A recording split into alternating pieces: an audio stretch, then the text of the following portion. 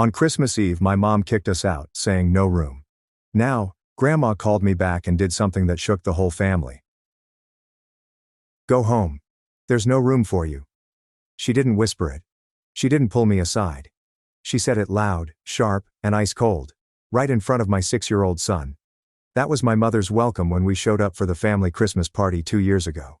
I stood there frozen, my son's smile faded. And we walked away humiliated. But the story didn't end there. My grandmother found out. She called me, demanded I come back. What happened after that flipped the entire family upside down. And made my parents wish they'd never opened that door. Hello everyone. My name is Daniel. I am 35 years old and work as a branch manager for a company that specializes in auto rentals and used cars in Denver, Colorado. This isn't the work I envisioned as a child, but it provides me with a steady income and the freedom to care for my family members. I live with my wife, Sophie, and our 8-year-old son Mason in Thornton, a pleasant suburb about 10 minutes from the office. Every morning, I hear Mason giggling in the room next door. He is usually thrilled to tell me about his weird dreams. Sophie is generally busy in the kitchen preparing breakfast, occasionally reminding me not to forget my phone before I go. These simple moments remind me that true happiness does not need to be complicated. Still, there are times when I wake up in a cold sweat, my heart racing, haunted by recollections of the Christmas party in 2023. Some nights I sit up in bed, my shirt soaking, knowing deep down that I still can't get rid of the pictures of my parents and younger brother. My narrative begins on a weekend evening in December, only a few days before Christmas. Our family had just concluded a lovely dinner of grilled pork and mashed potatoes, Mason's favorite. While Sophie was cleaning the table and Mason was playing with his Legos in the living room, my phone rang. When the name Grandma Helen appeared on the screen, my heart warmed. I picked up straight away. She's the one person in my family who has ever actually loved me. My grandmother Helen is 78 years old, but remains healthy and sharp. She was the only one in the family who ever stood up for me, especially because my parents were always favoring Nathan, my younger brother. After asking a few pleasant questions about Mason, she got to the point of her call. She informed me that this year's Christmas would be hosted at her large house in Boulder, and she hoped that my family would be present. The instant she uttered that, a calm fear crept into my heart. After more than a year of avoiding them, the notion of seeing my parents and Nathan again made my throat clench. Still, I didn't want to disappoint her, so I agreed. I answered her, "Yes, I'll bring Sophie and Mason." But when I hung up, my mind raced with 100 other ideas. I didn't want to upset her, but the thought of attending that party made me nervous. Sophie strolled in from the kitchen as I was still lost in contemplation after the phone talk with Grandma. She noticed the anxious look on my face and inquired, "What's wrong? You don't look okay." I pulled her into a chair and informed her of Grandma's invitation. Sophie looked at me, concerned, and asked, "Do you want to go? I know you don't feel comfortable seeing them again." I sighed deeply and replied, "I don't want to disappoint Grandma. She's the only family member who's ever truly loved me." Sophie gently placed her hand on me and squeezed lightly. She said, "Whatever you decide, I'm with you." Hearing such remarks from her made me feel grateful, and even blessed. I want a woman that understands me and constantly supports me. After nearly 2 minutes of silence, I informed her, "We'll go to Grandma's party. We can't keep running from this." And more importantly, she invited us. Just as I finished speaking, Mason, who was seated nearby, burst out in enthusiasm. He was covertly listening to everything while building his Legos. His delight reminded me of all the times he'd accompanied us on visits to my grandmother. Mason adored Grandma Helen, despite having only seen her a few times. He recommended we prepare a greeting card for her and even asked Sophie if she might bake something for her. Grandma had enjoyed one of Sophie's cakes when we visited approximately 3 months prior. Sophie had suggested Mason make cards for both of his grandparents. Mason refused. He stated, "Grandma and Grandpa don't like me. They only care about Adrian, so I'm not making them cards." Hearing those remarks from my son struck me deeply. I was not sad because he did not love my parents. I was upset because Adrian and Nathan threw a shade over my son, preventing him from experiencing their love. Adrian is the son of Nathan, my younger brother. Nathan had always been my parents' favorite child. When Adrian was born, he became the family's golden grandchild. Growing up with Nathan was unjust, all because he had a smoother mouth and was smarter than me. He was always able to win over adults. When I broke a glass, Mom scolded me, and I remained mute. But when Nathan shattered a glass, he would rush to Mom and tell her, "Dear Mom, Your sweet son accidentally broke the glass. She would hold him and say, "It's okay." During dinner, anytime our parents had something new, he would immediately throw in a few comments like, "Mom, your new hair looks beautiful." Or, "Dad, you're a hero in my heart." I couldn't say those things. He knew more than simply how to captivate our parents. He also knew how to charm people with lavish compliments. That's why my parents gradually began to favor him. I assumed their preference would end as we were older, married, and had children. But it did not. My parents definitely distinguished between Mason and Adrian. They favored Adrian far too much. My parents only paid Mason a brief visit after his birth. But when Adrian was born, they gave him $5,000 to cover diapers and formula. In addition, my mother spent several days at the hospital assisting Nathan's wife in caring for Adrian. She took pictures of Adrian and posted them on her personal Facebook as the children grew older, but she never mentioned Mason. When we had family meals together, the topic was always about Adrian. Then over a year ago, we had a heated dispute on my father's birthday. After the party that day, my dad gave Adrian a gift, a plane ticket to Hawaii to accompany them. I questioned Mom about Mason's share. She said coldly, "Mason can go next time. If we ever make another trip, we'll bring him." After that, I stood up and complained about how unjust they were. Mom did not fight with me after I finished speaking. Instead, she added, "If you believe it is unfair, don't ever return to this house." Since then, I have stopped bringing my wife and Mason over. Return to the narrative of my grandmother's Christmas party. Mason spent a week before Christmas creating a lovely card to send to great-grandmother. The card was made of green paper that he cut into the shape of a Christmas tree. On the front, he created a small house with smoke curling from the chimney. Next to it sat an elderly lady with silver hair, smiling. Mason scribbled, "I love you, great-grandma. Merry Christmas," in unsteady red crayon letters near the base of the tree. He also affixed a small yellow star in the top right corner. Every night after supper, Mason would sit at the table and color the card. Every now and then he'd ask me, "Dad, does this look good?" When I nodded and said yes, his face would brighten up like he'd been rewarded. On Christmas morning, Mason went into the kitchen to assist Sophie with baking. They worked and joked together. Sophie would occasionally playfully rub some frosting on his nose, and the two would laugh. Mason's grin with his frosting-covered nose made me smile. When he saw me smiling, he dashed over and hugged my leg, leaving a spot of frosting on my pants. Sophie apologized to me, but I shook my head and softly smoothed Mason's hair. Seeing the grins on my son's and wife's faces in that warm kitchen, with the lovely smell of baked goodies in the air, I hoped that this year's Christmas party would be memorable, and I honestly believed I was correct in accepting Grandma's invitation. At the time, I had no idea that just a few hours later, my mother, Carol, would deliver us a shock we would never forget for the rest of our lives. Around 4 p.m., our family departed Denver for Grandma's place in Boulder. We had planned to arrive around 5 p.m., but due to gridlock caused by an accident, we arrived about 6:30 p.m. Mason sat in the back seat, repeatedly asking, "When will we get to your great-grandmother's house?" He clutched the card carefully, afraid it would get wrinkled. Sophie sat next me, occasionally peering over with an anxious expression, fearing we were arriving too late. My gut constricted as our automobile turned onto the familiar route that leads to Grandma's house.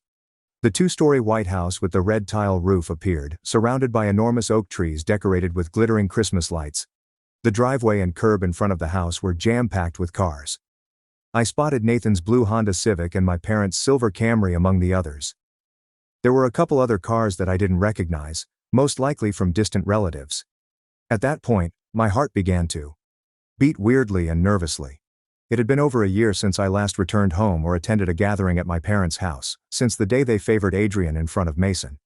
After finding a parking spot at the end of the street, we approached Grandma's front door and rang the doorbell. Sophie stood by me, carrying Mason, who was still holding the card and the box of cookies in his hands. I could hear laughter and talk from within, lovely Christmas music playing, and the aroma of great food wafting out. In less than a minute, the door opened slightly, revealing my mother, Carol, standing there. She was dressed in a red sweater with a reindeer motif, and her hair was nicely styled. Nothing like the plain woman I knew. It was difficult to express how I felt at that time. Half of me was relieved to see my mother after more than a year apart, but another half was concerned about how she would react. When she saw us, she looked from me to Sophie and then to Mason, who was grinning. Her gaze was as cold as ice, unlike the warmth I had hoped for. Then with the same chilly tone she said, "Go home. There's no room left." I froze after hearing those words. My heart appeared to freeze for a second and my mind spun, attempting to understand what had just occurred.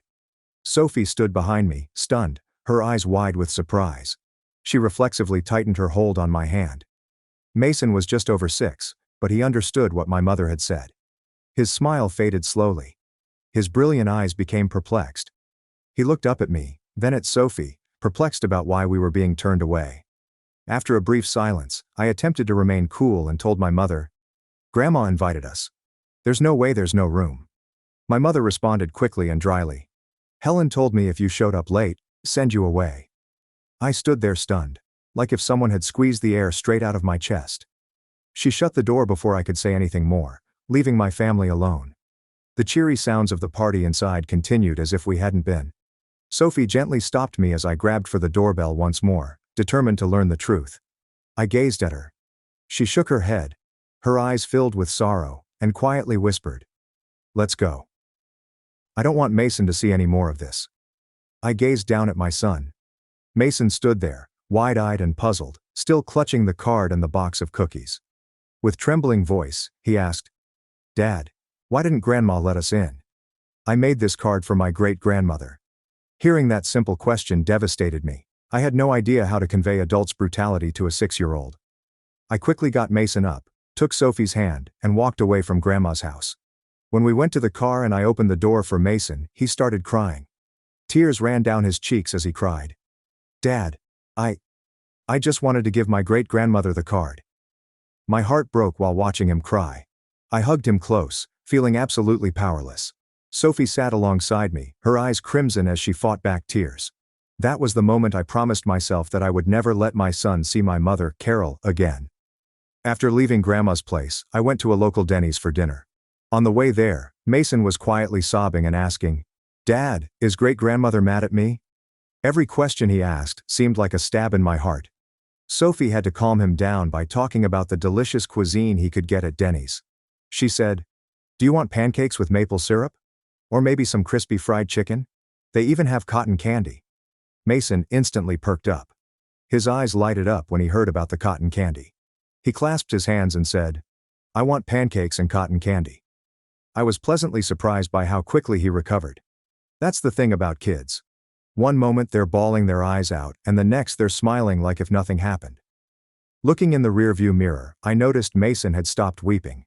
Now he was full of food-related questions. Sophie looked over at me, her eyes apprehensive but yet relieved. Seeing our son happy again gave her some peace. When we pulled into the Denny's parking lot, I looked at the card and the box of cookies that was still on the back seat. I had lingering regrets and doubts about what had recently happened. Knowing how strict my grandma can be, it would not be out of character for her to refuse someone admittance simply because they were late. But the fact that my mother delivered the message made me mistrust everything. My phone unexpectedly rang as we were ready to enter Denny's. When I saw the name Grandma Helen on the screen, I hesitated for a second before going silent. I didn't want to talk to anyone right then, especially given what had transpired. Sophie glanced at me kindly as the phone rang again, saying, "You should pick up. Maybe something's wrong." I answered the phone while she was still speaking. Grandma's voice came through the speaker, full of concern. "Daniel, is everything okay? Why haven't you all arrived yet?" Her question caught me completely off guard. I promptly asked, "Didn't you tell my mom to send us away because we were late?" There was a slight pause. Then Grandma responded, visibly astonished. "I never said that." My brain exploded. So my mother had lied. Grandma hadn't told her to send us away. Anger and hurt flooded over me. I couldn't believe my mother could be so harsh, not just turning us away but also accusing Grandma of covering it up. After a period of stillness, Grandma spoke again with a harsh tone. "Come back. I'll get to the bottom of this." I let out a slow breath and responded, "I don't think making a big deal out of this is necessary. I'll stop by to see you another time." Suddenly, Grandma shouted. Something I'd never heard from her before. "Come back right now." I was stunned. I had never heard her so irate or commanding. Grandma Helen, who had always talked to me softly and lovingly, was now speaking with firmness and wrath. Her voice rendered me stunned. 30 seconds of silence passed. Then her voice came through again, calmer but still determined. "I'm sorry for raising my voice. Please bring your family back. I'll be waiting." Her genuine apologies destroyed something within me. Grandma was always the only person in the family who understood and actually loved me. If she asked, I couldn't refuse. In a hushed voice, I said, "We'll come back right away." Sophie, who had overheard the entire conversation, looked at me with understanding. She nodded and said, "Let's go back." Mason stood in front of the restaurant, unsure what was going on. When he noticed us walking back to the car, he asked, "Mom, Dad, aren't we eating here anymore?" I softly touched his hair and murmured, "We're going to see Grandma Helen now." Mason sprang with delight as soon as I said it. "Dad, then let's go, hurry." After that we jumped in the car and drove as fast as we could back to Grandma's house. 10 minutes later, we were back in front of Grandma's house. This time she was already outside, waiting for us. Some distant aunts and uncles, as well as my parents and Nathan and his family, stood behind her. The scene before me was surprising. Everyone was standing outside on the porch in the cold Christmas night air. In the frigid temperatures, their breath formed little clouds. Grandma stood in the center with a stern scowl, while my folks stood off to the side, visibly annoyed. Nathan, my younger brother, became irritated as soon as we got out of the car. "Because of your family, Grandma and all of us had to wait out here in the cold." Before I could react, Grandma Helen yelled in a voice I'd never heard from her before. "Shut up!" Her voice rang across the calm night air. Nathan froze, startled to silence. He didn't say another thing. The other relatives were also quiet. Nobody dared to speak. Then Grandma came over to us. Her expression relaxed. She hugged Sophie and me, then went down to gently take Mason's hand. She spoke softly to him. "Great-grandmother has been waiting a long time for you." Mason smiled at her kindness, still clutching the card securely. As we entered the house, I passed my mother. I looked over and noticed her face pallid, her gaze avoiding mine. Sophie, who was strolling beside me, could sense the strain as well. She squeezed my hand tightly as if to give me strength.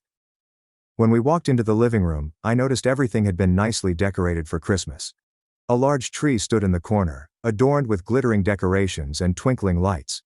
The table was piled high with wonderful food awaiting service, and the fireplace crackled softly, casting a comfortable warmth around the room. Everything was ideal for a Christmas gathering, except for the oppressive tension in the air. Grandma stood in the center of the room, her expression as serious as I had ever seen. In a strong and firm voice she said, "Before we continue with this celebration, some things need to be addressed." The room fell completely silent. Nobody dared to cough or even shift. Relatives gathered along the walls. Nathan and his wife stood by Adrian, while my parents hovered in the back as if they were trying to disappear. Suddenly Grandma turned to my mother and yelled with clear authority, "Carol, is there anything you'd like to say to me or to Daniel and his family?" Everyone in the room looked at my mother. She didn't say anything. Just stood there, pale as a sheet, hands trembling, unable to meet anyone's eyes. When she didn't speak, Grandma resumed, her tone stronger now. "This is my house, not yours. Who gave you the right to send Daniel and his family away?" That question landed like a slap. My mother sputtered, attempting to defend herself. I didn't. Daniel is lying. I didn't send anyone away." Grandma cut in with a voice that could freeze water as she continued to deny everything and tried to blame me. Enough. Then she turned to Uncle Bruce, a longtime neighbor who frequently assisted her with household repairs. She called out, "Bruce, pull up the footage from the front door." Uncle Bruce removed the tablet from Grandma's grasp without hesitation. He was knowledgeable about technology and frequently assisted her in setting up and using electronic gadgets. He accessed the security camera software with swift, practiced fingers and located the footage from the moment we arrived. The room was so quiet that you could hear the wall clock ticking. Mason stood alongside me, still holding his card, perplexed by everything. Sophie gripped my hand tightly, both of us tensed as we waited. A few seconds later, the familiar voice came through the tablet speaker, loud and clear. "Go home. There's no room left." My parents froze. Their features became pallid, their gaze fixed on the tablet as if it were a monster. Then the second sentence arrived, much colder and more cutting. "Helen told me if you showed up late, I had to send you away." My mother's voice was unmistakable. Flat, lifeless, and nasty. I looked around. My parents' and Nathan's family's reactions were similar to those of people who had been caught in the act. Nathan lowered his head, reluctant to look anyone in the eyes. His wife hugged Adrian closely, hiding him from what was happening. My father, Robert, stood still, his face devoid of any color. My mother was trembling so intensely that it appeared she could collapse. Whispers started to spread throughout the room. Relatives began talking to each other, throwing disapproving glances at my parents. No one could believe Carol, who they had always thought was kind, could be so harsh to her grandson. After the entire audience had heard everything, Uncle Bruce turned off the video and set the tablet down. His expression, too, betrayed silent displeasure at what had just been disclosed. The air surrounding me felt heavy and tense, making it difficult to breathe. But within, I felt relief, which I hadn't felt all evening. I felt a quiet sense of satisfaction. The truth had finally been revealed. A little while later, the room began to vibrate with noise. The guests began speaking up, openly criticizing my mother. Janet, my father's cousin, shakes her head and says, "Carol, I never thought you could do something like this." From the corner of the room, Uncle Mike, another cousin of my father, added, "This is too much. Christmas is about family being together.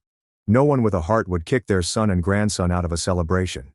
Even animals have more compassion than you, Carol." The voices of disapproval spread quickly. Whispers turned into loud comments. My mother stood there in complete isolation.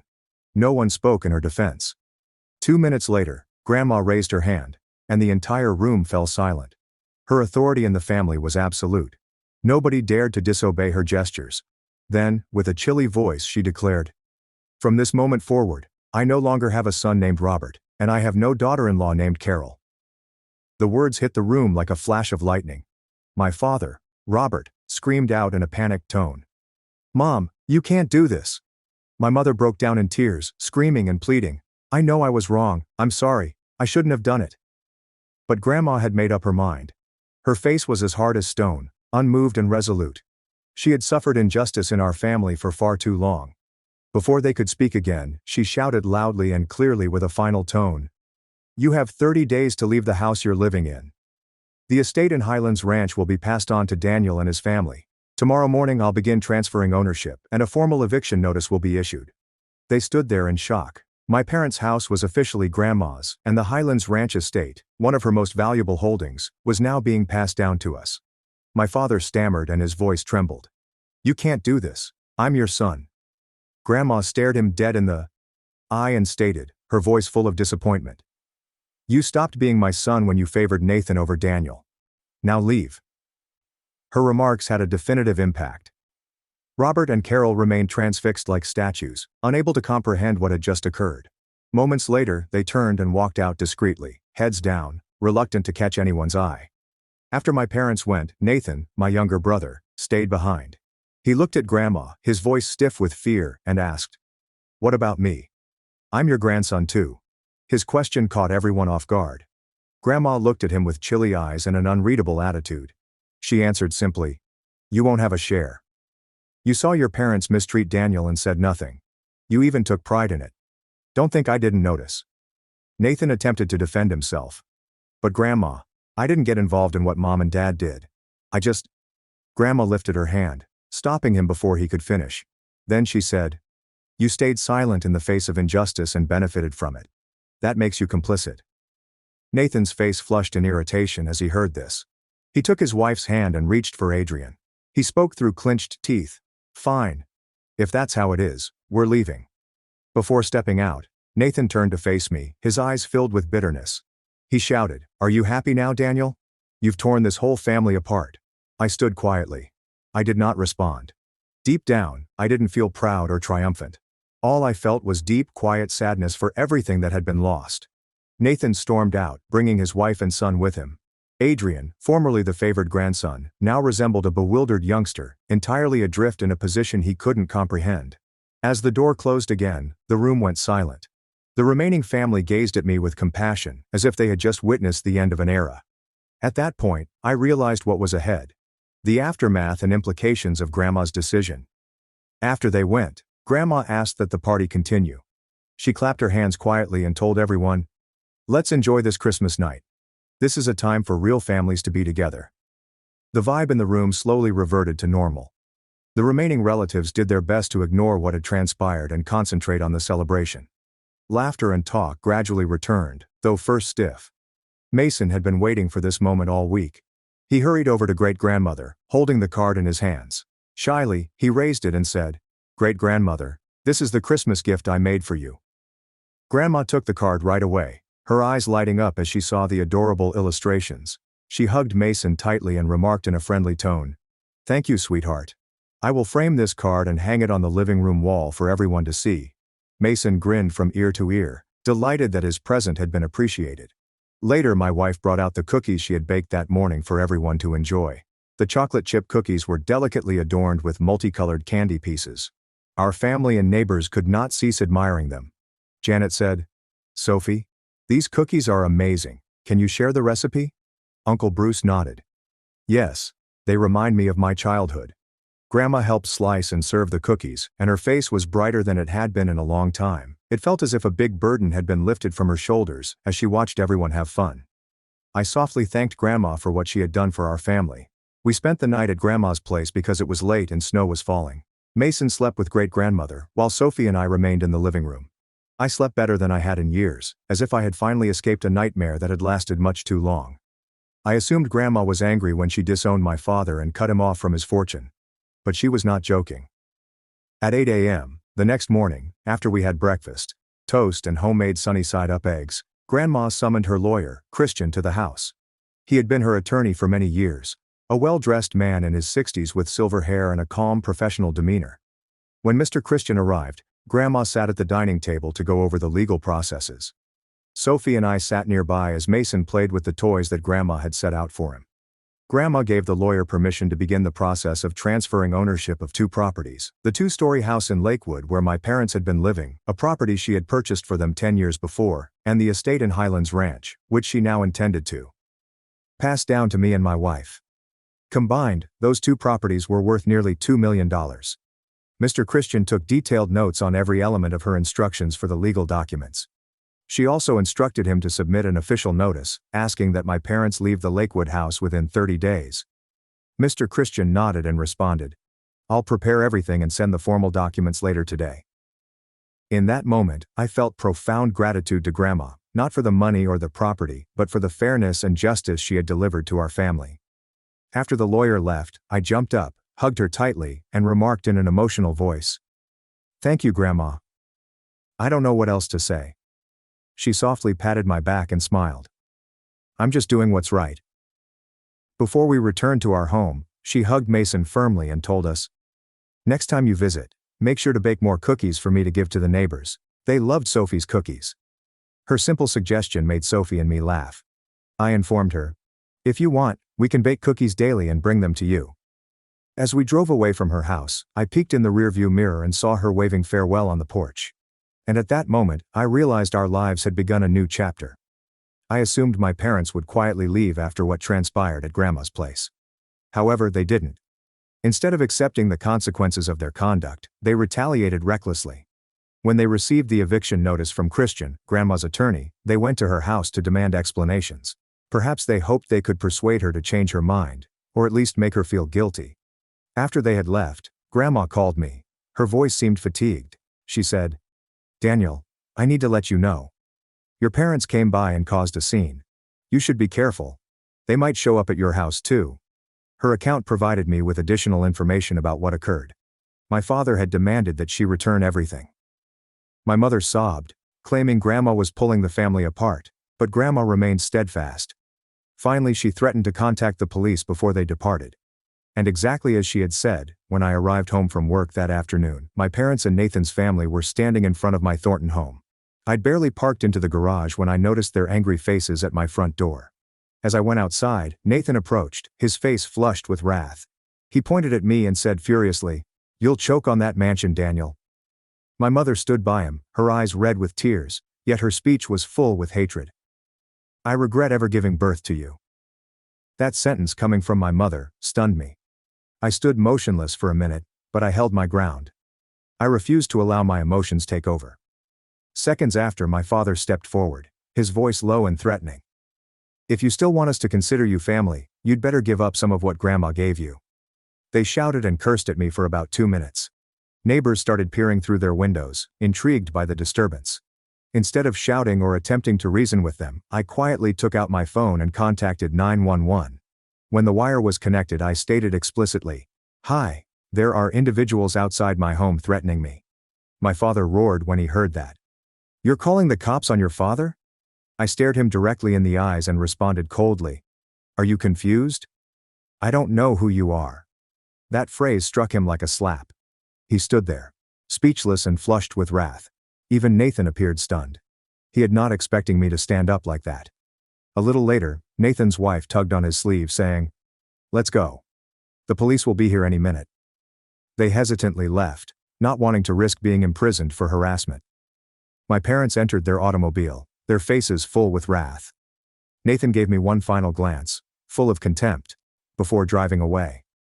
2 officers came around 15 minutes later. I brought them inside and explained everything from start to finish. I also showed them footage from our security camera that clearly demonstrated the threats. Officer Johnson, an experienced middle-aged man, took copious notes. He inquired, "Would you like to file an official report?" Without hesitation, I nodded and told him, "Yes. I want this documented so I can apply for a restraining order. I'm worried they'll keep harassing my family." Only 1 week later, my parents and Nathan's family received a formal notice from the court. They were legally barred from contacting my family for the next 3 years. No visits, phone, calls, or emails. No interaction in any way. When I received a copy of the court order, I felt a sense of relief. Finally, my tiny family was safe from the people who had brought us so much anguish. My parents moved out of the house precisely 30 days after getting Christian's notice. That afternoon I drove over to check on the place and it was empty. They had left some old furniture and stains on the walls, but at least they had followed the court order. We did not move in. The mansion in Lakewood, while lovely, contained far too many terrible memories of the old family. Instead, I hired professionals to thoroughly rebuild it, including new paint, carpeting, and repairs throughout. Once the work was completed, I rented it to a family of 6 for $2,000 per month. We did not move into the Highlands Ranch estate that Grandma had given us. Sophie and I decided to stay in the Thornton home we bought together, one we built from the ground up and packed with memories. That was our real home. The estate had deteriorated over time due to a lack of sufficient maintenance. I spent approximately $150,000 to totally restore it, including replacing the plumbing and electrical systems, laying hardwood floors, modernizing the kitchen, and planting the garden. After refurbishing, I gave it over to Premium Property Management to maintain and lease. Depending on the rental agreement, I now get $6,000 to $10,000 per month from it. However, I did not waste that money on frivolous purchases. During the first month, we went to visit Grandma, and I tried to give her all of the rental revenue. She shook her head and politely refused. "Keep it. That's the return on something I chose to give you. Use it to invest in Mason's future." Her remarks moved me greatly. I nodded in agreement. I opened a separate savings account for Mason and deposited the majority of his rental income. After everything we'd been through, I felt extremely fortunate to have Grandma in my life, not only because she gifted us these properties, but also because she taught me the true value of fairness and genuine love. It's been over a year since that awful Christmas night. Life has changed in ways I never expected. My parents are now residing in another location, Phoenix, Arizona, and rely on their retirement benefits. The large house and all of the amenities that Grandma had offered them for many years are no longer there. According to distant relatives, they live in a small apartment and rely on their monthly Social Security checks to get by. Nathan has not communicated with me since that day. He and his family relocated to Texas to start over. Adrian, once the golden grandson, is now a distant memory of the past. When I initially thought of the broken family, I felt a little melancholy. Childhood memories, especially those shaped by partiality, remained part of me. But gradually I realized that my life should center solely around my wife, my kid Mason, and my grandmother. We pay regular visits to Grandma on weekends. She is now 80 years old, with whiter hair and slower steps, but her mind remains sharp and her spirit happy. Mason always looks forward to seeing his great-grandmother, who adores him. I hope Grandma stays with us for many more years, so Mason will have even more memories with this amazing woman. Life is full of joy these days, especially since we're going to receive a new little angel. Sophie is 8 months pregnant, her tummy round and gorgeous, and Mason can't stop chatting to the baby inside. He frequently remarks, "Hey baby, I'll teach you how to play Legos and how to draw." At night, I consider myself fortunate to be wrapped up on the sofa watching a movie, Sophie putting her head on my shoulder and Mason sleeping in my lap. This is the bliss I've been seeking for all these years. Today, I offer my tale not to brag about my current situation, but so that anyone who has ever been mistreated, disregarded, or injured by their own family understands they are not alone. Most critically, they have the right to protect themselves. Never accept injustice simply because it comes from kin. Your kids deserve to be loved equally. Set boundaries if you tried to speak up but no one listened. Distancing oneself from poisonous people, especially if they are blood relatives, might sometimes be the best way to defend your house. You don't owe somebody the right to hurt you simply because they have your DNA. And only one day ago, I received a call from a distant relative. My parents currently live in Phoenix, near him. He called to reprimand me. He said that I was the reason our family came apart. Do you think I'm the cause my family split up? My boyfriend dumped me in a restaurant, left me a bill, and said, "Be grateful I dated you." I waited. 13 calls later, his lies ruined his career. My boyfriend called me ugly in front of his friends and ditched me in a restaurant, leaving me to pay for our meal. As he walked away, he exclaimed loudly, "A girl like you should be grateful I even dated you." I smiled and waited patiently. My phone blew up with 13 missed calls. I'm still absorbing what happened. I keep reliving it in my thoughts, wondering whether I dreamt the entire thing. But no, my maxed out credit card and ice cream smears on my couch prove it was real. For reference, I'd been with Adam for 2 years. 2 years. Not just a casual fling or whatever. We had the whole routine down. Netflix marathons, awkward holiday dinners with both families, and that bizarre couples yoga class he insisted on doing, which we both bombed at. Things were never ideal with us, are they ever? But I assumed we were solid. We had discussed the possibility of moving in together. He had these small bothersome habits, like leaving his socks all over the place, texting while watching movies, and making helpful comments about my appearance. Things like, "That shirt makes your arms look bigger." Or, "Have you thought about trying a different hairstyle?" I always dismissed it as him being honest. God, past me was such a doormat. So Adam texted me about a meal with several coworkers. He'd never really included me in his job life before, always claiming it wasn't professional or something, so I was actually excited. I even went shopping for a new outfit, damn my budget, and spent hours getting ready. I'm referring to a whole YouTube makeup instruction and the pricey straightener I only use on exceptional occasions. I arrive at this highly pricey downtown restaurant with little portions and no prices on the menu. Red flag number 1. Adam has already arrived, accompanied by 2 coworkers, Leonard and Marcus. There's a strange vibe that greets me as I approach. Adam scarcely recognizes me, just a half stand from his chair and a short, "You're late." I was just 2 minutes late since parking was impossible. I sit down, and he notices my attire and says, "Oh, you wore that?" Not softly either. His friends exchanged glances, and I could feel my cheeks becoming hot. For the record, I was wearing a dark blue dress that I thought was attractive, nothing outrageous or inappropriate. I try to shrug it off, saying, "Is there a clothing code I missed?" But he just shrugs and says they've already ordered appetizers. Cool. Adam spends the next hour talking about work-related topics that I don't comprehend while his friends nod. When I try to join the conversation, Adam either speaks over me or explains why I'm wrong about what I just stated. At one point, I stated something about a customer at my store, and Adam interrupts with, "She doesn't really get how things work in the real business world," and waves dismissively. Like retail isn't a legitimate career. I have been a manager for 3 years. I'm sitting there, becoming increasingly uncomfortable, wondering if Adam has always been this condescending and I've simply never noticed, or if he's just showing off for his pals. Either way, it's not a good appearance. Then Leonard asks how we met, and I begin telling him about how his coworker Mia is my best friend and introduced us. Adam interrupts me in mid-sentence and replies, "Yes, Mia felt horrible for her. I was doing a favor actually." He laughs. "You guys," my stomach actually sank. That is not even close to how things happened. Mia had warned me about Adam's ego before we met, but she assured me that he was a wonderful guy underneath. Spoiler. He wasn't. I excuse myself to the bathroom, partly to avoid crying in front of them. I'm in the bathroom texting Mia like, "What the fuck is going on?" when I receive a notification that Adam has just tagged himself at this restaurant on Instagram with Boys Night Out. As if I'm not even there. Mia calls me right away, but I send her to voicemail because I don't want the boys to hear me cry. I spray some water on my face, touch up my makeup, and give myself a sad little pep talk in the mirror about getting through dinner with dignity.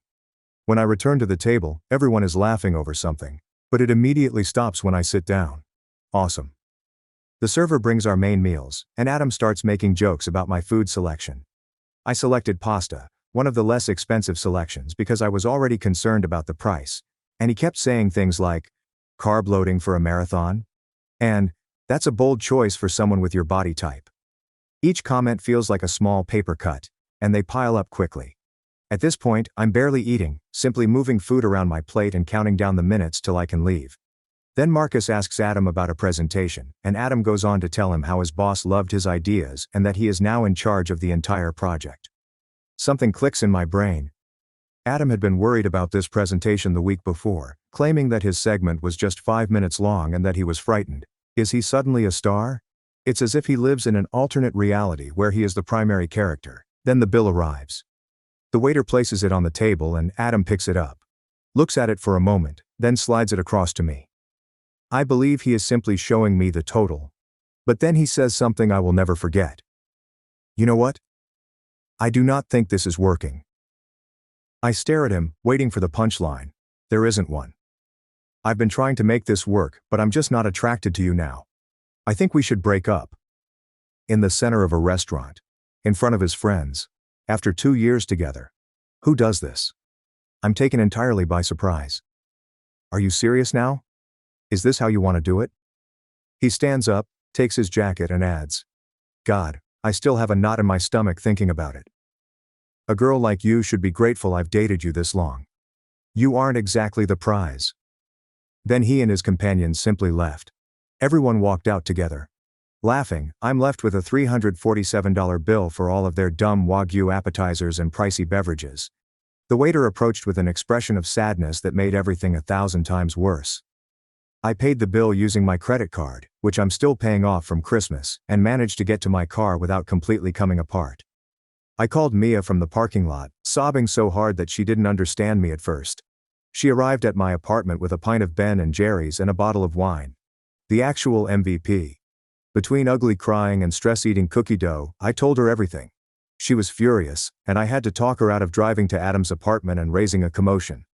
That's when she went odd.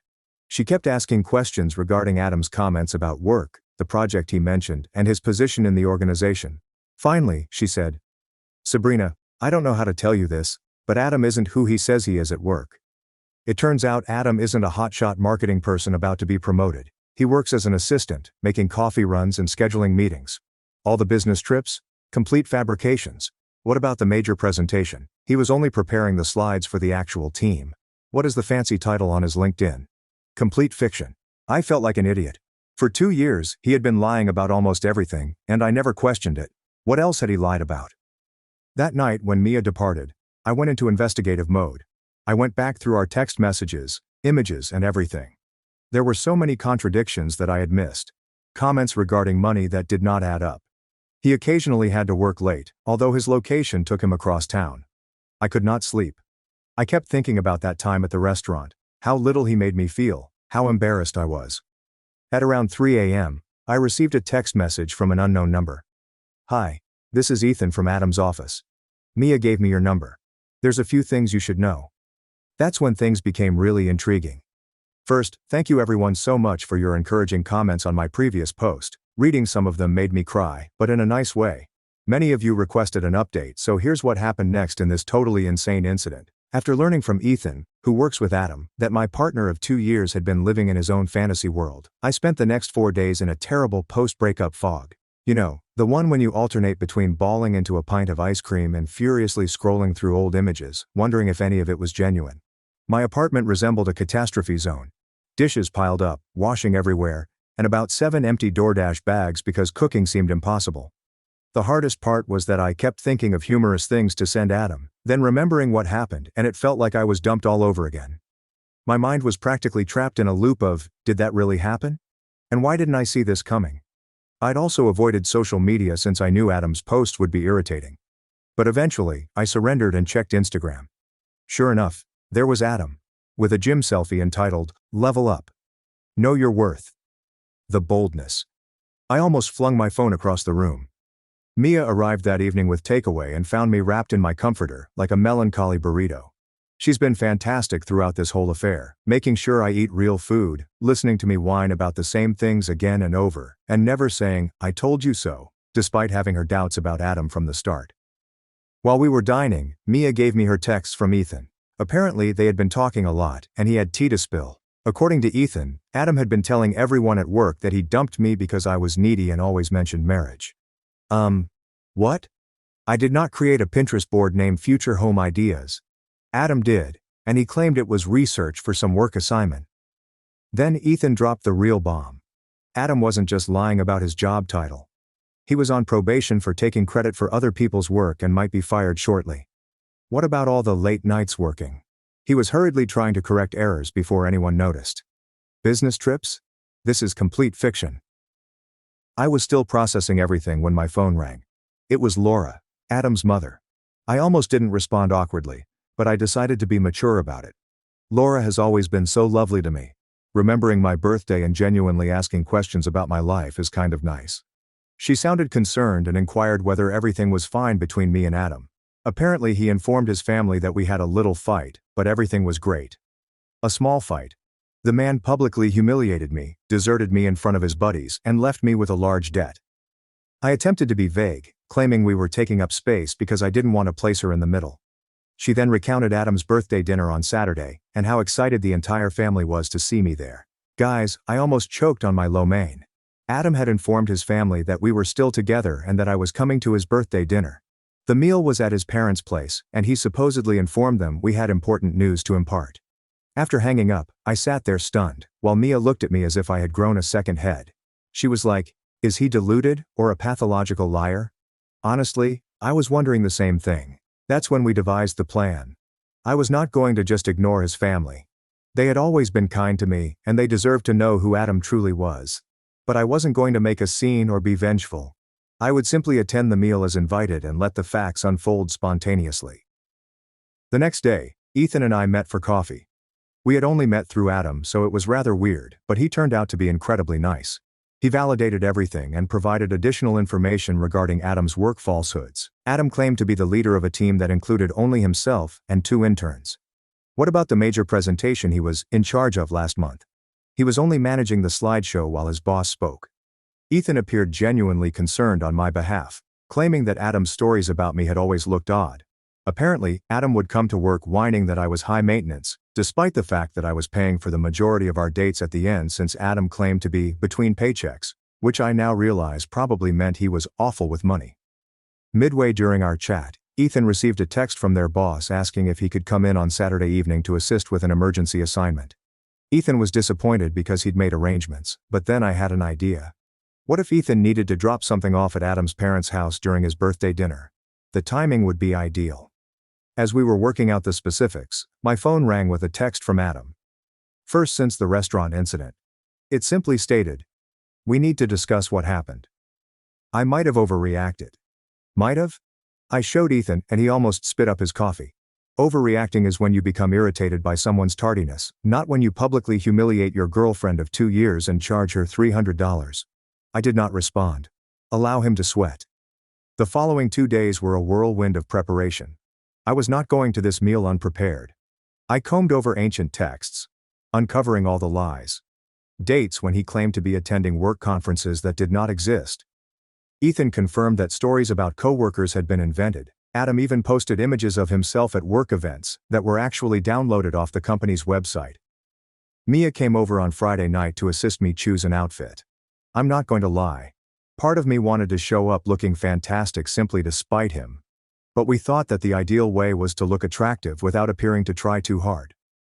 We decided on a plain black dress that Adam once remarked made me appear average, which I now realize was his strange nagging attempt because I got comments every time I wore it. I barely slept. What if this backfires? What if his family supported him? What if I froze and couldn't go ahead with it? By the time I was getting ready, I'd eaten my nails down to nothing and had run through roughly 17 possible situations. Around midday, Adam texted again. "I look forward to seeing you tonight. Wear something lovely." My folks are excited. I did not respond to that either. Let him think what he wants. I spent the afternoon getting ready, feeling a strange mix of anxiety and anticipation. Mia helped me with my hair and gave me a pep talk when I was losing confidence. At 5:30, I got into my car and drove to his parents' house. I had to pull over once because my hands were too shaky to drive securely. I sat there for a minute, practicing the breathing exercises from the meditation app I got months ago but never used. What was I doing? Was this crazy? Maybe I should just block Adam on everything and live my life normally. But then I thought about him sitting there at his birthday dinner, most likely telling everyone a fabricated version of our relationship, possibly even playing the victim, and my resolve stiffened. I arrived at his parents' place fashionably late, which I knew would irritate Adam. Several automobiles were already in the driveway. It appeared that the entire family was present. I checked my cosmetics in the rearview mirror, took one final deep breath, and headed to the door. Adam's father opened it with a bright smile and an embrace, leading me inside. The home smelled like Laura's wonderful pot roast, and I felt a twinge of regret. I really liked Adam's family, and this was probably the last time I'd see them. I turned the corner into the living area, and there was Adam. He had a drink in his hand and was laughing at something his cousin had said. He froze when he saw me, evidently not expecting me to arrive, despite what he had told his family. The expression on his face was priceless. Panic raced across his features for a short second before he calmed down and approached with a phony smile. He hugged me firmly and muttered, "You actually came. We need to speak privately." I simply grinned and shouted loudly enough for everyone to hear, "I would never miss your birthday for anything. Especially considering you've been telling everyone we have important news to share." His face lost its color. Laura clasped her hands happily and asked if this was what she expected. Adam's sister sent me a knowing look. His father started joking about finally having grandchildren. Adam grasped my elbow a little too tightly and tried to steer me down the corridor, but his mother announced that dinner was ready and everyone needed to sit down. As we all took our places around the dining table, Adam nervously monitoring my every move, my phone vibrated with a text message from Ethan. "On my way. It's 15 minutes out." Adam leaned down and hissed, "What are you doing here?" I pondered after the restaurant. I simply smiled pleasantly and repeated, loud enough for everyone to hear, "Oh Adam, I would not pass up the opportunity to tell your family about what happened at that restaurant. I'm sure they'd like hearing that story." The look of complete dread on his face when his mother began bringing out the meal. It was worth every second of anxiousness to get there. It's game on. Second update. I'm finally ready to discuss what happened at Adam's birthday dinner. Sorry about the delay, I needed a mental health day after all of this drama. Furthermore, my Wi-Fi has been acting up since a neighbor grabbed my password and presumably downloaded the entire internet. Where have we left off? I was seated at the dinner table with Adam's family, and he was worried about what I would say. So there I was, surrounded by Adam's family, his parents, Laura and George, his sister Brianna, his grandmother, and two cousins whose names I constantly mix up. Laura's wonderful pot roast, those buttery mashed potatoes I'd literally dreamed about, and a fancy salad that no one was going to eat but everyone would pretend to like. The first 20 minutes were just unpleasant. Adam kept trying to manage the conversation while giving me warning stares. I simply smiled and passed the bread rolls, relishing how his left eye twitched whenever I opened my mouth. Petty? Maybe. Satisfying? Absolutely. Laura kept the conversation going, bless her. She inquired about my family, job, and the usual small conversation. When she mentioned how proud everyone was of Adam's major promotion, I almost choked on my water. I looked at Adam, whose face had turned the same shade as the beets on the table. Adam chimed in, mentioning how his team was crushing their targets and how his supervisor was essentially grooming him for senior management. I simply nodded along, watching him burrow deeper with each syllable. George, who has usually been silent, suddenly inquired about the Johnson account. Apparently Adam had been informing his father about a big deal he was allegedly leading. Adam's response was so hazy that it could have been a horoscope about strategic pivots and leveraging core competency that meant nothing. His sister Brianna attracted my attention across the table. She's always been the suspicious one in the family, the sort who Googles facts during disagreements and calls others out on their lies. She lifted an eyebrow at me as if to ask, "Is he serious right now?" Laura then brought up the future. She inquired about our big news and whether it related to our next steps. Adam nearly dropped his fork and murmured something about how it was not the appropriate moment to address it. His grandmother, who has no filter and is my absolute favorite person in his family, interrupts with, "So, are you two moving in together or not? Because Adam mentioned you were shopping for apartments together." Again, this is news to me. The furthest we'd gotten in that conversation was my suggesting we combine our Netflix accounts to save money. Adam tried to redirect the subject back to himself, mentioning how his boss had given him a company card for business expenses. I could not help myself. I inquired about the types of expenses he was authorized to approve. He mumbled something about client dinners and team outings. That's when I casually added, "Oh, speaking of evenings, Adam treated me to this fantastic restaurant last week. What was its name again, honey? Where did you meet Leonard and Marcus?" The color on his face drained faster than my phone battery on TikTok. Seriously, my phone can't take more than 20 minutes of browsing without dying. Anyone else? Before he could answer, the doorbell rang. Perfect timing. Laura rushed to answer it, and I heard her exclaim, "Oh, Ethan! What a surprise!" Adam looked like he was about to pass out. Ethan entered with a folder, dressed professionally in his button-up shirt. He apologized for disturbing Adam's birthday meal, but he had some work documents that Adam wanted to sign right away on Monday morning. Laura, as the ideal host, quickly invited him to join us for cake later. Adam tried to lead Ethan to the front door, but George urged them to handle work right there at the table, because we're all family here. Ethan sat on the empty chair beside me, which I had strategically spared. I'm not going to lie, Adam was gripping his fork so tightly that I thought it may bend. That's when George asked Ethan how the major presentation went, which Adam had supposedly led. Ethan was perplexed for a moment before catching on. He looked at me and then at Adam, and I saw him making a decision. Ethan stated that the presentation went well, but added that their boss presented it, with Adam and the team providing assistance. George was perplexed and replied, "That wasn't how Adam described it." I jumped in because I'm messy like that and asked Ethan about Adam's promotion. Poor Ethan seemed so uncomfortable, torn between devotion to a comrade and refusing to lie to an entire family. He fidgeted with his napkin and made some vague remarks about company restructuring. Adam interjected with a phony laugh and attempted to change the conversation to sports or anything, but his sister was not having it. She asked Ethan directly what Adam's current title was. The hush that followed was similar to when you drop something in a public bathroom. Everybody hears it. Nobody wants to admit it. Ethan stared at Adam, who was quietly pleading with his eyes, and then at me. I nodded slightly. He cleared his throat and explained that Adam was an administrative assistant in the marketing department. The silence.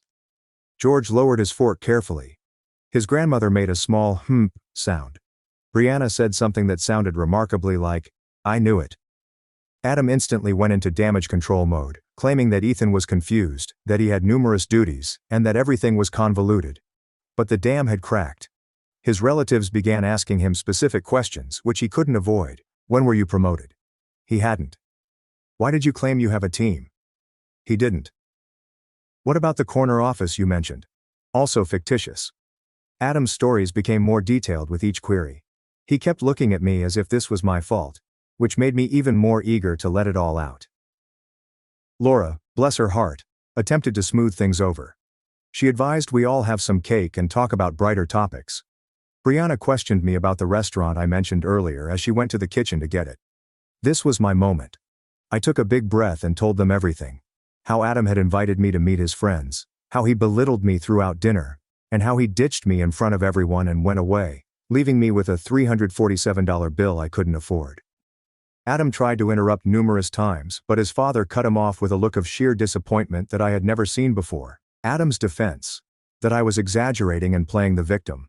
That I had embarrassed him in front of his colleagues by not fitting in. That leaving me with the bill was teaching me financial responsibility. His grandmother literally snorted at the last one. Ethan, who had been silent for most of this, eventually spoke up. He validated my tale, saying he'd heard Adam bragging to coworkers about how he'd put me in my place. He even took out his phone and showed texts from Marcus receipts, y'all detailing what had happened. Laura returned with the cake just as Adam attempted to paint himself as the victim. She placed it down and inquired what she had missed. Nobody talked for a time. Then Adam's father suggested quietly that they needed to have a family discussion about honesty. Adam exploded, like a full-blown anger tantrum. He accused me of turning his family against him, referred to Ethan as a traitor, and claimed that everyone was simply jealous of his success. What is success? He knocked down his water glass, pointed at me, and exclaimed, "A girl like me should be grateful he even bothered with me." His mother gasped. His grandmother muttered something that I'm sure was old folks swearing. His sister simply shook her head, as if she wasn't surprised. I remained calm and stated that the only thing I was thankful for was finally seeing who he truly was. Adam stormed out, slamming the door so violently that one of Laura's ornamental plates shattered. The aftermath was unusually quiet. Laura apologized to me around 50 times. George appeared exhausted and dejected.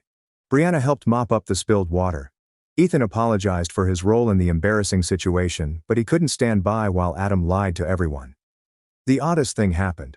Rather than telling me to go, they urged that I stay for cake. We all sat there, Adam's ex-girlfriend, co-worker and family, enjoying birthday cake without the birthday boy. The circumstance could have been embarrassing, but it didn't feel that way. After the cake, I helped Laura clean up the kitchen. She kept apologizing, claiming she had no idea Adam had been lying so much. She appeared truly devastated. Not only about what he'd done to me, but also about who her son had become. I felt sorry for her, to be honest. It's difficult for parents to accept their child's negative qualities. She softly inquired whether there had been any warning signals earlier, and I replied that, in retrospect, there had been red lights that I had disregarded because I wanted to believe the best about him. When I was about to depart, Adam's father grabbed me aside. He thanked me for being honest and apologized for what his kid had done. He appeared defeated, as if he was trying to figure out where they had gone wrong when parenting him. I informed him that it wasn't their fault Adam made his own decisions. Ethan volunteered to take me to my car, perhaps understanding that I needed a moment to comprehend things. As we proceeded down the road, he added that Adam had been having trouble at work for months, stealing credit for other people's ideas, lying about his efforts, and even forging customer correspondence. He was on his final warning before possible termination.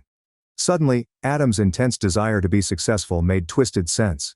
His entire persona was based around this fabricated appearance of prosperity and status. When I considered it this way, I almost felt sorry for him. Almost. I thanked Ethan for his support and drove home in a strange combination of emotional weariness and relief. Like when you finally remove an uncomfortable bra at the end of the day. Sorry for the strange analogy, but you understand what I mean. When I arrived home, I had 3 missed calls from Mia requesting updates. I was going to call her back when my phone buzzed with a text message from Adam. "You have damaged everything. This is not over." I did not respond. I simply blocked his number and made myself some tea. I should have been afraid or upset, but really? I just felt exhausted. And even a little proud of myself for standing up to him. I assumed that was the end of it. I actually did. But this morning, my phone was flooded with 13 missed calls from Adam's mother, sister, Ethan, and a few numbers I didn't know. Something had occurred overnight. And based on the increasingly hysterical voicemails, Adam had completely lost control. Last update. I'm now ready to explain the 13 missed calls. Thank you for your patience as I processed all that happened. Also, sorry for the delay. My laptop decided to perform a surprise 4-hour update just as I sat down to write this. So where were we? I awoke to find my phone inundated with calls from Adam's family and Ethan. At first I believed someone had died or something. As I looked through the notifications, my stomach dropped. There were 5 missed calls from Laura, 3 from Brianna, 2 from Ethan, and 3 from numbers I didn't recognize. I contacted Laura first since she looked the most concerned, based on her voicemails, which were all variants of, "Sabrina, please call me as soon as you can." She answered the first call, sounding weary. Adam apparently went on a tremendous bender after storming out of his birthday meal. He arrived at his ex-girlfriend's apartment at around 2 a.m., inebriated and shouting about how I had ruined his life. To be honest, the ex, who I had no idea existed, was understandably frightened and phoned Brianna, who had to go get him. But that was not all. Adam had also spent the night sending bizarre messages to almost everyone we knew. He texted Ethan and threatened to ruin him at work. He wrote a long, rambling Facebook update about how he was surrounded by snakes and that people would regret abandoning him. Most troubling was that he had disclosed my address in a private message to his friend Marcus, threatening to make me pay for humiliating him. Marcus, who appears to have a moral compass, immediately called Laura and sent the message, which explains why she was so frantic to reach me. I was sitting on my couch in my ragged old pajamas, hair still in yesterday's sloppy bun, trying to comprehend all of this information while Laura apologized about 50 times for her son's actions. I should have been afraid, I suppose. But honestly, I was just exhausted. For example, when your phone has been stuck at 1% battery for hours, waiting for it to die so you may charge it and go on. Laura's visit to check on me was kind, but it also prompted me to tidy my apartment quickly. Nothing encourages you to clean up like knowing someone's mom is about to see your living area, am I right? My doorbell rang as I was literally flinging dirty laundry into my closet and wiping dried toothpaste from the bathroom sink. Brianna was with her as well. They brought coffee and those little pastries from the bakery near their house, which, to be honest, are probably what I miss the most about being with Adam.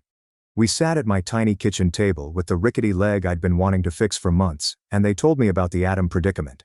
According to Brianna, Adam has previously lied about his life. In college, he supposedly informed everyone he was on the baseball team despite the fact that he had been cut during auditions. He once claimed to be speaking with a popular girl who had no idea who he was. He had a propensity of creating a fictional version of himself who was more successful, popular, and everything.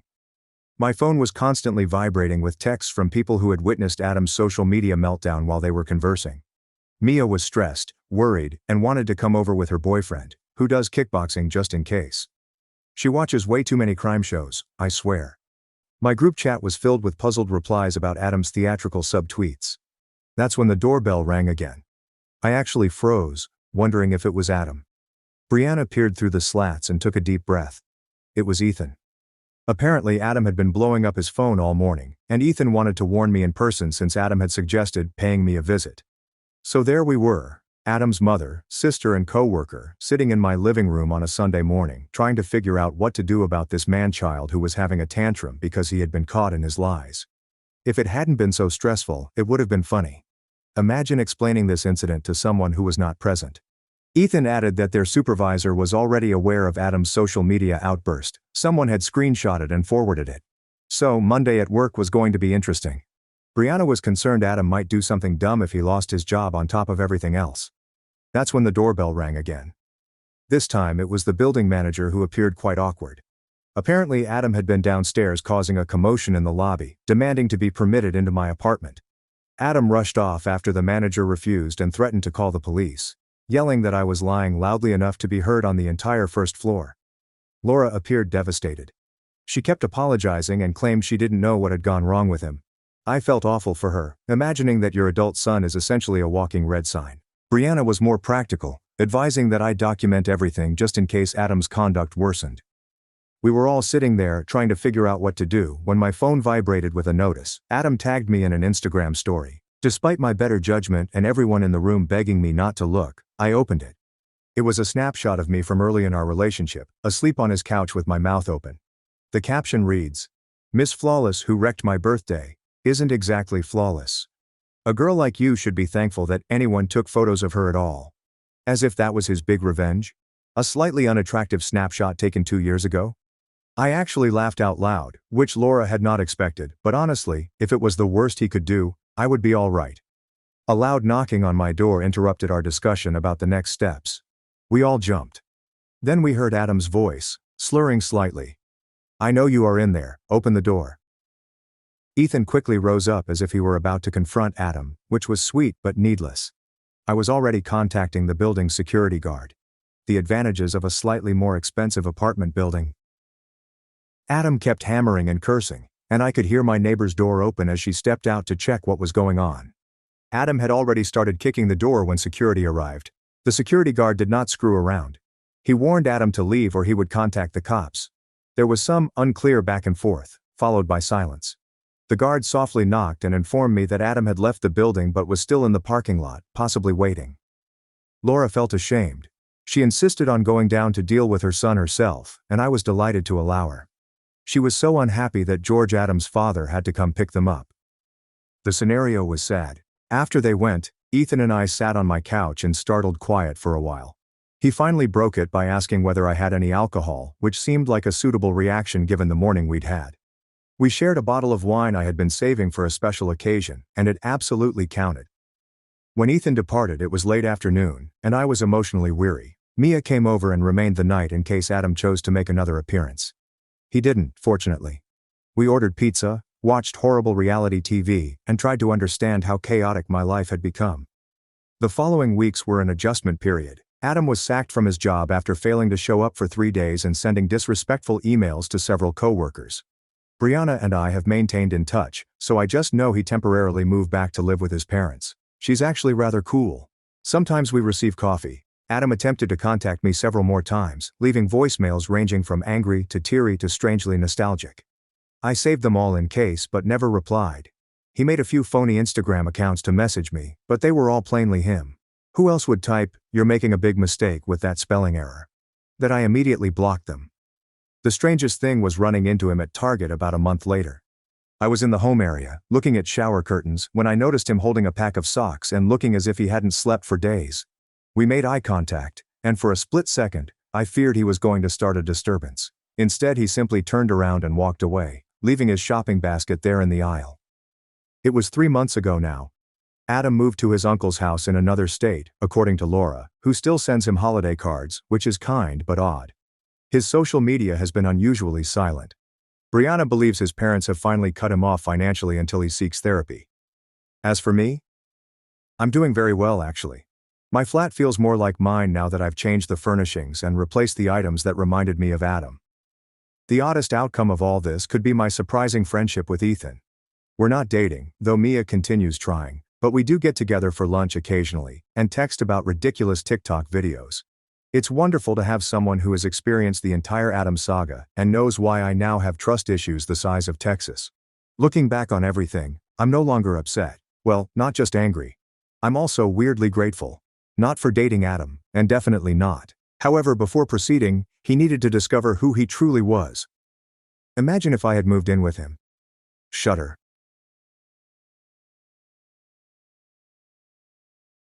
My golden sister stole my $30,000 Rolex.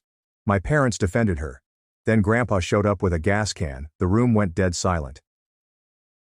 She stole my $30,000 Rolex, then looked me in the eye and swore she did nothing wrong.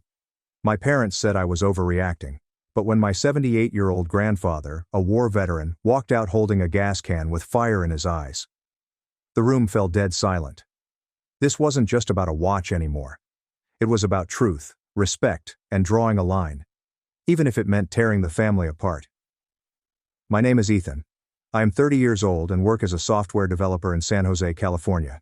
I reside in a 4-bedroom house in the suburbs with my grandfather, Walter. This is the property I bought 3 years ago with my own money after working for 5 years at various computer businesses in Silicon Valley. We currently live a quiet and joyful life. My grandfather is 78 years old this year, but he is still strong, sharp, and wonderfully straightforward. He's a war veteran with a strict, no-nonsense demeanor. He does not accept injustice. My granddad and I share a really strong bond. He understands me the best and has always supported me in all of my important life decisions. Previously, in addition to Grandpa, my parents and younger sister Brielle resided at this house. However, after a big family issue erupted exactly 1 year ago, I was forced to make the most difficult life decision. My story started exactly 1 year ago. It was a usual weekday in early July, and I was sitting in my office contemplating a new project. My phone suddenly started vibrating with an incoming call. I glanced at the screen and saw Grandpa Walter's name appear. I answered without hesitation as I greeted him with my customary, "Hey Grandpa." He interrupted me with a rushed, frantic voice. "Ethan. I just saw Brielle walk out of your room. She had a watch in her hand." Hearing that struck me like a lightning bolt. My heart began hammering in my chest. I hurriedly thanked him and hung up, my mind racing with 100 ideas. With shaky palms I launched the home security software on my smartphone. Time slowed to a halt when I rewound the tape from earlier that afternoon. Then the thing I feared most appeared on the screen. Brielle snuck into my room and walked right to the glass cabinet containing my precious watch collection. I paused the footage and zoomed in. My throat clenched as I realized the watch she had taken was my Rolex Submariner date, which was worth $30,000. It was the most costly timepiece I possessed, purchased just a few months before to commemorate my promotion at work. It wasn't only about the money. That watch represented years of struggle and personal triumph. As I finished watching the film, another detail struck me. In my haste to get to work that morning, I failed to lock my bedroom door, which I never do. Brielle was able to slip in unobserved because of one thoughtless moment. Sitting in my office, I felt split apart. On one hand, the camera video was unmistakable. Brielle had stolen from me. But on the other hand, part of me remained hesitant, holding out hope that she had simply borrowed it to look at and would return it later. I even considered if I should contact the police immediately. I looked up to the wall clock. Only 2 hours remain in the workday. I chose to wait. I still wanted to believe Brielle could bring it back. I tried to concentrate on doing the rest of my work, but my mind kept racing, wondering about what she had done and what would happen next. When work officially finished at 5 p.m., I immediately packed my desk and raced out of the office like a man on a mission. My pulse was hammering the entire way home, not just from fear, but also from a glimmer of hope that perhaps, just maybe, I had gotten everything wrong. When I eventually pulled into the driveway, I saw it was just Grandpa and myself at home. My parents and Brielle hadn't returned yet, and the home felt strangely quiet. Without wasting a second, I parked and dashed inside, racing straight up to my room in the last desperate hope that everything was a misunderstanding. My hands trembled as I opened the glass cabinet. And there it was, the stark, awful truth. The watch was gone. Anger and disappointment washed over me at that instant. The Rolex Submariner date was more than simply a showy luxury item. I had carefully preserved it in my bedroom's display case, treating it as a valued item. I only wore it on special occasions, and Grandpa understood how much it meant to me. He would continually encourage me to treat it like gold. I remembered Brielle standing in front of the case, marveling at the collection with that unmistakable, envious expression on her face, continually asking questions about the most costly watch. That obsessive desire had always made me anxious, and I had warned her several times. Do not touch anything in my room, particularly the watches. But after what happened today, it was evident she never heeded their warnings. Honestly, I wasn't surprised. This was exactly what happened after years of our parents indulging her. Brielle has always been guarded, forgiven, and never truly held responsibility for her acts. Standing in front of that empty display case, it felt like the universe was collapsing. Not only had I lost something precious, but I also discovered my sister had deceived me, someone I had always loved and trusted. To help you fully grasp how this all happened, I need to tell you about my family members and the events that lead up to this mess. My father, Richard Miller, is 55 and has been in the insurance sector for almost 30 years. His income is low, but he is always under financial stress. What disturbs me the most is his bad habit of living beyond his means, spending more than he makes, and never learning to save. My mother, Elaine Miller, is 53 and works part-time at a tiny neighborhood bookshop. Her income is insufficient to cover basic living expenditures. She is naturally sensitive and emotional. Then there's my younger sister, Brielle Miller. At the time she was 22 years old and about to graduate from college. Brielle had been indulged by her entire family growing up, thus she acquired a self-centered personality and a love for pricey luxury stuff. Anything sparkling, expensive or designer immediately drew her attention. In 2023, my parents lost all of their savings due to a bad investment endeavor with a friend. They were compelled to sell the house that Grandpa had given them years before to pay off their obligations. When the house was gone, they had nowhere to go. They were effectively homeless. Desperate, my parents approached me and asked to stay with me temporarily while they tried to get back on their feet. First, I flatly refused. I knew my family well and didn't want my quiet existence flipped upside down. But then they pulled the final card. They brought up Grandfather Walter. He was living with them at the time, and the thought of Grandpa in pain broke my resolve. Finally, I agreed to let the entire family move in rent-free, assuming that this would be a temporary solution while they sorted things out. At first everything seemed fine. We all shared the space and home tasks in a peaceful manner. However, fissures appeared over time. Brielle began asking me for money. First for textbooks, then for tuition, and then for personal necessities. I lent it to her because I wanted to assist, but she never returned it. And whenever I brought it up, she always found a way to avoid the subject. Whenever I objected, my parents would quickly come to her defense with their standard line, "The family needs to understand each other." They were continuously making excuses for her, which made me feel selfish and callous. Things got out of hand when Brielle started helping herself to my possessions. It began with my laptop. She claimed hers was broken. Then my headphones. Then there's something else. Whenever I caught her, she made a convenient explanation and vowed to return it. But she never did. The anxiety reached its pinnacle approximately a month before the watch incident. Brielle entered my room and observed the collection of watches inside the glass display case. Her eyes lit up in a way that terrified me. She was raving about how lovely they were and inquiring about the price of each one, particularly the Rolex Submariner date. After that, I felt compelled to defend my belongings. So I put a small hidden camera directed right at the cabinet containing my watch collection. I never expected that small camera would be the most important piece of evidence. The one who recorded a crystal-clear video of Brielle snatching my Rolex.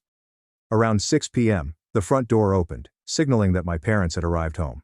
Brielle strolled in less than a minute later, most likely timing her entrance carefully to escape suspicion. When they entered the living room, all three were taken aback to see Grandpa and me sitting quietly and waiting. Normally I'd be showering or relaxing in my room at that time. When everyone arrived home, I asked them to sit on the couch because I had something important to discuss. The atmosphere immediately became tense. Grandpa sat in his usual armchair, examining everyone intently with his piercing, discriminating gaze, as if he could read every expression on their faces. When everyone was seated, I began the conversation that would change everything. I looked each of them in the eyes and gently asked, "My Rolex went missing today. Does anyone know anything about it?" Brielle's reaction to my statements was over the top, plainly phony shock. I have no idea what you're talking about. Maybe you just misplaced it. My folks got in as well, seeming anxious as if they were actually upset about the loss.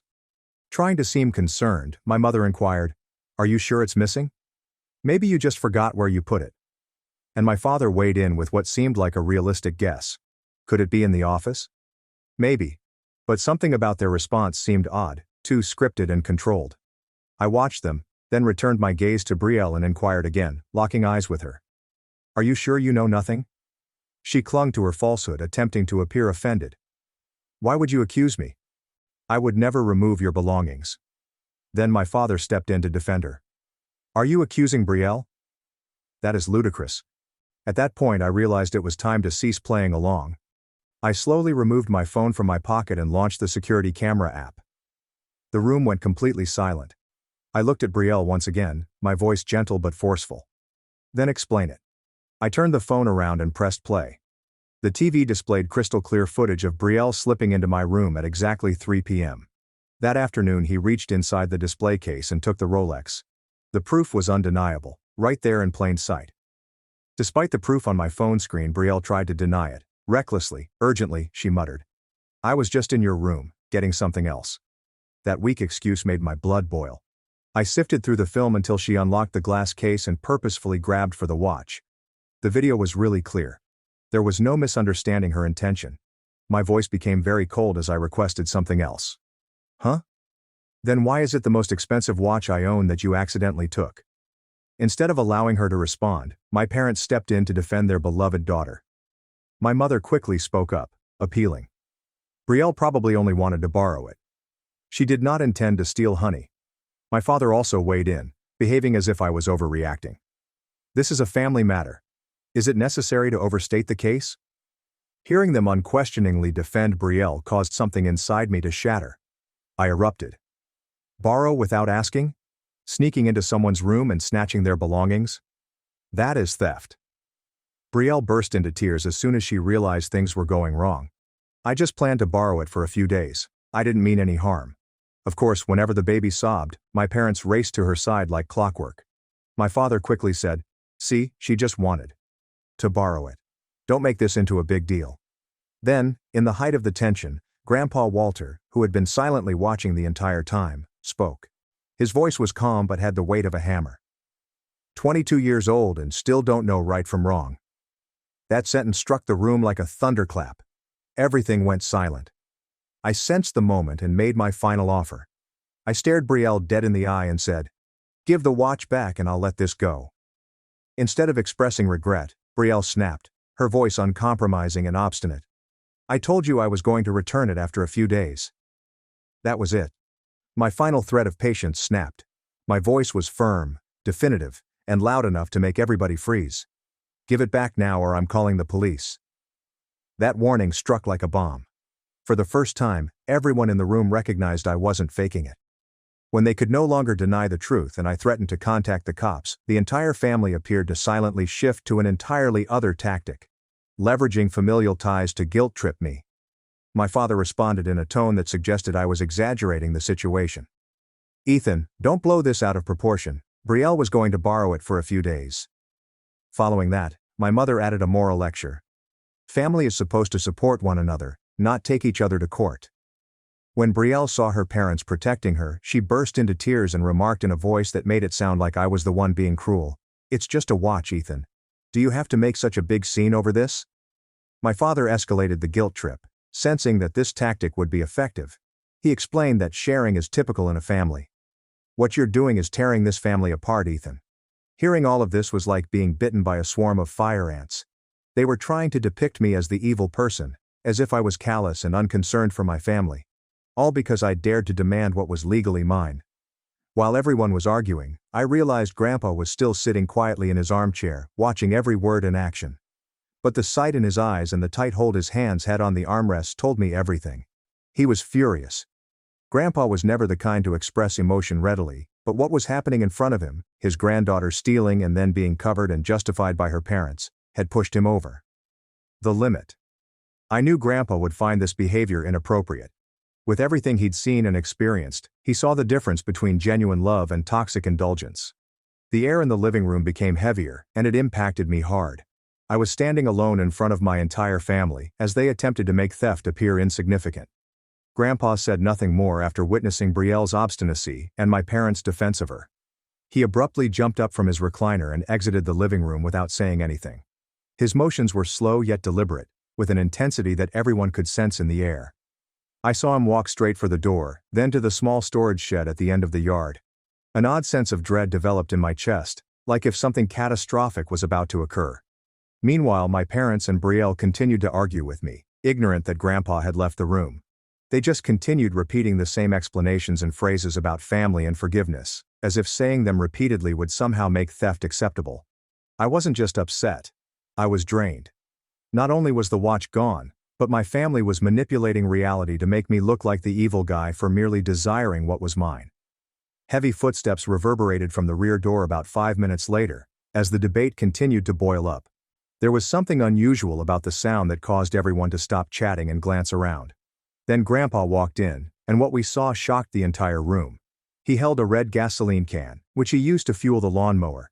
His expression was serious. His eyes were cold and focused on each of us. He didn't say anything, did not make a single gesture to explain himself. He merely stood there, holding the gas can. The living room fell into complete silence. Nobody dared to breathe loudly. Nobody moved a muscle. The only sound left was the ticking of the wall clock, which echoed across a room so tense that the air seemed to cease moving. When they saw Grandpa standing there with the gas can in his hand, the entire family froze like statues. Nobody could believe what we were witnessing.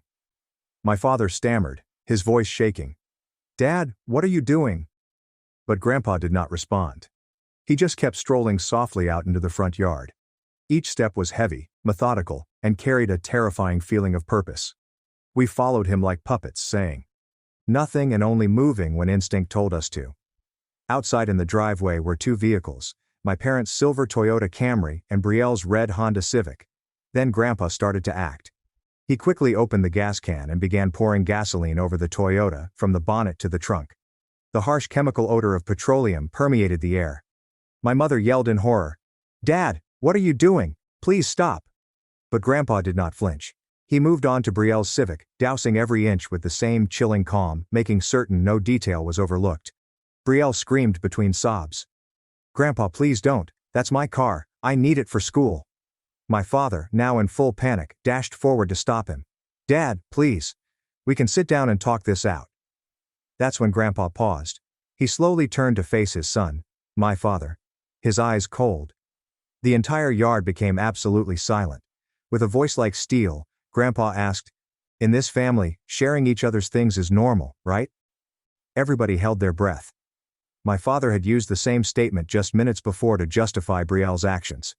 After a few seconds of uncomfortable stillness, Grandpa glanced around at everyone with rage in his eyes. Then said, "Then these two cars are mine now. I can use them however I want." With that, he gently removed a lighter from his shirt pocket, grasping it tightly in his hand. That one move put the entire family into complete hysteria. When my father and Brielle saw the lighter in Grandpa's fingers, they both yelled out in horror. My father shouted, his voice trembling, "Dad, please don't. We were wrong. I'm sorry, Dad." Brielle cried hysterically, her voice choked from fear. "Grandpa, please don't burn my car. I'm sorry. I know I messed up." But Grandpa remained there, stone-faced and cold. He cautiously raised the lighter, his thumb lingering above the spark wheel. At that moment, time appeared to stand still. Then he shouted, "Get on your knees!" My father and Brielle froze, astonished.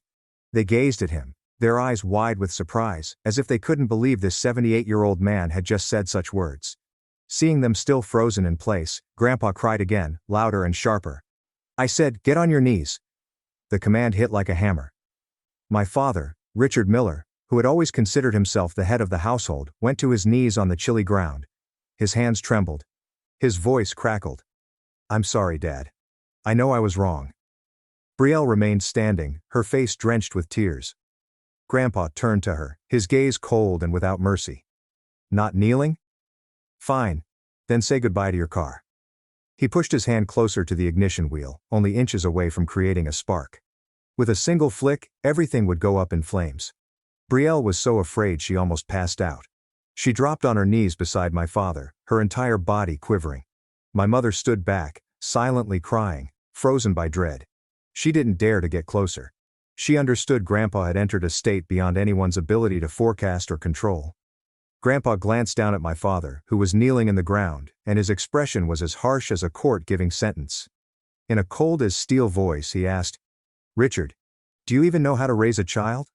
My father bowed his head, reluctant to face his father's eyes. In a hushed, sad voice he responded, "I know I failed, Dad. I didn't raise Brielle the right way."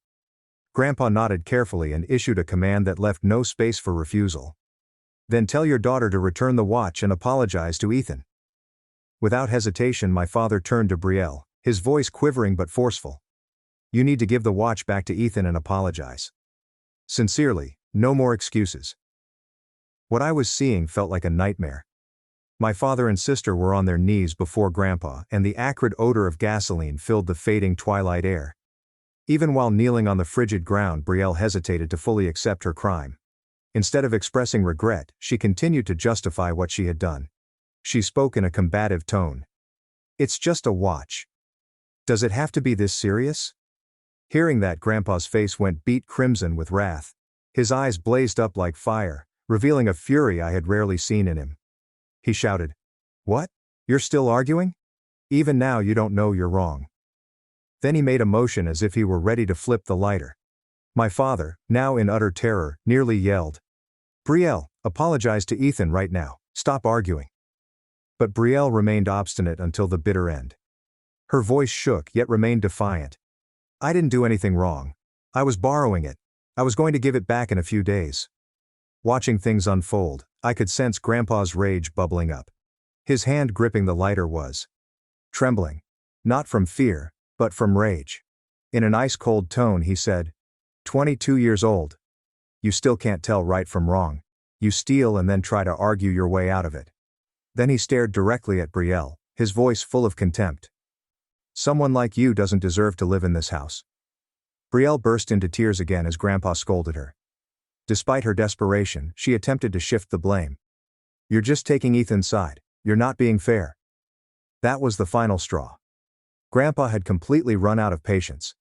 He moved to light the lighter, but just then, a police siren pierced the air, becoming louder as it approached. The siren struck like a lightning bolt in the midst of the storm. Everyone turned to gaze down the road, where a police cruiser was approaching the house. A cop car was going down the street in front of our house when it halted abruptly. They must have sensed something was wrong after being alarmed by the bizarre scene in our yard. The crowd gathered outside, the strong odor of gasoline in the air. Two officers hurriedly jumped out of the truck, hands resting near their radios, ready to call for help if necessary. As they neared the scene, the elder officer asked, "What's going on here?" The moment they noticed the pools of gasoline on the ground, the lighter in Grandpa's fingers, and the two cars soaked in fuel, their demeanor changed instantaneously. Both officers went into high alert. The older officer gave a harsh command. "Sir, put the lighter on the ground. Now." Without complaint, Grandpa slowly bent down and carefully placed the lighter on the ground, away from the fuel-soaked area. After the issue was under control, the second officer approached us and asked, "Can someone explain what exactly is happening here?" My father and Brielle were still kneeling on the ground, too scared to move without Grandpa's approval. They simply gazed up, their eyes imploring someone to act. I came forward and clearly addressed the officers. "Officer, my sister stole my $30,000 Rolex. I have clear security camera footage as proof." Following my explanation, the senior officer glanced down at Brielle, still on her knees, and asked her, "Ma'am, can you confirm this?" Brielle replied through tears and trembling, "I was just borrowing it, not stealing. I was going to give it back." Upon hearing this, the senior cop shook his head and calmly explained, "Taking someone's property without permission is considered theft under the law." The second officer added, "And with something valued at $30,000, we're looking at a felony-level offense." Then Grandpa spoke up, his voice calm yet firm. "Ethan, let her go to jail. Let her learn what it means to respect other people's property." His remarks landed like a bombshell. The whole family was startled. My mother covered her mouth in fear.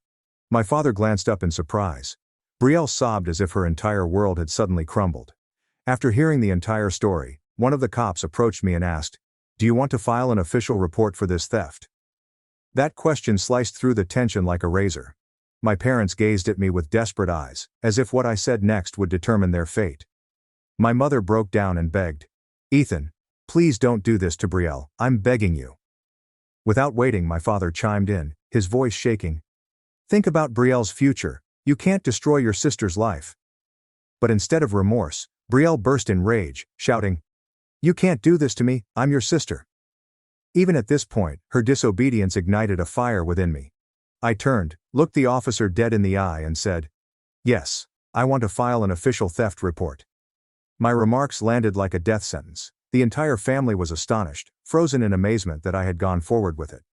Without hesitating, the officer nodded professionally and said, "All right, we'll begin documenting everything and proceed with the necessary steps." As soon as he said that, Grandpa grinned quietly and informed me, "That's right. Let her learn what fear feels like. You can't let thieves walk away without consequences." His remarks hit like a final verdict, confirming that my decision was correct. While my parents and Brielle remained stunned, I felt an unexpected sense of relief. Justice was ultimately served. At that time, I knew one thing for certain. My family wouldn't be the same again. But that was the price I was willing to pay to fight for what was right. After I indicated that I intended to file the report, the two officers started documenting the case professionally. They took out a notepad and a voice recorder, intending to document every detail of the encounter. When they asked about the security footage, I took out my phone and showed them. The video captured Brielle slipping into my room and stealing the watch, undeniable high-resolution evidence. After analyzing the film and confirming that the evidence was good, the senior officer approached Brielle with handcuffs. She was still kneeling and trembling. The officer spoke aggressively. "Brielle Miller, you are under arrest for stealing high-value property." Then he started reading her Miranda rights. "You have the right to remain silent. Anything you say can and will be used against you in court." Brielle burst into tears as the handcuffs were placed around her wrists. She turned to me and yelled, "Ethan, please don't do this." She begged with desperation, "Just give me a week. I'll give the watch back. I'm sorry, I mean it this time." Unfortunately, it was too late. The cops had completed the arrest procedure and were about to lead her to the automobile. My parents panicked when they saw their daughter being hauled away and chased the police cruiser. My mother shouted out, imploring, "Please, officers, she's just a young girl, please give her another chance." In order to assist them understand, one of the cops gently explained, "Theft of property valued over $5,000 is classified as a felony under California state law." He proceeded, "She could be sentenced to anywhere from 1 to 3 years in prison, depending on the court's ruling." When my mom heard that, she sank to the ground as if struck by lightning, sobbing violently. She couldn't bear watching her daughter in handcuffs being placed into the police car. My father raced to assist her up, then turned back to me, his face contorted in anger. "Are you happy now? You got what you wanted." I remained mute. I didn't say anything, but he continued going, shouting, "You've destroyed this family, Ethan. Are you satisfied now?" Before I could speak, Grandpa Walter stepped forward and spoke for me, his voice hard and firm. "Ethan didn't destroy this family. Brielle did. She made her choice." Grandpa's words were the last verdict, an unequivocal assertion of who was to blame for what had occurred. After Brielle was taken away and the police car drove away, we stood in front of the home in a hushed quiet. The air still smelled like gasoline, and no one's tears had dried.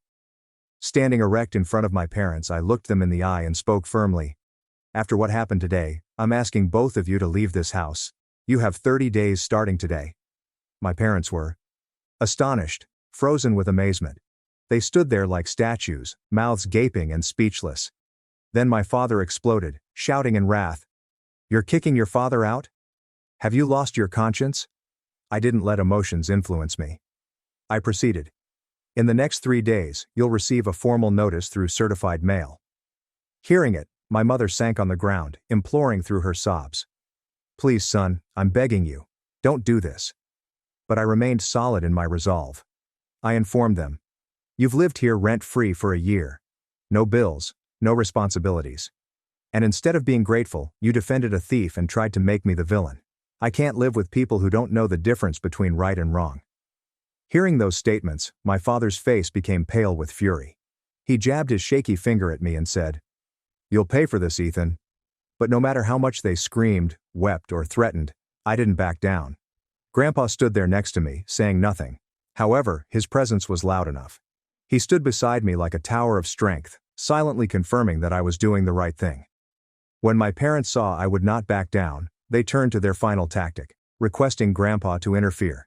In despair, my father went on his knees before him and pleaded, "Dad, please, I'm begging you. Talk to Ethan." My mother then knelt alongside him, crying and begging. "We know we were wrong. Please give us a chance to make things right." Grandpa gazed down at the two kneeling before him. His expression was blank. There is no trace of sympathy or emotion. His eyes were frigid, like if he were looking at strangers. After a long silence, he spoke. His voice was sharp and emotionless. "You had an entire year to show who you were. And you chose to defend a thief instead of standing for truth and justice. Now you want forgiveness. It's too late." That single statement was the final judgment. A closed door. My parents' last hope was ended. The next 30 days were the most tense and uncomfortable period this house has ever experienced. The air felt so heavy, like you could cut through it with a knife. My parents struggled to find a new home to reside, constantly challenged by their restricted cash. Renting in San Jose, with its exorbitant prices, pushed them to desperately seek out more economical alternatives. During that time, Brielle was freed on bail under my parents' supervision while awaiting trial. They gathered together enough money to rent her a small, run-down room until her court date. After meeting with a lawyer, they were told directly, "With such clear surveillance film, Brielle has absolutely little chance of avoiding prosecution." My parents' perspective shifted dramatically during the course of 30 days. The arrogance and entitlement they formerly possessed evaporated. They grew shy and silent, as if treading on eggshells in their temporary home. What stood out the most was that they couldn't look me or Grandpa in the eyes. When we crossed paths inside the house, they would bow their heads and hurriedly move away. My mother began preparing wonderful dinners for Grandpa in an apparent attempt at a late apology and to ease the situation. My father too would occasionally ask about Grandpa's health, bumbling through small conversations like a guy who had forgotten how to communicate with his father. But Grandpa remained unfazed. He said coldly, "Now you remember respect. Now that you've been told to leave, suddenly you feel regret." Throughout it all, I felt a peculiar and peaceful relief. It wasn't easy to kick them out, but it was the correct decision, and I don't regret it. One quiet weekend evening, Grandpa and I sat on the porch, watching the sun set behind the hills. He abruptly turned to face me, and his eyes had a warmth I hadn't seen in a long time. He softly placed a hand on my shoulder and whispered in an emotional tone, "I'm proud of you, Ethan. So proud." At that time, my throat clenched. Praise from my grandfather, the man I admired the most, meant more than anything else could. The 30th day has finally arrived. The sounds of packing and moving rang around the house beginning in the early morning. My folks were finishing up and grabbing the rest of their possessions. After weeks of looking, they had finally found a little apartment in another part of San Jose, considerably further away from their familiar surroundings and distant from the comforts of this home. The mood in the house that day was oppressively quiet and strained. Nobody dared to raise their voice. Every action was measured, methodical, and almost frail. As my mother entered the room she had called home for the previous year, she halted at the threshold. I noticed her shoulders trembling. The tears fell, slowly at first, then steadily. She remained there calmly, staring at the now empty room, as if trying to remember every detail of what was once her home. In that instant, a complex emotion surged in my chest. Not regret, but an unusual combination of melancholy and relief. Grandpa Walter remained silently at the edge of the living room doorway during the relocation process. He didn't say anything, just observed everything with a calm, unreadable gaze. You could not tell what was going through his head. Finally, the last moving truck was loaded and driven away. The sound of its engine receded gradually down the road, leaving behind an almost dreamlike calm. As we stood there, watching the truck fade in the distance, Grandpa breathed and murmured quietly, "At last, this house is peaceful again." Hearing him say that, I felt a huge weight lifted off my shoulders. The house was now only for the two of us, two individuals who understood and respected one another. And I knew it right then. I had made the correct decision, no matter how hard. The official trial began 2 months after Brielle's arrest. She was charged with felony grand theft in the Santa Clara County Courthouse. Grandpa and I were present in court as essential witnesses. Brielle's defense attorney did everything he could to reduce the severity of the charges. He stood and addressed the judge. Your Honor, the defendant is only 22 years old, still very young. This may have been a youthful mistake, not something that should ruin her entire future. But the prosecutor wasn't going to let it go. She described the security footage and presented a powerful, convincing argument to the court. The prosecutor made a clear statement. Your Honor, this was not a momentary lapse in judgment or a careless mistake. The defendant planned this, waited until no one was home, and deliberately entered a private room to steal the most valuable item in the house. She knew exactly what that watch was worth and actively tried to conceal her actions afterward. When the court asked for Brielle's response, she made a poor attempt to defend herself. I just meant to borrow it for a few days. I didn't mean to steal it. The judge looked right at her and asked, Then why didn't you ask your brother for permission before taking it? Brielle became silent. She didn't have an answer to that simple query. The judge asked what she did with the watch. At that time, Brielle had to acknowledge the painful truth. I sold it and got $12,000. I used the money to repay my credit card debt and some friends' debt. I'd been spending way too much. After considering all of the evidence, the court issued its final decision. The judge stated, This court sentences the defendant, Brielle Miller, to 18 months in jail. He added, The defendant must also pay $30,000 in restitution to her brother, Ethan Miller, the full value of the watch, as well as $3,000 in court costs. As the sentence was pronounced, Brielle's parents sobbed openly in court. Their cries were filled with pain, but they could do nothing to change the situation. As for me, I sat there and felt an unexpected sense of serenity sweep over me. Justice had finally been administered fairly and thoroughly. Beside me, Grandpa Walter leaned forward and whispered, That's right, son. There have to be real consequences for bad actions. It's the only way people learn. It's been precisely a year since the Rolex incident and the commotion that ensued. Today, Grandpa Walter and I are at peace, stable, and genuinely happy. On the professional side, I was promoted to senior software engineer at my business, and my salary has improved tremendously. Grandpa Walter is still in great health. He gets up early every day, reads the newspaper, and tends to the small garden out back. We have long chats every evening, and I appreciate his insight more and more each day. My parents continue to contact me on occasion, but our relationship has never been the same. The calls are brief, courteous, and distant. I still appreciate them as the ones who gave me life, but the trust and closeness we once had are gone forever. Brielle is still serving an 18-month sentence. I've never visited her, nor have I attempted to contact her, and I have no plans to. My story about the Rolex and everything that followed concludes here. I'm not presenting this tale to elicit sympathy or agreement, and I'm definitely not telling it to disgrace my family. I'm posting it because of a profound lesson I've learned. Sometimes true love does not imply condoning every error. Sometimes true love entails setting clear limits and enabling individuals to face the consequences of their behavior. And, most importantly, I want you to understand. Family is not defined solely by blood. Family is made up of people that respect you, support you, and are there for you when you need them the most.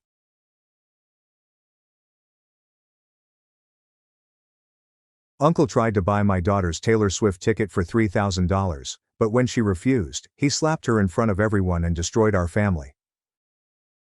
Hello everyone, my name is Adrian, and I am 45 years old. I am a sales director for an insurance business in Chicago. This job does not make me wealthy, but it does provide a stable income for me and my family. My wife Lily works as an accountant at a used car dealership near our home. She's an amazing woman who can manage her work and care for her family. We've been married for 20 years, and I still consider myself lucky to have her by my side every day. We reside in a 3-bedroom home in the Chicago suburbs with our lovely 19-year-old daughter. Her name is Sophia, and she means everything to both Lily and me. We have had many joyful and amazing memories over the last 20 years. Sophia's always been a brilliant, nice and well-behaved child. She's done well in school and has never given us reason to be concerned about her studies. Sophia is unique in that she has a strong passion for music, particularly Taylor Swift. Her bedroom is decorated with posters of her idols, and whenever a new song is released, she is the first to listen and share it with us. I recall nights when the entire family would gather in the living room and Sophia would perform her favorite songs for us. Her bright, pleasant voice always made our home seem comfortable. Most people would assume our family is quiet and happy based on our current circumstances. But they don't realize that this tranquility came at a cost. We had to cut relations with our relatives after they harmed our daughter around Christmas 3 years ago. The story I'm telling you today took place during Christmas 2022. Sophia was only 16 at the time, and I'll never forget what transpired. Initially, Lily and I wanted to hold a small, intimate celebration at our home. We were planning to invite a few close neighbors around for dinner. That's how we did it every year, simple, warm, and devoid of unneeded drama. But those plans were abruptly altered when my father, Stephen, revealed that he would be hosting Christmas at his home and invited a few relatives to attend. He explained that it had been a long time since the entire family had gotten together, and he wanted to take advantage of the opportunity to reconcile everyone. After receiving the invitation, Lily and I got down to discuss it. My relationship with my parents had been strained in previous years. We had conflicts over life, money, and even how we raised our kid. But eventually, we decided to go. At the time, I assumed it would be a typical Christmas party. We'd eat, make small chat, and head home. I had no idea that it would be our last Christmas together as a family. On the day of the celebration, we got to my parents' house around 5 p.m. 4 cars were parked in the front of their driveway, including my cousin John's gleaming black Mercedes. Just seeing that car made me anxious. John is the person I loathe the most in our family. He's always flaunting shiny stuff and never misses an opportunity to mock or belittle me during family gatherings. Every time we meet, he says something negative about my job, salary, or how I raise my daughter. What's worse is that my entire family, from my parents to my other cousins, regards him as the pinnacle of accomplishment. They continuously compare me to John, hoping for a life more like his. But they don't realize that underneath his showy look, he's parsimonious, calculating, and has his house mortgaged to the bank. I know this because his wife confided in Lily about their money problems. Nonetheless, he keeps putting on a show to make everyone believe he's living large. Sophia, Lily and I entered the house after neatly parking our cars. When we opened the door, we heard raucous laughter from the living room. I realized immediately away that John was the center of attention. The living room was filled with roughly 10 people, including Uncle Victor, Aunt Helen, and individuals I actually liked. And, as usual, they were all seated in a circle, listening to John boast about his recent successes and his overly pleased tone. When John saw me walk in, his gaze switched to me. He instantly fired a jab. "Oh, Adrian's here. That outfit's casual, isn't it?" Several others laughed. I did not respond. I'd learned to remain silent in the face of his petty provocation. After greeting Uncle Victor, Aunt Helen and the other family, I went directly to the kitchen to find my mother. She and my father were finishing off the last dishes of the evening. Their foreheads were drenched with sweat. Without waiting to be asked, Lily, Sophia and I went in to assist. We began plating the meal and doing small duties about the kitchen. At least we could avoid John's caustic remarks. Just then, John's daughter, Mia, strolled past the kitchen door. 16 years old, with perfectly curled hair and a costly designer clothing. She saw me but did not say anything. She looked over with the same smug expression her father always had and walked away as if she were above everything. After Mia went away, I felt strangely uneasy. I had no idea that the family drama that day would revolve on her. Around 6 p.m., all of the food was on the dinner table. We instantly integrated into the family's communal supper. Throughout the dinner, all eyes were on John, as he boasted about his newest successes. He talked about a new business deal, a planned trip to Europe, and ambitions to purchase a larger home. Everyone in the family regarded him with admiration. Personally, I thought it was funny. They were all grown adults, but they believed everything he stated without any evidence. My relatives didn't care what he said. Throughout the meal, Lily, Sophia and I gave food to one another and exchanged loving grins. While John was bragging about the new Mercedes, I whispered to Lily, "Do you think he's talking way too much?" Lily smiled gently and whispered, "Don't let it bother you. Let's eat and head home." Sophia sat next to us, periodically chiming in on our little family chat. She remained cool despite Mia's sarcastic look. In that moment, I sincerely thought that everything would be all right. We could make it through the evening if we stayed quiet and ate. I assumed that after dinner, we'd say our goodbyes and return home calmly. But that was only what I thought. I had no idea then. The hardest portion of the evening had not even begun. After supper we gathered in the living room. My father, Stephen, jumped up and clapped his hands to grab everyone's attention. As the audience became silent, he smiled and screamed, "It's time for us to exchange Christmas gifts." The ambiance in the living room immediately changed to joyous after his statement. Everyone looked to the foot of the Christmas tree, where my parents had carefully put a pile of beautifully wrapped gifts. My parents had meticulously prepared tiny gifts to place beneath the tree. Everyone had something, from our elderly relatives to us. However, that year's Christmas party was not like the others. Before anybody began opening gifts, my father stood in the midst of the living room and yelled, "This Christmas is a little more special because Sophia and Mia will be getting something extra." The room filled with chatter. I could see Sophia and Mia's excitement when they learned there would be unique gifts. Mom, Paula, emerged from the bedroom with 2 identical gift boxes and set them on the coffee table. Both were wrapped with red paper and exquisite gold ribbons. Looking at the matched boxes, I couldn't help but wonder what my parents had stored within. Sophia gave them an inquisitive look, but Mia appeared to be more excited. My mother smiled and said to the 2 girls, "You can come up and pick your gift. Each of you gets to choose 1 box." As she finished speaking, I noticed an odd glimmer in Mia's eyes. She seemed excited to discover what was within those boxes. Sophia, on the other hand, remained seated and patiently waited to see what would happen next. We had always encouraged her to be respectful and allow others to go first. The living room was full of enthusiasm and curiosity. Everyone wanted to see what special gifts my parents had planned for the 2 girls. At the time, I felt my parents were attentive, that they had put actual effort into arranging something wonderful. I had no idea those exceptional gifts would start a family crisis that I would never forget. When the 2 gift boxes were placed on the table, Mia rose up and moved ahead of Sophia. As she walked, she firmly stated, "I'm picking first." Mia had already reached the boxes before any of us or Sophia could respond. She lifted them up one by one, gave them a tiny shake, and then laid them back down to feel their weight. After over a minute of deliberation, Mia picked one of the boxes and declared, "I'll take this one. It's heavier, so it must have something good inside." She took the package and went back to her seat next to John. Sophia pondered briefly before standing up and taking the last box. She smiled nicely at my parents before returning to her seat. With the entire room watching, both girls began opening their presents. When Mia discovered what was inside, she exclaimed, "Wow, the newest AirPods Pro." She instantly turned to my parents and said, "I like this gift." I noted that she never thanked my parents who had purchased the gift for her. I expected them to be offended by her lack of manners, but instead they simply smiled and said, "As long as you like it." Then it was Sophia's turn. When she opened the box, she discovered a nicely packed envelope. Mia couldn't help but snipe. "Don't tell me your gift is a grocery store discount coupon." Some people giggled at her remark, and I could feel my fury rising. Sophia, still calm, opened the envelope. The inside contained a nicely folded piece of paper. After attentively reading it, she yelled, "Oh my God! Taylor Swift's tour tickets!" She instantly came to my parents, flung her arms around them and said, "Thank you so much for this surprise, Grandpa and Grandma." That's when I realized how much she adored Taylor Swift.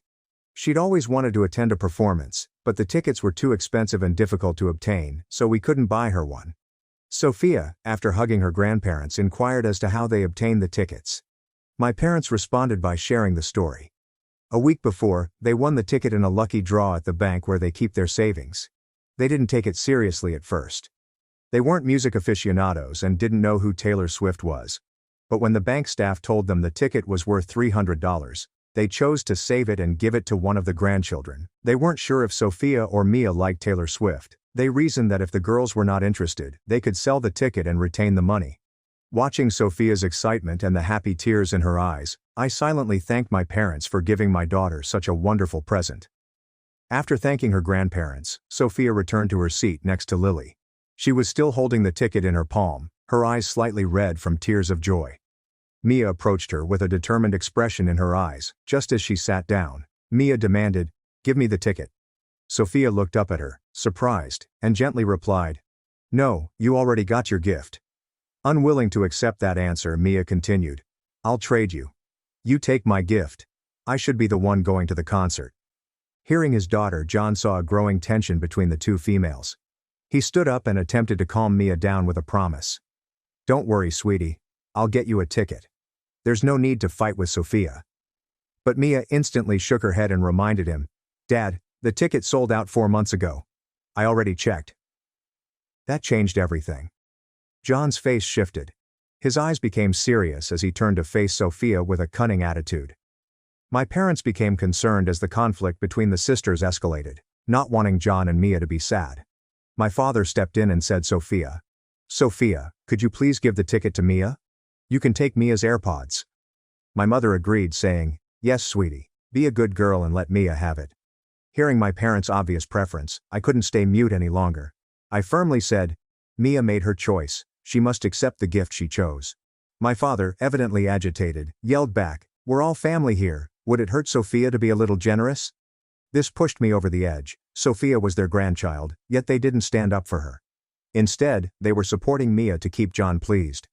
Unable to bear the injustice they were inflicting on my daughter, I turned to Lily and Sophia and said, "Let's go." With that, the three of us stood up and started leaving the living room. Suddenly the room became silent and tight. Everyone looked at us in disbelief. Uncle Victor and Aunt Helen were perplexed, unsure of what had transpired. John stood there with a sour grimace on his face, while Mia grasped her AirPods and gazed wistfully at the concert ticket that Sophia still had. At that point, I assumed we'd leave the house quietly and the narrative would end there. But I was mistaken.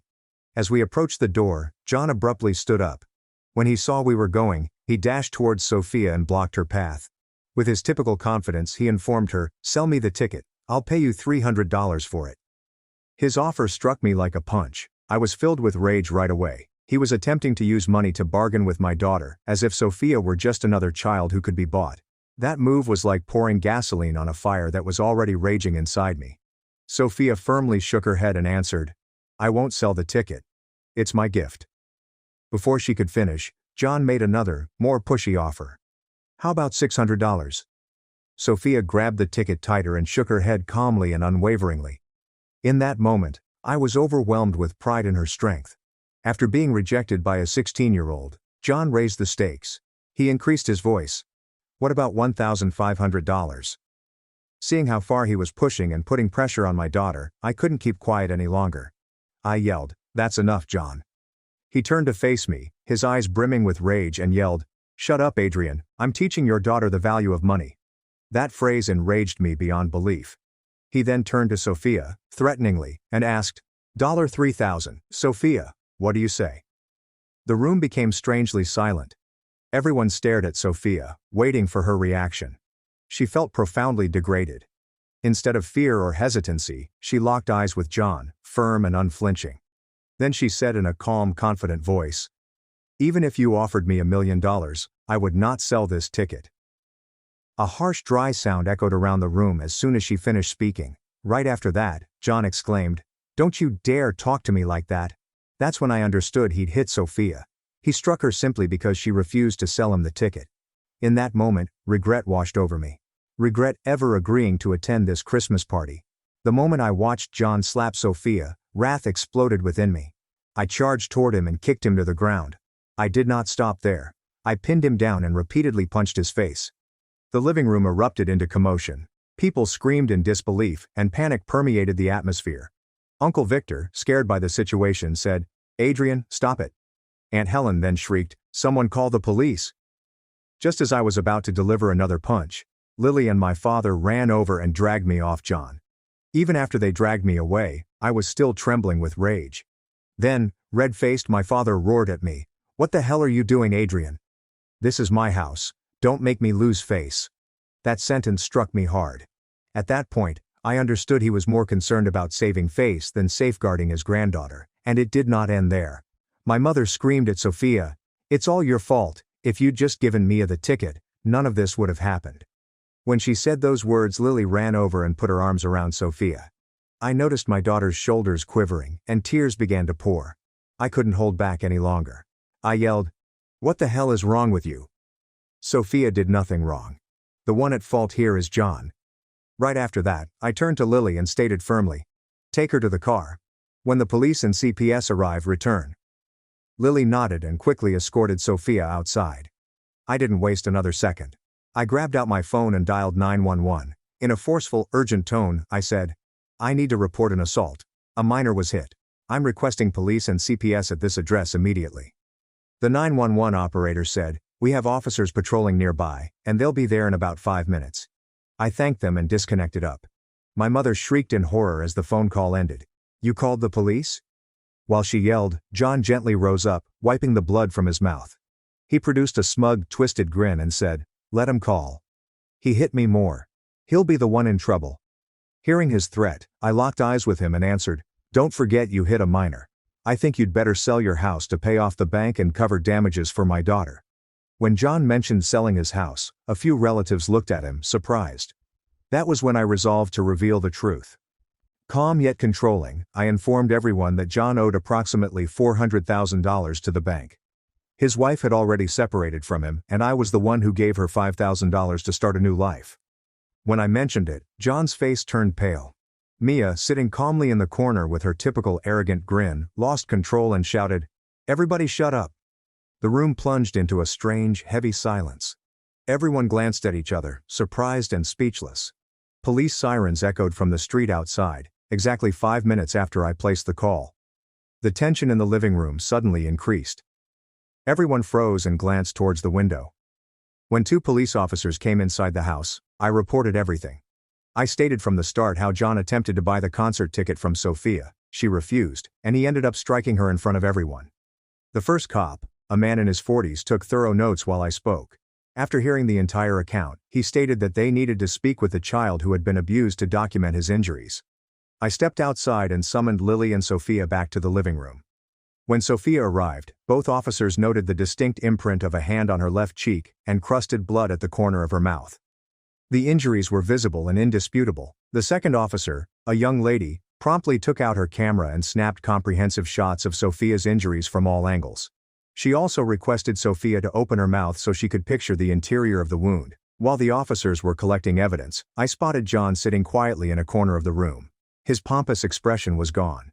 The blood on his lip had dried, and the bruises under his eye from my fists were becoming darker. My parents, seeing how terrible the issue had become, began to panic. Instead of admitting the reality, they doubled down on supporting John. My father approached the officers and began spinning a different story. He said that I attacked John initially for no reason. According to him, Sophia then came in to assist me, and John only acted in self-defense after being attacked by a child. My mother chimed in, stating that Sophia had been provoking John all night. She clarified, "Sophia intentionally hurt Mia's feelings by refusing to share the concert ticket." Listening to their blatant and disgusting falsehoods sent a flood of wrath through me. I couldn't believe my parents were blatantly lying to the cops to protect John. The male officer recorded their claims, but I could see by his expression that he didn't believe it. The story did not make sense, especially given the evident injuries on Sophia's face. Fortunately, their lies were exposed. Uncle Victor, who had been silent for most of the evening, suddenly moved forward and spoke something. He informed the authorities that he had a videotape of the entire episode. He added that when he witnessed John negotiating with Sophia in an over-the-top manner, he took out his phone to video it, believing it would be simply another odd family moment. He never anticipated it to escalate to John slapping her. The female officer instantly requested to see the footage. Uncle Victor opened his phone and showed them a 2-minute video. In the video, John attempts to put financial pressure on Sophia. Sophia is keeping her ground as John viciously slaps her in the face. The officers attentively watched the entire video before asking Uncle Victor to email the file to their phones as evidence. This video utterly demolished my parents' phony narrative. After reviewing the camera evidence, the male officer informed my parents that their comments did not correspond to the facts. He warned them that giving the police incorrect information could be deemed obstruction of justice. My parents fell completely silent. There was nothing they could say to refute what had just been displayed in the video. Every detail was caught plainly and undeniably. When I glanced at my parents, I felt a strange, hollow grief. That was when I knew I'd lost both my father and mother. They'd made their choice. They defended the man who slapped my daughter rather than protecting their granddaughter. They were even willing to lie to the police to conceal John's conduct. Aunt Helen and a few other family eventually spoke up too. They affirmed that they saw the entire situation and that Sophia did nothing wrong. They said that she wanted to protect her grandparents' gift. Meanwhile, John remained seated and quiet, evidently aware of the weight of the evidence against him. With the footage released, there was no defense. No way to distort the tale. Mia sat next to him, pale and scared. She had just realized her father had done something wrong. Tears ran down her cheeks. Not from sadness, but from fear of what was to come. The entire room fell into a deep, oppressive quiet. At that time, everyone felt it. Things had gone too far. The harm had been done, and severe consequences were now unavoidable. A family was ripped apart over a concert ticket and one man's unrestrained pride. 20 minutes after the cops arrived, another automobile came up outside the house while they were still taking statements. CPS, Child Protective Services, responded to my earlier request. Carol Thompson, a veteran CPS caseworker, entered the living room with a solemn attitude. She carried a bag with basic medical supplies and a professional-grade camera. Carol approached Sophia and extensively checked her injuries after being told by the police. She measured the bruising on Sophia's cheek, photographed it from various angles, and examined the inside of her mouth for any extra injuries. While the CPS woman was conducting her exam, I noticed Lily sitting next to Sophia, hugging her protectively. Sophia was still trembling slightly, but seems more calmer than before. Carol then requested to talk with Sophia discreetly in another room so that she could tell what had happened without being pressured by the grown-ups. Carol and Sophia returned to the living room around 15 minutes later. Carol's expression was notably serious. She approached me and delivered news that eased a weight off my shoulders. Mr. Adrian, after verifying the injuries and hearing Sophia's statement, we'll submit this case directly to the district attorney's office. You won't need to file charges yourself. It brought me comfort. That meant the legal system would take over from here, and Sophia would be protected without having to go through a lengthy and unpleasant court process. Carol went on to explain that the incident was rated as severe since it involved violence against a youngster. John's actions were not simply assault. They also included coercion and intimidation of a child. As the CPS worker completed her duties, I sensed a shift in the room. My parents sat quietly, their expressions laden with dread. They were starting to understand they had allied with the wrong person. Uncle Victor and Aunt Helen continued to shake their heads, apparently displeased by John's behavior. I overheard them chatting to each other, stating they never dreamed someone in their family would hit a child. John, who had mostly remained silent, appeared anxious. Sweat accumulated on his forehead, and he kept wiping his hands on his jeans. He knew what was coming. Mia, seated opposite her father, no longer appeared haughty or entitled. She kept staring at Sophia, this time with shame rather than jealousy. Maybe she realized that no concert ticket was worth the misery and pandemonium. The male officer then stated that they would take John into custody for formal questioning and processing. He could be released on bond, but must appear in court within 48 hours. Carol also stated that CPS will continue to monitor Sophia's well-being to ensure there are no long-term emotional consequences. She provided us with contact information for a therapist who specialized in child trauma cases. Before departing, Carol informed my parents that CPS would be officially documenting their attempt to conceal child abuse. This may affect their ability to interact with other grandchildren in the future. My mother started to cry. Only after listening did she seem to realize the true cost of supporting John, that she would lose trust in the institution designed to safeguard children. The cops then requested John to stand and extend his hands. When they handcuffed him, the air in the room became icy frigid. As they started to lead him out, Mia sprang up and went after him, screaming uncontrollably, "Dad, I'm sorry. I don't want you to get arrested." She screamed, seeing the scenario unfold. Sophia turned to me and said sadly, "Dad, I feel bad for Mia." I hugged her tightly and added, "This isn't your fault, sweetheart. These are the consequences of adult decisions."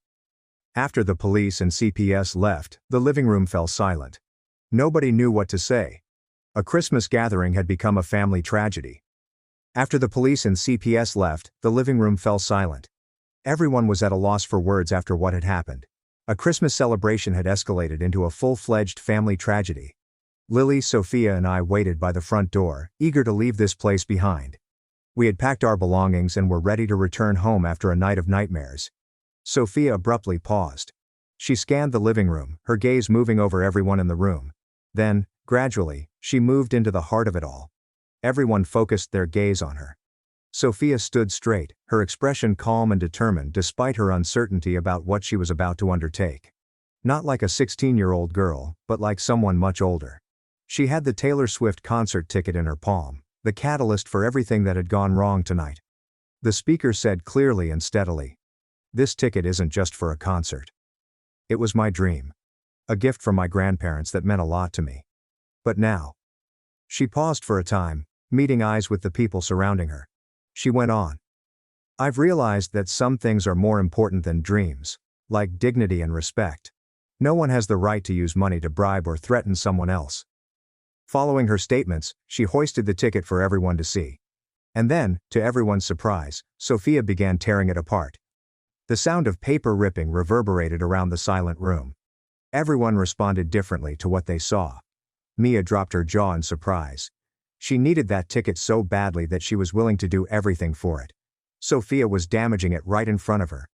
My parents were startled when they stared at Sophia. They felt a shift in their emotions as they realized they had made a grave mistake by failing to protect their granddaughter. Uncle Victor and Aunt Helen nodded silently in admiration. They were pleased of Sophia's courage and maturity. As for me, I was filled with pride. At that point, I recognized my daughter not as a child, but as a young woman of courage and character, someone who knew how to stand up for what was right. Sophia ripped up the ticket and let the pieces fall to the floor softly. She looked around the room one more time and said, "I hope everyone here learns something from today. Nothing is more valuable than dignity and respect." At that point, Lily went forward and threw her arms around Sophia, tears flowing down her cheek. She muttered, "I'm so proud of you." I joined them and drew them into an embrace. At that moment, our small family felt stronger and more unified than ever. Sophia's actions sparked something in everyone in the room. They came to realize that financial possessions are meaningless in comparison to qualities such as self-esteem, mutual respect, and family love.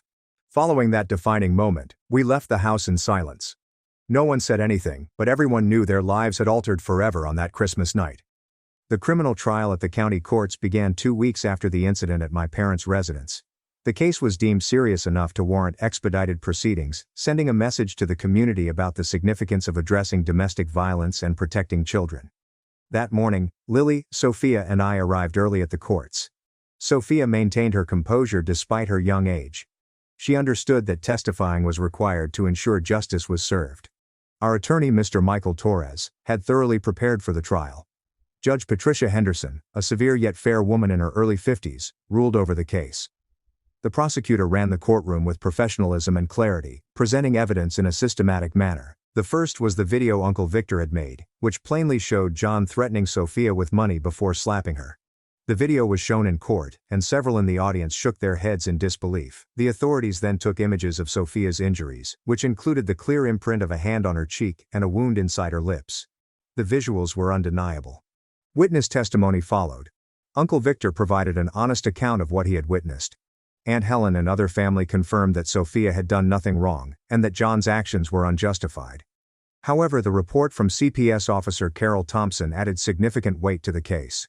She emphasized that John's actions had not only caused physical pain, but also posed a long-term psychological risk to Sophia. John's lawyer attempted to explain that he was provoked and reacted out of a temporary lack of control, but he was unable to produce compelling evidence to back this claim.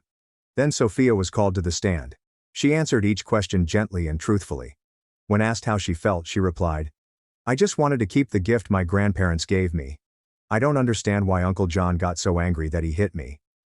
Her candid statements moved many in the courtroom, including the judge. John also took the stand. He said that he merely wanted to buy the ticket and had no intention of hurting Sophia. But when asked why he smacked a 16-year-old girl, he couldn't provide a reasonable explanation. Judge Henderson carefully scrutinized all of the evidence and testimony, particularly the video, which made it hard to deny John's violent behavior. After a brief contemplation, she delivered her decision. John was sentenced to 2 years in prison for assaulting and intimidating children. In addition, he was sentenced to pay Sophia $10,000 in damages, which included emotional anguish compensation. John's face turned pale as he heard the verdict and collapsed into his chair. His attorney went down to murmur something, but it was evident that there was little chance of an appeal. Judge Henderson went further. "This case is a reminder that children must be protected from all forms of violence. There is no excuse ever for an adult to strike a child under any circumstance." She also commented on my conduct, particularly my physical reprisal against John. After assessing the evidence and taking into account the context, she was lenient. The judge acknowledged that I behaved instinctively to protect my daughter from assault. While vigilante justice is not permitted by law, a father's emotional response in such a situation is reasonable. In the end, I got an official warning for the assault. Judge Henderson emphasized that I should use legal procedures rather than violence to resolve issues. She also expressed hope that I would learn from this experience. Although my goals were apparent, she underlined the importance of trusting the legal system. I took the warning sincerely, and thanked the court for its impartiality. Deep down, I knew I'd done the right thing by protecting Sophia, even if there were consequences. What really important was that justice was served, and my kid was protected. Following the trial, news sources reported the footage of John slapping Sophia, along with the verdict, which soon went popular on social media. The narrative served as a striking reminder of how important it is to safeguard children and refuse to tolerate domestic abuse. Thousands of people responded, complimenting Sophia's bravery and emotional maturity. Many people supported me as a father who aggressively defends his daughter. For our family, the trial provided both justice and closure. It signified the conclusion of a hard period in our lives. We could now move forward with confidence that the system had protected those who needed it the most. Following the trial, I resolved to do something special for Sophia. Even though she had bravely torn up her Taylor Swift concert ticket, I knew she still wanted to attend the show. Getting a ticket to the Eras tour at that moment seemed nearly impossible. They'd sold out months before, and resale rates had risen to $2,000 or $3,000 for a good seat. But I did not give up. I began questioning everyone, friends, co-workers, and strangers in online communities. I advertised on Facebook, LinkedIn, and even Twitter, trying to locate someone with an extra ticket. Finding a ticket became my preoccupation. Every day after work, I spent hours searching ticket sites, forums, and messaging anyone with a lead. Lily would gently remind me on occasion that Sophia had decided not to attend the concert because she did not want me to tire myself. But I couldn't let go. It wasn't just about the concert anymore. It was about showing my kid that doing the right thing, even when it is difficult, does not go unrewarded. After 2 weeks of seeking, we were finally blessed with good fortune. Jack Morrison, a younger co-worker at my company, learned about our dilemma from the trial's coverage in the news.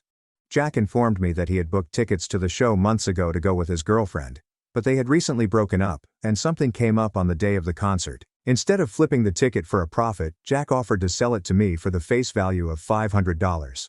I couldn't believe what he said. In a world where everyone was trying to profit from scarcity, someone providing a ticket for the original price seemed like a miracle. I promptly transferred the funds and thanked Jack with all I had. He simply smiled and expressed his admiration for Sophia's handling of everything that had happened. Sophia was doing her schoolwork in her room that evening when I summoned her to the living room. She looked curious, unsure of what was going to happen. I handed her the ticket and explained that it was a reward for being strong, brave, and true to herself rather than for being a victim. I also expressed my regret that she had to endure what transpired that Christmas night. When she saw the ticket, she wrapped her arms around me, saying she knew I'd done everything I could to protect her. Tears streamed down her cheeks, but they were pure joy this time.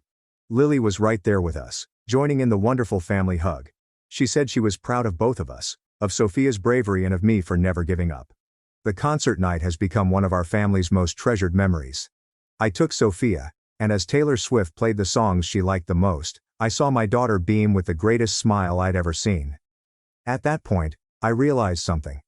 Sometimes our most difficult struggles produce our most treasured moments. That concert was more than just the realization of Sophia's dream. It was a symbol. A symbol that justice is important, that love triumphs, and that no matter how dark things become, light awaits on the other side. 3 years have passed since that awful Christmas night, and our family's life has changed in ways I never expected. After the trial, I had to cut all links with my parents, which was difficult but essential. We haven't spoken since the judge made her final decision. My parents have made several visits to our home over the last 3 years, seeking to apologize and make peace. They were especially eager to visit Sophia, perhaps to offer her a frank apology for what had transpired, but Sophia has flatly refused every attempt. She informed me she did not want to face the individuals who failed to protect her when she needed them the most. Her maturity and determination to stand her ground have made me even more proud of the young woman she has become. I've held the same position. I refused to answer the door whenever my folks knocked. I've discovered that sometimes love entails knowing when to say no and establishing clear limits. John's life completely collapsed following the trial. He was released after completing 18 months of his term for good behavior, but the ramifications of his crimes have remained with him ever since. To pay for the court-ordered damages and legal fees, John had to sell his mortgaged home to pay off his obligation. He currently lives in a modest apartment and works for poor wages. His reputation in the business world is ruined. Mia, John's kid, lives with her mother in another state. After witnessing her father's arrest and imprisonment, she severed all ties with him. To be honest, I believe she made the healthiest decision possible. She deserves a nice and supportive environment to grow up in. Sophia is currently 19, a freshman at Northwestern University on a full scholarship. She's studying psychology and aspires to be a therapist for traumatized youngsters. Her own experience drove her to help others in the same manner she needed help herself. Sophia had to mature at a faster rate than other people because of what happened 3 years earlier. However, it also taught her to set boundaries, protect herself, and never allow anyone to use power or money to manipulate her. These lessons have instilled in her a quiet confidence that is already influencing her college life in incredible ways. Sophia still adores Taylor Swift, but she recognizes that there are more essential things than personal ambitions. She has repeatedly informed me that tearing up that ticket was the best decision she has ever made. As a family, we are closer than we have ever been. We've learned to enjoy our peaceful moments together and to never underestimate the value of protecting one another. Still, sometimes I wonder whether I should give my parents another chance. I haven't found an answer to this query yet, and now I'd want to ask you the same question before concluding the story. What would you do in my shoes? Would you give them another chance? Please share your ideas in the comments below. If you enjoyed this story, please like, share, and subscribe for more real-life stories like it. That is the end of my story. Thank you for spending time with me, and I hope to see you again at the next one. My wife mocked me as another child instead of a husband, in front of her CEO. 6 months later, my designs replaced her entire career. I'm a 34-year-old male who has been working in IT support for the past 8 years. It's nothing extraordinary, but it covers the expenses. I met my wife Clara, a 32-year-old woman in college, when I was on track for something better. According to my lecturers, I aspired to be an architect and possessed a natural design ability. But life happens, as you know.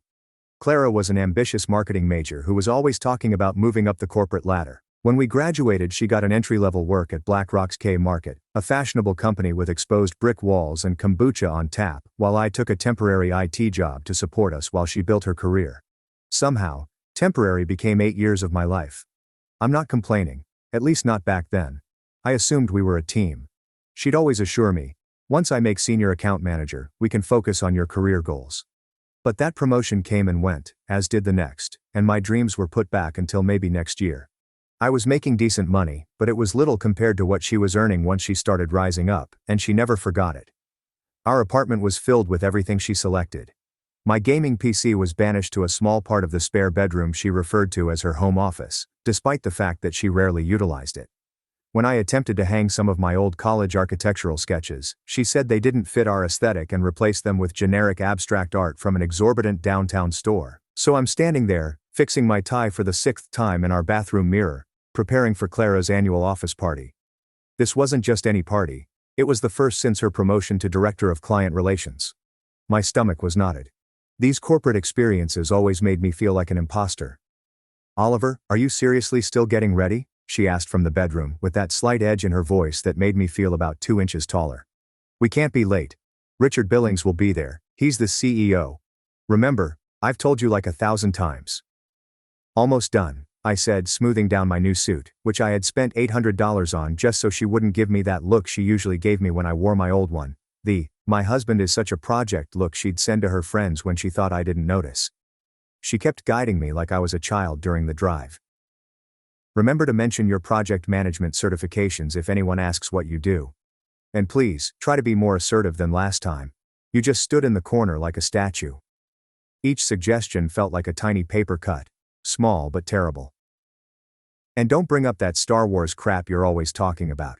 Nobody cares about your theories on whatever those wizard people are called." "Jedi," I amended instantly, but I quickly regretted it when I saw her roll her eyes. "Whatever, just try to seem interested in marketing for once." I just nodded and promised to make her proud as always, but something inside was already changing. I was so tired of being a supporting character in the Clara show. The event was held at a luxury downtown hotel, complete with glass and modern art, and the attendees appeared to have never eaten fast food before. I recognized a few individuals from past gatherings, but I largely felt like an outsider, as if I were wearing a costume for a play I had never auditioned for. Clara instantly noticed her colleagues and drew me along, her hand clutching my elbow so tightly that I thought it could bruise. "There's Kevin's group from marketing," she said quietly. "Let me do most of the talking. Just smile and nod." Things went well at first. I smiled when I was meant to, laughed at inside jokes that I didn't get, and kept her sparkling water glass full. Clara's claws dug deeper into my arm as her employer Thomas approached, accompanied by Richard Billings, CEO. "Your quarterly numbers were exceptional," Richard told Clara. "We need more of that killer instinct in the company. The way you handled the Miller account, brilliant." She was beaming as if someone had just given her $1 million. "Thank you, sir. I believe women need to push boundaries in this industry. We can't let the old boys club hold us back." She tossed in the feminist angle she usually used with her supervisors, even if at home she'd have me kill the spiders and take out the trash since those were man jobs. The talk then switched to a rock climbing excursion that the corporation had organized. Clara was one of several CEOs who took part. "Your wife was fearless on that cliff face," I heard Thomas say. "What about you? Do you share her adventurous spirit?" Clara gave out a phony laugh, as she often did when she wanted to impress someone. "Oliver? Oh God, he gets vertigo standing on a stepladder. I'm definitely the risk taker in our marriage. He's more of a support person." A few giggles echoed throughout the group, but I felt my face burn with humiliation. The CEO smiled cordially. "Nothing wrong with being cautious. Different strengths and all that." But Clara was not done. "It's beyond caution," she said, unaware to how uncomfortable I felt. "Remember when we had that mouse in the apartment last month?" She pantomimed shivering, and everyone laughed even harder. "He stood on the kitchen table screaming until I got home to deal with it." I took a large swallow of my sparkling water, wishing I could simply disappear. That is not even how it happened. I was frightened by the mouse and jumped, but her interpretation made me sound miserable. "And when we go camping," she said, "he won't sleep without an air mattress and insists on staying at sites with full bathroom facilities. Not exactly the rugged outdoorsman." She looked around at her coworkers. "I swear sometimes it's like having another child instead of a husband. But he's so good with computers." She stroked my arm condescendingly. Richard's expression changed. His gaze went to me with what appeared to be sympathy. Thomas cleared his throat, clearly knowing that the conversation had gone too far. "Actually," Thomas replied, "I was talking with Oliver earlier about his architectural hobby. Those 3D designs he showed me were impressive." I had not disclosed my architectural hobby. I had no idea Thomas knew my name until that moment. But I realized he was attempting to save me, and I felt a strange connection to this guy I barely knew. Clara appeared confused. "Architecture. He doesn't—" "Perhaps you could send me some of those renderings," Thomas said calmly, cutting her off. "I've been thinking about redesigning my lake house." The subject shifted to vacation cottages, but the harm was done. I stood there, as if my soul had escaped my body. I was just an empty suit, nodding and smiling, but inside I was screaming. I'd spent the last 8 years of my life supporting this lady, and she couldn't even show me basic courtesy in front of her co-workers. For what? So she might appear more spectacular in comparison. The toughest part was that I knew she'd expect me to laugh about it afterwards. "Oh, don't be too sensitive. I was just playing around." I excused myself to seek some fresh air, heading out to this large balcony where the cool night breeze did nothing to alleviate the burning embarrassment within me. I stood there, staring at the city lights below, and suddenly everything became obvious. The lady I married had just used me as a punchline to promote her personal image at work, and this wasn't the first time. Years of little comments and subtle put-downs had suddenly crystallized into this terrible pattern that I'd ignored. I wasn't just the target of tonight's jokes, I was also the designated loser in the story she had created about our relationship. Gets old, doesn't it? I turned to see Thomas standing in the doorway, holding 2 bottles of sparkling water. He extended one to me. "Thought you might need this?" I agreed with a nod, grateful for both the alcohol and his lack of sympathy. "Thank you, and thanks for the imaginary architectural hobby." He leaned against the railing beside me. "My ex-wife did the same thing at every company event, made me the punchline to all her stories. Dave can't cook to save his life. Dave got lost driving to his mother's house. Dave couldn't figure out how to use the washing machine." He sipped his water. "After our divorce, I found out she'd been seeing her personal trainer for 6 months. Best thing that ever happened to me." We stood silently for a moment. "Listen," he replied at last. "I don't know you well, but I recognize self-respect walking out of a room.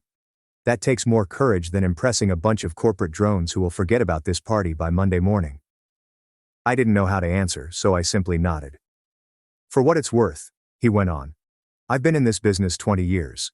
The people who last aren't the ones who build themselves up by tearing others down. That strategy always backfires eventually." The water was swirling. "And between us, Clara's promotion isn't as solid as she thinks. Richard's been asking questions about that Miller account."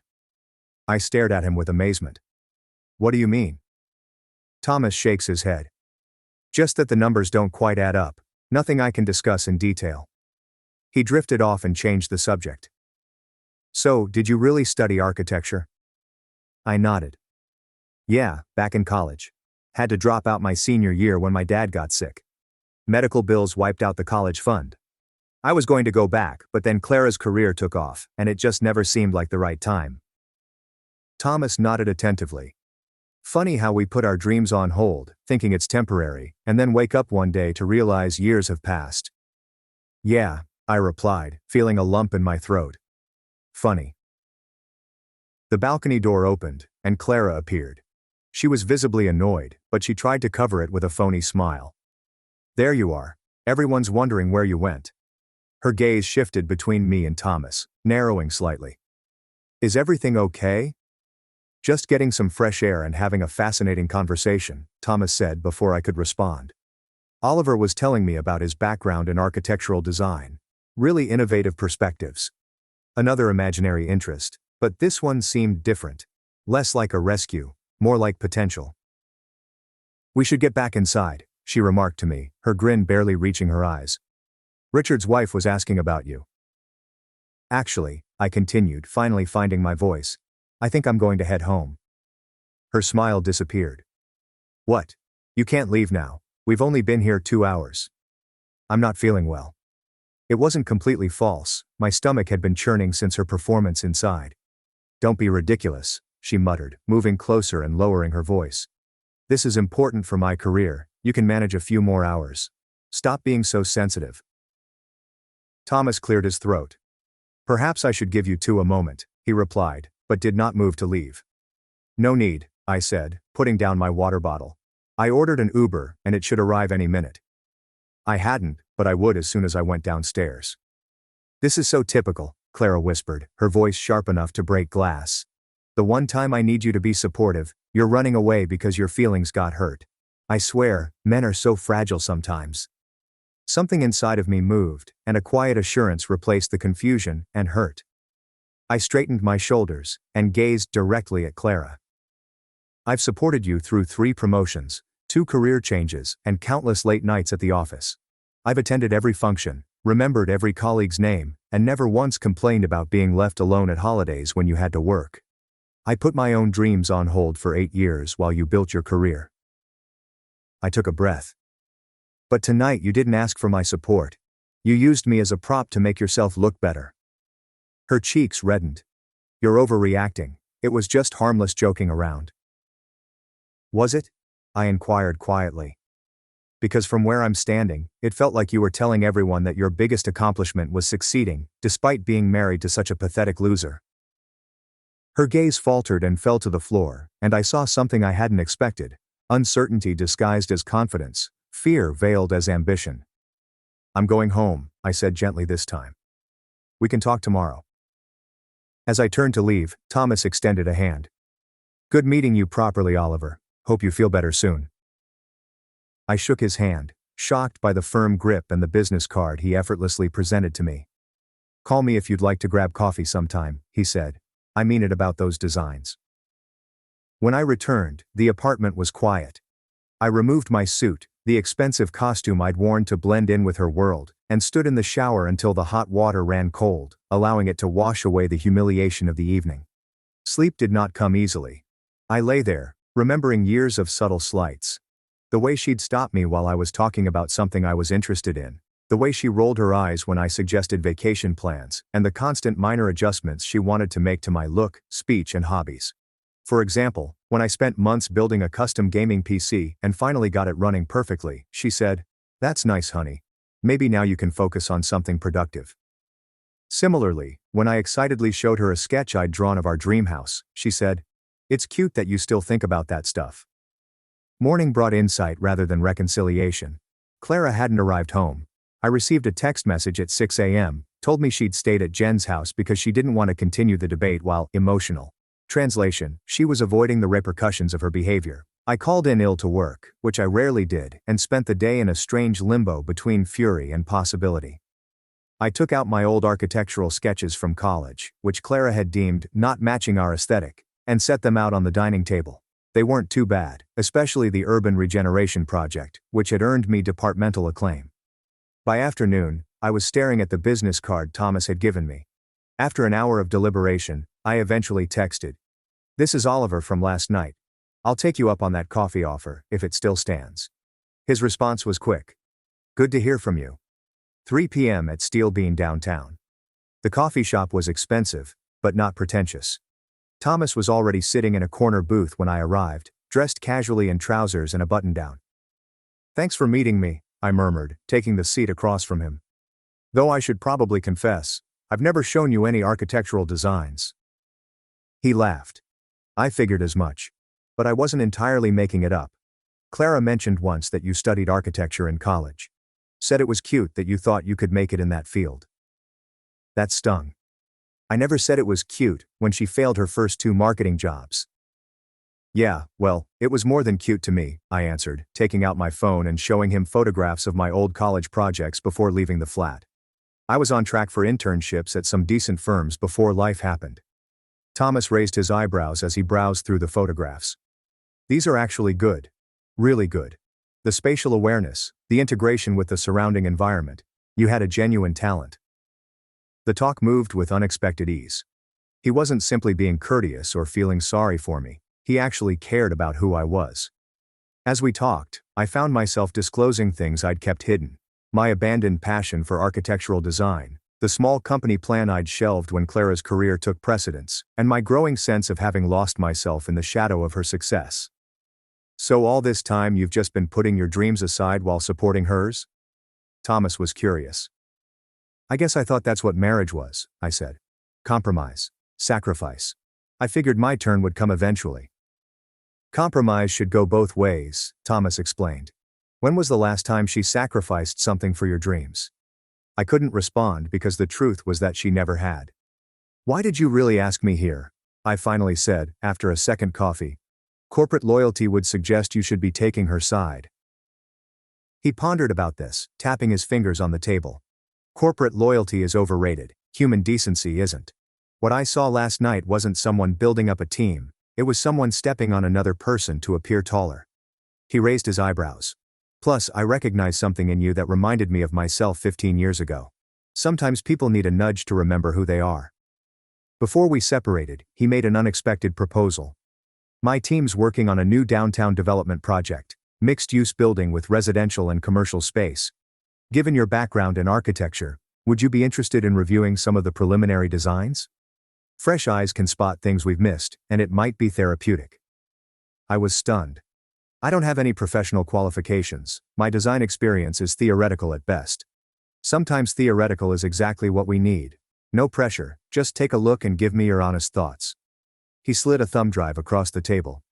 Use a new email address to send feedback. This is under the radar. I don't need Clara knowing I'm consulting with her husband. That evening, after Clara returned with a well-scripted apology that included terms like work stress and don't mean to embarrass you, but never recognized what she'd done, I sat down at my long-neglected desk and plugged in the drive. The ideas were ambitious, combining modern and historical features to revive a neglected part of downtown. I lost myself for hours studying representations, taking notes, and sketching possibilities. For the first time in years, I felt my mind totally engaged, with neurons sparking with previously latent creative force. Clara entered our home office, hesitating uncertainly at the threshold, and I scarcely noticed. What are you working on so intently? She inquired, her tone perfectly neutral. I did not glance up. Just a project. She moved closer, attempting to see the screen. Work project? Since when does IT support need architectural renderings? I closed the laptop, sensing a strange new wall between us. It's personal. Her face showed confusion, then anxiety. Personal? What does that mean? Her gaze tightened. Are you talking to someone else? The connotation was obvious. In her opinion, the only personal project I could pursue would be an affair. She couldn't believe I had autonomous interests or aspirations. I'm looking into some possibilities, I said vaguely, loving the fact that for once, I was the one holding the information she sought. She hovered for another minute, obviously expecting me to elaborate, but I remained silent. Finally she retreated, and I understood something had fundamentally changed. The apartment seemed different. Not because she had returned, but because I had changed since leaving for the party 2 nights ago.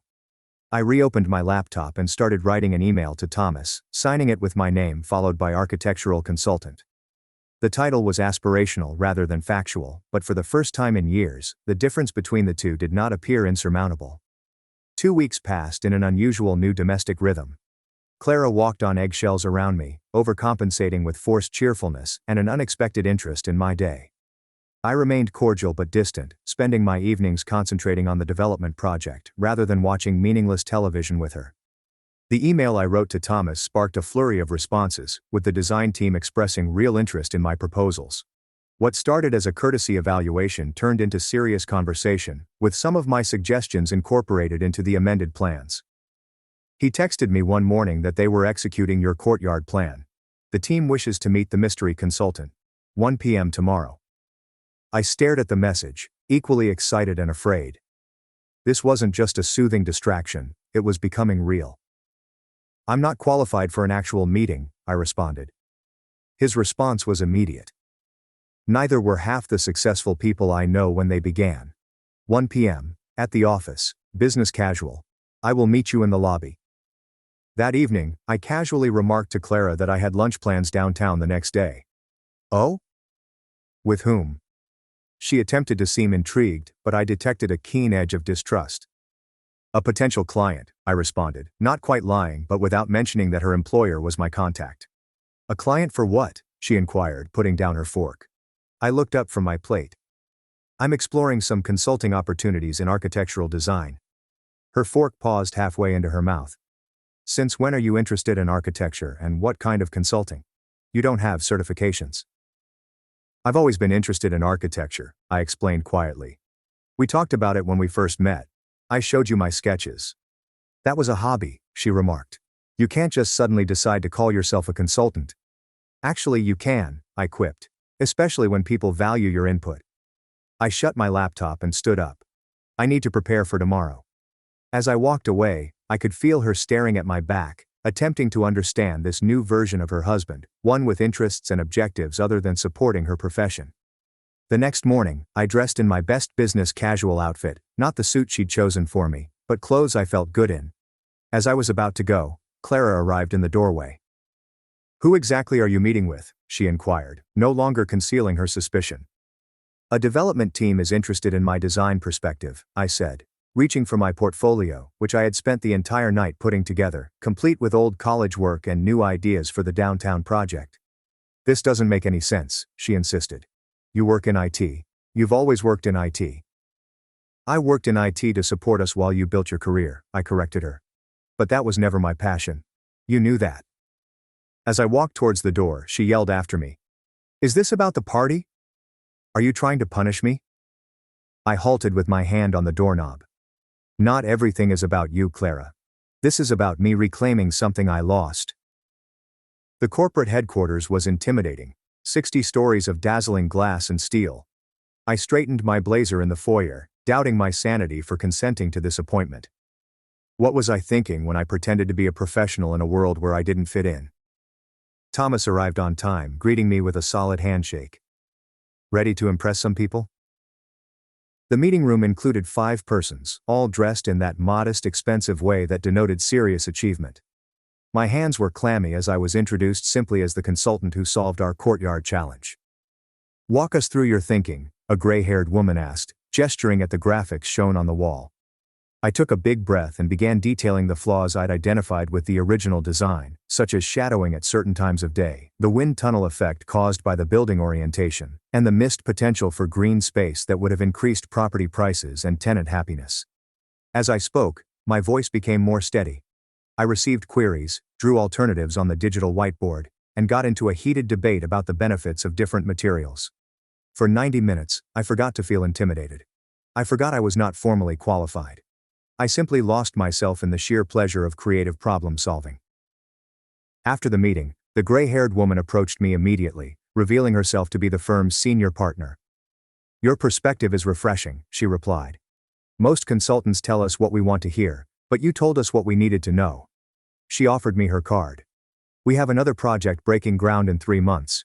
Would you be interested in a more formal arrangement? I felt dizzy with possibilities. I would need to think about it, of course. But don't think too long, she said with a knowing smile. Talent doesn't need credentials to be valuable. Clara arrived home from work earlier than normal that evening, and I was going over the meeting notes. Something about her behavior appeared off. A peculiar combination of rage and anxiety that aroused instant concerns. "How was your meeting?" she said, her tone tense. "Productive," I answered cautiously. "Why?"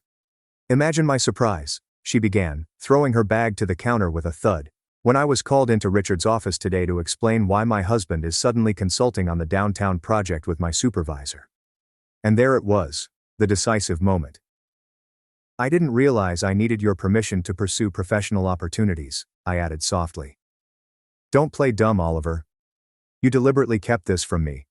Do you have any idea how this makes me look? Like I can't keep my own husband in line." "Keep me in line."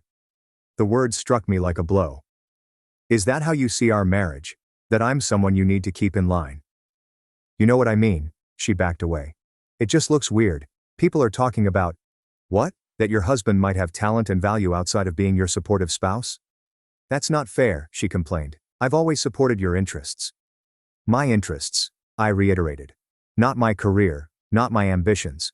My cute little hobbies that you could pat me on the head for." She threw up her hands. "What do you want from me?" I said I was sorry about the party. I had too much sparkling wine. I was trying to impress Richard. I went too far. What more do you want? "I want you to understand that this isn't about the party," I told you. "The party just showed me clearly what I'd been ignoring. We built a relationship where your dreams were the priority, and mine were the sacrifice. I accepted that arrangement for so long that I almost forgot I had dreams of my own." She reached for my hand, but I took a step back, needing physical space to retain emotional clarity. "What exactly are you doing with this project?" she inquired, her voice lowering. "Consulting on architectural elements of a downtown development, and they've asked me to consider a formal arrangement for future projects." Her eyes expanded. "You're not qualified. You never finished your degree. Apparently talent and insight matter more than credentials to some people." Her tone changed, becoming accusing once more. "And Thomas arranged all this? Why would he do that?" I shrugged. "Maybe he recognized something in me. Maybe he just wanted to help. Or maybe he saw how I was treated and decided I deserved better." She flinched, like if I had hit her. "So this is about punishing me. Embarrassing me professionally as revenge." "Not everything is about you," I explained quietly. "This is about me rebuilding something I lost. It has nothing to do with revenge." Her rage reappeared. "You've been lying to me for weeks while meeting with my employer. How am I supposed to interpret this?" "I did not lie. I simply did not provide information that you had not requested. When was the last time you asked about my day, interests and goals? Not what you needed from me or how I might help you, only who I am and what I desire." She opened her lips to answer, but closed it again, as awareness dawned in her eyes. The following few days were stressful. Clara oscillated between faux supportiveness and passive-aggressive comments about my unexpected job move, but something greater was forming. I could feel it in the way she furiously texted over dinner or took whispered phone conversations in the restroom. One morning, approximately a week after my meeting with the design team, I received an urgent text from Thomas. "We need to chat immediately, not over the phone." We met at a quiet cafe far from Clara's workplace, and Thomas appeared depressed. "Clara's trying to sabotage you," he blurted out. "She's filed a formal complaint with HR, claiming I've engaged in inappropriate professional relationships by hiring her spouse without disclosure." My stomach plummeted. "Can she do that?" "Technically, there is no rule against hiring employees' spouses for consultancy work. But she's framing it as a conflict of interest, implying that we only hired you to win favor with her over the Miller account." "That's ridiculous," I responded, feeling betrayed yet again. "She knows that's not true." "Of course that's not true. But she is desperate. The Miller account numbers. The ones we've been questioning, Clara's been manipulating the data to make her results look better. There's something else you should know." He hesitated. "Nothing illegal, but clearly against company policy. Richard had previously planned to audit her work next month, and now she is attempting to defame you before that happens." I took note. "Make it look like I'm the one with professional ethics issues." Thomas nodded grimly. "Exactly." "What can I do?" I asked. "We need proof that your hiring was solely based on merit. Your original email criticizing our design, Did you send it from a personal account that Clara does not have access to? I replied. I created a new account like you suggested. Good. And your design suggestions were made before you knew about the Miller account audit? I didn't even know about the Miller account issues until today, I told you. Thomas was relieved. That helps. But there's another issue. Clara claims you've been exploiting insider information she brought home to gain an advantage on the project. I felt terrible. She's the one who never discusses work at home, except to brag. I had no idea about this project until you showed me. I believe you. But we have to prove it. I thought for a moment. She keeps a personal journal. Every night she writes down all of her professional accomplishments and strategies. If she has been changing data, it might be in there. Thomas scowled. I can't ask you to invade your wife's privacy. It's my apartment too, I insisted. And if she's trying to destroy my one chance at rebuilding my career just to protect her lies, I think I have a right to defend myself.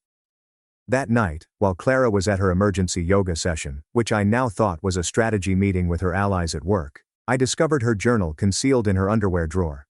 When I opened it, I felt a tinge of guilt, but that quickly faded as I began to read. It was all there. Her deliberate manipulation of the Miller account data, her strategy to keep Oliver focused on my career by disparaging his architectural hobby, and most damning of all, entries from the previous week plotting to discredit Thomas before he could expose her lies. She wrote, Thomas thinks he's so clever using Oliver against me, but I'll make sure they both regret it. I took images of the pertinent pages, my hands shaking with rage and betrayal. This wasn't just about the party. It was about years of purposefully suppressing my dreams in order to retain me as her loyal sidekick. The next morning, I texted Thomas the images with a simple message. Do what you need to do. 2 days later, Clara returned home in tears, her face blotchy from fury and embarrassment. You bastard! She screamed as soon as she saw me. You looked through my private notebook. You handed Thomas my personal writings. Do you have any idea what you did? I stayed calm, saying, I know exactly what I did.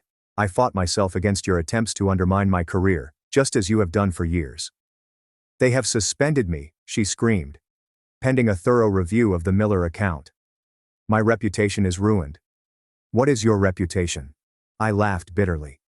You mean the reputation you earned by lying about your accomplishments and treading on others? What about that reputation?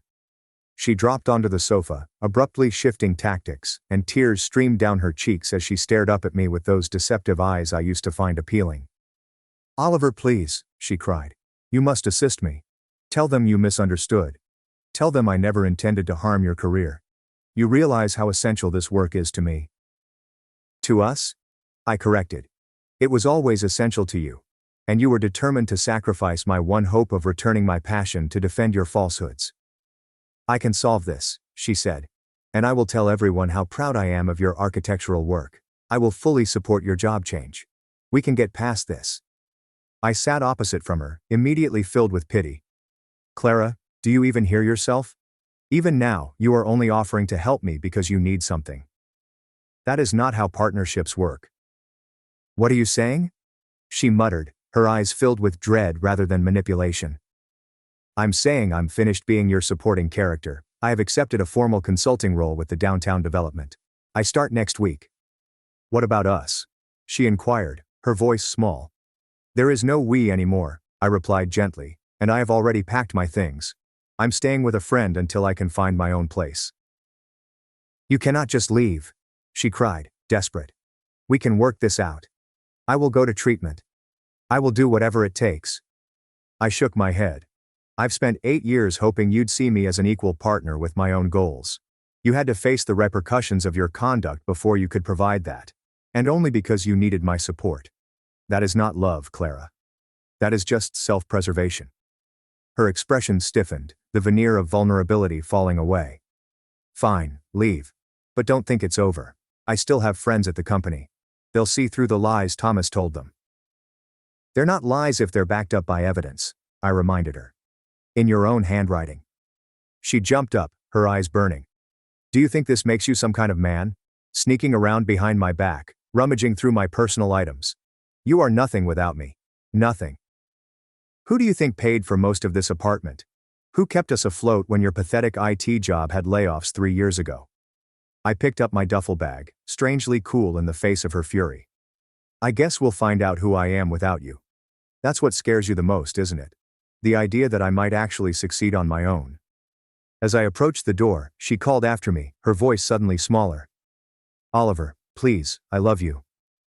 I hesitated, feeling an odd combination of sadness and freedom. I think you love the idea of me, the supportive husband who never challenges your spotlight.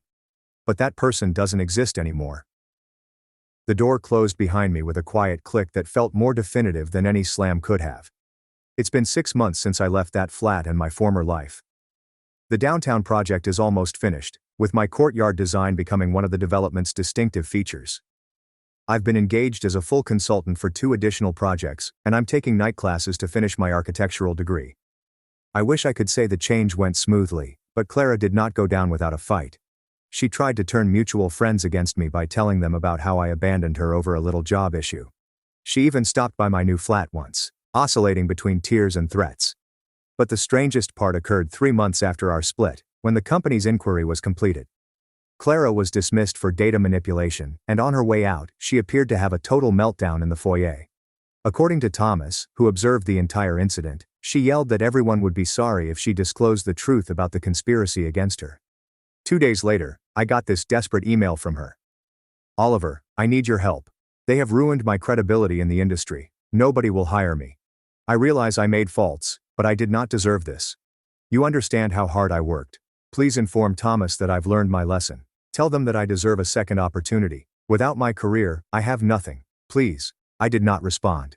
After 8 years of putting her needs first, I was finally able to focus on my own journey. A common friend informed me last week that Clara had to return to her parents' home in Ohio. Her LinkedIn profile now displays her as a marketing consultant, which typically indicates that she is unemployed. Meanwhile, the senior partner at Thomas's firm has volunteered to sponsor me for an accelerated architecture program that will allow me to complete my qualifications in a year. I sometimes feel guilty about how things ended. I never wanted vengeance. All I wanted was respect and the opportunity to follow my own aspirations. But then I remember all those years of subtle insults, the humiliation at the party, and her readiness to ruin my potential in order to preserve herself. The guilt disappears rapidly after that. The greatest vengeance wasn't exposing her falsehoods or watching her career crumble. It was about recovering my own potential, a part of myself that I had almost forgotten existed. And, no matter what happens in my new work, I will never make myself little in order to make someone else feel big.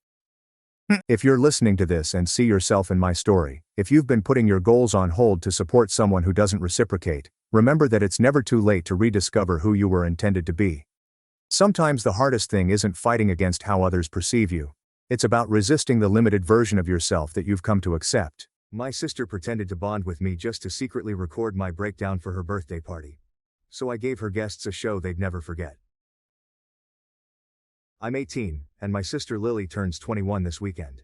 And our birthdays have always been a major source of contention in our family because mine falls exactly 3 days after hers, which means that every year since we were kids, my parents have gone completely overboard for Lily's celebration because hers is more important now that she is older, and her birthday apparently deserves the big party that combines both of our celebrations.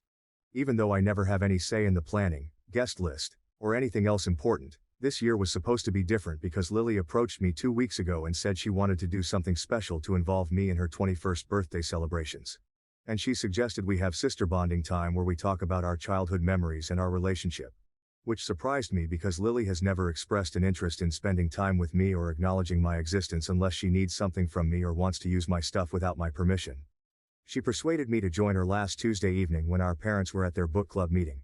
And she took out her phone and began asking me questions about how I felt growing up in our family and whether I ever felt excluded or ignored, as if she was finally ready to admit that our parents had always treated us differently and that perhaps she wanted to make things right between us.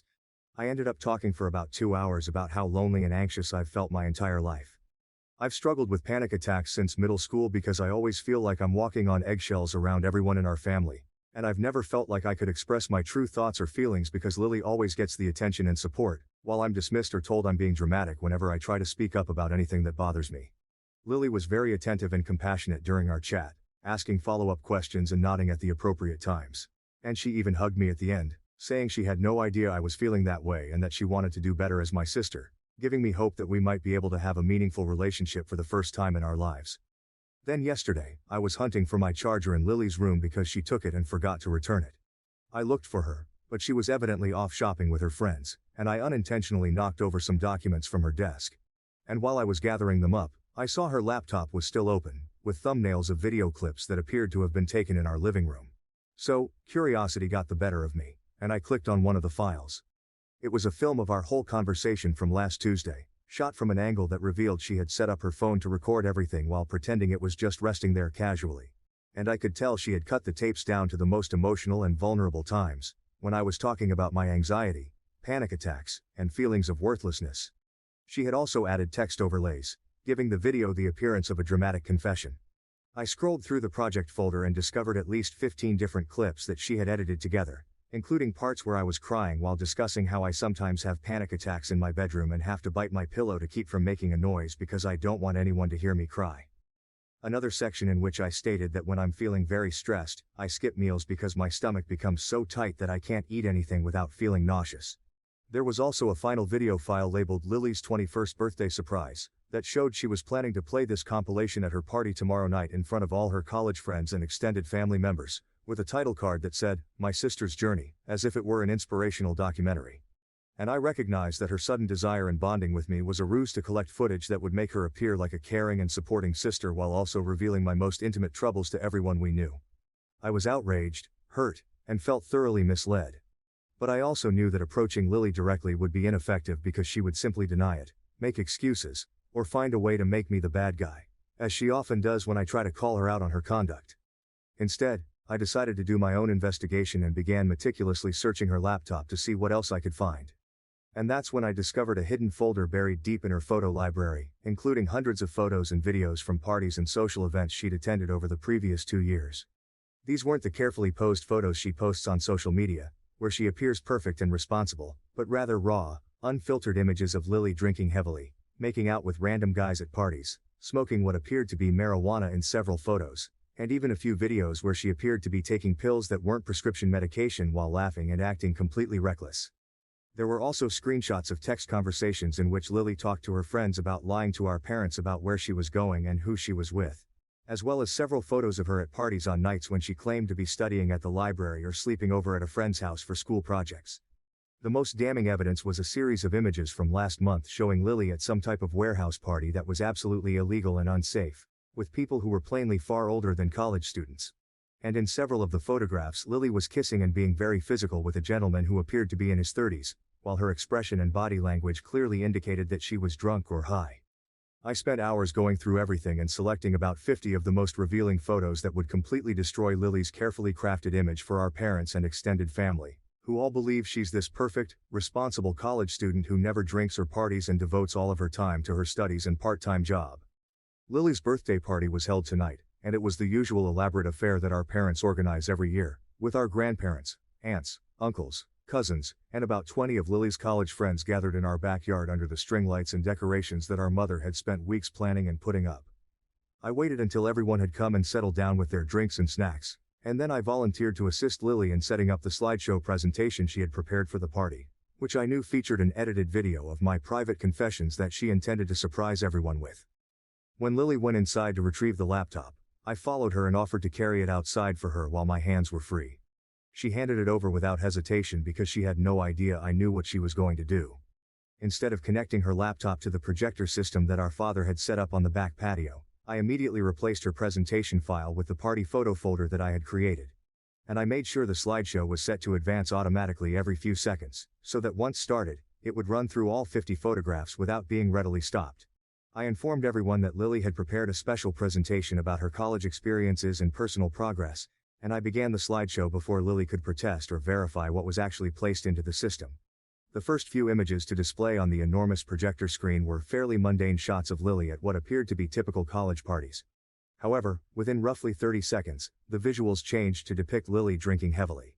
Then the photos of her making out with numerous guys began to circulate, followed by images of her smoking and taking pills. Lily instantly began screaming at me to turn it off and lunging at the projector.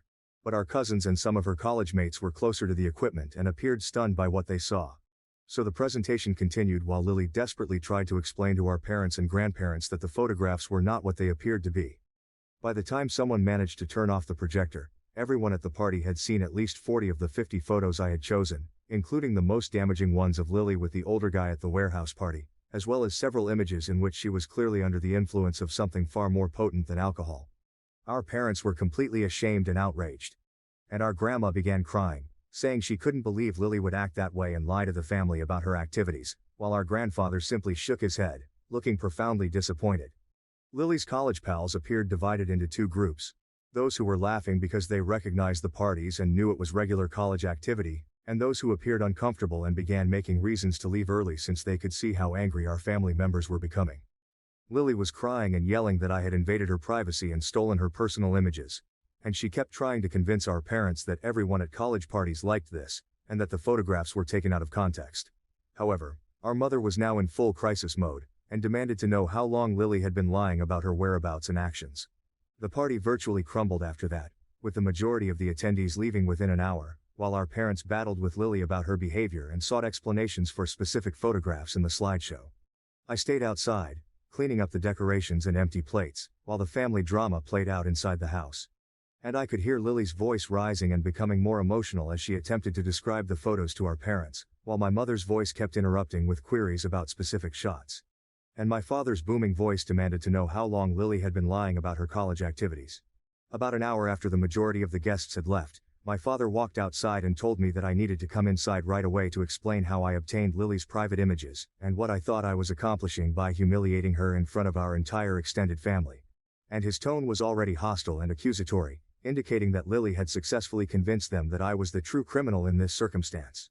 When I walked in, I discovered Lily sitting at the kitchen table with red eyes and tissues all around her, while my mother stood behind her, protective hands on her shoulders.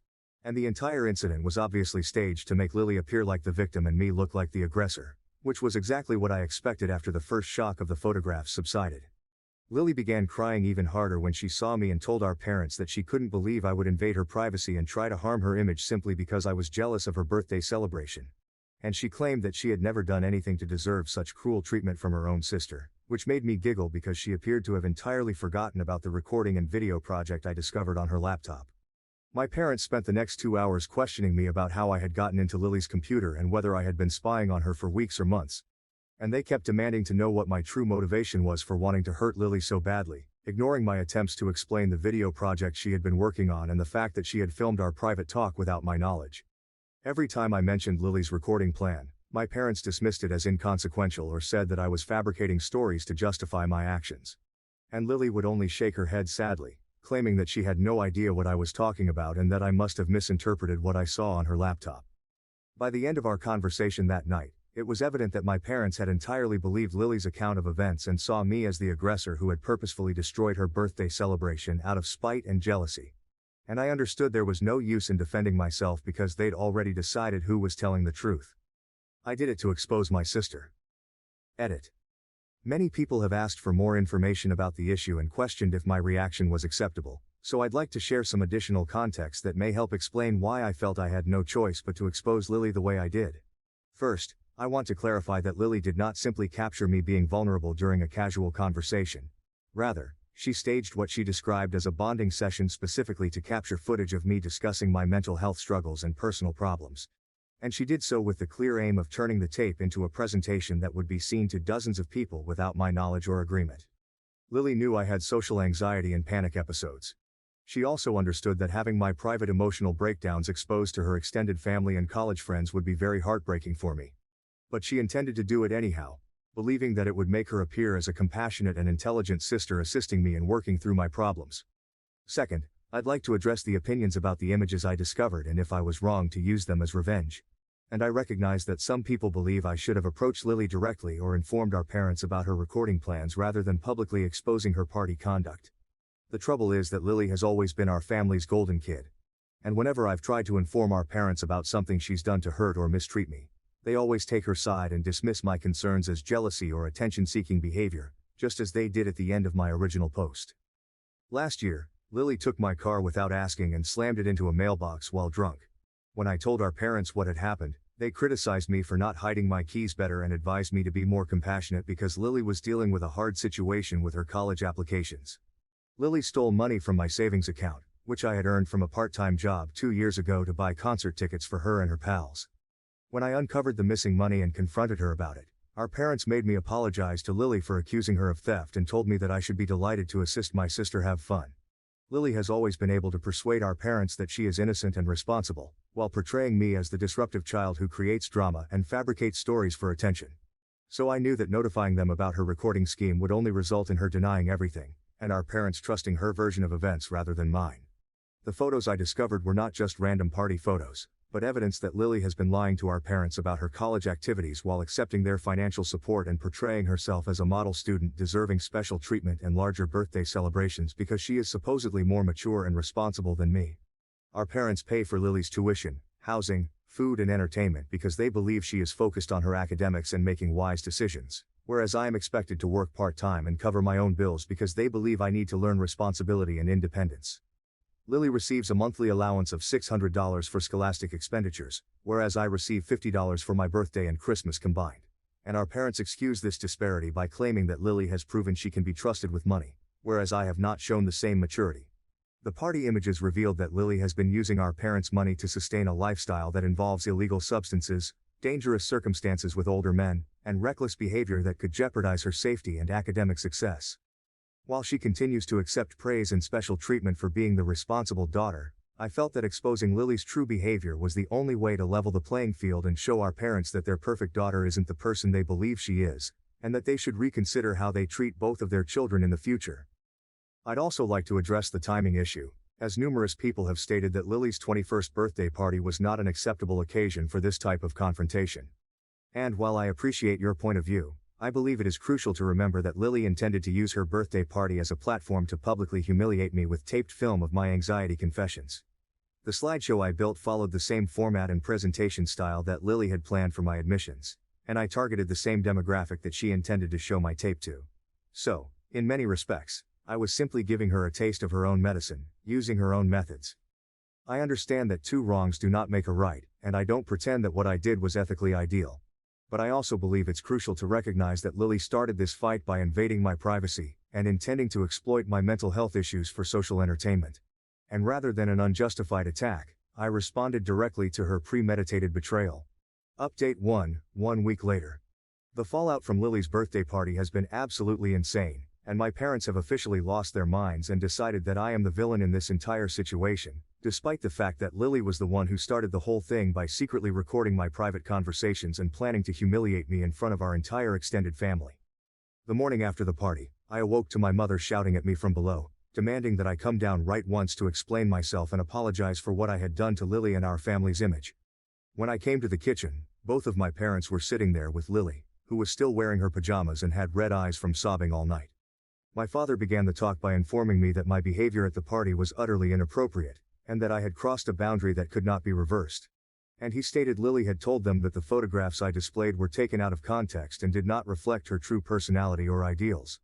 Lily apparently spent hours after the party convincing our parents that the images of her drinking and partying were just typical college experiences that everyone goes through, and that the photos of her with older men and taking pills were either photoshopped or showed her in situations where she was being pressured by others to do things she didn't want to do.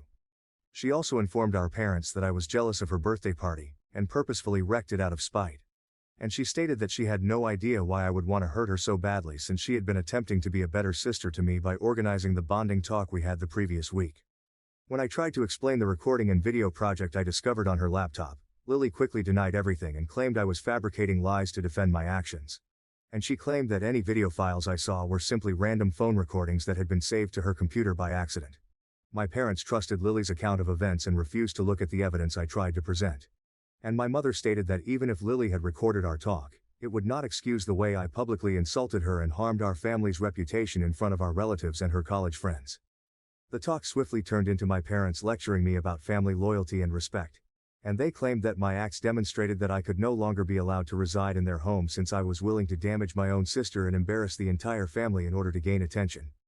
My father announced that they would give me 1 week to locate another somewhere to live and that after next Friday, I would no longer be welcome in their home. and he stated that this decision was definitive and non-negotiable, regardless of whatever explanations or apologies I may provide. Lily sat there the entire time, looking sorrowful and victimized, occasionally wiping her eyes with tissues and nodding in agreement as our parents discussed how upset and misled she felt. And she never admitted that she had done anything wrong. When I tried to point out that Lily had violated my privacy first and that her behavior in the photos was genuinely concerning and dangerous, my mother cut me off, saying that what Lily did in her spare time was none of my concern, and that sharing those images without her permission was a crime with serious legal ramifications. My father also stated that Lily's college activities were between her and her parents, and that my responsibility as her sister was to support her and safeguard her privacy, not to spy on her or use her personal images as weapons against her. They also claimed that the party images showed nothing illegal or hazardous, just typical college socializing that I was too young to comprehend. They also stated that my behavior was motivated by jealousy, as I do not have the same social chances as Lily at college. The most aggravating aspect of this conversation was that my parents continued to behave as if Lily's recording and video editing endeavor was perfectly harmless or irrelevant to the matter. And they failed to admit that her intention to display my anxiety confessions at her birthday celebration was a significant breach of my trust and privacy. After nearly 2 hours of this circular argument, my parents informed me that I had till next Friday to collect my basic possessions and find a place to stay. They also informed me that they would not be giving financial assistance for my housing or living expenses since they believed I was a legal adult who had chosen to damage Lily over maintaining family bonds. So I had to confront the repercussions of my own conduct. Lily finally came up near the conclusion of the session, saying she was disappointed in me and had hoped we could work things out as sisters, but she understood why our parents didn't trust me to be in the house anymore. And she expressed her hope that I would learn from this experience and make better choices in the future. The entire situation felt weird since Lily was acting as if she was the innocent victim, yet our parents treated me as if I had committed some awful crime by exposing behavior that Lily should be ashamed of. Anyway, since that conversation, the atmosphere in the house has been absolutely toxic, with my parents barely speaking to me except to remind me of the moving out deadline, and Lily alternating between completely ignoring me and making passive-aggressive comments about how hurt she is by my betrayal. Lily brought up the recording issue for the first time since the party yesterday, but merely to say that she was thinking about filing a police report against me for unauthorized access to her laptop. And she stated that what I did may be considered theft or cybercrime, depending on how the police read the scenario. I pointed out that her recording plan would have harmed my reputation and mental health in similar ways, but she just rolled her eyes and said it wasn't the same because she never showed the video to anyone, whereas I had clearly shared her private photos with our entire extended family. I've spent the majority of my time in my room, packing some of my possessions and figuring out where I'm going to reside. And the situation feels absolutely overwhelming because I have fewer than 6 days to find lodging and do not have enough cash to cover a security deposit and first month's rent in most flats. I'm looking for youth hostels and extended stay motels that would be cheap with my part-time employment income. The saddest part is that I still believe I was justified in revealing Lily's party conduct because she was intending to do something as humiliating to me, and she has been lying to our parents while collecting financial support for things that they would strongly oppose. But everyone in my family believes I'm fully at fault, that Lily's recording was either innocent or inconsequential, and that my revenge was awful and criminal. And I'm starting to wonder if I truly am that Schubach in this situation, or if my family is just absolutely dysfunctional. Update: 2 months later. It's been 2 months since my parents kicked me out, and things have gotten much more confusing and frustrating than I could have predicted when I first wrote about Lily's birthday party fiasco. After my parents gave me the ultimatum to move out, I spent the entire week calling our extended family members to see if they would let me stay with them temporarily while I worked out my next moves. And the comments I received were simply terrible, revealing how fully Lily and my parents had controlled the story surrounding what happened. I began with my grandma on my mother's side, who has always been kind to me during family events and whom I assumed would be sympathetic to my position. However, when I called her and stated that my parents had kicked me out and I needed a place to stay, she instantly began questioning why I had been so nasty to Lily at her birthday party. My grandmother informed me that my mother had called her the day after the party to explain that I had been acting out and causing problems for months, and that the slideshow incident was simply the last straw in a pattern of jealous and destructive behavior that had been escalating throughout my senior year of high school. According to my grandmother, my mother explained that I had been stealing Lily's belongings, spreading rumors about her at school, and fabricating stories about her college activities because I was angry that she was more successful and popular than me, and that the party photos I had shown were either fake or obtained illegally through Lily's social media accounts. When I tried to tell my grandma the truth about Lily recording my anxious admissions and planned to show them at her party, She cut me off and claimed that my mother had warned her that I would most likely lie to rationalize my behavior and get pity from family members. My grandmother stated that, while she loved me, she could not give home to someone who was ready to harm their own sister so severely. And she advised me to focus on apologizing to Lily and my parents and attempting to recover the trust I had broken, rather than looking for people to excuse my wrong decisions. I had similar discussions with other extended family members. After a week of these heartbreaking meetings with family members who were all persuaded that I was the lone villain in the issue, I understood that I was not going to obtain any help from our extended family and that I needed to look for other possibilities for accommodation and financial assistance. My friend Ava's parents agreed to let me remain in their guest room for a while, but they made it plain that this was only a temporary solution, and that I would have to find more permanent housing within a month or two. They also stated that I would be required to contribute to household expenses and assist with housework in order to make a living. Ava's family has been extremely nice and supportive, but I can tell that having an extra person in their home is difficult for them, especially because their guest room serves as both a home office and storage space. So I'm basically living in a room full of boxes and computer equipment. I've been working additional hours at my part-time job to save money for rent and deposits, but the salary is only minimum wage, so saving for an apartment has been extremely slow and unpleasant. The most stressful aspect of this entire issue has been dealing with college applications and acceptance letters, as I applied to numerous colleges before the party incident and expected to hear back from them around this time. However, all of my communication was still being sent to my parents' residence. 2 weeks ago, I received a text message from my neighbor buddy Richard informing me that he had seen a mail truck deliver a large envelope addressed to me at my parents' house, which appeared to be a college acceptance letter based on the university insignia on the return address. I quickly went over to my parents' house in Ava's car and rang the doorbell, but no one responded, despite the fact that I could see my mother's car in the driveway and hear the television playing inside. So I knocked loudly and announced that I only needed to pick up my mail and wouldn't create any difficulties. After about 10 minutes of knocking and calling, I attempted to contact my mother's phone, but it went directly to voicemail. When I tried to call my father's phone, the same thing happened. So I understood they were actively avoiding me and not answering the door or their phones. I remained outside for another hour, hoping that one of them would eventually come out or at least acknowledge my presence. But the house remained utterly silent, and no one answered to my repeated banging and phone calls. The next day, I attempted returning at a later time when I thought my father would be home from work, but the same thing happened. And I began to fear that my parents were delaying my college acceptance letters on purpose to damage my educational possibilities. I called the admissions office of the university I believed had sent the letter, and they confirmed that my acceptance packet had been mailed to the address I had supplied on my application. However, they stated that they couldn't resend it to another location without formal evidence proving that I had moved. The admissions counselor I spoke with suggested that I request a change of address through the postal service, but this would take several weeks to process, and I was concerned that other time-sensitive documents may be lost or delayed in the interim. I also attempted to contact my parents by email and text message, saying that I needed access to my mail for college applications and asked them to either forward the letters to Ava's residence or notify me when I might stop by to pick them up. However, they never responded to any of my messages. The entire thing feels weird because my parents are practically holding my future hostage over what happened at Lily's party. And they are willing to jeopardize my academic prospects in order to demonstrate family loyalty and the repercussions of my decisions.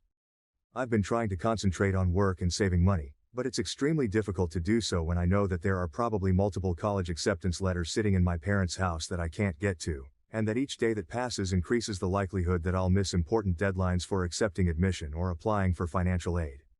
Ava's parents have been supportive and have offered to assist me in determining legal alternatives for accessing my mail, but I'm concerned that involving attorneys or authorities may exacerbate the situation and provide my parents with additional ammunition to use against me with our wider family. Update 3. Several weeks later. The situation with my parents withholding my college mail reached a breaking point last week, and I had to take dramatic measures to finally receive my acceptance letters and financial aid documentation. But I think it was worthwhile because I now have the documents I need to start college in the fall.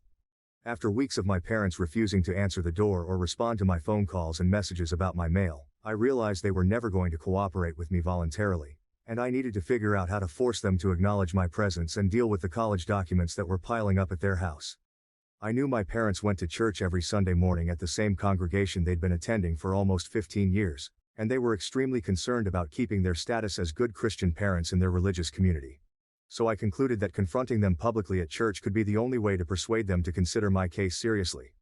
Last Sunday I awoke early and borrowed Ava's car to drive to my parents' church, arriving about 20 minutes before the service began so that I could meet them in the parking lot and have witnesses present for our conversation. When my parents arrived into the church parking lot and got out of their car, I approached them and said loudly enough for other parishioners to hear that I needed to speak with them about my college acceptance letters and financial aid documents that had been delivered to their home. My mother's face became absolutely white when she saw me, and my father began heading toward the church entrance, telling me that this was not the time or place for family issues. But I followed them and continued to complain loudly about how they had refused to let me access my mail for weeks. Other church members began to stare and murmur as my parents attempted to ignore me and move quicker toward the building. So I raised my voice even higher and stated that I was 18 years old and legally authorized to receive mail, and that my parents were undermining my college applications by refusing to allow me to pick up acceptance letters and financial aid paperwork. By this point, several individuals had stopped to observe what was going on. My father eventually stopped walking and turned around to tell me that I was causing a commotion and embarrassing our family in front of our church congregation. But I responded loudly that they had already embarrassed our family by pushing out their 18-year-old daughter and then refusing to allow her access to crucial college credentials. Pastor Bennett contacted us at that point and inquired if we had a family emergency that he might assist us with. My mother rapidly tried to explain that I was their daughter, who had been experiencing behavioral issues and was now attempting to manipulate them by causing a scene at church. I immediately contradicted my mother and informed Pastor Bennett that my parents had kicked me out of their home 2 months prior, and were now withholding my college acceptance letters and financial aid documents, which could prevent me from starting college in the fall if I missed important deadlines for responding to admissions offers. Pastor Bennett became concerned and asked my parents if this was true. And my father reluctantly admitted that there had been some family disagreement and that I was no longer living at home, but he claimed that I was exaggerating the matter and attempting to make them seem terrible in front of the church congregation. I informed Pastor Bennett that I had been trying for weeks to set up a time to pick up my mail, but my parents had refused to answer the door or return my phone calls. And I expressed concern that they might be purposely sabotaging my educational opportunities as retribution for something that happened months ago. At this point, quite a few people had gathered to listen to our chat, and I could tell my parents were very uncomfortable with the public attention and the idea that other church members were learning about our family troubles. Pastor Bennett suggested that we move our talk inside his office, where we could have more privacy. But I stated I didn't need privacy and simply wanted my parents to let me use my email so I could answer my college applications. My mother finally stepped out, stating that they had been getting mail intended for me and were happy to forward it to the address where I was now staying. But I informed her that wasn't good enough because some of the documents would need original signatures or immediate responses that couldn't be delayed by mail. Pastor Bennett asked my parents if they would let me come to their house at a set time to pick up my mail in person. And my father said they would think about it, but they needed to discuss the terms and circumstances privately as a family first. My parents were clearly frustrated with the public aspect of this debate, and wanted to finish it as soon as possible.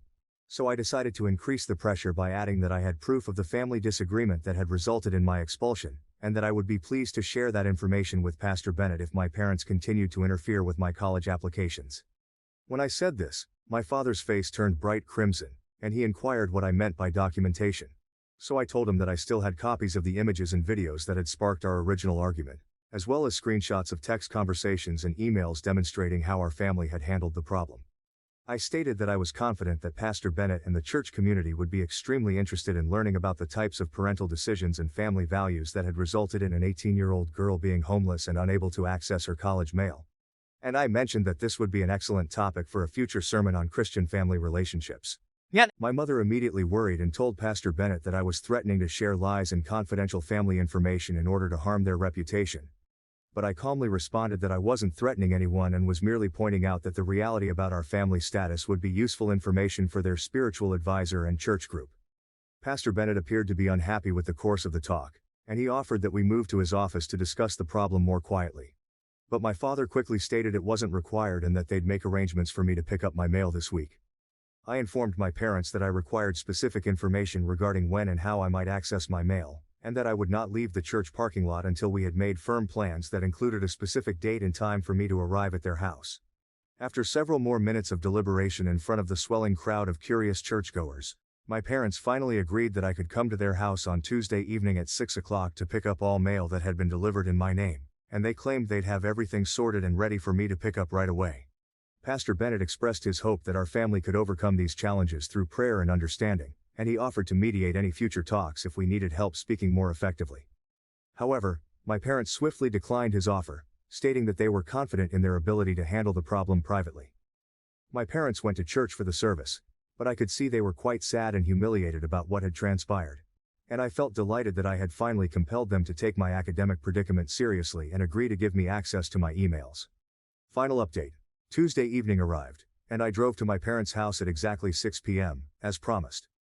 I was relieved to see that both of their cars were in the driveway, and that the lights were turned on inside the house, indicating that they couldn't pretend they weren't home as they had been doing for weeks.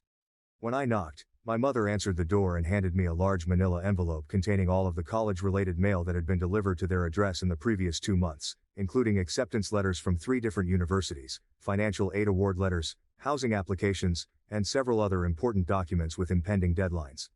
I was ecstatic to finally have access to my college email. My acceptance letter from my first-choice university had arrived over a month ago, and the deadline for accepting their admission offer and submitting my enrollment deposit was only 5 days away, which meant I had almost missed out on the opportunity to attend the school I had been dreaming about for years. The financial aid documents were even more time-sensitive, as several of the scholarship applications required responses within specific timeframes, and some of the deadlines had already passed while my parents refused to provide me with the paperwork I needed to complete the application processes. While I was going through the mail, I asked my mother if I could get some of my personal stuff that I had left behind when I moved out. My mother's demeanor became furious, and she told me that I couldn't remove anything from the house because technically all of my possessions belonged to my parents, as they had purchased everything, and I was still a juvenile at the time. I explained that I was 18 years old and legally an adult, and that many of the goods I wanted to take were gifts given to me expressly for my birthday or Christmas, or that I had purchased with money from my part-time work. But my mother insisted that it didn't matter because I had been living in their house under their rules when I got the goods. She also stated that because I chose to leave the family and embarrass them in public at church, I had forfeited my right to benefit from their generosity and financial support, including the right to keep any clothes, electronics, or other items they had provided for me while I was growing up. I tried to reason with my mother, explaining that I needed my computer for college study, and that my clothes were necessities that any sensible parent would let their child have when moving out. But Mom insisted that I had made the decision to prioritize assaulting Lily over maintaining family bonds, and that I had to deal with the consequences on my own. My father appeared in the doorway at that point and supported my mother's position, claiming that I had demonstrated that I could not be trusted to respect family property or privacy, and that allowing me to take valuable items from their home would reward my bad behavior while sending the wrong message about accountability.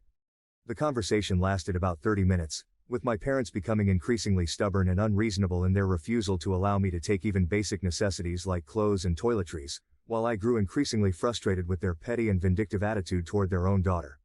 At that point, I recognized that my parents were never going to be rational in this situation, and that they were determined to make my college transition as difficult as possible as a punishment for exposing Lily's party behavior and refusing to accept their version of events.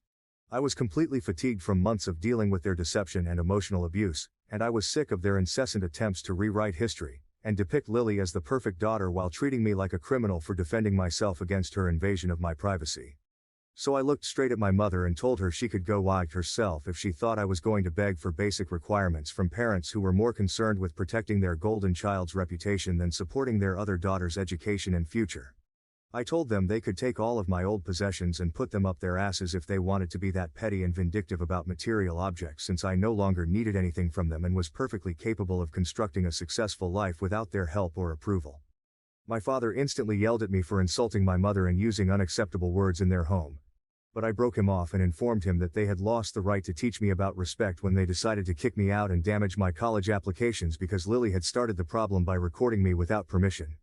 I stated that I was done pretending that we were a regular family or that they were reasonable parents, and that after leaving their house that night, I never wanted to see or communicate with any of them again, especially Lily, who had duped them into believing her falsehoods and victimization narrative.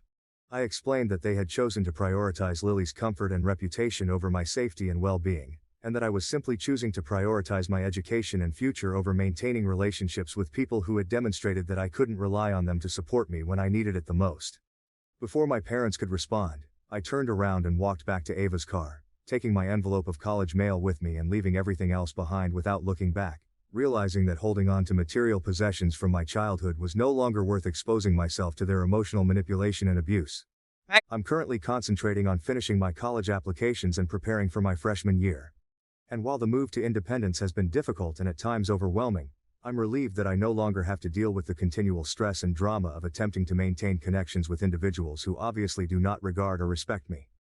I start college in 6 weeks, and I'm excited to start this new chapter of my life surrounded by people who know nothing about my family drama and will judge me based on my own actions and character, rather than comparing me to Lily or holding me accountable for conflicts that I didn't cause. I understand that some people may believe I was overly harsh with my parents during our final argument. But, after months of being treated like a criminal for defending myself against Lily's invasion of my privacy, I felt compelled to make it known that I would no longer tolerate their deception and emotional abuse.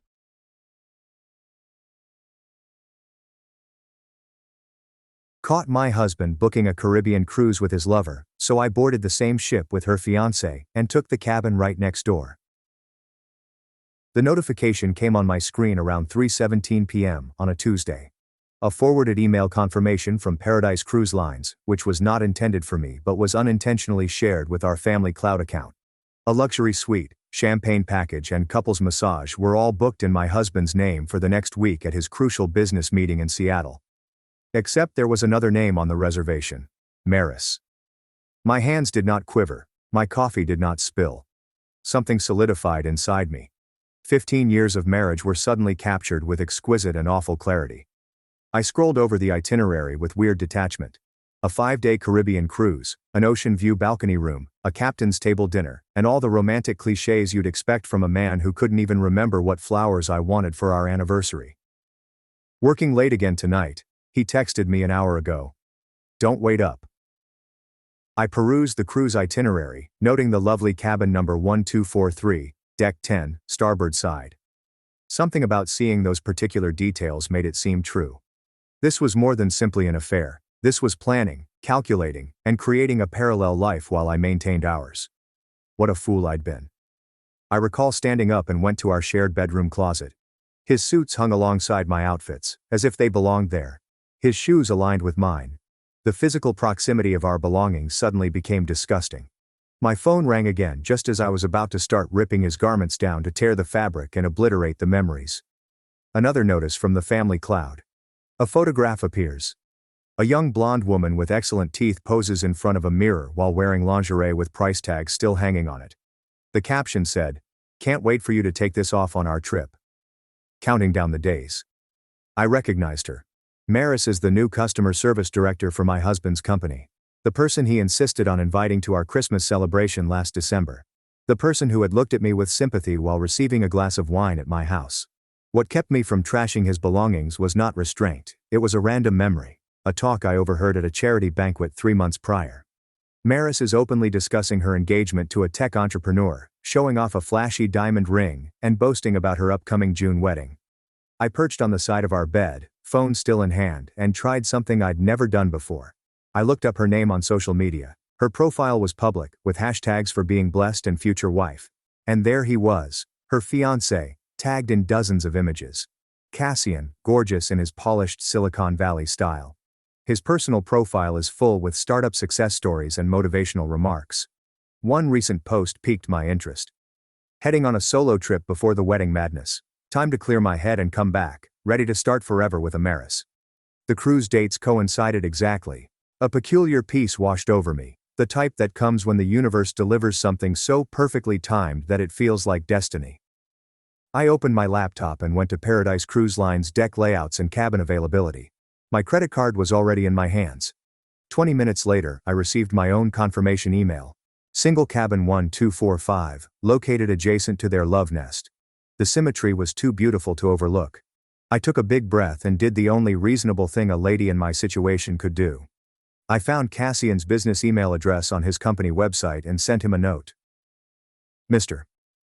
Cassian, I believe we have an important conversation about our respective partners and their impending Caribbean cruise. Would you be available for coffee tomorrow? It concerns your fiancé, Maris, and my husband, who have made plans I believe you should be aware of. I've attached the booking confirmation. I did not cry. I did not yell. I just waited and watched the small dots that suggested he was reading my message. Typing, pausing, and typing again. He responded 3 minutes later. Where and when? The next morning, I sat at a corner booth in an affluent downtown cafe, staring out the door. I recognized him right away, taller in person with the confident stride of someone used to commanding rooms. His eyes met mine across the room, recognition, understanding, the expression of someone whose world was also shattered. He sat across from me. There is no need to shake hands or introduce yourself. Show me everything, he urged gently, so I did. By the time our coffees were cold, we had created an alliance based on mutual treachery. Not just an alliance, pact or strategy. They think they're so clever, I added, finally allowing myself a sad smile. They have no idea what's coming. Cassian's face hardened with determination. What exactly did you have in mind? I leaned forward, my voice lowered. I already booked the cabin next to theirs, but one person watching their romantic getaway crumble isn't as satisfying as two, don't you think? He mirrored my lean, his voice equally low. Are you suggesting what I think you're suggesting? I'm suggesting we both take that cruise.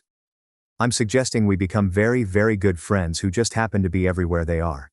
I'm suggesting we make this the vacation they'll never forget, for all the wrong reasons.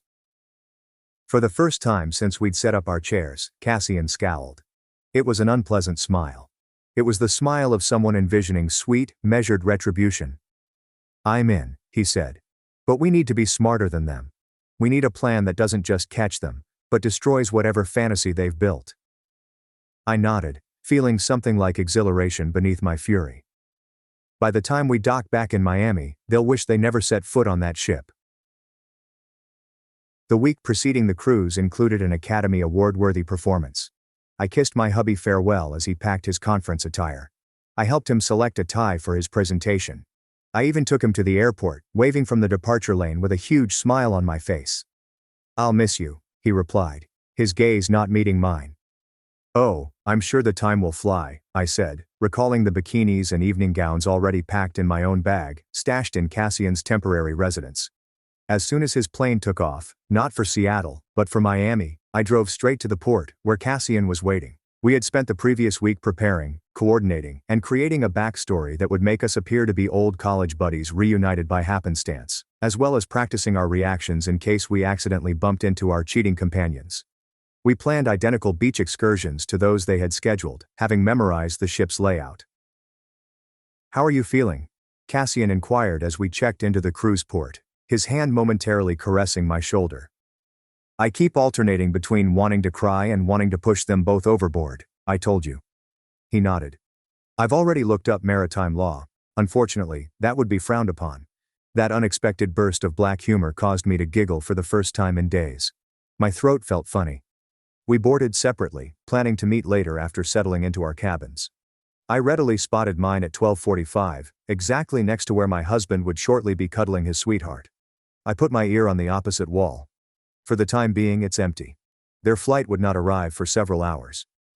I unpacked slowly, hanging clothing I had purchased expressly for the voyage.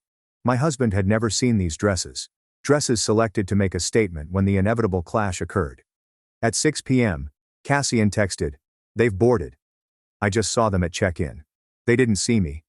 My heart raced. My palms became moist. The time was arriving faster than I expected.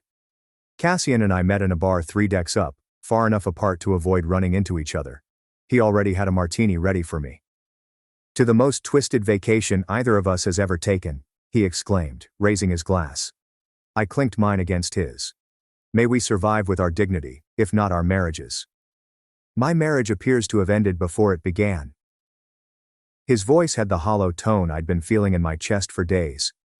We then shared our stories, adding up the details of our relationships. Cassian first met Maris at a technology conference 2 years ago.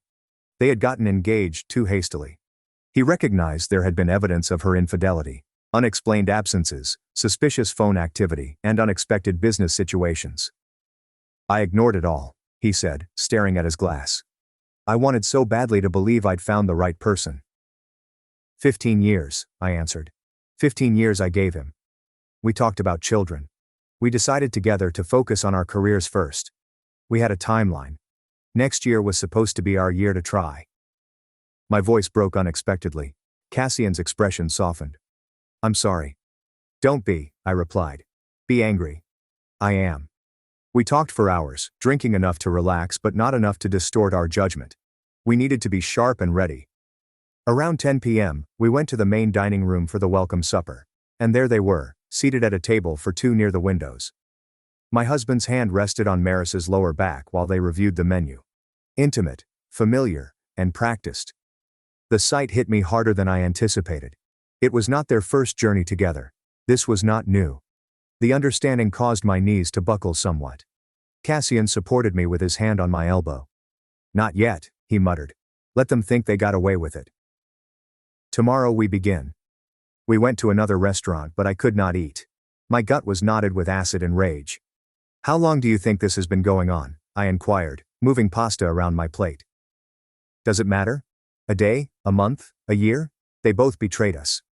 "It matters to me," I insisted. "I need to know how much of my life has been a lie." Back in my cabin that night, I pushed my ear against the wall. I could hear them laughing, chatting, and the occasional squeak of the bed springs. I documented it all as evidence of what was to follow. I barely slept. When dawn came, Cassian and I met for breakfast on the Lido terrace. We discovered that our cheating companions had scheduled a snorkeling excursion at our first port of call, a small private island owned by the cruise line. "Are you ready for day one?" Cassian inquired, pushing a coffee toward me. "As ready as I'll ever be."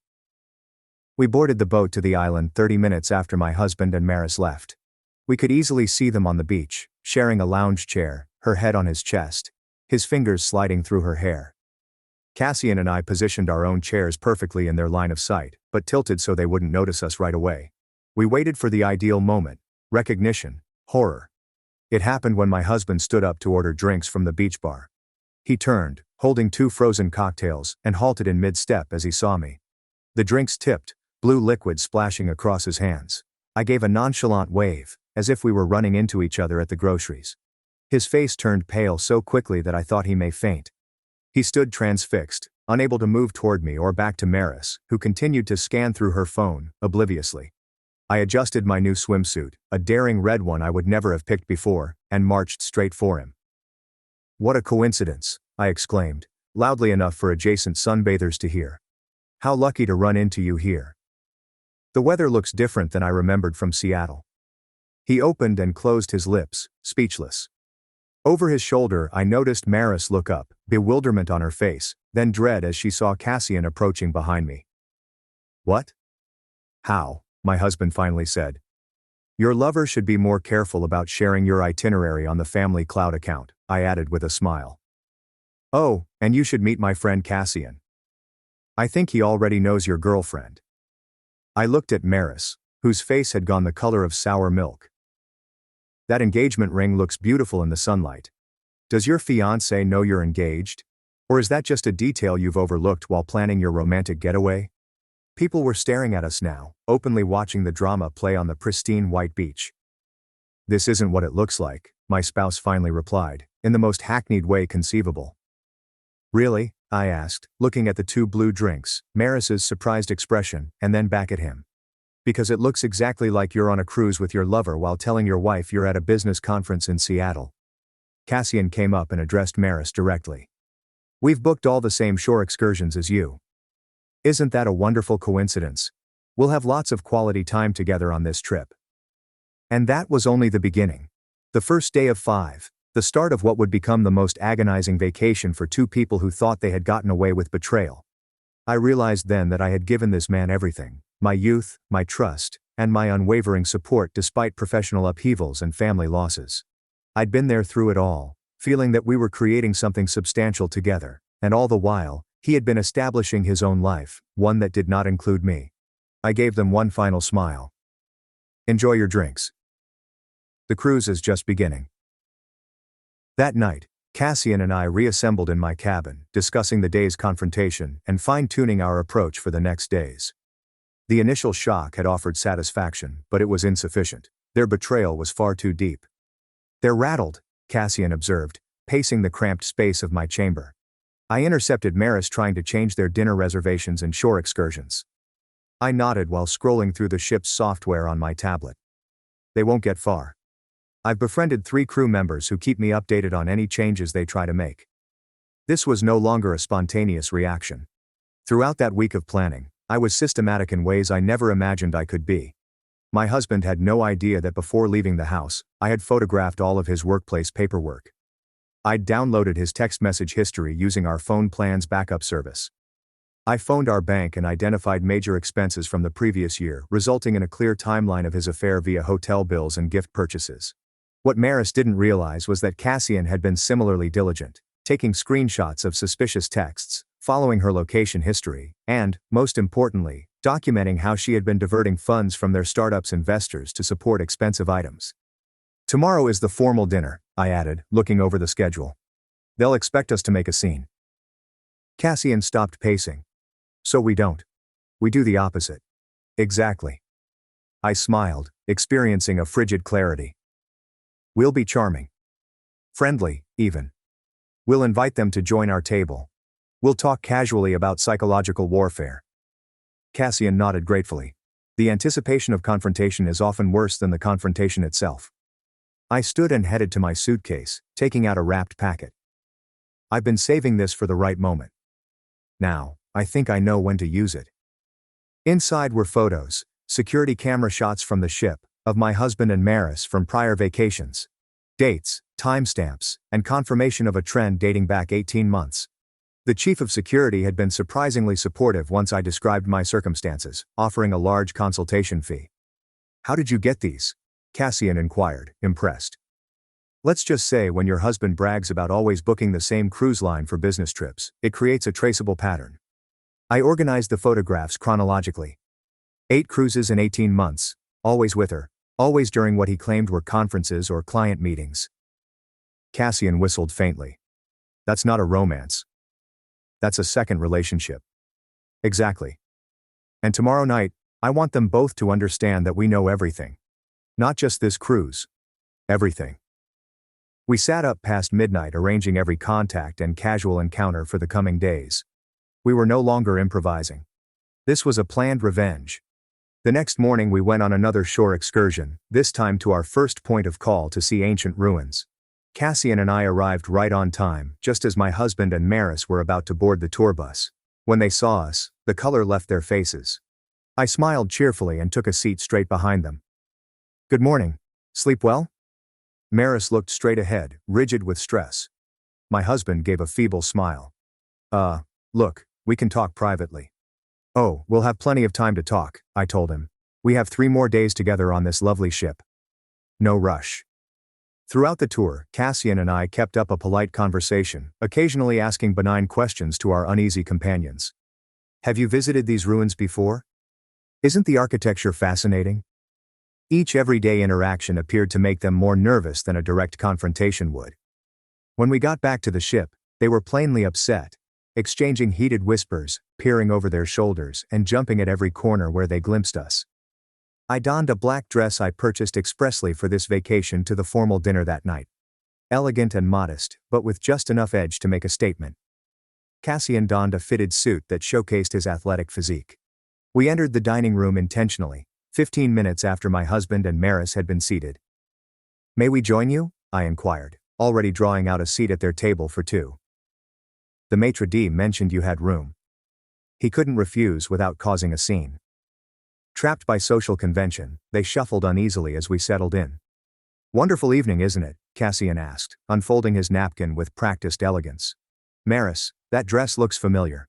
Didn't you wear it to the Henderson Charity Gala last month? Her eyes expanded slightly. The Henderson Gala had been a work function, and she had presented my husband as a colleague. Yes, I think so, she muttered. I flagged down a waiter. Champagne for the table, please. We're celebrating. My husband's expression clouded. What exactly are we celebrating? I grinned as I reached into my purse for the envelope containing images. Anniversaries, specifically the 18-month anniversary of your first cruise together. I arranged the images on the table one by one, almost like dealing cards. Caribbean, March last year, Mediterranean, May, Alaska, July. Each one during what you told me were business trips. The blood drained from his face. How did you? I've always admired your consistency, I said, my voice steady despite my racing heart. Same cruise line, often the same cabin category, made tracking surprisingly easy. Maris's hand trembled as she grabbed for the water glass. Cassian picked that moment to make his contribution. Speaking of consistency, he remarked, sliding a folder across the table toward Maris. I've been reviewing our company's finances. Interesting pattern of withdrawals that coincides with the dates of these cruises. Her glass had frozen halfway to her lips. That's not, you can't prove. Our investors were quite interested in the documentation, Cassian explained calmly. I had a fascinating call with them yesterday. This was the moment I had hoped for. Witnessing the dawn of realization that we weren't just furious spouses lashing out. We'd been methodical, patient. We had receipts, literally and figuratively. What do you want? My husband finally inquired, his voice barely heard above the diner's background hubbub. I leaned forward and maintained eye contact. For tonight, just dinner, pleasant conversation. Maybe you could tell Cassian about your conference schedule for the next few months.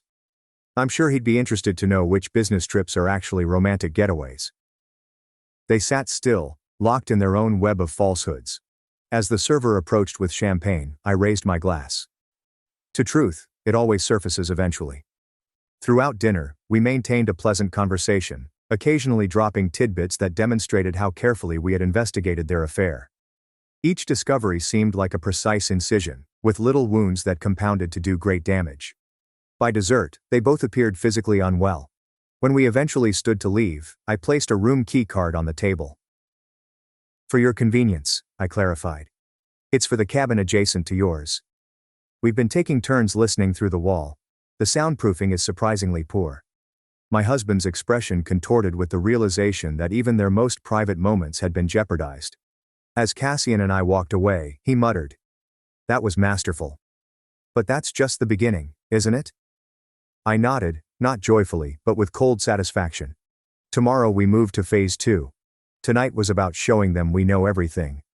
Tomorrow is about showing them what that knowledge will cost them. Back at my cabin, I finally allowed myself to experience genuine grief.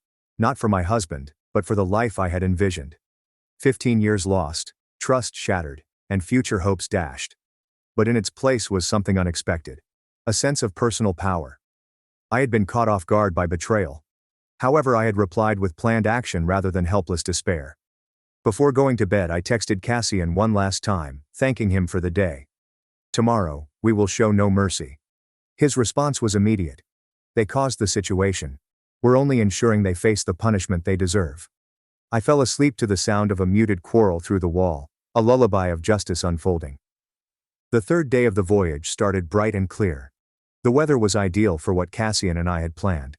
While my husband and Maris argued all night, we were finalizing arrangements with the many crew members and passengers we had recruited to our cause.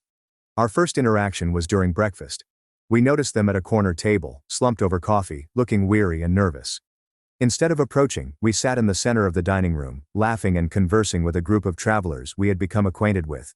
Specifically, 2 couples who turned out to be from my husband's industry. Maëlle and Sabine are from Westbrook Partners, I said as we passed by their table later, waving at our new pals. Apparently, they've been trying to reach your company about that merger proposal. What a coincidence finding them here. My husband's coffee cup clattered against the saucer. Westbrook Partners was a large potential client that his company had been pursuing for months. They were learning about his business conference as he sat close to his lover. We're having drinks with them later, Cassian said pleasantly. You should join us. I'm sure they'd love to hear about your professional commitments. They did not answer, but their message was plain. Their private affair was becoming more public, with serious professional ramifications. By midday, we'd completed the following phase. When they arrived for their scheduled couples massage at the ship's spa, they discovered that their appointment had been unintentionally altered to separate sessions in different rooms. Meanwhile, Cassian and I were enjoying their original time slot, having befriended the spa manager with a big gratuity and a believable narrative about anniversary celebrations. Small disruptions occurred throughout the day. Their lunch reservation was mysteriously canceled. Their shore excursion was overbooked. Their special demands were lost in the system. Nothing dramatic enough to suggest sabotage, just a constant stream of hassles jeopardizing their romantic getaway. However, the true turning point occurred that evening. The ship's entertainment included a passenger talent show followed by a dance competition. Cassian and I had signed up, and we had entered my husband's and Maris's names without their knowledge. Our next contestants, declared the cruise director to the full lounge, join us in celebrating a special occasion. Let's welcome Gideon and Maris. A spotlight swung to their table, and they sat paralyzed in fear as their names were called. The audience applauded warmly. We've heard they're celebrating a special relationship anniversary, the director said, reading from the card I supplied. 18 months of relationship bliss, Although I'm also hearing congratulations are in order for Maris's engagement. Wait, that can't be right. My husband and Maris remained frozen to their seats, mortified expressions on their faces, while confused murmurs rippled throughout the audience. Maybe they're feeling shy, Cassian said from our table. Maybe they'd feel more comfortable if we showed everyone photos of their celebration first. Before they could react, the enormous screen behind the stage flashed with images, security camera photos from past trips intermingled with screenshots of texts between them discussing their rendezvous. I had carefully cut out everything directly incriminating, leaving only enough information for the listener to put together the incident. We didn't authorize, my husband sputtered, eventually finding his voice as he stood. Oh, one more special photo, I said, indicating to the AV guy I had befriended. The screen shifted to Maris's engagement announcement post, with her dazzling smile next to Cassian and a big ring prominently displayed. The date stamp was unmistakable. 6 months into her affair with my spouse. The audience grew silent as they came to terms with the situation. Then came the murmurs, sideways stares, and judgment. They avoided this by having their affair on anonymous cruises where no one knew them. But here, their secrets were being revealed in public. I think that's our cue, Cassian replied, standing up and offering me his hand. We should show them how it's done. We took to the dance floor for the competition, performing a tango that we had performed during the planning week. Every dramatic bend and dip was accomplished with perfection, and our eyes met in an act of connection that elicited thunderous applause. When we concluded, I noticed my husband and Maris leave the lounge, heads down, unwilling to face the room full of strangers who now knew their secret. We watched from a distance as they argued in a remote section of the deck. Their body language told the story: accusations, denials, and recriminations. They're imploding, Cassian noted quietly. Good, I said, feeling more satisfied than I had imagined. But we're not finished yet. That night, we carried out the final element of our ship-based plan. While they were dealing with the aftermath of the public humiliation, I arranged for the ship's photographic staff to deliver something unique to their cabin: a commemorative album prepared utilizing the ship's photo service. Inside were professional images taken during the cruise, candid shots of their disagreements, tense body language, and apparent discomfort, with Cassian and me appearing in frame after frame. The photographers had been well compensated for capturing these moments covertly. The record title is inscribed in exquisite script: When Truth Surfaced, A Journey of Discovery. We observed from the hallway as a steward delivered the item through the crack in their door. I caught a peek of my husband's face when he opened it. The dawn of recognition, the fall toward defeat. But the real highlight came the following morning, when the ship prepared to arrive at our final port of call. Cassian and I had planned a spectacular announcement over the ship's PA system. Attention passengers, Gideon and Maris, could you please report to the purser's office regarding an urgent matter with your disembarkation documents? When they arrived, visibly apprehensive, they discovered not only the purser but also a representative from the cruise line's corporate office, who happened to be on board. Another lucky link that we had established. Mr. Gideon, Miss Maris, the representative said formally. It has come to our attention that you may have used fraudulent information when booking this cruise. My hubby frowned. What are you talking about? Your booking indicates this trip was reserved through your company as a business expense with tax documentation filed accordingly. However, the nature of your stay appears to be personal rather than professional. Maris paled. We didn't. Furthermore, the worker said, there's the matter of using company credit cards for non-business expenses, which has been flagged by your company's compliance department. Cassian and I watched from a safe distance as my husband's professional life began to collapse in real time.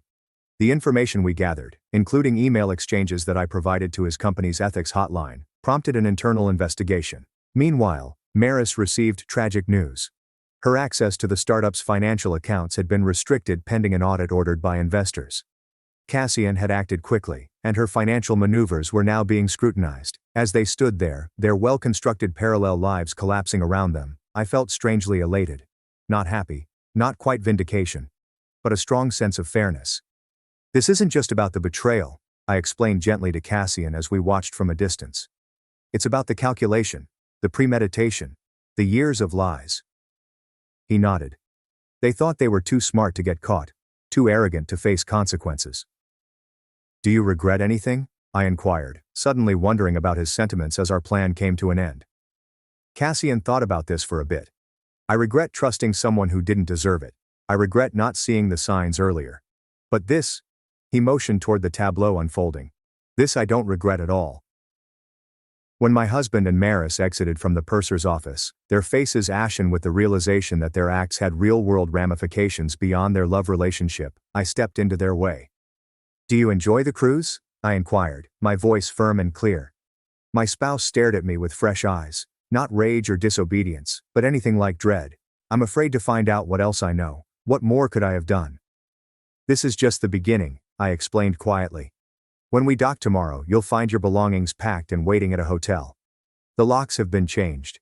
Divorce papers are with my lawyer, and every member of our family and social circle has received a detailed account of how and why our marriage ended." I turned to Maris. "As for you, I wonder if your wedding vendors will refund your deposits. Cassian tells me he's been quite thorough in his communications with them." She flinched, like if I had hit her. "The thing about betrayal," I said to them all, "is that it shows who people really are. You both showed me exactly who you are. I'm just making sure everyone else sees it too." Cassian and I walked away, leaving them in disbelief behind us. That night, our last night on the ship, we dined at the captain's table, which had initially been reserved for my husband and Maris but had been changed to us thanks to the contacts we had formed. "To new beginnings," Cassian suggested, raising his glass. I clinked mine with his, feeling lighter than I have in years. "And to truth, no matter how painful, always setting you free." 6 months after that fatal cruise, I stood on a different deck, this time belonging to my new waterfront condominium. The water spread out before me, endless and uncertain, much like my future. However, for the first time in a long time, the uncertainty seemed exciting rather than fearful. The divorce had been completed with astonishing rapidity. My husband, faced with the pile of evidence I had gathered and the professional shame that was now developing, had not opposed any of my conditions. His affair had cost him much more than his marriage. The ethical probe at his company ended in a demotion and professional censure. The cruise line also barred him from future bookings after establishing that he had committed fraud with his business cost claims. Maris's story had unraveled even more dramatically. The financial problems Cassian discovered were only the tip of the iceberg. When investors started looking closely at their startup's accounts, they discovered a pattern of embezzlement that resulted in criminal charges. Her wedding, needless to say, never happened. The terminated vendor contracts and non-refundable payments had caused a financial strain, exacerbating her legal issues. I sipped my morning coffee while watching seagulls whirl against the beautiful blue sky. Cassian sent me a text message. "We've just landed. Is lunch still on?" Our relationship has changed in unforeseen ways since the cruise.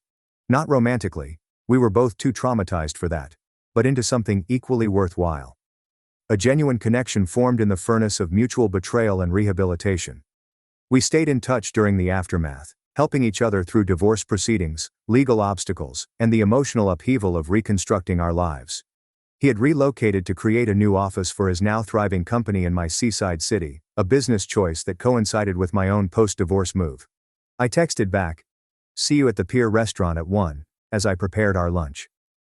Consumed with rage and betrayal, I pondered on how far things had deviated from what either of us had intended when we boarded that cruise 6 months ago. Neither of us had anticipated growing stronger, or making a genuine connection with each other. When I arrived, the Pier restaurant was bustling, but Cassian had reserved our usual table on the terrace. When he spotted me, he stood up and smiled genuinely. "The Tokyo deal is closed," he said as I sat down. "The investors are thrilled." "Congratulations." I raised my water glass in a faux salute. Not bad for someone whose fiancé tried to sink his company. He laughed more frequently over the months. "Speaking of sinking, did you hear anything about our favorite couple?" I shake my head. "Not directly, but Elowen mentioned seeing Gideon at a conference last month. Apparently, he's lost weight and looks haunted." Throughout the divorce, Elowen, my former neighbor, remained staunchly supportive of me. "Maris's plea agreement was finalized," Cassian said. "Probation, restitution, and community service. Her parents had to mortgage their house for her legal fees." We shared these updates not with hatred, but with the detached interest of people who had moved on from the urge for revenge. Satisfaction had passed into something more significant. Indifference. Our lunch arrived, and we talked about our present lives, my new consulting business, his development goals, and the charity gala we'd both be attending next weekend. "I've been meaning to ask," Cassian explained as we finished dessert.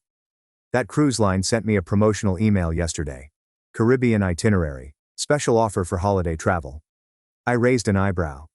Planning another revenge cruise so soon? Actually, he replied, his demeanor serious. I was thinking about reclaiming the experience. A trip with no agenda or manipulation, just enjoyment. Sounds good, I said, shocked by his suggestion. Would you consider coming as friends? He said hurriedly. I think we both deserve to experience a cruise that isn't organized around someone else's betrayal. I contemplated his offer, an unexpected invitation to return to the place of our weird union. 6 months ago, I would have shuddered at the thought. Now I find myself nodding. I'd like that, I replied simply. As we went down the waterfront after lunch, I realized something significant had changed. The cruise that was supposed to uncover betrayal had instead revealed something quite different. My own resilience. I had survived not just my husband's adultery, but also the breakdown of a future in which I had placed my whole trust. You know what? I asked as we stopped to watch the sailboats in the port. Sometimes I almost want to thank them. Cassian seemed astonished. Thank them for what? For forcing me to become someone stronger than I ever knew I could be. For inadvertently introducing me to a true friend. I made a gesture toward her. Their betrayal was painful, but what came after? I wouldn't change it for anything. He nodded slowly. I've had the same thought. If Maris hadn't cheated, I'd be married to someone who was willing to steal from our company and lie to my face daily. Instead, I'm here rebuilding something authentic. The sun sparkled over the sea, bathing everything in golden light. In that moment, I recognized the most surprising result of all. True closure does not come from revenge, no matter how satisfying it may be. It comes from repurposing the rubble to create something honest and genuine. So, Cassian remarked, checking his watch, I should head back for my conference call. But what about that cruise, winter vacation, New Year's itinerary? I grinned, experiencing a lightness that had before seemed unattainable. New Year sounds perfect, an appropriate way to start the next chapter. As we said our goodbyes, I took one last look at the ocean, the same ocean we'd sailed on that disastrous voyage. The sea that had carried us through betrayal, now extended before me, symbolizing possibility. The vista was open, the future was unknown, and for the first time in years I was really interested to see what happened next. My family kicked me out. So my sister could rest. My husband filmed it. Within 48 hours they lost careers, and my grandmother's $200,000 estate. My name is Layla, and what I'm going to tell you feels weird, but I need to say it because the finale, well, let's just say karma has a way of putting things right. I was married to David for 3 years. We had been trying for a baby for 2 years, and when I finally became pregnant, we were overjoyed. My parents, Margaret and Thomas, appeared to be happy as well, or so I assumed. My younger sister Vanessa had always been the golden child. But I thought having a granddaughter would be great for everyone. The pregnancy was difficult. I acquired gestational diabetes and had to undergo a planned C-section. Our daughter Lily was born well, but the surgery left me in severe agony and unable to move. David had to return to work soon after the delivery because he had spent all of his vacation time during my difficult pregnancy, when I was on bed rest. I couldn't be alone with a newborn while recovering from major surgery, so we planned for me to remain at my parents' house. They resided in a 4-bedroom house, so I'd be staying in my old room. My parents had happily consented to this arrangement before, stating that they wished to support their first grandchild. The first red flag should have appeared when I returned home from the hospital. Instead of the warm welcome I imagined, my mother barely glanced at Lily and immediately began moaning about how the baby's wailing would disrupt her sleep. My father only groaned from his recliner and returned to watching television. But I was fatigued, in pain, and anxious for aid, so I attempted to dismiss their chilly demeanor. I spent the first night fighting to breastfeed Lily while avoiding tearing my surgery wounds. Every movement caused searing pains in my abdomen, and I could hardly stand up to change her diaper. The next morning, everything went to bad. I was in bed, attempting to get Lily to latch for her morning feeding, when my mother entered the room without knocking. She was already dressed, and she had that determined expression on her face that I had grown to fear as a child. Layla, you need to pack your things. Vanessa's coming over with baby Caleb today, and she needs this room more than you do. I looked at her, assuming I had misheard. What? Mom, I just had surgery yesterday. I can barely move.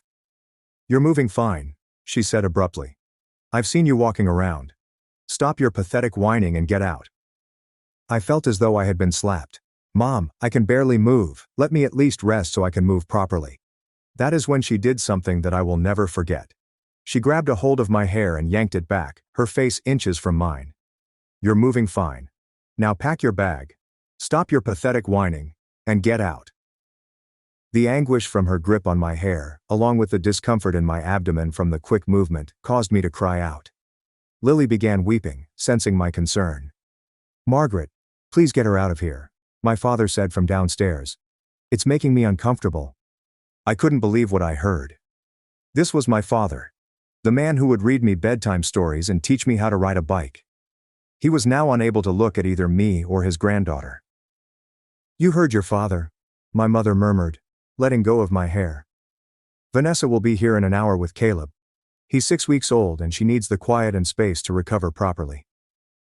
"But Mom," I replied, tears flowing down my cheeks.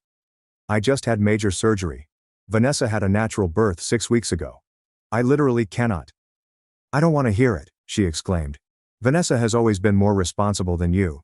She married Jason right after college, got her degree, and now she's given us a beautiful grandson. You waited until you were 26 to get married and now you're acting like you're dying from a simple procedure." The bias was not new, but the level of harshness was. I knew Vanessa was the favorite, but I never expected to be thrown out with a newborn the day after surgery. With shaky hands and tears in my eyes, I began packing Lily's belongings. Every movement was agonizing. Bending over to pick up her garments caused intense aches in my incision. I had to pause every few minutes to catch my breath. My mother stood in the doorway, arms crossed, watching me struggle and providing no assistance. "This is ridiculous," I responded, trying one more. "I'm your daughter too. I just need a few more days to heal." "Vanessa is coming with Caleb, and that's final," she stated coldly. "She called last night saying she was struggling and needed help. Unlike you, she doesn't complain about every little thing." I wanted to point out that I hadn't complained about anything, and that I'd been nothing but grateful for their alleged assistance, but I was too fatigued and in pain to dispute. As I finished packing, I heard a car enter the driveway. Vanessa had arrived. I got Lily into her car seat and gathered our belongings. Walking down the stairs was terrible. I had to grasp the railing and take each step gently, feeling my incision strain with each movement. Vanessa was in the living room, carrying her son Caleb and talking to our parents as if nothing was happening. She glanced up as I struggled down the stairs with Lily and our belongings. "Oh, good. You're leaving," she added with a happy smile. "Finally, I can have the room all to myself without your drama." I paused in my tracks. "Drama, Vanessa? I just had surgery." She rolled her eyes. "Please, you're being so dramatic about a simple C-section. I had Caleb naturally, and I'm fine. You're just milking it for attention like you always do." I stood there, clutching my wailing newborn, bags sliding off my shoulders, surgical incisions searing with anguish, and watching my entire family treat me as if I were nothing more than a nuisance. "I'm calling David," I explained quietly. "Good," my father replied without glancing up from his newspaper. "Maybe he can talk some sense into you."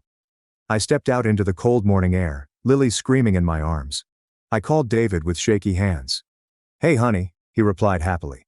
"How's the first night going?" I broke down and told him what occurred. There was a long pause on the other end. "They did what?" His voice sounded uncomfortably quiet. "They threw us out, David. Vanessa needs the room more than me. Apparently. I'm coming to get you right now, don't move." David's automobile arrived 20 minutes later. He stepped out and discovered me sitting on the front steps, holding Lily and crying, surrounded by our hurriedly packed baggage. His expression was unlike anything I'd ever seen before. Pure anger. He approached me and gently pulled Lily out of my arms. "Are you okay? How's your incision?" "It hurts so bad," I said quietly. "I think I might have torn something when Mom grabbed my hair." David's jaw constricted. He assisted me to the car, secured Lily in her car seat, and loaded our belongings. Then he did something unexpected. He stepped directly to the front door and knocked. My mother opened it, visibly annoyed. "What do you want?" "I want to talk to you and Thomas now. We're busy with Vanessa and the baby," David repeated in a deadly calm voice. Something in his tone made her step back. David entered the living room, where my parents and Vanessa were sitting. "So," he replied calmly. "You threw out your daughter and granddaughter the day after major surgery." "Now see here, David," my father said. "No, you see here, Philip. David's voice became stronger. Your daughter just had her abdomen cut open to bring your granddaughter into the world. She can barely walk, and you threw her out like garbage. Vanessa needed the room more. My mother replied defensively. Vanessa. David looked at my sister. I had a natural birth 6 weeks ago. She's been home recovering this entire time. Layla had surgery yesterday. It's not that big of a deal, Vanessa added, bouncing Caleb on her knee. She's being dramatic. David did something that surprised everyone, even me. He grabbed out his phone and began recording. I want you to say that again, he told Vanessa. I want you to tell me exactly why you think your sister, who had major surgery yesterday, is being dramatic. David, put that phone away, my mother demanded. I want this on record. I want everyone to see what kind of people you are. My father stood up. You need to leave. Oh, I'm leaving, David explained. But first, I want to make sure we're all clear on what happened here. Margaret, you grabbed your daughter by the hair and forced her out of the house one day after she had a C-section. Philip, you couldn't even look at your own daughter or granddaughter. And Vanessa, you're gloating about getting a room while your sister is in agony. He turned the camera on himself. This is what happened to my wife and newborn daughter today. Her own family threw them out the day after surgery because her sister wanted the room. Turn that off, my mother shouted, reaching for her phone. David stepped back. This is going to everyone. Your friends, your church, your neighbors, your coworkers. Everyone is going to know what kind of people you really are. You can't do that, Vanessa exclaimed, appearing terrified. Watch me, David remarked. He was typing on his phone. I'm posting this to Facebook right now. I'm tagging all of you, and I'm sending it to everyone I know. My mother became pale. David, please. You don't understand. I understand perfectly, he said. You chose your golden child over your daughter who just had surgery. You physically assaulted her when she asked for basic human decency. And now you're going to face the consequences. He stopped typing and looked up at them. It's done. I posted it to Facebook, Instagram, and I'm sending it to your church group, your book club, and every single person in your contacts. The place burst into turmoil. My mother began crying. My father began yelling, and Vanessa hastily attempted to seize David's phone. You've ruined us, my mother cried. No, David said quietly. You ruined yourselves. I just made sure everyone knows who you really are. He stepped towards the door and then turned around. Oh, and one more thing. Layla's inheritance from her grandmother, the $50,000 she was planning to use for Lily's college fund, she's withdrawing it all. Jason, you'll never see a penny of it. My mother's face turned white. She had counted on that money for their retirement. Grandma Rose had left it particularly for me, but it was in a trust that my parents had been administering. She can't do that, my father responded hesitantly. She can, and she will. I've already spoken to the lawyer. The money is Layla's, and she's old enough to claim it, David said with a frown. Goodbye. Don't ever contact us again. He left them in amazement and returned to the car where I was waiting. What did you do? I said as he entered. I made sure everyone knows what they did to you, he told me. And I ensured that they would suffer the consequences. As we drove away, I noticed my mother standing in the doorway crying. I almost felt sorry for her. Almost. The following several hours were a haze. David took me to the hospital to have my incision examined, which was thankfully not torn but extremely stretched. We then slept at a motel for the night because I couldn't bear going home and dealing with the stairs. At the hotel, I finally had time to digest what had transpired. I sat in the restroom, looking at my reflection in the mirror. My hair was ruffled from the way my mother had snatched it. My eyes were red and puffy from crying, and I looked like I had gone through hell, which I had. Lily was sleeping soundly in her portable crib, apparently unconcerned about the turmoil surrounding her delivery. As I watched her small chest rise and fall, I felt a strong protectiveness rush over me. Nobody would ever treat her as my family had treated me. I'd make certain of that. David was on his laptop, watching the responses to his video. Layla, you need to see this, he murmured quietly. I stepped over and stared at the screen. The video had been shared dozens of times during the first few hours, and comments were pouring in. However, not only strangers commented. People in our town, who knew my family, were shocked and disgusted. Mrs. Henderson, my former high school teacher, wrote, I taught Layla in my English class. She was one of the kindest, most respectful students I ever had. This breaks my heart. No mother should treat her child this way, especially after surgery. David's colleague Mike had stated, "Dude, I can't believe this is your wife's family. What kind of monsters do this to their own daughter?" But the response that stung me worst came from my childhood buddy Rachel. "Layla, I'm so sorry this happened to you. I remember how your parents always favored Vanessa, but I never thought they'd stoop this low. You deserve so much better." Reading these remarks let me know that others had also seen the bias. It wasn't only in my head. Everyone around us could see the patterns of emotional abuse and neglect that I had accepted as usual growing up. Meanwhile, David's video went viral, not on the internet, but inside our neighborhood. By the evening it had been shared hundreds of times. Comments were brutal. "This is absolutely disgusting. Who throws out their daughter after surgery? I would never speak to my parents again if they did this to me. That poor girl. I can't believe her own family would do this. This is child abuse, she just had a baby." David showed me his phone. "Look at this, Layla. Your mother's friend Janet from the book club commented." I read Janet's comments. "Margaret, I am absolutely appalled by your behavior. How could you do this to your own daughter? I don't even know who you are anymore. Don't bother coming to the book club next week. You're no longer welcome." Similar comments were made by others who knew my parents. My father's golf buddy Steve had written, "Philip, this is disgusting. I thought I knew you, but apparently I was wrong. Don't expect to see me at the club anymore." The rapidity with which their social circle turned against them was stunning. Within hours, decades of friendships were shattered by a single video that simply revealed who they truly were. David's phone was constantly ringing with notifications, more shares, more comments, and more people expressing their displeasure. He showed me a screenshot from my mother's Facebook page. She shared a status update. "Please stop sharing that video. You don't know the whole story." The replies to her post were harsh. People were calling her out, expressing their anger, and demanding to know what possible reason there could be for throwing out a daughter after surgery. My Aunt Elaine, my mother's own sister, had said, "Margaret, I watched that video 3 times trying to understand how you could do this to Layla. There is no whole story that justifies this behavior. I'm ashamed to call you my sister." That comment surprised me, especially because Elaine had always been close to my mother. If she was turning against her, that indicated the harm was even worse than I had anticipated. David pointed me to another comment thread where people were criticizing my parents' history of partiality. Everyone in town seems to have known about it for years.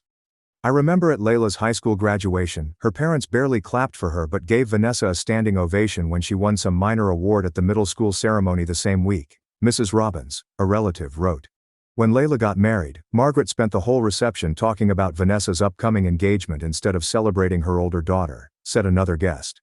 Everyone who paid attention recognized the pattern. My parents had been emotionally abusing me for years, and the video had now revealed this to the public.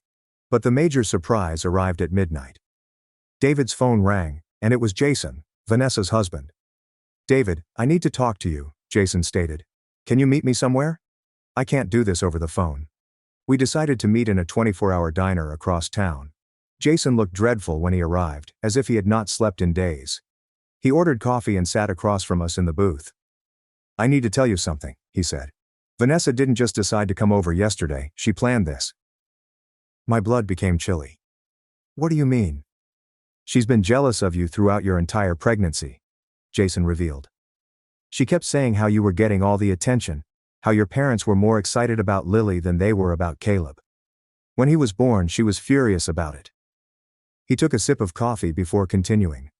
"When you went into labor, she called your parents and told them she was struggling with postpartum depression and needed their help. She specifically asked them to give her your room. I felt like I had been hit in the stomach. She planned this? She planned to kick me out after surgery?" Jason nodded pathetically. "She said it would teach you a lesson about not being the center of attention. She thought it would be funny to see you have to leave." David's face was growing crimson with rage. "She thought it would be funny to force a woman who just had surgery out of her parents' house." "I'm very sorry," Jason remarked. "I had no idea how bad it was until I saw that video. When I got home and confronted her about it, she laughed.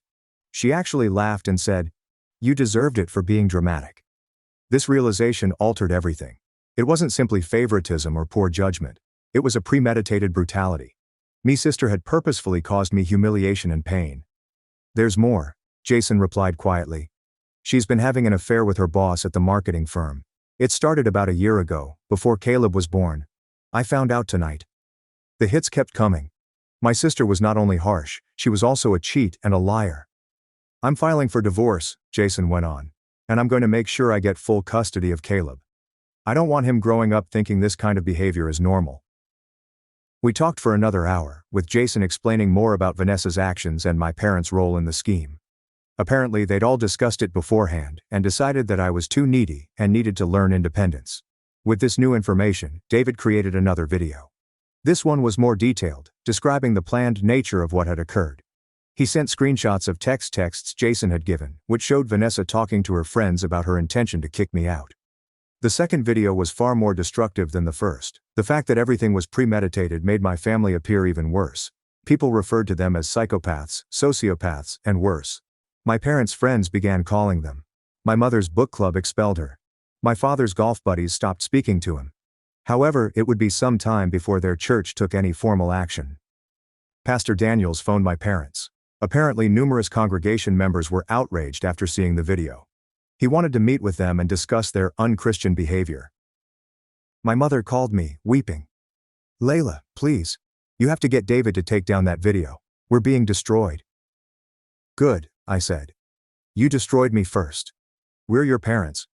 Parents don't throw their children out after surgery. Parents don't grab their daughter's hair and force them out of the house. You're strangers to me now." She sobbed. "Please, honey. We made a mistake. We're sorry." "Are you sorry? Or are you sorry you got caught?" There was a prolonged hush. "We're sorry we got caught," she said quietly. At least she was truthful. The true reckoning happened next. I visited the lawyer's office to claim my inheritance. Mr. Novak, the family lawyer, was appalled when he learned what had happened. "Your grandmother would be rolling in her grave," he joked. "She specifically left this money to you because she knew you'd need it someday. She never trusted your parents with money." I signed the paperwork and deposited the $50,000 to an account that my parents couldn't access. I had planned to spend the money for Lily's future, but I realized I needed to shield her from my toxic family. However, the financial damage was not the worst aspect for my parents. Social exile was destroying them. My mother was forced to resign her employment at an elementary school after parents complained about her being near children. After the video went public, the school board received dozens of calls from parents concerned about having someone who would treat their own daughter in such a horrible manner, working with their children. "How can we trust her with our kids if she can't even be kind to her own daughter?" one parent wrote to the superintendent. Dr. Lawson, the principal, had summoned my mother to his office after the video was posted. Several parents had given him printed copies of the video and comment threads requesting action. "Margaret, I'm going to be direct with you," Dr. Lawson had remarked. "The school board has decided that it's best if you resign. The community has lost faith in your character, and we can't have that kind of negativity affecting our school environment." My mother attempted to explain herself, stating that the film had been taken out of context, but Dr. Lawson was not convinced. "I've watched the video multiple times, Margaret. I've read the comments from people who know your family. This isn't an isolated incident. This is a pattern of behavior, and the community has spoken." When my mother refused to resign, she was sacked after 15 years of service at the school. She was fired for actions unbecoming of an instructor. The local newspaper even covered the story. The headline stated, "Local elementary school teacher fired after video shows her abusing daughter post-surgery." The report contained quotes from parents and community people expressing their indignation. My father lost 2 significant clients for his accounting firm because they refused to cooperate with someone who would disrespect their own daughter in such a way. But the true blow came when his largest client, Shelton Manufacturing, discontinued their agreement. Mr. Shelton had been my father's client for more than a decade, accounting for approximately 40% of his business income. Mr. Shelton's daughter-in-law watched the video and was appalled. My father-in-law called me directly. David told me after chatting with someone from Shelton Manufacturing. He stated that he couldn't continue working with someone who would treat his own child in that manner. He claimed it reflected a fundamental lack of character and compassion. The Shelton Manufacturing contract was worth $80,000 per year to my father's modest accounting firm. If he lost it, he'd have to fire his single employee and risk losing his office space. But the effects continued to escalate. My parents' mortgage firm became aware of the problem after a video clip was circulated in a local Facebook group with several of their workers. The company's HR department determined that my father's public behavior reflected poorly on their corporate image, so they ended their commercial connection. My parents had been with the same mortgage provider for 20 years and were now racing to locate new financing. In the midst of all the social and professional turmoil, they faced the possibility of foreclosure. The stress was having a physical impact on both of them. My mother had stress-related eczema on her arms and face. My father began experiencing panic attacks and was hospitalized twice for what he believed to be heart attacks but turned out to be anxiety. Their marriage, which had already been weakened by years of instability, began to shatter under pressure. My mother blamed my father for not standing up for me, claiming that his lack of action made her look even worse on the video.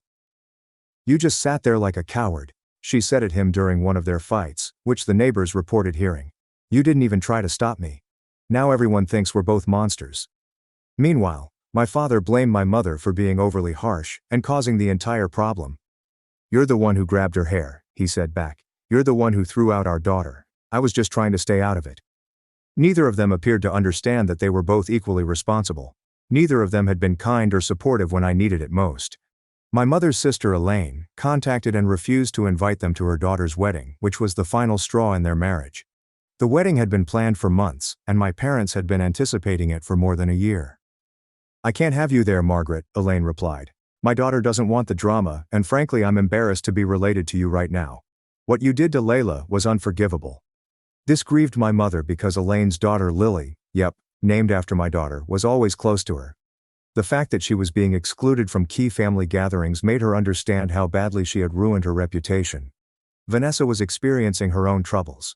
Her buddies had watched the video and were shocked. Several people had commented on her behavior, calling her nasty and uncaring. Her husband Jason was humiliated and forced her to make a public apology, which she later shared on Facebook. Vanessa's struggles had only just begun. Her employer at the marketing agency, the same man with whom she was having an affair, decided to discontinue their relationship after seeing the video. He was married with children and couldn't risk being linked with someone who had such a bad public image.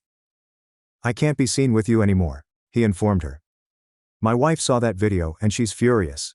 She knows we've been working late together and now she's suspicious. I can't afford to have my marriage scrutinized because of your family drama." Vanessa was devastated. She had planned to leave Jason for this man, believing he would divorce his wife and they would begin a new life together. Instead, he cut her off entirely and avoided her at work. The affair was revealed during Jason's divorce proceedings. His lawyer had engaged a private investigator, who quickly discovered the relationship. Vanessa's nasty actions in the video, mixed with her infidelity, made it easy for Jason to acquire all he desired throughout the divorce. The judge who heard their case had seen the video that his wife had posted on Facebook. During the custody court, he used Vanessa's behavior against me as proof of her poor character and judgment. "Mrs. Robbins," said the magistrate, "I've reviewed the evidence of your extramarital affair, but I'm equally concerned about the video that shows your treatment of your sister after she'd undergone surgery. This demonstrates a pattern of callous and cruel behavior that raises serious questions about your fitness as a parent." Vanessa lost primary custody of Caleb and was required to pay child support. She was also obliged to take parenting classes and receive anger management counseling. The judge's decision was harsh, citing her deliberate brutality and lack of empathy. Jason maintained his word. He took custody of Caleb and brought him to visit Lily on a regular basis. "The kids are growing up to be buddies, which is exactly what I intended." Here's where they ended up. My mother, Margaret, lives with her sister in Arizona and works as a cashier at a grocery store. She lost all of her pals and had to start anew. She delivers cards to Lily, which I discard unopened. My father Thomas lives in a one-bedroom apartment across town. His accounting business failed, and he now works for someone else. He's got a drinking problem and looks dreadful whenever I see him around town. Vanessa is living in a trailer park with her new lover, who she met at a bar. She lost custody of Caleb and only sees him every other weekend. She works at a fast food restaurant and appears unhappy whenever I see her. Jason remarried Hannah, a great woman who loves Caleb like her own kid. They're thrilled, and Caleb is doing well. David and I are as strong as ever. What he did that day demonstrated what genuine love looks like. He did not only console me, he fought for me. He made sure my family experienced the consequences of their conduct. Lily has been the light of our lives. She will never meet her grandparents or aunt, but she is surrounded by affection from David's family and our chosen circle of friends. The footage is still available on social media. David refuses to take it down, and I really don't want him to. It acts as a remembrance of what occurred, and a message to others about who my family truly is. People frequently ask if I feel horrible about what happened to my parents and Vanessa. Actually, I don't. They made their decisions. And they must deal with the consequences. They may have shown kindness, support, and love. Instead, they chose harshness. The best aspect is that Lily will grow up knowing she is loved and safe. She will never know the partiality and conditional affection I grew up with. She will never question whether she is good enough or if her parents truly adore her. David and I are preparing a move to another state. We want a new start away from the turmoil and harmful people. We plan to utilize a portion of my inheritance as a down payment on a home where Lily may grow up happy and secure. Sometimes I wonder what might have occurred if my parents had been nicer to me that day. We may have had a relationship if they had helped me recuperate and given their granddaughter a warm welcome. Lily might have had grandparents who loved her. But that is not what they selected. They chose Vanessa above me, as they always have. They chose harshness over kindness. And now they're dealing with the ramifications of those decisions. I last saw my mother at the grocery shop where she works. She appeared older, sadder, and totally broken. She burst into tears when she saw me and Lily together. "Please," she whispered. "I'm sorry. I'm so sorry." I gazed at her for a long time. "I know you are. But sorry doesn't undo what you did. Sorry doesn't give me back the first week of my daughter's life. Sorry doesn't heal the trauma you caused." She nodded as tears streamed down her cheeks. "I know. I miss you. I miss Lily." "Then you should have thought of that before you threw us out," I informed you. "You made your choice. Now live with it." I walked away, never looking back. The truth is, I am happier than I have ever been. I am free from toxic people who never truly loved me. I have a spouse who would do anything for me, and a kid who will grow up knowing she is loved. But the path to this bliss was not easy. For weeks following the incident, I felt guilty and doubted myself. Despite everything they'd done to me, they remained my family, and seeing them suffer was terrible. I began visiting Dr. Keller, a therapist who specializes in family trauma. She helped me understand that what I was going through was common for abuse survivors. "You've been conditioned to prioritize their needs over yours," she remarked during one of our sessions. "You've been taught that you're responsible for their emotions and reactions. But Layla, you are not responsible for the consequences of their actions." Therapy helped me grasp the full extent of the emotional trauma I had experienced as a child. The favoritism was more than just a preference. It was a purposeful pattern of making me feel inferior to Vanessa. The incessant criticism, the disregard of my accomplishments, and the way they gaslighted me when I complained about their unjust treatment were all part of a system designed to keep me submissive and yearning for their acceptance. Children who grow up with conditional love often become adults who tolerate unacceptable behavior, a doctor told me. They'll endure abuse because they're still hoping to finally earn the love they never received. The treatment helped me understand that cutting off touch with my family was not cruel. It was vital for my mental health and to keep Lily from repeating the same destructive practices. Meanwhile, the aftermath of the video continued to reverberate through our community. My parents' church has finally taken official action. Initially, Pastor Daniels attempted to mediate, trying to facilitate healing and forgiveness. However, when the congregation learned about Vanessa's deliberate plan and more stories arose about my parents' abuse of me over the years, church leadership decided they needed to intervene. "We believe in forgiveness," Pastor Daniels told my parents at a meeting, which Jason later informed me about. "But we also believe in accountability. Your actions have caused scandal in our community and have damaged the witness of our church." My parents were requested to stand down from all leadership posts. My mother had been the women's ministry treasurer, and my father had served as a deacon. Both roles were secretly shifted to different individuals. The church did not officially declare its decision, but in a tiny community, word spreads quickly. Everyone soon realized that my parents had been demoted inside their own congregation. They were getting increasingly uncomfortable with their social seclusion. My mother, who had always been quite involved in community activities, found herself ostracized from everything. The Women's Auxiliary refused to let her help with the yearly charity drive. The garden club barred her from attending their monthly meetings. Even the grocery store cashiers treated her harshly. My father fared no better. His weekly poker session was dissolved because the other players felt uncomfortable with him. His membership in the country club was quietly terminated after other members complained. Not only had he lost his business clients, but also his whole social network. The ultimate blow was delivered when my maternal grandma, Rose, who lived in a nursing home 2 hours away, saw the tape. Someone had shown it to her on their phone, and she was terrified.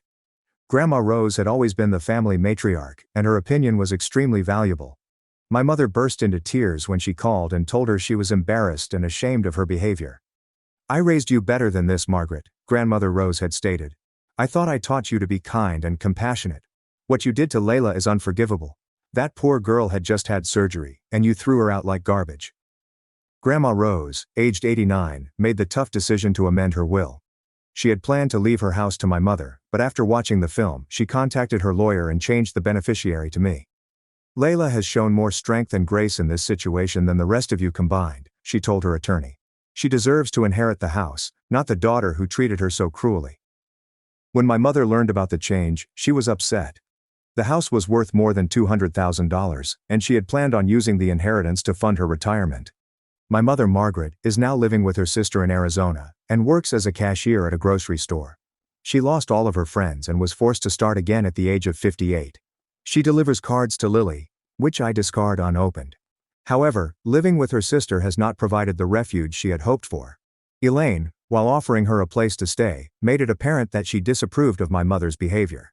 The two sisters, who were formerly close, now hardly talk. "I can't look at you the same way," Elaine told her. "Every time I see you, I think about what you did to Layla. How could you be so cruel to your own child?" My mother's new work earns the minimum wage, which is significantly lower than her previous salary as a teacher.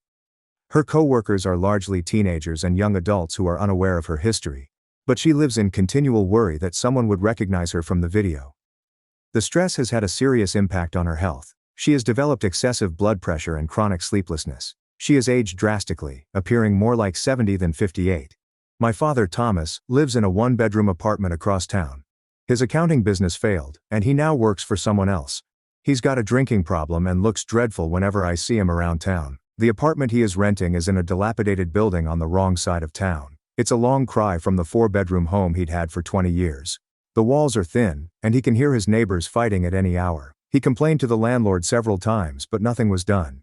His new employment is as a bookkeeper at a tiny auto parts company. His compensation is less than half of what he used to earn, and he receives no benefits. At 62, he is too old to simply find new job, especially given his ruined reputation. The drinking began as a method to relieve the pain of losing everything. However, it has become a severe concern. He's been arrested twice for drunk driving, and his license is suspended. He now has to take the bus to work, which is humiliating for someone who formerly drove a fancy car. Vanessa is living in a trailer park with her new lover, who she met at a bar. She lost custody of Caleb and only sees him every other weekend. She works at a fast food restaurant and appears unhappy whenever I see her. The trailer park is a harsh environment, with drug traffickers and domestic violence calls being prevalent. Derek, Vanessa's new lover, is unemployed with a criminal past. He's emotionally and physically abusive, but Vanessa believes she has no other options. Her employment at the fast food restaurant was the only one she could find after being sacked from the marketing agency. Her manager had watched the video and determined that her actions rendered her inappropriate for a client-facing role. "We can't have someone with your reputation representing our company," her husband said. "What you did to your sister shows a complete lack of professionalism and basic human decency." Vanessa's visitation with Caleb is under supervision due to concerns about her living circumstances and emotional instability. She is required to meet with him at a family visitation facility, where social workers will oversee their interactions. The supervised visits are devastating for her. Caleb, who is now a newborn, scarcely recognizes her. When she tries to hold him, he cries and begs for Jason, who arrives to pick him up. The social worker's findings state that Vanessa appears to be more concerned with her own emotional needs than with what is best for her baby. Jason remarried Hannah, a great woman who loves Caleb like her own kid. They're thrilled and Caleb is doing well. Hannah is a pediatric nurse with experience working with children from tough situations. She's been patient and compassionate with Caleb as he adjusts to his new existence. She's also been supportive of Jason's decision to retain communication with me, recognizing that Caleb deserves to know his aunt and cousin. Jason, Hannah, Caleb and Lily frequently enjoy family dinners together. It's the kind of caring, supporting family setting I never had growing up, and it makes me so thankful for the family I've chosen. David and I are as strong as ever. What he did that day demonstrated what genuine love looks like. He did not only console me, he fought for me. He made sure my family experienced the consequences of their conduct.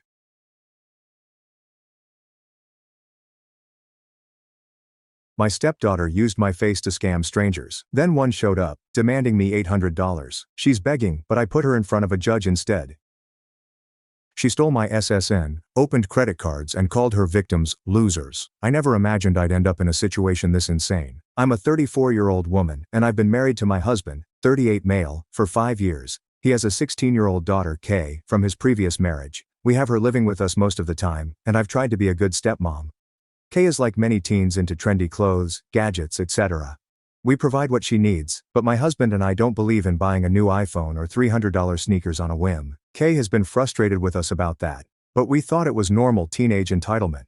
I started receiving packages at our house addressed to me, but they were things I never ordered. The first time I was confused but assumed it was a delivery mix-up. The box had a luxury brand wallet inside and a note saying, "Can't wait to finally meet you in person, love M." I had no clue who M was. My husband didn't know either. We brushed it off as a weird mistake, maybe a friend sending a surprise, but it didn't match any friend. Then more packages kept coming, all addressed to me. These were expensive gifts, designer shoes, high-end makeup kits, a fancy headset, even jewelry. All had little notes like someone was courting me. "Hope you enjoy this. From B," and so on. I was very alarmed and confused. My husband joked that I had a secret admirer and was a bit uncomfortable, but we both agreed I wasn't doing anything. I started to suspect maybe Kay, my stepdaughter, had something to do with it. The gifts were more along the lines of what a teenage girl would want, not me. And Kay had shown interest in some of those exact items before. I sat Kay down and asked if she knew anything about the packages. She immediately got defensive and said, "No. Why would I?" in that teenager with attitude tone. Something felt off, so I did a bit of snooping. When Kay left her laptop bag in the living room, I checked it. I found the evidence that absolutely floored me. Several fake online dating profiles using my photos and name, basically my entire identity, but portraying me as a single woman.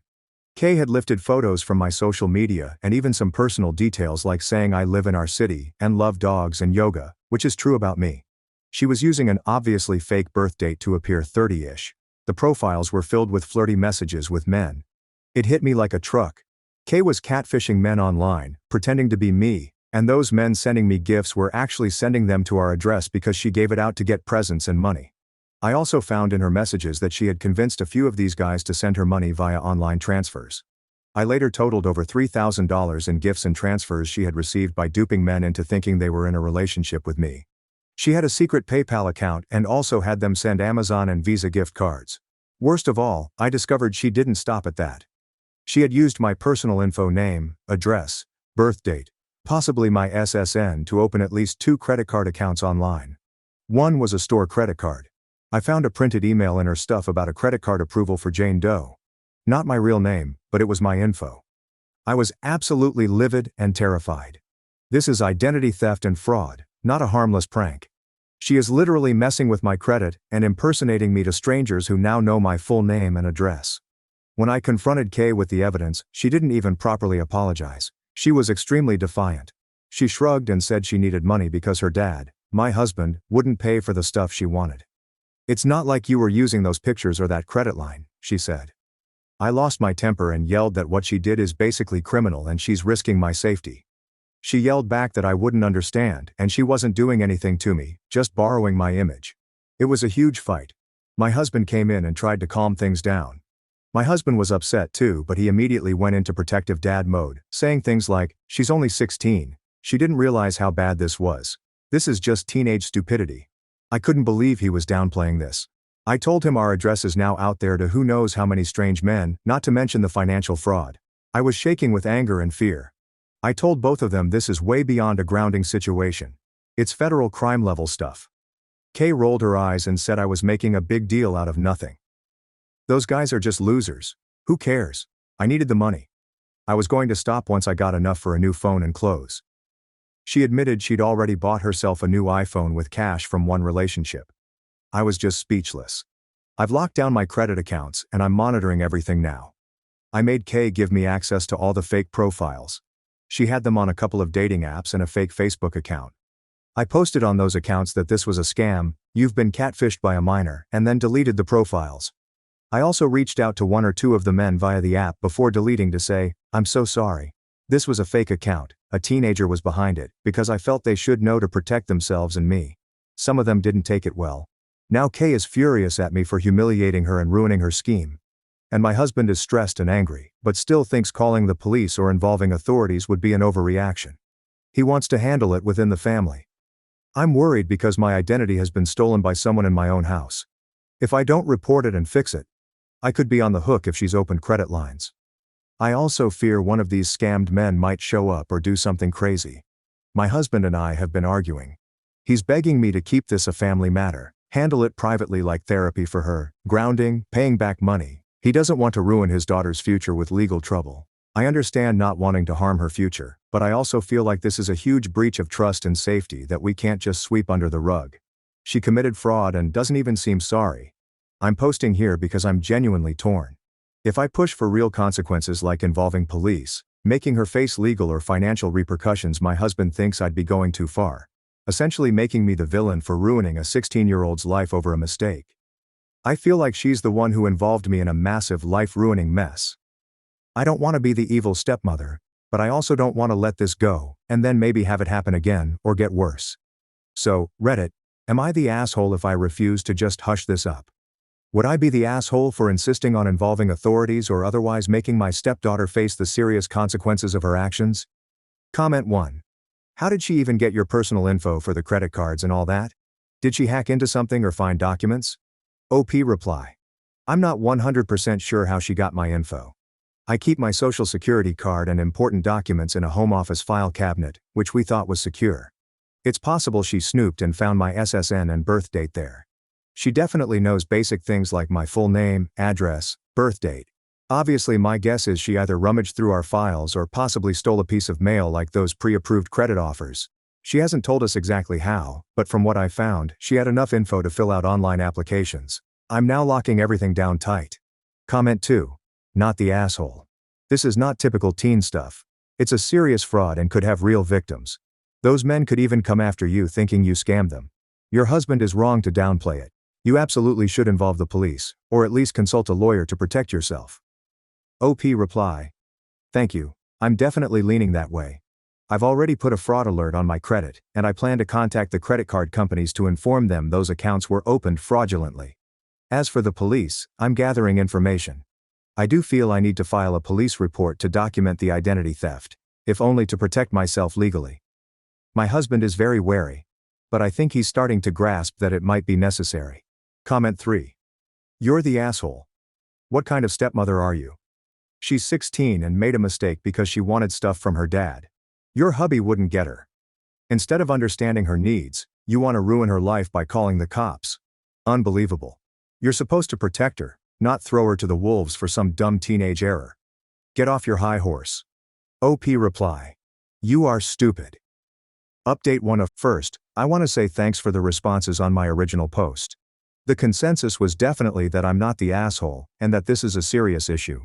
Many of you emphasized safety, and you were right. Things actually escalated in a scary way after I posted. I thought I had shut everything down by deleting the fake profiles, but apparently some of these men had my address, since they'd been sending packages and were very invested in the fake relationships. 2 men have shown up at our house looking for me, or rather, the person K was pretending to be. The first guy came after I confronted K. I was alone at home in the afternoon. My husband was at work. K was at school.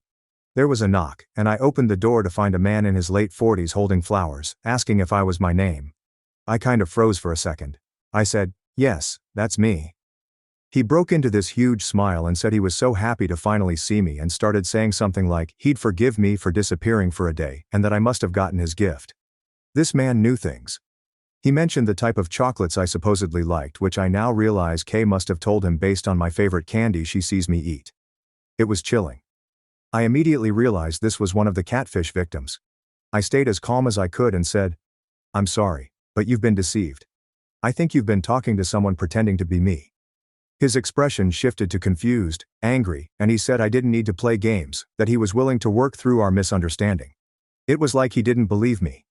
I told him I'm a married woman and that the person he was talking to was a 16-year-old using my photos. His face went through about 5 emotions at once. Then he got really angry.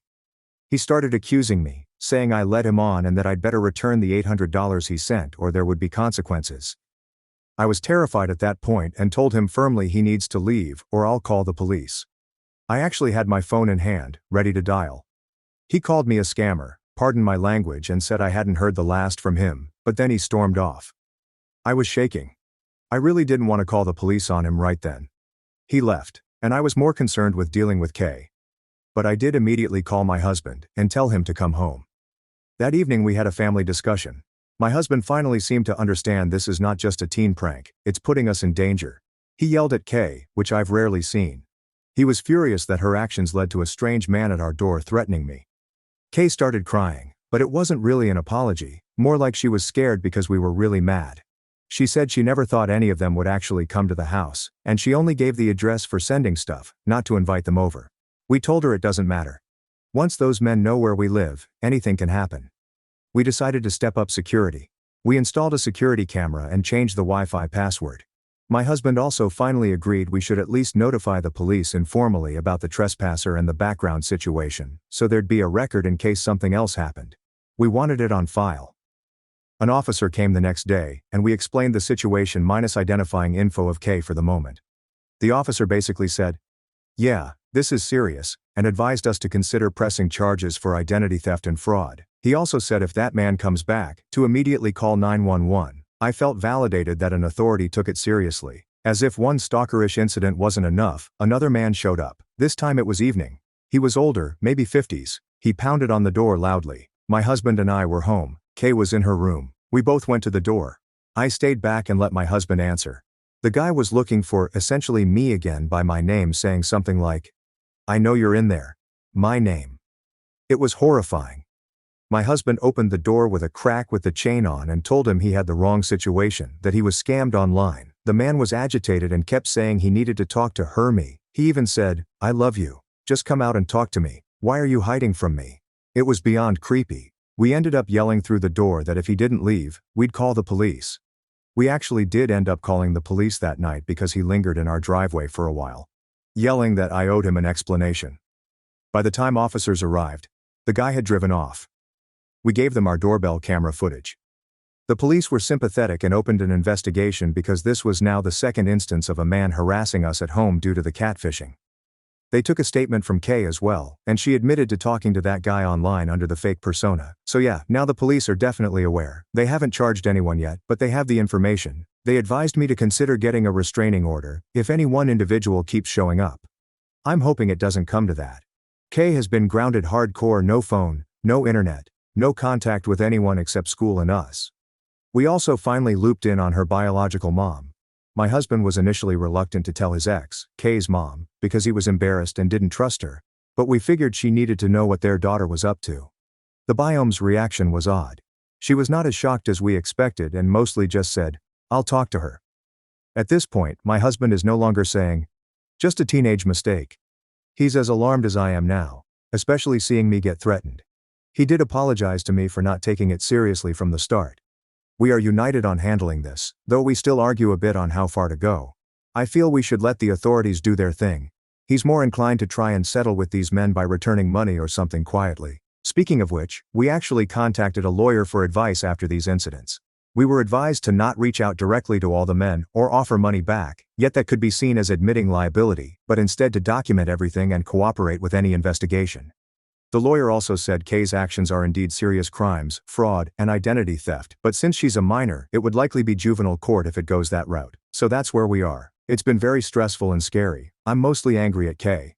We're looking into counseling for her regardless of what else happens. This whole thing is a nightmare. I will post further updates as things progress. Right now, we're just trying to keep our family safe and deal with the fallout. Comment 1.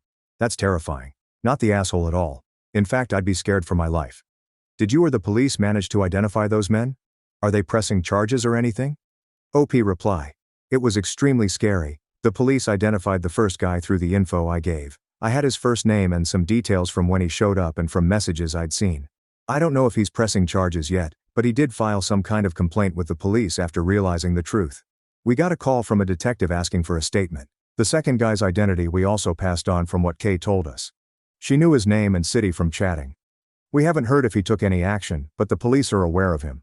At the very least, both incidents are on record. Comment 2. This whole thing is beyond normal teen behavior.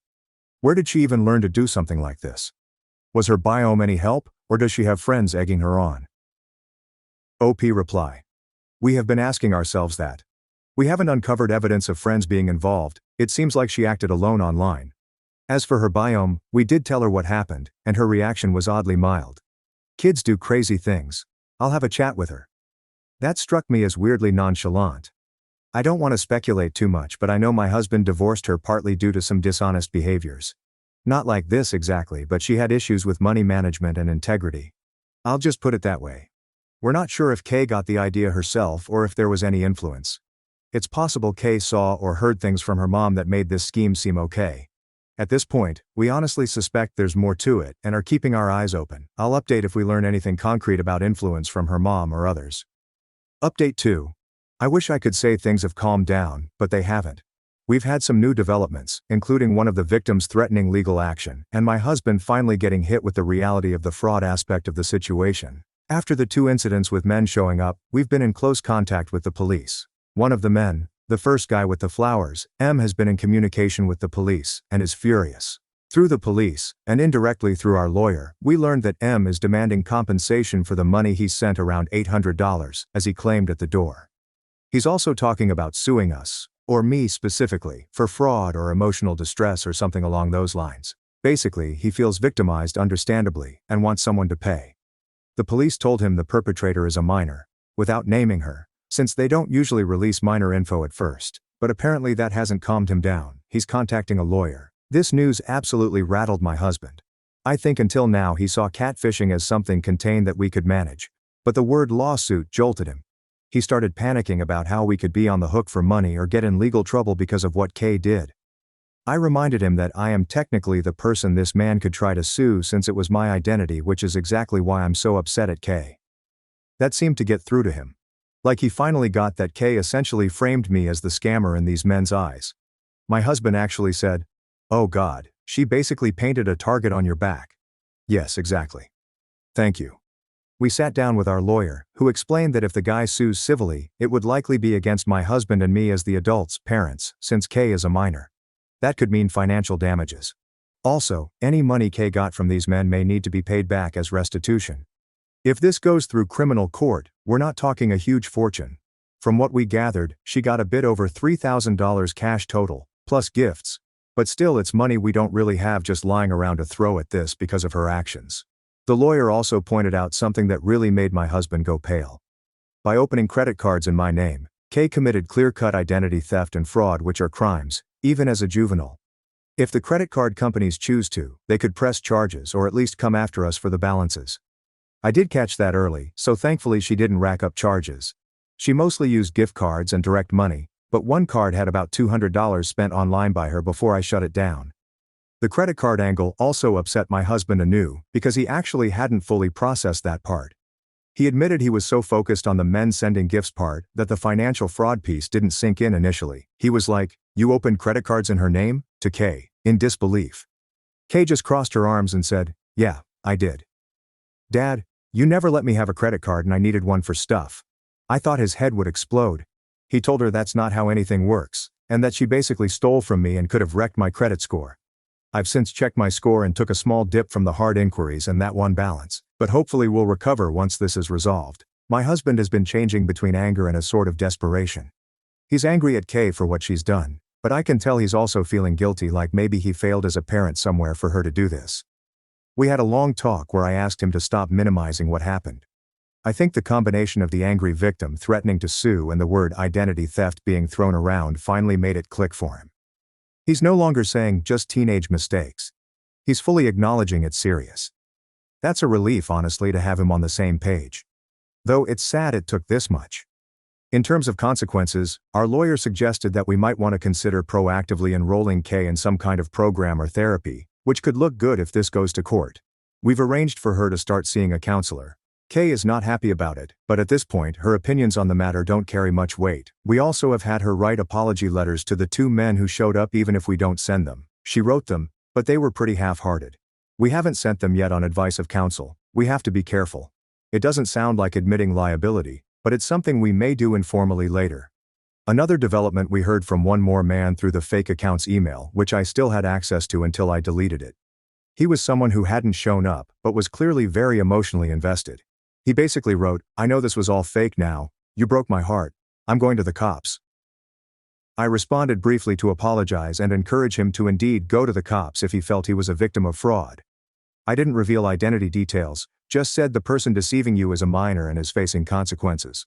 So far, I'm aware of 3 men who have either shown up or contacted us, the authorities.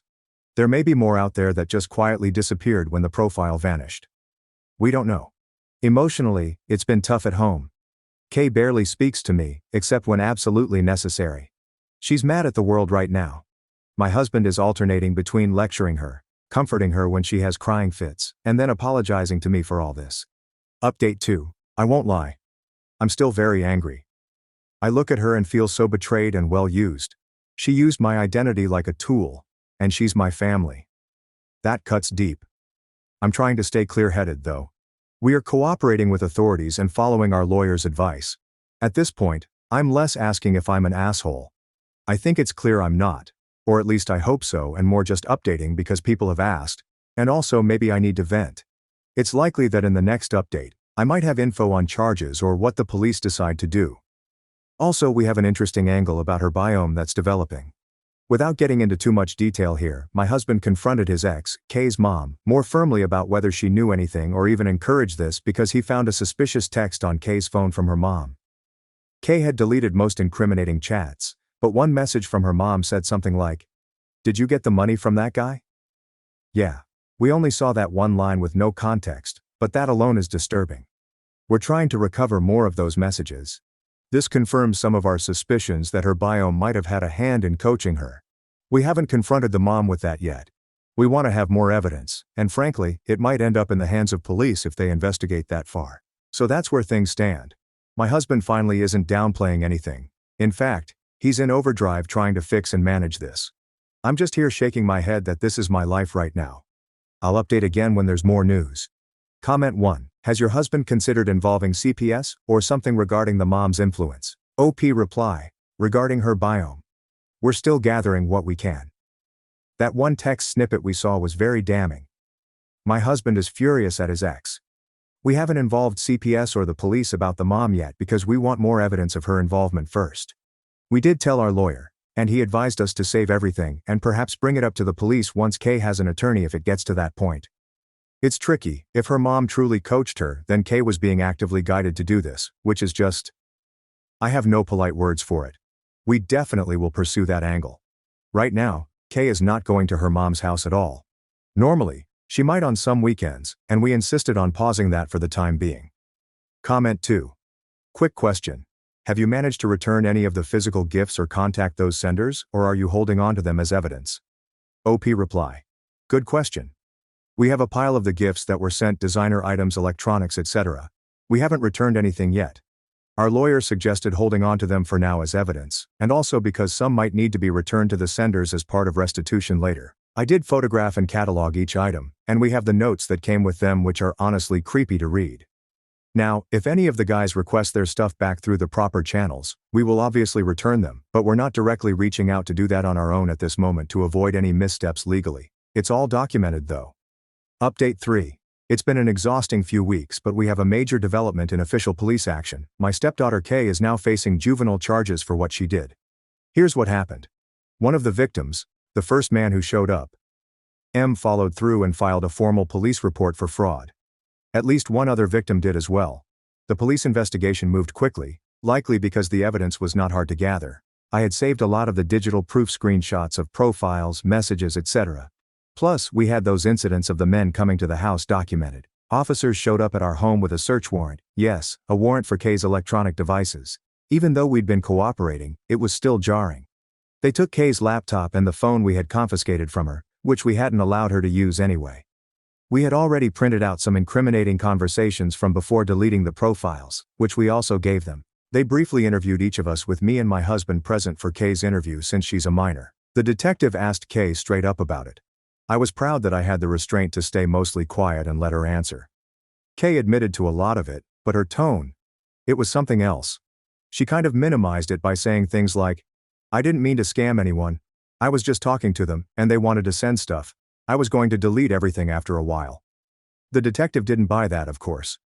He pointed out that opening credit cards in someone else's name and accepting money under false pretenses is fraud, regardless of intention. Kay then did something that honestly made my jaw drop. She tried to shift the blame onto me. She said, "I only did it because OP wouldn't help me. If she had just helped me a little, I could have told those guys to back off without them going crazy." The detective asked what she meant by help.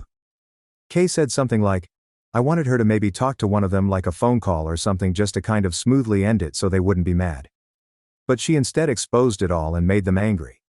She basically implied that if I had played along just a bit, she would have eventually stopped and no one would have gotten hurt or involved the cops. I couldn't stay quiet then. I said, "You expected me to participate in your fraud to help you cover it up?" Absolutely not. Update: juvenile charges and the biome twist. The detective quickly redirected the conversation, but I was fuming. Kay was crying by the end of the interview, but again it felt more like, "I'm in trouble and it's everyone else's fault" tears. After gathering evidence in the interviews, the juvenile division of the police, with consultation from the DA's office, decided there was enough to charge Kay with a few counts in juvenile court, specifically fraud, identity theft, and credit card fraud. We got a juvenile court summons. My husband and I have already gotten her a juvenile defense attorney. We used the one our lawyer recommended. The attorney is working on a strategy. Likely they'll aim for some kind of plea deal where she admits guilt and gets a diversion program or something given it's her first offense and she's a minor. We're hoping to avoid any scenario where she's taken into custody. As of now, she's not in any juvenile detention or anything. She's allowed to stay home under our supervision until the court date, with the agreement that she can't use the internet unsupervised, etc.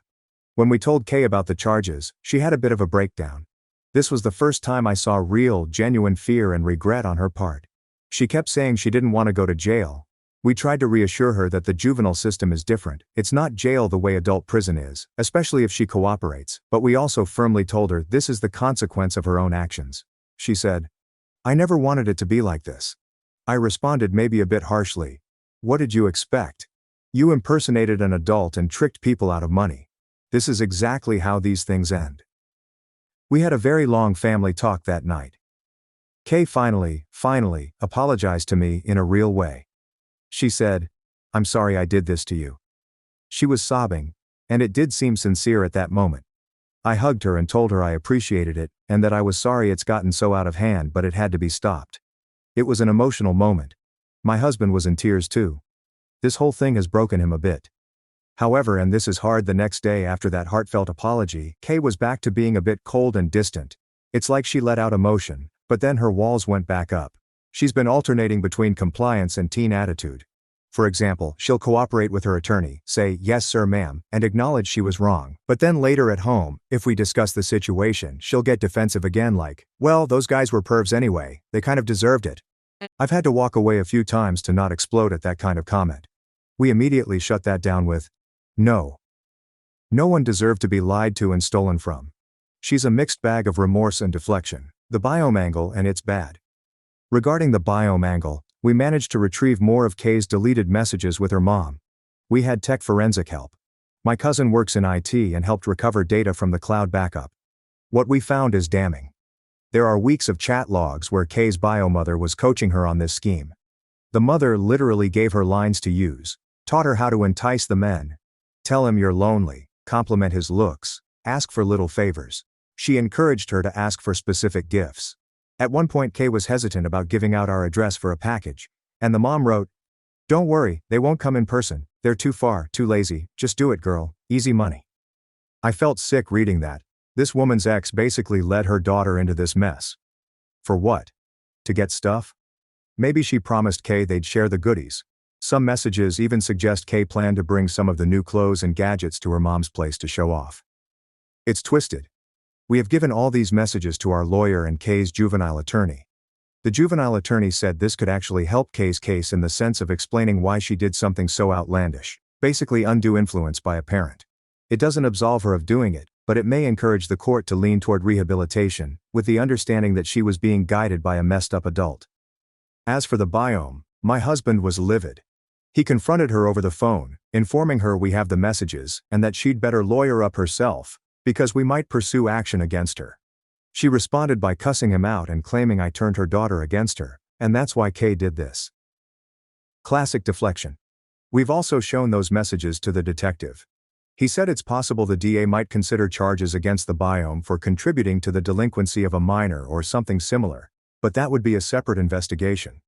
At the very least, family court might need to get involved to adjust custody or visitation. Right now, needless to say, Kay is not allowed to see or communicate with her biomother while all this is pending. That's partly our decision and partly the advice of Kay's lawyer. What's next? There will be a juvenile court hearing. Likely Kay will admit to what she did, with the influence factor presented, and the court will assign consequences. The likely outcomes we've been told to expect are things like restitution, community service, mandatory counseling, probation. Stuff aimed at making her take responsibility and not re-offend, rather than punitive jail time. We're okay with that. We don't want her life ruined, we just want her to learn and make amends. I'll update again after the court hearing and share the outcome. Thanks again for everyone's support and advice. It has helped me stay strong through this. Comment 1. Are the victims getting any restitution or updates through this process? OP reply. We plan on it. At the juvenile hearing, the prosecution will likely bring up restitution. We have the amount roughly that Kay received, and the judge can order her us as her father as guardian to pay that back as part of the outcome. We're prepared to do that to close this chapter, even though it'll hurt us financially. As for updates, I believe the victims who filed complaints will be informed by the DA of what happens. If they want to, they can attend the hearing or give a statement. It's a bit different since it's juvenile court. Often those are closed to the public to protect the minor's privacy, but victims do have rights to restitution and to be heard. So yes, they should get some closure in that sense. We definitely want to repay what was taken from them and have Kay understand that money doesn't just come for free, there are real people on the other end. Update 4, final update. This will likely be the last update, as the core situation has been resolved as much as it can be. A lot has happened. We've been through the juvenile court process, and I have made some decisions about my marriage. Juvenile court outcome. Kay's case went to a hearing in juvenile court. It was closed to the public, but my husband and I were there, of course, and so was Kay's biome. More on that in a second. Kay's attorney had worked out a deal with the juvenile prosecutor. Kay had to formally admit to the charges: fraud, identity theft. Given it was her first offense and the surrounding circumstances, they categorized her case as suitable for a diversion program and probation rather than any detention.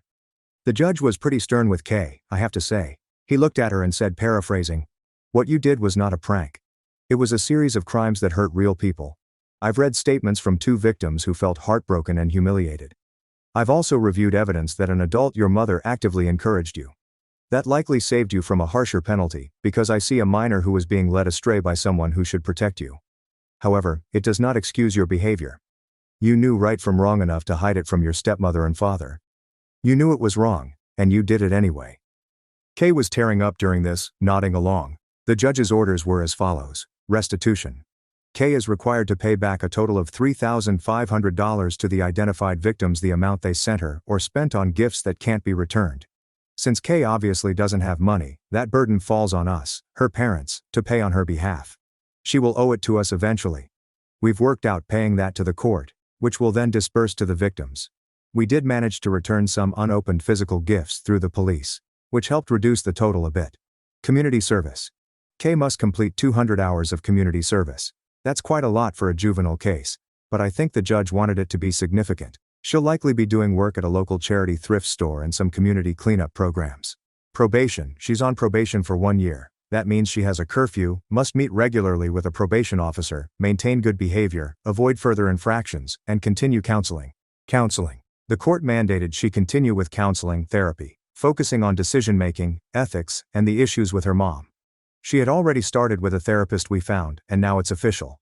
She has to stick with it. No contact with co-conspirator. Though they didn't name the mom as a charged party in the juvenile case, the judge explicitly ordered that Kay is to have no contact with her biological mother during the period of probation except via therapists, or supervised if necessary. This was huge. It basically validated that the biome is viewed as a harmful influence. My husband will be going back to family court to get that formalized in the custody arrangement as well. Speaking of the biome, she showed up in court and had the nerve to try and act like Mother of the Year, sitting behind Kay, giving her tissues, etc. She even tried to speak at one point, but the judge shut her down, saying it wasn't her turn to speak since she wasn't a party or attorney. The judge did address her indirectly, saying something like, "Any parent who encourages a child to commit fraud is doing egregious harm." She just kept a scowl on her face after that. She left without talking to us. Honestly, I hope she does face charges of her own eventually. We handed over all the recovered communications to the prosecutor. Whether they pursue something against her, I don't know, but at least it's documented in the case file. The state of things at home and my marriage. That brings me to where things are at home now, and the part I know some folks were curious about, my marriage. This entire experience has put a spotlight on some deep-rooted issues between my husband and me. Now that the urgent crisis is over, I had to reevaluate my feelings. I told my husband I want to go to couples therapy because I have a lot of lingering resentment and trust issues now. He agreed immediately. In fact, he's been almost overly accommodating, likely because he senses that I've thought about leaving. To be perfectly transparent, I did consider divorce. When I wrote my last update, I was very close to thinking our marriage might not survive. My husband's initial minimization of the problem and his general conflict-avoidant approach with Kay really hurt our relationship. I told him that. I said I felt unsupported and even betrayed at first when he wanted to sweep it under the rug. He in turn broke down and apologized, saying he was in denial, scared, and that he knows he handled it poorly. He seems genuinely remorseful and is trying to make amends. At this point, I haven't made a final decision to stay or leave. What I've decided is to give it a chance with therapy to see if we can rebuild, because aside from this catastrophe, we do love each other and have built a life. It's not easy to throw that away. But I made it clear. If he ever disregards my safety or instincts like that again, I'm gone. And if I can't truly forgive him after some time, I'll also be gone. He said he understands completely and will do whatever it takes. I realize this whole saga might sound dramatic, but I've tried to present it factually, not like a soap opera. It's been a nightmare, but at least now there's a path forward. I want to say thank you to everyone who read through this and offered perspective. Even the tough love comments, and the one or two calling me an a-hole, gave me a lot to think about.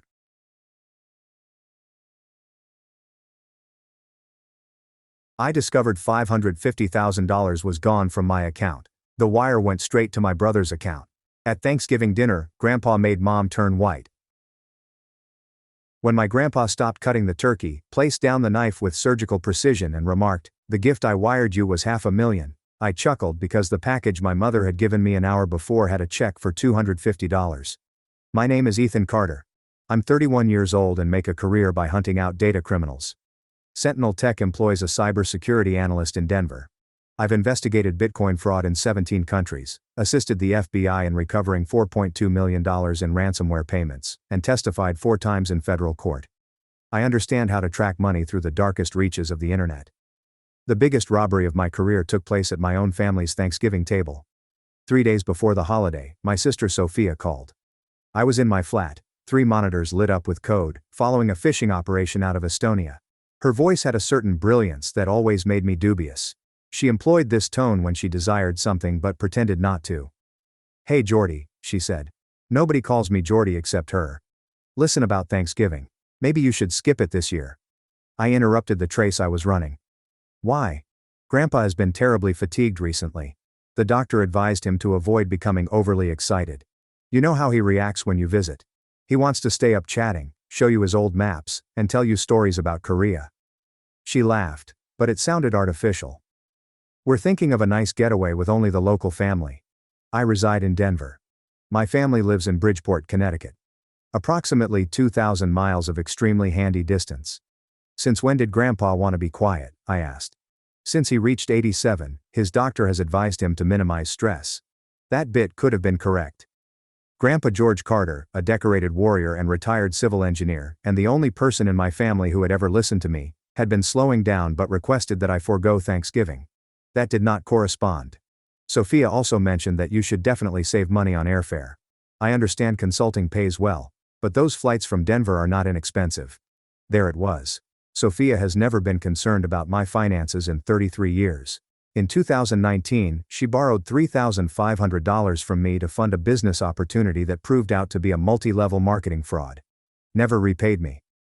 When I asked about it 6 months later, Mom said I was being petty about money among siblings. "I'll think about it," I said. "Great. Love you. Bye." She hung up before I could reply. I sat there for a long time, looking at my screens. Something wasn't right. That chat followed the same pattern as the phishing emails I studied. The words were all correct, but the underlying code was harmful. I opened my banking app and looked into the joint account Grandpa had set up for me when I turned 18. He'd invested $6,000. They told me it was for emergencies. You're smart with money, Ethan, he'd added. This is just in case you ever need a cushion. I had used it once in junior year of college, when my laptop died 2 days before exams. I repaid it within 6 months. Since then, I had not touched it. The balance indicated $2,550. That seems about correct. The initial $6,000 minus the laptop loan plus 13 years of low interest, yet something compelled me to view the entire transaction history. My stomach sank. August 14, 2024. Incoming wire transfer of $550,000. With love, Grandpa. August 15, 2024. Outgoing wire transfer, $550,000.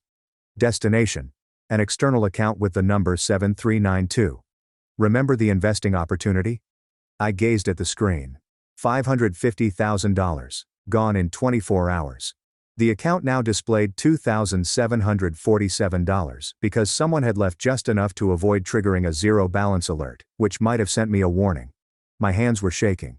I gingerly laid down my coffee mug, as if it could break. I contacted the bank and was transferred 3 times before reaching someone from fraud prevention. Mr. Carter, I'm demonstrating that the wire was initiated using proper login credentials and two-factor authentication. Her name, according to the spokesman, is Patricia. She sounded exhausted. Do you not recognize the transaction? I did not make it. The IP address indicates Bridgeport, Connecticut. Is it an area you frequently visit? My family lives there, but I haven't been since July. I see. And you are positive you did not allow someone to use this account on your behalf? Absolutely certain. She paused. I could hear typing. Mr. Carter, we also have a document on file. You signed a power of attorney document on August 10, allowing authority for additional typing. Linda Carter. Could it be your mother? The room slanted. I never executed a power of attorney. The signature matches our records. The signature is then falsified. More typing. This time, the duration is longer. I've marked this account for investigation. You will need to submit a formal fraud report. I'm giving you a link now. I'll also want you to authenticate your identity by answering a few security questions. The verification took 20 minutes. By the time I hung up, my coffee was cold, and the Estonian phishing operation I'd been following had vanished, most likely due to a change in server farms. I opened the power of attorney form that the bank had emailed me. It was a PDF with decent quality and all the appropriate legal text. The signature at the bottom resembled mine. I recognized the looping G and the strong vertical line on the J, but I knew I hadn't signed it. I have a very unique practice when it comes to signing legal paperwork. I always make a little diagonal mark in the upper right corner of the signature block. It's invisible unless you seek for it. A paranoid tendency I got after witnessing too many contract conflicts in the IT industry. This signature included no mark. I zoomed in. The ink pressure was incorrect, too consistent. This was a computer composite, most likely generated by scanning and sewing numerous signatures together. Professional work, but not quite professional enough. I looked for the destination account number from the wire transfer. External account number 7392. Most banks only display partial account numbers for security reasons, but I had tools for that. After 15 minutes of database queries and some clever use of financial APIs, I had the whole account. On August 2, 2024, Nathan Cole established an account at First National Bank's Bridgeport office. I searched for the name LinkedIn profile investment consultant, 35 years old, Columbia MBA, founder of Cole Capital Management, professional headshot of a man with perfect teeth and a suit that cost more than most people's monthly rent, and there in his recent activity, excited to announce my engagement to the incredible Sophia Carter. Here is to new beginnings. The post was dated August 20th, 6 days after my money vanished. I navigated to Sophia's Instagram. It was public. She had never understood privacy settings. The feed was a chronicle of devastation masquerading as leisure content. August 16th, a snapshot of crystal blue sea, white beach, palm trees, and a much-needed reset in the Maldives graced our paradise. August 18th, sunset over an infinity pool. I am grateful for this moment. August 20th. A close-up of her left hand. A big diamond captures the light. He asked, and I answered. Yes. We've been blissfully engaged ever since. I focused close on the ring. Emerald cut. Must be at least 3 carats. Platinum band. The conservative estimate is $35,000. My $35,000. I took screenshots of everything, created a folder, and began charting the money path with the same systematic accuracy that I used in corporate investigations. On August 14th, Grandpa sends $550,000 into the joint account. On August 15th, money was deposited to Nathan Cole's account. On August 16th, Sophia posts from the Maldives. Flight records. I have access to specific databases at work just for valid security reasons. Showed 2 first-class tickets from JFK to the Maldives. Purchased on August 14th. Travelers Sophia Carter and Nathan Cole. Cost $20,000. August 20th. Engagement announcement. Ring purchased from Cartier Manhattan. Credit card data are surprisingly easy to locate if you know where to go and have the necessary credentials. This might be considered a legal gray area. I didn't care. The trend was evident. Sophia had somehow persuaded Grandpa to transfer me money. Probably told him I needed it for something, knowing he'd never say no, then promptly transferred it to her fiancé's account and spent it on a fancy vacation and engagement ring. However, the power of attorney signature disturbed me. That was not Sophia's style. She was impetuous and careless with money, but she lacked the sophistication required to fake legal documents.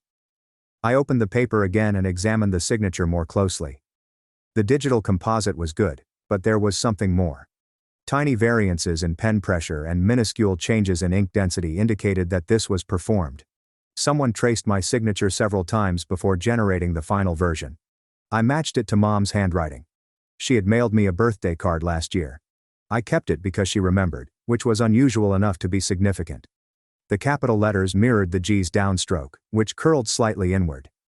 The particular angle of the cross at the T. My mother falsified my signature. I sat back in my chair. Outside my window, Denver sprawled in the November afternoon light. Traffic is flowing on I-25. People going about their lives without realizing that mine had just exploded. My phone vibrated. Sophia sent a text. "So you're absolutely not coming on Thursday, right? I just want to make sure Mom doesn't buy too much food." I gazed at the message for a whole minute. Then I typed, "Actually, I changed my mind. I'll be there." Her response was quick. "Really? Are you certain? I thought you mentioned work is crazy right now." I'd never stated that. "Work can wait." I typed, "Family is essential." 3 dots emerged, vanished and reappeared. "Okay, perfect. See you on Thursday." I booked a trip, packed my laptop, a portable projector I use for professional presentations, and printed all of the evidence I had gathered. Bank documents, wire transfer data, a falsified power of attorney, screenshots from Sophia's Instagram, credit card receipts, and airline information totaled 47 pages. I put them in a leather portfolio that Grandpa had given me after I graduated from college. The irony was not lost on me. On Wednesday, I arrived at JFK, hired a vehicle, and drove to Bridgeport in the freezing rain that makes November in Connecticut feel like the end of the world. I checked into a Hampton Inn 15 minutes from my folks' house and spent the evening putting together a presentation. Title slide, Family Investment Opportunity, Case Study, and Wire Fraud. Subtitle, How $550,000 Became $250. I practiced timing. The complete disclosure takes 12 minutes, with strategically placed pauses to maximize effect. I'd delivered presentations in boardrooms, testified in court, and explained complicated cybercrimes to jurors. This should have been easy. It was not. These were the individuals I grew up with. My sister had taught me to ride a bike. My mother had driven me to the robotics club every Saturday for 3 years. My father, who had never been very involved, was still family. But they had stolen from me. Not only the money. They had taken my grandfather's talent, trust, and willingness to assist me. And they had done it so casually and simply. Thursday morning at 2 p.m., I traveled to my parents' place. Dinner was at 4 p.m. Mom texted the schedule. Appetizers at 4, turkey at 5, and dessert at 6:30. Everything is well organized and under control. I parked on the street and carried my laptop bag up the front walkway. The home looked the same as it always did. Cream-colored colonial, black shutters, and the maple tree in the front yard that I had climbed as a child. Normal and innocent. Mom opened the door before I could knock. "Ethan, you made it."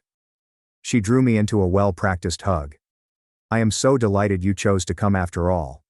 I wouldn't miss it." She was wearing a lovely cashmere sweater with pearl buttons. Her hair was styled professionally. Her grin seemed fragile. Sophia's in the kitchen. Nathan is also here. I understand you haven't met him yet. He is fantastic. You're going to adore him. I followed her within. The home smelled like turkey, stuffing and pie. Grandpa was in his normal recliner by the fireplace, reading the newspaper with reading glasses perched on his nose. He looked up as I stepped in. Ethan's entire face glowed. There's my boy. I crossed the room and cautiously hugged him. He felt more fragile than the last time. Bones were more visible under his cardigan, yet his grasp remained firm. How's Denver treating you? He inquired. Good. Really good. Working on some interesting cases. Still catching the bad guys. Always, he said, smiling. That's my grandson. Justice comes first.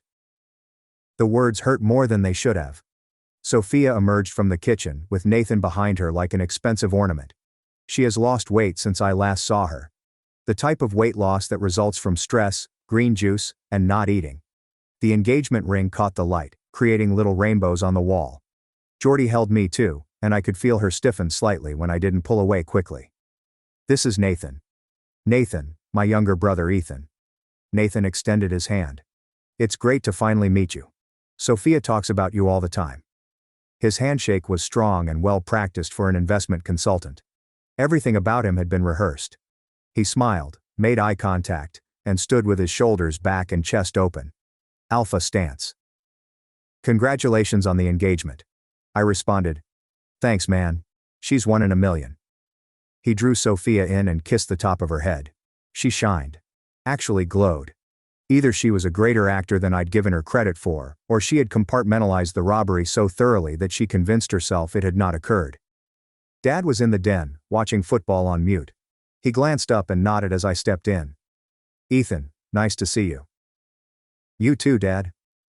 We didn't have much else to say to each other. We never had. Mom introduced appetizers. We convened in the dining room. The table was laid with fine china, candles lighted, and everything was picture perfect. Grandpa sat at the head of the table, Mom and Dad on each side, and Sophia and Nathan across from me. The talk seemed aggressively normal. Nathan discussed a recent golf vacation to Scotland. Sophia discussed her new employment at a marketing business. Mom talked about her book club's recent pick. Dad remained silent, drinking wine quicker than was appropriate. I waited. Finally, Mom got up. I almost forgot. Ethan, Grandpa wanted me to give you something. She went into the kitchen and returned with an envelope, white and business-sized, with my name scribbled on the front in her handwriting. From Grandpa, she whispered gently, placing it in my palm. Don't mention the amount. He's a bit embarrassed that things are tight this year. I opened the envelope. The inside contained a check. Pay to the order of Ethan Carter.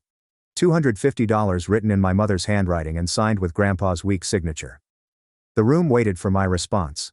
I looked at Grandpa. He was looking at me with the warm, pleased face I'd known all my life. Thank you, I said. This is very generous. Mom's shoulders relaxed. Sophia had a drink of wine. Nathan checked his phone. We went to the living room for supper. Turkey on a plate, sides and serving plates. Everything was staged like a Norman Rockwell painting. Grandpa sliced while Mom supervised traffic, ensuring that everyone received the appropriate quantities. Sophia began telling a story about her Fiji health getaway from last month. The sunrise meditation sessions were absolutely transformative. I feel like I'm finally learning to be present, to really appreciate the moment. Nathan was nodding his head. She came back a completely different person, more centered, more herself. I wondered whether he was aware that the retreat had cost me $20,000. Probably. He appeared to be the type of man who scrutinized receipts. Mom caught my attention. Ethan, you should try something like that. All that computer work. You need to learn to enjoy life. Disconnect sometimes. I enjoy life just fine, I said. Do you? You're always working. Always so serious. Life isn't just about chasing criminals in cyberspace. The hypocrisy was staggering. Dad poured himself some more wine. Fourth glass. Grandpa rose up and tapped his water glass with a fork. I'd like to make a toast. The table became silent. I'm an old man, he explained. I've lived 87 years, fought in a war, built bridges that are still standing, raised a family. But one of my greatest joys has been watching my grandchildren grow into the people they're meant to be. He first glanced at me, then Sophia. Sophia, you've always known what you wanted and gone after it. That determination will serve you well in marriage and in life. She cracked a grin. And Ethan? His voice became heavier with emotion. You've always been my quiet one, thoughtful, principled. You don't take shortcuts. You do things right, even when it's hard. That's rare these days. My throat tightened as he continued. I wanted to help you take the next step. Buy a house. Start your own firm if that's what you want. You've earned it, and I hope the gift I gave you will make that dream a little easier to reach. He lifted his glass to Ethan. May you build something lasting. Everybody lifted their glasses. I reared my. Thank you, Grandpa, I said simply. Thank you so much for the $250. His smile wavered. The table remained stationary. What's $250? He inquired. I withdrew the check from my pocket and held it up. This check? The one Mom gave me before dinner from you. $250. Grandpa's expression shifted. Confusion turned to something deeper. Linda, what's he talking about? Mom's fork clattered on her plate. Dad, you're confused. You said things were tight. The gift I wired Ethan was $550,000. Silence.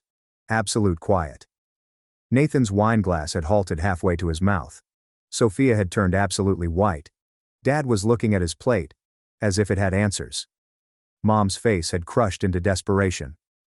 Dad, you're not remembering correctly, Mom said again, her voice raised. Your medication. The doctor said it can cause confusion. I'm not confused. Grandpa's voice rang through the room like a dagger. I transferred $550,000 into Ethan's account on August 14th. I received the confirmation email. I've saved it. He took out his phone with trembling hands and began scrolling. Mom stood up. Dad, please. Let's talk about this privately. You're getting upset. Grandpa ignored her and continued. Show me the account, Ethan. Pull it up right now. I had already taken my laptop out of my backpack. I opened it. In the candlelit room, the screen shone blue. I opened the bank statement and tilted the laptop so Grandpa could see. On August 14th, $550,000 was received by incoming wire. On August 15th, an outbound wire of $550,000 was sent. Current balance, $2,747. Grandpa just stared. His hand moved to his chest. For a brief time, I assumed he was suffering a heart attack. Where did it go? He muttered. I looked at Sophia. She was weeping now, silent tears flowing down her cheeks, mascara streaking. Nathan had his hand on her shoulder, but he appeared ready to flee. That's what I'd like to know too, Grandpa, I murmured gently. Mom remained standing, fists clenched at her sides. This is a family matter. We can discuss it later privately.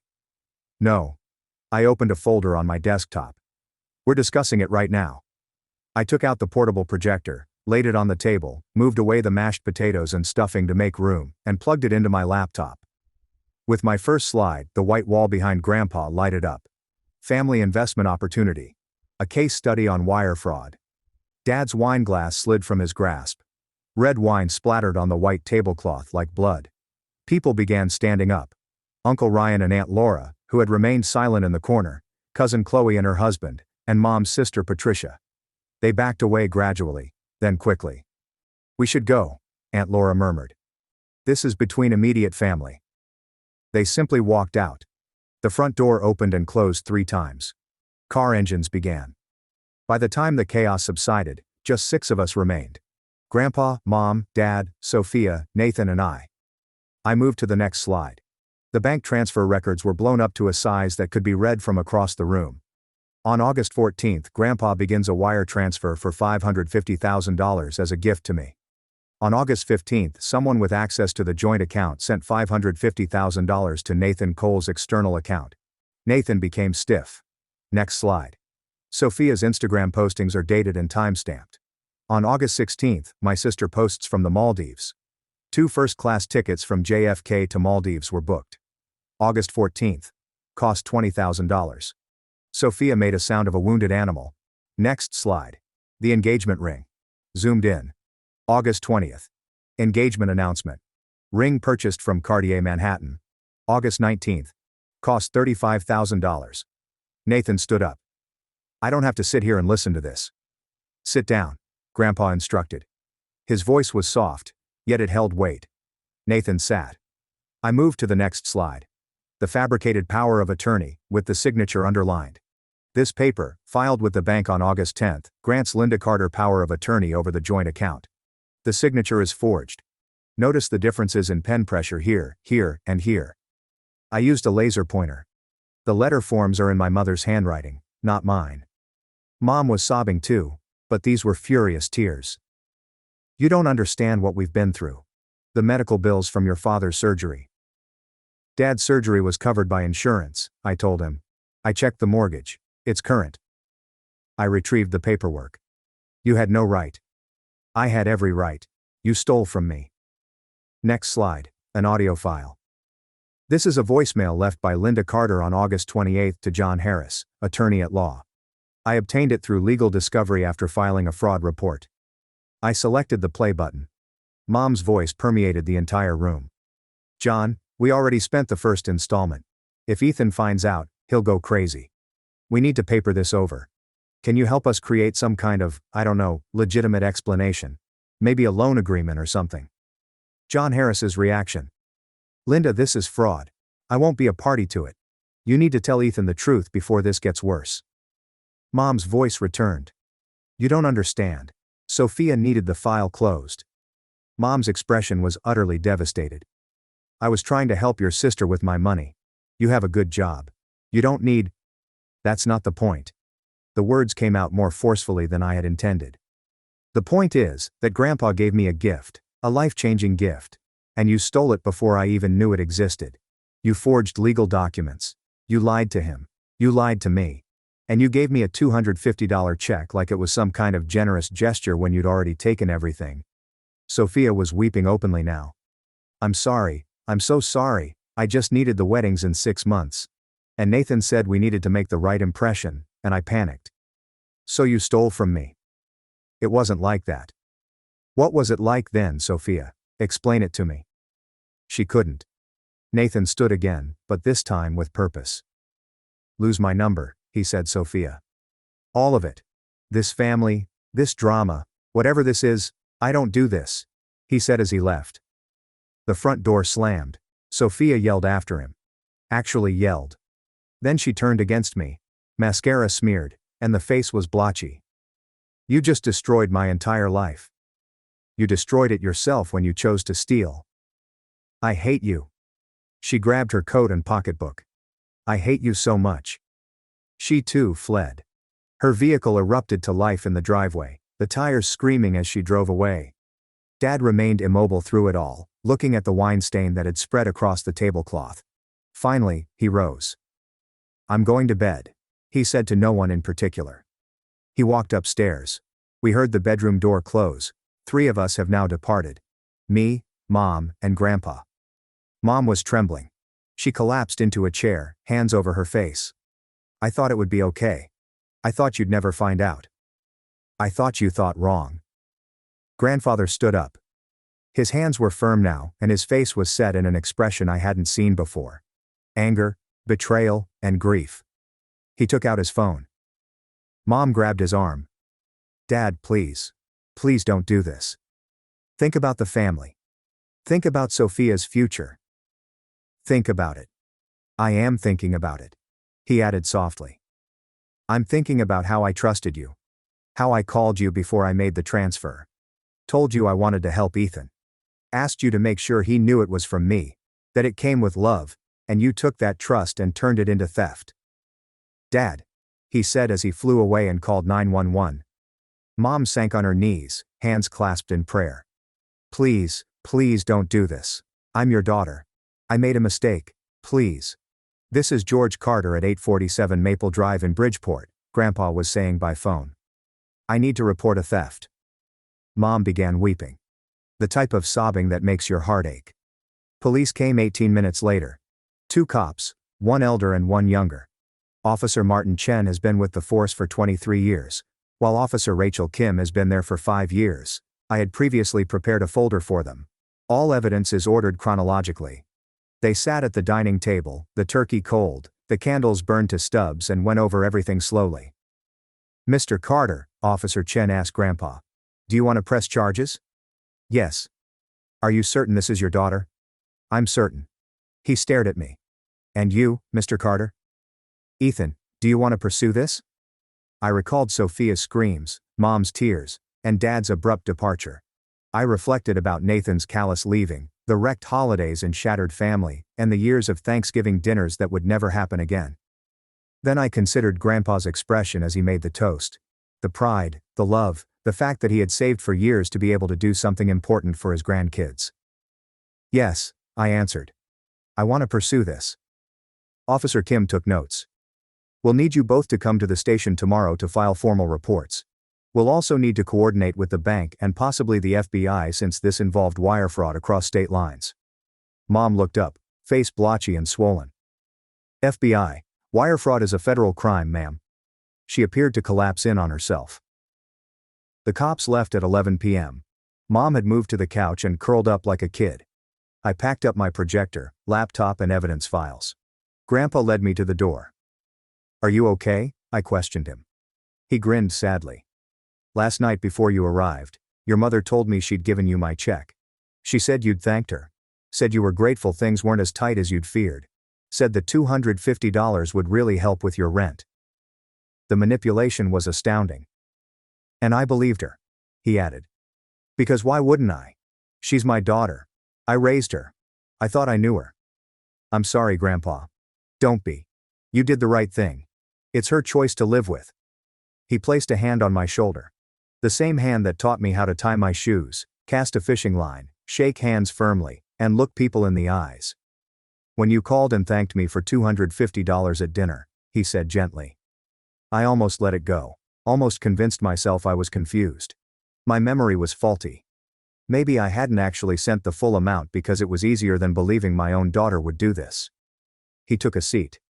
"But then I looked at your face and realized you were giving me the opportunity to see it, to truly see what they had done. You were saving me from spending the rest of my life as their idiot." My throat felt constricted. "Last night you thanked me for $250, the man added. "Tonight you proved you're worth more than any amount I could ever wire you." I held him tenderly because he was delicate, 87, and the strongest guy I'd ever met. "I love you, Grandpa." "I love you too, Ethan. Now go home. Get some sleep." I drove back to my hotel through the November rain. I checked my phone at a red light. Sophia left 17 missed calls. Mom left 6. And I ignored 4 voicemails. I blocked their numbers. The next morning, Grandpa and I went to the Bridgeport Police Department to submit formal reports and sign statements. Dylan Torres, an investigator with 11 years of experience in financial crimes, told us that the case will take months to establish, but it is strong. Power of attorney fraud, wire fraud, and possible conspiracy. "The evidence you've compiled is better than most of what we see from professional investigators." "I am a professional investigator," I said. "Just usually for corporations, not family." "How does it feel?" he inquired. "Going after your own family?" I thought about it with justice. The repercussions were swift and widespread. By Monday the tale had leaked to local media, most likely through a police complaint or one of the family who witnessed the Thanksgiving incident. "Family Thanksgiving ends in theft charges," reported the Bridgeport Courier. Sophia's firm, a boutique marketing business that emphasized ethical brand creation, fired her on Tuesday. I know because she left me a voicemail yelling about it. I did not listen to the entire thing. My parents' church, St. Matthew's Episcopal, where they had been members for 32 years, requested that they stand down from their volunteer roles on the fundraising committee. The official explanation given was that there was too much unfavorable attention. Nathan Cole updated his LinkedIn status to single and removed all images of Sophia. His firm website erased his bio for a week before reinstating it with no reference of his personal life. The bank investigation discovered that Dr. John Harris, the attorney Mom had contacted, had reported the discussion to the State Bar Ethics Hotline. There was evidence that he attempted to warn her off. That testimony helps to prove intent. In January, federal accusations were brought. Linda Carter faces charges of wire fraud, conspiracy to commit fraud, and forgery. Sophia Carter. Accessory after the fact. Conspiracy. The FBI became interested because the wire transfer crossed state boundaries and utilized digital banking networks, which are subject to federal authority. I gave a 4-hour deposition at a federal facility in Hartford, going over every piece of evidence, database query, and screenshot. Emily Wilson, the assistant U.S. attorney prosecuting the case with 14 years of white-collar criminal experience, told me it was one of the cleanest fraud cases she'd seen. Most families who steal from one another conceal it better, she added. Or sometimes the victim lacks the necessary abilities to fully document the incident. You basically built our entire case for us. I do this for a living, I explained. Just usually not against my own family. She smiled sadly. How does that feel? The investigator asks the same question. The solution is the same as justice. The trial was scheduled for August. Mom's lawyer attempted to arrange a plea agreement. I refused to sign any arrangement that excluded prison time. Grandpa supported me. Mom eventually pled guilty to reduced charges, including 1 count of wire fraud and 1 count of forgery, and was sentenced to 18 months in federal prison, 3 years of supervised release, and full restitution of $55 million plus interest and penalties. Sophia pled guilty to conspiracy and received a 12-month sentence, 2 years of supervised release, and an order to return the engagement ring. It was sold by Nathan Cole the week following Thanksgiving. She had to purchase it back at auction for $30,000. Which she did not afford. She borrowed money from an aunt.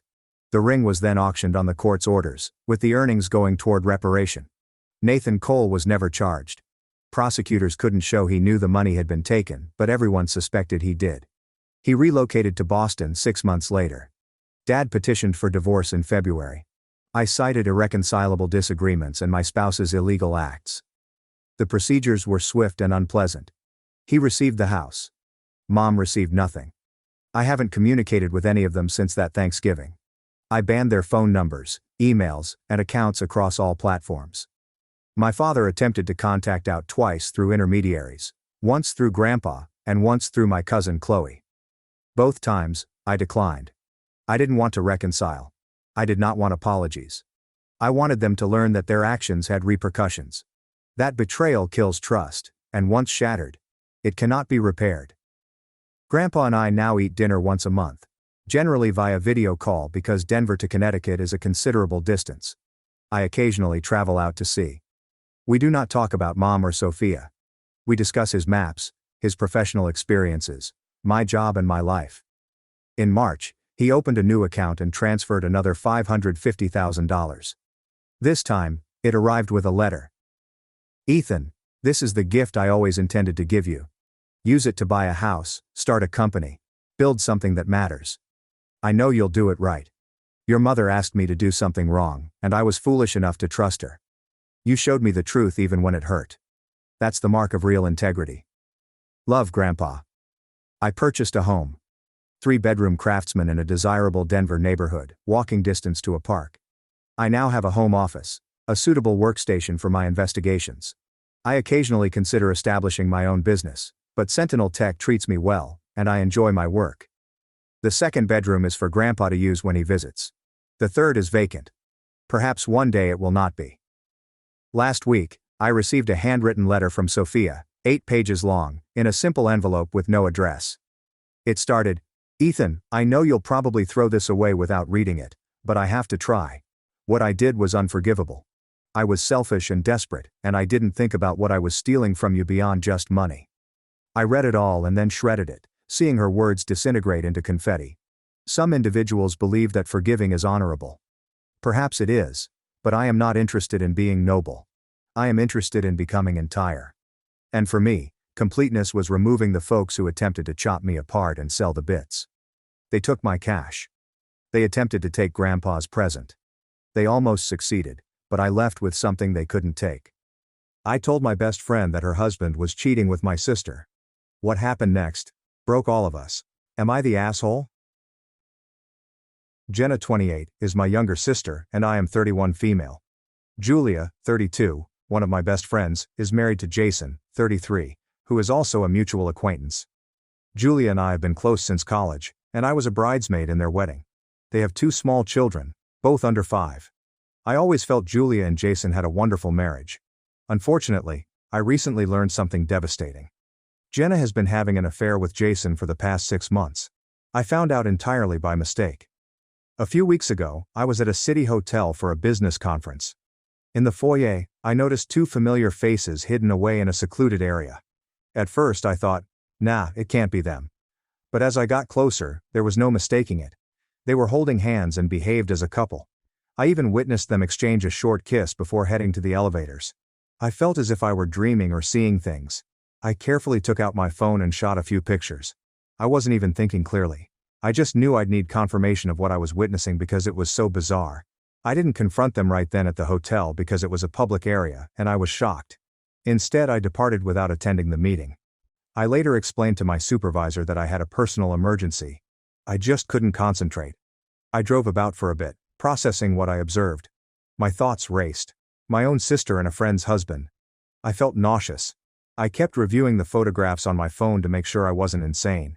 It was them, clear as day. That evening I went to Jenna's flat. I needed to hear her explain it. As soon as she opened the door, I questioned directly. "Are you having an affair with Jason?" Jenna's face turned pale and she burst into tears immediately. She did not even attempt to dispute it. She let me in, locked the door, and began sobbing and apologizing. We spoke, or rather argued, for hours. Jenna revealed that she and Jason had been seeing each other in secret for around 6 months. It began innocently, according to her. They ran into one other at a bar one night, and something simply occurred. She told me it was a mistake and that she never intended to fall in love with him. But she has. Or so she claims. I was enraged and disgusted. I asked her how she could do this to Julia and the children. Jenna kept repeating she knew it was wrong, that she felt awful every day, but it just happened, and we didn't mean to hurt anyone. She claimed Jason told her he was unhappy in his marriage and wanted to connect with her, and she fell for it. She appeared miserable and regretful, but she did not vow to stop immediately, which troubled me. I demanded to know whether Julia had any ideas or suspicions. Jenna swore Julia had no idea. They had been extremely cautious, meeting at that hotel or other out-of-the-way locations. Jason evidently had a work justification for going out, whereas Jenna would simply lie about being with pals. It was all pretty secretive. According to Jenna, Jason told her that he still loves Julia as a person, but isn't in love with her and hasn't been for a while. I'm not sure if that's true or just an affair partner justification. Jenna claimed Jason considered quitting his marriage but was hesitant due to the children. She insisted she was going to break up with Jason shortly because she couldn't bear the guilt of sneaking around. She insisted, "I don't want to harm their family. I realize what we're doing is bad. I was about to terminate it. I swear." I made it clear to Jenna that what she was doing was completely wrong. Julia is more than simply a friend. She is one of my closest pals, almost like family. I was furious that my own sister would betray her in this way. Jenna repeatedly begged me not to tell Julia. She was actually on her knees at one point, sobbing and begging. She claimed that telling Julia would ruin a happy family for no reason, especially since she and Jason were set to cease their affair anyhow. I'm not sure if Jenna would really terminate it on her own, or if she was simply saying it to get me off her back. I left Jenna's apartment that night feeling quite conflicted. I didn't agree to keep the secret forever. I simply told her I needed time to ponder. When I left, she was still sobbing and repeatedly apologizing. In the days since, I've tried to act normal in front of everyone, but it's killing me inside. I see or chat to Julia practically every day, and it feels awful not to say something. Julia had been joyfully discussing her forthcoming anniversary. She is preparing a surprise party for Jason next month. She's even asked for my assistance in preparing some of it, entirely oblivious of how messed up the scenario is. It is heartbreaking. Just yesterday she was gushing about how eager she is to celebrate with him and how strong their marriage has been lately. Listening to it made my face boil.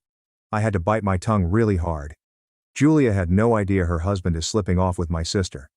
Aside from confronting Jenna, I haven't told anyone about this, including my husband. I'm married, and he and I are close to Julia and Jason as a pair. I wanted to keep it contained while I decided what to do. My devotion is horribly divided between my sister and a close friend. If I confess the affair, I'm effectively ending my relationship with Jenna. She'll probably never forgive me. It will most likely also end Jason and Julia's marriage, which may be justified. But there are 2 small children involved, whom I adore. If I remain silent, I am temporarily safeguarding my sister and the children's home, but I am deliberately fooling my buddy by omission. I feel implicated in the deception every time I see Julia's trusting expression. Jenna now avoids me unless absolutely necessary. When we communicate, she basically just says that I should mind my own business and let them handle it. As far as I know, she has not broken it off yet. When I asked if she had terminated things with Jason as promised, she became defensive and stated, "I will. Just give me time. You barging in will only make things worse." She's clearly expecting I'll stay quiet indefinitely. I'm not sure if I can. Every day that passes I feel worse about keeping this secret. Julia is over here living in a fool's paradise, and it appears harsh. At the same time, the thought of being the one to shatter her world terrifies me. I know she'll be distraught, and I hate that I'm in a position to cause so much suffering. So, Reddit, would I be the if I revealed my sister's affair to preserve a friend's marriage? Or in other words, aita for informing Julia that her husband is cheating on my own sister? I truly don't know what to do here. I believe that any choice will destroy someone. Should I stay out of it because it isn't my business, as Jenna suggests? Do I owe it to my friend to tell her the truth, even if it means ruining my sister's life?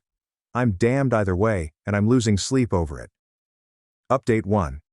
I'd want to thank everyone who responded to my first post. The majority of you emphasized that Julia needs to hear the truth sooner rather than later. It was terrible to read, but it confirmed what I believe I knew deep within.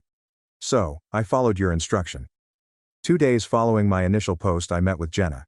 I informed her unequivocally that she had 1 week to come clean, which means she had to persuade Jason to confess to Julia within 7 days, or I would tell Julia myself. I thought providing them the opportunity to do it on their own was as fair as I could be. Julia might hear it from her husband, or even my sister directly if they preferred, rather than from me. I sincerely hope Jason still has enough decency to be honest with his wife when questioned. Jenna did not take it well. When I gave her the ultimatum, she immediately became panicked. She became obviously concerned and begged, "No, no, no, please. I need more time. I can't do that in just a week." She actually began crying again, claiming that a week was insufficient for them to get their things in order. Interesting wording. I stayed steadfast. I assured her I was not bargaining. 1 week was already generous, given that every additional day of lying means Julia is being tricked. She went from panic to begging. She implored me to reconsider and not meddle, trotting out the same arguments as previously. I'd be wrecking numerous lives, the children would be scarred, Julia would be sad, and so on. I firmly stated, "Julia is already being hurt. She just doesn't know it, and every day you continue this affair, you're making it worse. That's on you and Jason, not on me." Jenna just kept saying, "It's not that simple. You don't understand." Jenna became enraged when pleading failed to elicit any response. She yelled at me for meddling in things that were not my business. She genuinely said, "This isn't your life, or your marriage. Stay out of it." That got me angry. I responded that she had drawn me into it by doing this with my friend's husband. I also reminded her that I had given her the opportunity to handle it privately. However, if she and Jason were not going to do the right thing, I would. She referred to me as a self-righteous B-word at that moment. It was an emotionally charged conversation. We both cried and yelled a lot. I informed her that this was her own mess, and that I bore no responsibility for the consequences of the truth being revealed. I also underlined that she and Jason are the only ones ruining families here. She was distraught at the end of the conversation, but I stood my ground and left her alone. Jenna has remained rather silent since that confrontation. She has not responded to my texts asking whether she has spoken with Jason about my ultimatum. There's been a couple of days of radio silence. I suppose she's either in denial or hoping I'll back out. Perhaps she and Jason are scrambling to devise a strategy. I did send one message to make it obvious that I meant what I said. 1 week. She saw the message, read receipts, but received no response. I also debated if I should inform Julia right away and not wait a week. But after much consideration and reading your advice, I've determined that 1 week is the most amount of grace I'll allow. It gives Jason the opportunity to maybe do right by his wife. Not that confessing resolves the betrayal, but at least it comes from him. If nothing happens by the end of the week, I'll inform her myself. To be honest, the last few days have been awful. Every time I see or talk to Julia, I am acutely aware that this dreadful clock is ticking in my thoughts. I haven't given her any hints yet. I'm trying to be normal until it's time to drop the bomb. But knowing what I know makes it difficult to look her in the eyes and maintain a conversation. I'm also sick about the family situation. I have not informed our parents anything. They have a nice relationship with Julia and Jason. They think Jason is a fantastic person. And Jenna and Julia are pals. This is going to be a nightmare when it finally blows up. I know my parents will be disappointed with Jenna and possibly angry with me for sharing, because it pits sister against sister. I am not looking forward to the aftermath either, but that cannot be the reason I remain silent. So, that is where things stand. I've basically offered an ultimatum: 7 days. If Julia hasn't already heard the truth from any of them, I'll tell her personally. I'm mentally preparing myself for that talk and its consequences. I have the evidence in the form of photographs, as well as a written record of everything Jenna told me. I hope it does not come down to my breaking the news, but I am well prepared to do so. Update 2. It hasn't been a full week yet, but something happened to move the timeline forward. I hadn't planned to publish again so soon, but here we are. A few days after my ultimatum conversation with Jenna, I was hanging out at Julia's home. She had invited me over to help finish plans for Jason's anniversary surprise. We were discussing catering ideas in the kitchen after the kids had gone to bed. Julia revealed something that broke me on the inside. With a large smile on her face, she told me that she and Jason had been discussing having a third child. I must have responded dramatically since she inquired whether I was all right. I tried to smile and play it off, saying, "Oh wow. That's big news." She continued enthusiastically chatting about how, after the anniversary, she plans to discontinue birth control and allow nature to take its course. She even joked that she could soon require me to be an auntie to another child. I assume I nodded and got through the talk, but internally I was furious.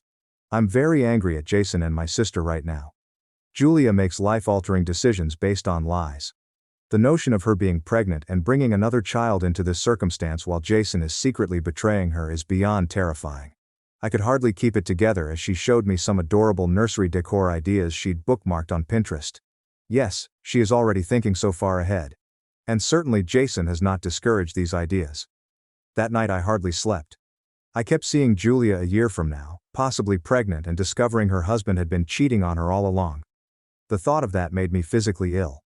I realized I couldn't in good conscience wait any longer. The 1-week ultimatum I issued was intended to give them a chance. But, having this new information, I decided I was done waiting for the clock. Jenna's quiet over the last few days indicated that she and Jason were unlikely to do the right thing on their own. For all I know, they could even let Julia get pregnant without saying anything. I cannot let that happen. So, I have made up my mind. I'm telling Julia. And I'll tell her soon, most likely within the next 24 to 48 hours. I have not notified Jenna or Jason about this decision. I do not intend to offer any additional notice. They had their chance. I doubt they'll confess at the last minute, and I'm not interested in playing chicken with people's lives. I'm dreading the talk I need to have with Julia, but I know it has to happen. She needs to know what kind of man she is married to before throwing an anniversary celebration and trying for another child. I've been practicing in my thoughts how to tell her nicely. But there is no gentler way. Whatever happens, it will shatter her. I've determined that the best strategy is to do it at my house rather than hers. The kids will be present at her place and I don't want them to witness their mother break down. I'm thinking about inviting her over for coffee or something tomorrow morning, while Jason is at work and her children are at daycare or grandma's. That way, it will be just the two of us in a quiet environment, and she will not be forced to confront her husband or children right away. I'll make sure she doesn't have to drive immediately after hearing the news. If necessary, I may contact her sister or arrange for someone to accompany her. To be honest, I am afraid. But I know it's the correct thing to do. I keep reminding myself that it is better to face a bad truth now than a terrible truth later. Update 3, I told Julia. It was, as expected, one of the most difficult, heartbreaking conversations I'd ever had. I'm still processing things, and I'm sure she is too. But this is what happened. I asked Julia over to my place yesterday on the pretense that I had some leftover sample desserts from the anniversary planning. I told her I had some cupcake samples from a bakery, a tiny white lie to get her to stop by without raising suspicion. She arrived late in the morning. She was in a good mood, joking about how anxious she was to test the cupcakes and finalize exciting party plans. We sat in my living room, and I carefully moved the topic away from the celebration. I replied, "Hey, there's actually something important I need to talk to you about." I believe my tone or expression must have alerted her, as she became serious very quickly. She answered, "Sure, what is it?" Or something like that. I recall my heart thumping so loudly that I could hear it in my ears. I knew there was no way to cushion the impact, so I simply came out with it. "Julia, I found out that Jason has been having an affair." She looked at me as if I had talked to her in a foreign language and she couldn't understand what I was saying. She half smiled in disbelief and asked, "What? What do you mean?" I proceeded to explain, as calmly and compassionately as possible, that I had evidence. That I initially refused to believe it, but it is real. I told her I had seen Jason and the other woman together with my own eyes. I tried not to say the name at first, allowing her to absorb the notion of the adultery before adding the additional treachery of who it was. But she kept asking, "With whom? Who is he with?" Initially I said, "It's someone I know. Someone we both know." This appeared to confound and concern her even more. She appeared nearly terrified, rattling off, "Who? Tell me. Do I know her?" So, ultimately I had to say it. "This is Jenna. My sister." Julia's expression altered in an instant after I said it, and I'll never forget it. It was as if she experienced every feeling at once: amazement, perplexity, wrath, and disgust. She simply said, "What?" He exclaimed loudly before falling silent, his eyes welling up with tears. I discreetly told her what I knew, including the fact that I had seen them at the hotel by chance, that it had been going on for about 6 months, and that I had questioned Jenna about the situation. I even showed her one of the images I shot in the hotel. Julia merely stared at it before covering her face with her hands and sobbing. She did not scream or yell. This gut-wrenching, quiet sobbing literally made my heart feel like it was in a vice. I started crying too. I sat next to her and repeatedly said, "I'm so sorry. I'm so sorry, Julia. I must have said it a dozen times." I attempted to hug her, and for a second she let me, but then she pushed away and, through her tears, asked, "Why? Why are you telling me this?" Not in an accusatory manner. She seemed perplexed and devastated. I informed her, "Because you deserve to know the truth. You're my friend and I love you, and you don't deserve what's been happening behind your back." I also stated that I gave them the opportunity to come clean. And they did not. She nodded, sort of disoriented. We sat there for a few minutes as she wailed. I handed her tissue. She asked whether I was definitely certain. I confirmed that and assured her I would not have said anything unless I was absolutely certain. I acknowledged having more than just the snapshot, and Jenna admitted it to me. That appeared to make her even more unhappy. The fact that my sister confessed means that it is undisputed. She inquired whether anyone else knew. I responded, "As far as I'm aware, no one else in our circles knows." I did not mention internet strangers, of course. Julia eventually got herself together enough to talk in full words. The first thing she said was, "I need to leave. I need to speak to him." I offered to drive her or accompany her, but she declined and stated that she would be okay to drive. In hindsight, I probably should have insisted, but she was determined, and I believe she wanted to confront him alone. I was quite concerned about her, but I also understood her desperate need to receive answers from Jason right away. I made her promise to call me later. I asked if there was anyone else I could call for her, such as her sister or another friend, to accompany her when she confronted him. She said no. She preferred to do it one-on-one first. So I let her go, checking to see if she was okay. I texted her sister after she departed, indicating Julia might need her later but not offering any details. Her sister is aware that something is off, but that is all right. Later that evening, Julia called me. She began sobbing again. She managed to tell me what happened. She waited at home for Jason to return from work. When he went in, she quickly asked if he had anything to tell her. She stated he looked taken aback and replied something like, "What do you mean?" And she simply dropped it. "I know you're cheating on me. I know everything." According to Julia, Jason simply froze and did not speak for a moment. Then he attempted damage management, saying things like, "It's not what you think," explained. "I was going to tell you, I swear." Apparently Julia was outraged, and she let him have it. Yelled at him. I cursed him out. She didn't even question why in that moment. She just let go of months of hurt all at once. She explained that she had been preparing a surprise anniversary celebration and hoping for another baby, and that he couldn't do this to her. Eventually, Jason admitted everything. It was pointless to dispute it after he realized I'd already informed her and she had proof. He confirmed the affair with Jenna, claiming that it was unintentional and that he never intended to hurt her. He tried to tell Julia that he still loved her, but he was confused and sputtering like a cheater. Julia told me that she laughed in his face when he stated it. She told him their marriage was finished and to leave the house. This portion surprised me a little. Jason did not fight. He didn't beg her forgiveness in any serious sense, other than a feeble apology. He did not hesitate when she urged him to leave. He went to pack his backpack. Julia believes he knew this moment was coming after I learned about the affair. She suspects, as do I, that Jenna warned him I discovered out and might tell, so perhaps he was prepared for the eventual fallout. Jason packed a suitcase and went that same night. And, as I had imagined, he headed directly to Jenna's. I know this because after I hung up with Julia, I messaged my sister and asked if Jason was with her now. She responded with a simple text. Yes. Thanks very much. That is the only communication I've had with Jenna since the ultimatum dispute. Return to Julia. I drove over to her house after she called because I was concerned about her mental health. By the time I arrived, Jason had already left. Julia's children were thankfully staying with her mother for the night. I believe Julia planned this ahead of time, anticipating a scuffle when she faced Jason, so it was only she at home. She looked devastated, with swollen eyes. I sat with her, made her drink some water, and tried to console her as best I could. She was generally quiet and in shock. I believe she simply said in a hollow voice, "What am I going to tell the kids?" That destroyed my heart. I did not have a good answer. I said we'd work it out and I'd help her in any way I could. I eventually convinced her to try and get some sleep. I spent overnight on her couch. There was no way I was leave her alone that night. I don't think any of us slept much, but we did close our eyes briefly. So here we are. Julia's mood this morning is understandably low. She alternates between crying, looking into space and violently raving about Jason, and, on sometimes, Jenna. She hasn't expressed being furious with me at all.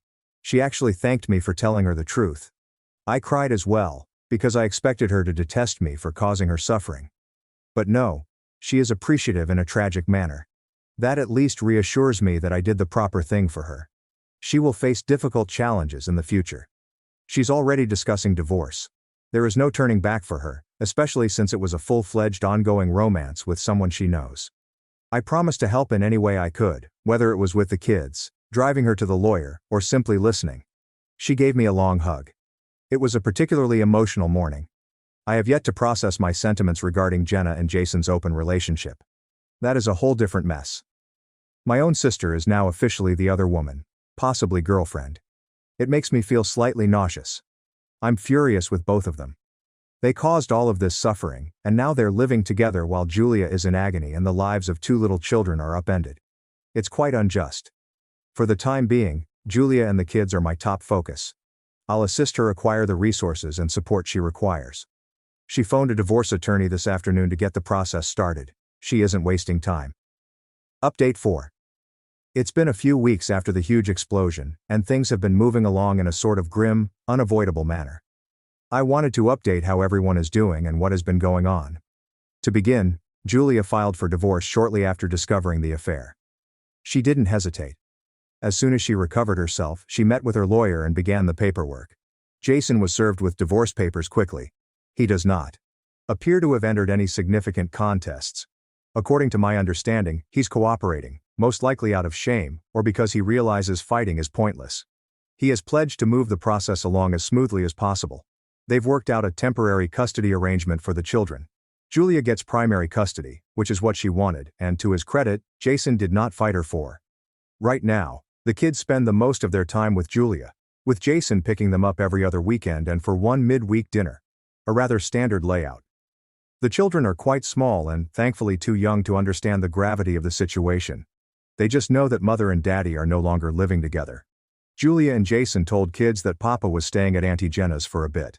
Yes, they dropped that factoid on the kids, which made me shudder, but I assume they expected the kids to find out when they visited him. Anyway, Jason is still staying at Jenna's apartment. So if it wasn't evident before, Jenna and Jason are now officially a couple. The level of contempt and uncomfortable this causes is immeasurable. I've kept a distance from both of them, as has almost everyone else in our family friend group. The prevalent opinion of them is that what they did was unforgivable. Even those who did not know Julia well are shocked that Jenna would do this to a friend, her own sister, and Jason would betray his wife and children. My parents found out about the affair and the accompanying upheaval shortly after it occurred. I sat down with them and explained everything. I wanted them to hear it directly from me rather than through hearsay. They were stunned and heartbroken. My mother cried. My father was outraged. They actually contacted Julia to offer assistance and apologies on behalf of our family. They told me that they have always regarded Julia to be family, and that what Jenna did makes them sick. Their current relationship with Jenna is unusual to say the least. My parents made it very clear to Jenna that she had made a terrible mistake. They're quite unhappy with her. At the same time, Jenna is their daughter. Therefore, they have not cut her off entirely. However, things are far from normal. They had a couple serious meetings with her, and she seemed quite defensive. She would say things like, "You don't understand. Jason and Julia's marriage was already failing." Which, based on everything I've seen, is a feeble excuse and most likely false from Julia's perspective. She also stated that she is in love with Jason and did not want for anyone to be hurt. Given her conduct, my mother flatly refused to believe her. According to my parents, Jenna is still with Jason, although she is dissatisfied with the outcome of the issue. So what did she expect? My mother stated that Jenna complained to her, "Everyone hates us now. It's like we're the villains." To which my mother presumably responded, "Can you blame them? Look what you did." I've had very little touch with Jenna. Basically, we don't communicate unless absolutely necessary, which hasn't happened yet. She did send me one SMS once the dust had settled, which read, "I hope you're satisfied. You've destroyed our family. Don't ever talk to me again." That hurt. I will not lie.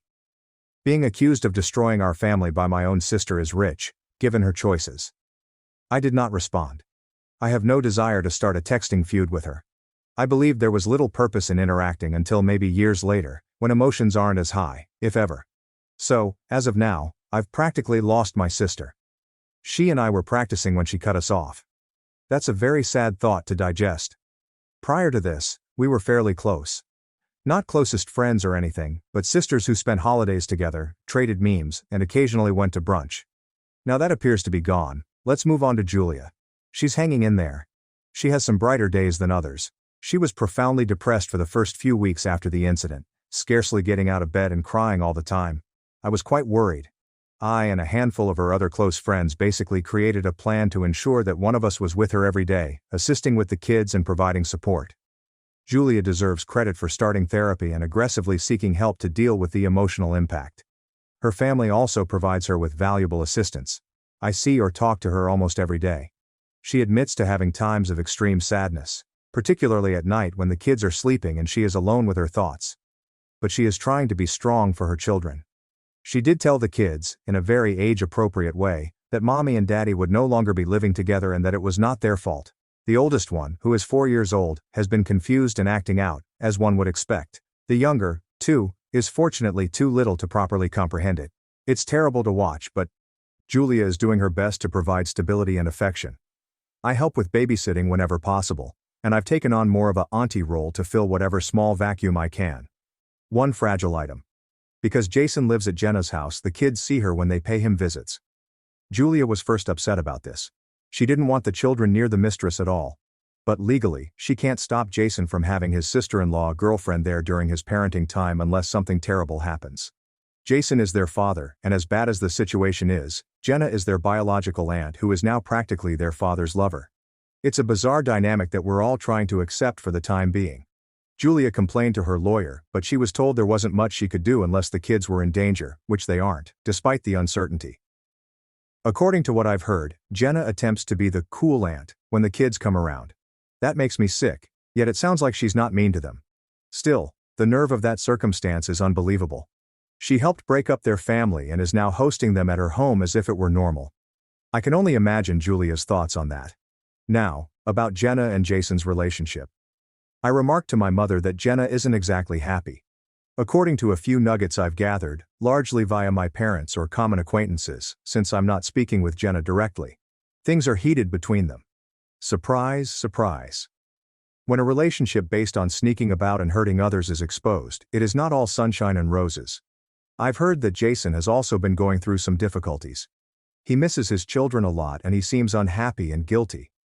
Imagine that. Living with the person he ruined his life for isn't so romantic when he has divorce lawyers, a distressed ex, and little time with his children. There are rumors that Jenna and Jason have been squabbling frequently. My mother even stated that when she contacted Jenna, Jason and she were having a minor disagreement. Who knows if it's the stress, the guilt, or simply recognizing that passion and love are not the same when reality sets in. To be honest, I am not cheering for their happiness.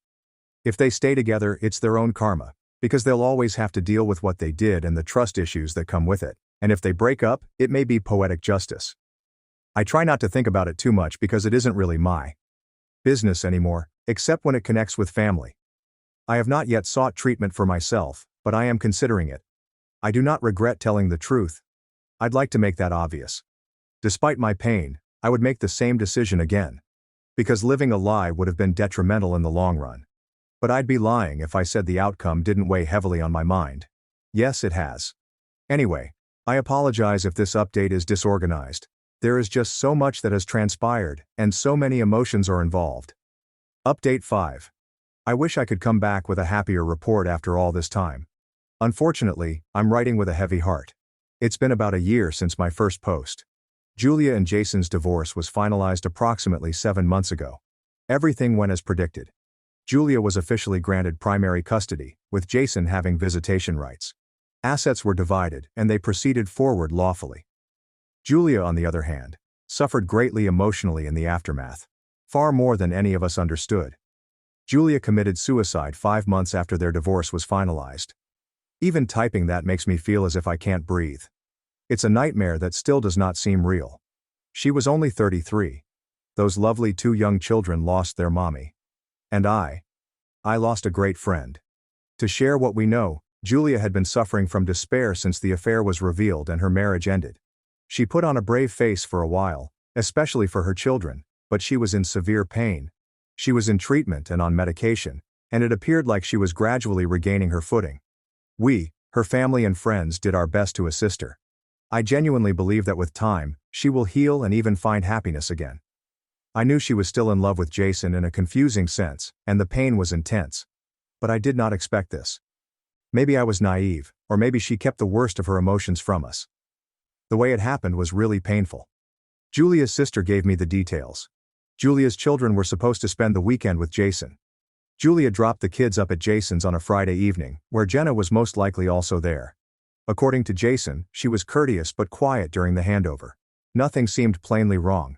She returned home to an empty house. That night, she hung herself in her bedroom. We believe she planned it in advance because she posted a message on the outside of her front door indicating when the kids would return home. The note was basically directions. It stated that if anyone found the note, they should call 911 and arrange for Jason to pick up the children. It expressly said that youngsters should be kept away from the situation. She also left sealed notes for her children and Jason. The neighbor found the message on her door the next morning. This neighbor was a buddy who knew about Julia's depression. They used to check in on one another. The neighbor promptly contacted the police. Julia's sister told me that Julia's message to Jason basically said she was sorry. But she couldn't take the suffering anymore, and she prayed he'd be a better father to their children than he was a husband to her. There was a passage in there that brought me to tears. She wrote to him, "I was so in love with you that I couldn't bear living without your love." She did, however, make it plain that the kids were the only thing that kept her going for so long. But, in the end, her sadness consumed her. I can't begin to convey the devastation this has created. Her family is absolutely devastated. The kids, God, the kids. The oldest child, now 5, understands that mommy is gone but does not fully comprehend why. The younger one, 3, continues asking when mommy will return, which tears everyone's heart. Jason is currently caring for his children full-time. Julia's parents are very involved in their care. Because they are so upset with Jason, I believe a custody battle is looming. As for Jason and Jenna, I haven't spoken to them since before this happened. However, this catastrophe impacts them as well, and any good human being would feel great remorse. I have no direct path of insight into Jason's mind. However, from what I've heard from others, he is deeply upset and grieving about Julia's suicide. Some would argue that he doesn't have the right to mourn her after what he did. But human emotions are complex. He lost the mother of his children, a lady he had probably loved. He understands that his actions contributed to her downward spiral. He appears to be struggling, as one might expect. I've heard that he blames himself. Frankly, many people blame him. Jenna too. My parents have kept me somewhat informed about Jenna. She is apparently distraught over this. I'm not sure whether it's guilt, dread, grief, or all of the above. However, my mother claimed that after Julia's death was verified, Jenna became distraught. According to my mother, Jenna attempted to attend Julia's burial. But eventually didn't, probably for the best, as I doubt Julia's family would have wanted her there. Jason did, of course, arrive, and the situation appeared to be heated and emotionally charged. Julia's brother nearly punched him. I did attend the funeral. That was one of the most difficult days of my life. Seeing 2 tiny toddlers in front of a coffin is something I will never forget. Julia's family, on the other hand, treated me with kindness. Despite their loss, they complimented me for being honest with Julia, claiming she regarded me as a friend. That brought me to tears right away. It's all really weighty. Now I'm here, attempting to make sense of things. I'll be honest, my heart is filled with overwhelming guilt. I can't ignore the idea that if I'd kept my mouth shut, Julia could still be alive. Jason and Jenna's affair could have ended quietly, or not. Who knows? Julia might have gone on unnoticed, even having the third child she desired. Perhaps the marriage would have ended years later for other reasons. Or perhaps not at all. I find myself torturing myself with these what-if scenarios. What if my intervention caused more harm than good in this situation? I wanted to shield my friend from falsehoods and give her the opportunity to avoid wasting her life with a cheater. Instead, she received excruciating heartache, which she was eventually unable to handle. It's an idea that will definitely plague me for the rest of my life. I am now in therapy because I know that my feelings of guilt and melancholy need to be addressed. I'm trying to remember that I acted with love and honesty. Some days I believe it. Other days, I simply feel sick and responsible. I contribute to Julia's kids' therapy fund. I don't have a relationship with Jenna. If there was any prospect of reconciliation in the future, it is now gone. In my worst moments, I admit to feeling enraged at her and Jason, blaming them entirely. If they hadn't had an affair, none of this sorrow would have occurred. In some ways that is correct. But in the end, it doesn't matter. What's done is done, and now we all have to deal with the consequences. I'm going to try to find a way to reconcile with it, if that's even possible. And I'll try my best to be there for those kids in whatever capacity I'm permitted. Because they are the ones who really matter right now. And please, if you or someone you know is experiencing depression or suicide ideation, seek help. I wish Julia had found a way to hold on. I'm sorry this got so dark.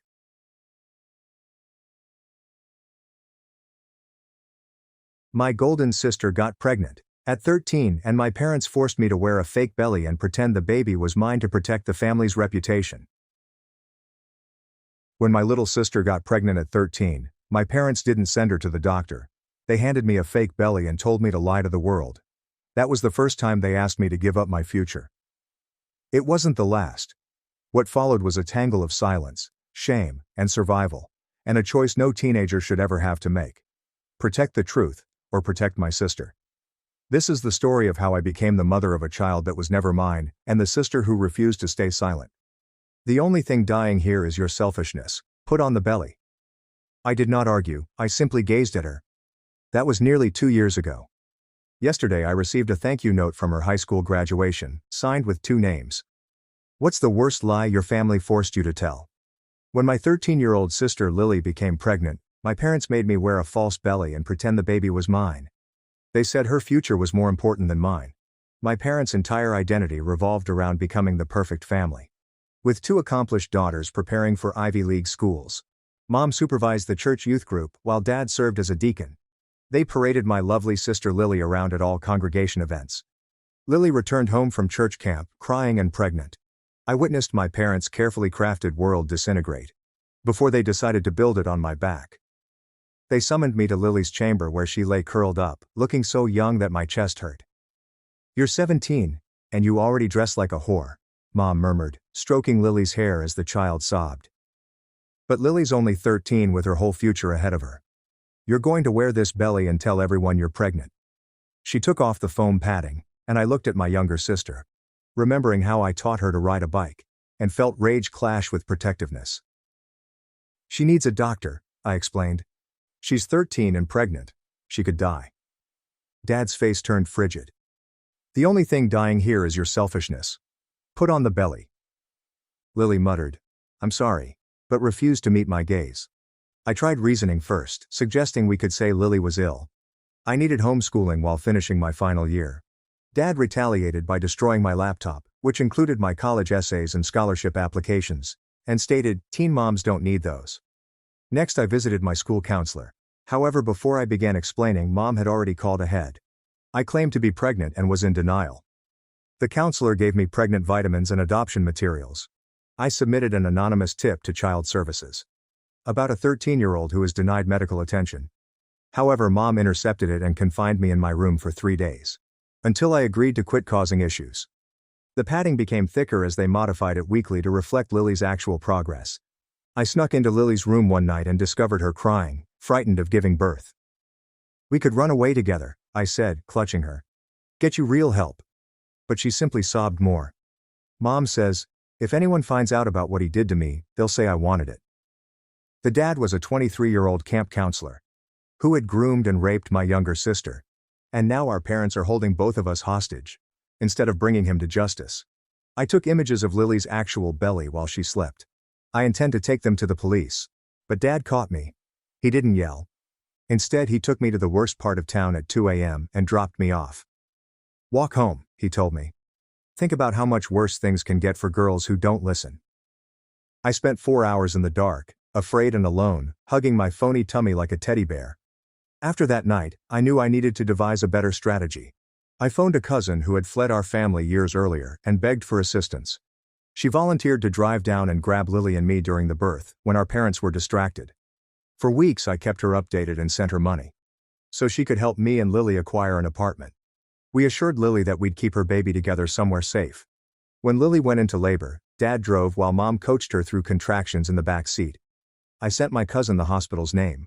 But when we arrived, my cousin was already there, seated with my parents' pastor. "Your mom called me last week," my cousin replied, not meeting my gaze. "She reminded me of my own follies at the age of 17. I believe you girls need your parents' advice." Betrayal felt like drowning. My parents smirked at me as they saw my last dream dashed. Lily delivered a healthy girl despite her age. And my parents made her sign paperwork placing her up for adoption, without even allowing Lily to hold her. Lily was too weak from blood loss to realize what was going on. Until it was too late. She sobbed the next morning when she discovered her baby had died forever. "I named her Hope," she explained, her body quivering. "My parents compelled me to pretend that the baby I had reportedly delivered was stillborn, because they didn't want the adoption rumors. I wore black and accepted casseroles from the church ladies." Lily recovered alone, tucked away. The town treated me as broken glass, whispering about the adolescent woman who had lost her child as punishment for her transgressions. I went through the days like a ghost. Working in a grocery shop, where customers either avoided my gaze or stared in sympathy. Every night, I heard Lily wail through the walls. She was mourning for the daughter she would never be able to hold again. I began community college in January. Driving an hour each way allowed me to flee my family without leaving Lily. She returned to school too, thinner, while preserving her flawless grades. I bagged groceries until midnight to afford textbooks. We seldom spoke anymore since gazing at each other reminded us of hope. Then in March, Lily began vomiting at breakfast. Mom discovered the pregnancy test in her trash and summoned me home from work. The counselor had threatened her. He threatened to reveal the truth about her pregnancy unless she met with him. He then pressed himself on her again. "So you'll put the belly back on," Dad remarked, as if we were talking about the weather. "Tell everyone you're pregnant again. Stupid girls do it all the time." I stared at them. These folks would protect a predator, to preserve their reputation and distorted image of Lily's unspoiled future.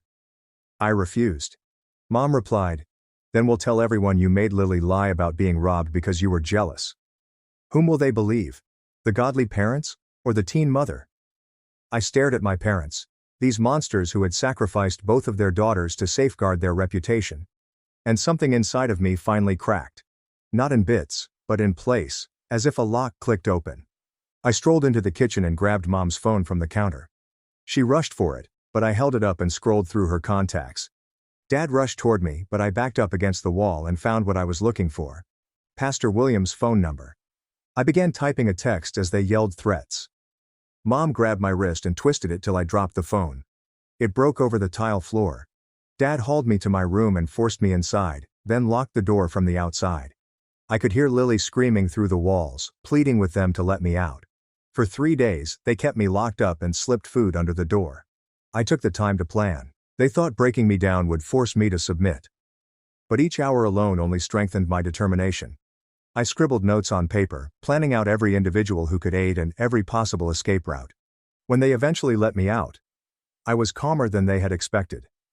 I nodded as Mom handed me the foam belly. I strapped it on without arguing. Dad grinned, glad I'd learnt my lesson. They had no idea I was finished being their victim.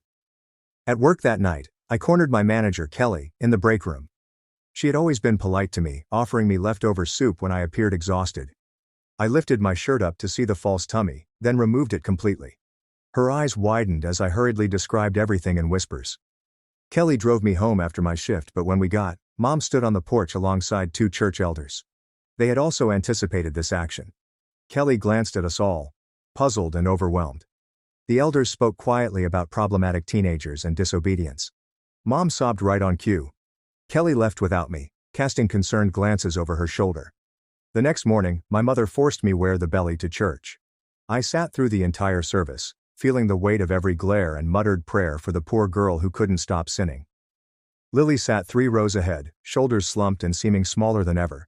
Lily was throwing up again after church, so I found her in the bathroom. This time, it was from pure anxiousness rather than morning sickness. I pushed her hair back, and we didn't talk because we didn't need to. Her eyes were filled with the same desperation as mine. That week I attempted everything. I called the school counselor from a payphone. But she stated she was already aware of my second pregnancy and gave more adoption leaflets. I walked to the police station during my lunch break. But the cop at the desk was Dad's golf partner. He called Dad before I could submit a report. Each failed attempt teaches me something. My parents had spent years growing their network and reputation. Everyone saw them as pillars in the community. But the same network contained flaws, people they'd hurt or disregarded. I recall Mrs. Green from down the street, whose daughter abruptly departed for boarding school last year. I knocked on her door one evening, while my folks assumed I was at work. She welcomed me in without asking, poured tea, and listened. When I finished, she sat silently for a long time. Mrs. Green explained that she couldn't help immediately. Her own family's secrets kept her confined, but she told me about her nephew Alex, a social worker from the next county. She wrote his number on a napkin and placed it in my hand. Sometimes, she explained cautiously, help comes from unexpected places. I hid the number in my shoe and returned home. Dad searched my pockets, phone and room, but never my shoes. Small triumphs were important when you had nothing else. At school I began documenting everything. Not obviously, but in ways that resembled regular homework. English essays about family dynamics. Health class projects on teen pregnancy. Each assignment featured carefully phrased truths that may someday be relevant. Lily's condition deteriorated day after day. The counselor had threatened her again and demanded another meeting. What exactly is happening with this counselor that the parents refuse to report? They're going to all this trouble with false bellies and lies, but they're allowing this man to continue harming Lily. She avoided to eat for fear of gaining weight and showing. Mom shoved nutrition shakes down her throat while Dad supported her arms. I watched from the doorway, remembering their wickedness, so that one day I could make them pay. One night, I sneaked into Lily's room and found her writing what appeared to be goodbye letters. I snatched them, read the first paragraph, and my blood ran cold. She intended to hurt herself rather than go through this again. I held her while she wailed, vowing that we'd find a way out. I simply needed more time. The next day, during my break at the grocery store, I called Alex. His tone was professional yet compassionate. I explained everything in about 5 minutes. I knew my manager would notice if I took too long. Alex listened, asked thoughtful questions, and then stated that he would require verification. Real evidence. Not just words. I began snapping photographs with a disposable camera that I purchased using tip money. Lily has an expanding belly, the adoption paperwork they had forced her to sign, which I discovered on Mom's desk. They made me wear a false belly. Each photograph posed a risk while also serving as ammunition. Dad must have felt things shifting, because he began driving me to and from work, denying me freedom of movement. Mom started sitting in my room when I was doing schoolwork. She was reading her Bible and watched me with chilly eyes. They tightened the net. However, they were unaware that I had already begun cutting holes in it. I kept Alex's phone number buried in my shoe for a week, waiting for the ideal opportunity. Mom's observation became more intense. She set up a baby monitor in my room. She claimed she wanted to ensure I wasn't damaging the baby. The irony seared when I strapped on the artificial tummy every morning. Lily's actual one became covered beneath baggy sweatshirts. The disposable camera became my lifeline. I photographed everything I could reach. Bank statements show huge financial withdrawals around the time of Hope's adoption. The camp counselor's photograph from the church bulletin board. Mom kept medical invoices addressed to Lily in her desk drawer, believing she had hidden them well enough. Each click of the shutter seemed like I was loading ammunition into a pistol that would eventually be fired. Work became my only escape, but even that freedom dwindled. Dad began turning up at various times throughout my shifts, wandering the aisles while keeping me in sight. My coworkers noticed his presence and whispered about the overprotective father of a pregnant girl. I smiled and played the act as wrath simmered beneath a layer of foam cushioning. One evening, Mrs. Dubwa from church walked through my checkout line. Her own daughter left town abruptly 2 years ago. She scrutinized my false belly with knowing eyes before slipping a folded note between the items. I hastily pocketed it. Later, in the restroom, I read her message. I understand what they are doing. Call me when you are ready. I remembered her phone number and flushed the paper. Another ally, another weakness in my parents' flawless facade. But I needed more than pity, I wanted evidence that they couldn't reject or explain away. Lily's condition deteriorated daily. She passed out during supper one night, striking her head on the table edge. Blood dripped from the wound as Mom wiped it with a dishcloth, believing she only needed rest. I attempted to call an ambulance, but Dad ripped the phone from the wall. They dragged Lily to her room and locked us both in. I treated her wound with tissues and water from the bathroom faucet, whispering promises I wasn't sure I could keep. Her skin felt feverish, and her breathing was shallow. The camp counselor had done more than simply assault her again. He had broken something inside her that our parents refused to acknowledge. Mom unlocked the door the next morning, smiling as she did in church. She gave me prenatal vitamins and reminded me of my doctor's visit that afternoon. The appointment where I'd have to persuade a doctor that my foam belly contained a genuine baby. The concept made me ill. At the clinic I sat in the waiting room, surrounded by expectant women. Mom talked to them about morning sickness and baby names as I sweated beneath the cushion. When the nurse called my name, my mother stood to follow. The nurse shook her head and cited privacy policies. Mom's jaw tensed, but she settled back down. In the exam room, I removed the fake tummy and showed the nurse my flat stomach. She looked confused as I blurted out the truth. Her expression changed from astonishment to fear. She offered to help and call someone to fix it. But when we got out, Mom had already spoken with the doctor. They talked about my psychological concerns and pregnancy denial. The nurse stood motionless, outmaneuvered by my mother's planning. The ride home was silent. Mom won another round, but I noticed something in the nurse's eyes. Not everyone bought their falsehoods. The fractures were expanding. That night I heard Lily weep again. Instead of her normal calm tears, she made harsh, painful sounds. I picked a lock with a hairpin I'd been practicing with and discovered her curled up on the floor. Blood was coating her pajama bottoms. This time, I did not hesitate. I dashed to the kitchen and retrieved Dad's car keys from the hanger. Mom entered in the doorway as I helped Lily stand up. Dad appeared from their bedroom and blocked our path to the front door. They demanded that I return Lily to her room and that they tackle the situation in the morning. I saw my sister's gray face, felt her weight against me, and made my decision. I drove Dad's shoulder into the wall before pushing past him. Mom grabbed Lily's other arm and attempted to pull her back. Lily screamed, a sound that should have devastated any mother's heart. Instead, Mom pulled harder. I pushed her aside and half-carried Lily to the car. Dad caught up as I fumbled with my keys. He grabbed my wrists and twisted till I dropped them. Lily collapsed against the car door, taking shallow breaths. In that moment, watching my father chose his reputation over his daughter's life. Something cold and crystalline solidified within me. I kneed him in the groin. He doubled over and gasped. I grabbed the keys and shoved Lily into the passenger seat. Mom dashed toward us, but I had already started the engine. We pulled out of the driveway, leaving them standing in the headlights. The hospital's emergency room was bright and crowded. I carried Lily inside, yelling for assistance. Nurses approached us and took her away on a gurney. I attempted to follow, but security stopped me. I wasn't family, they said. The irony would have been amusing if Lily hadn't died. I called Alex from the hospital's payphone. This time I did not whisper or haste.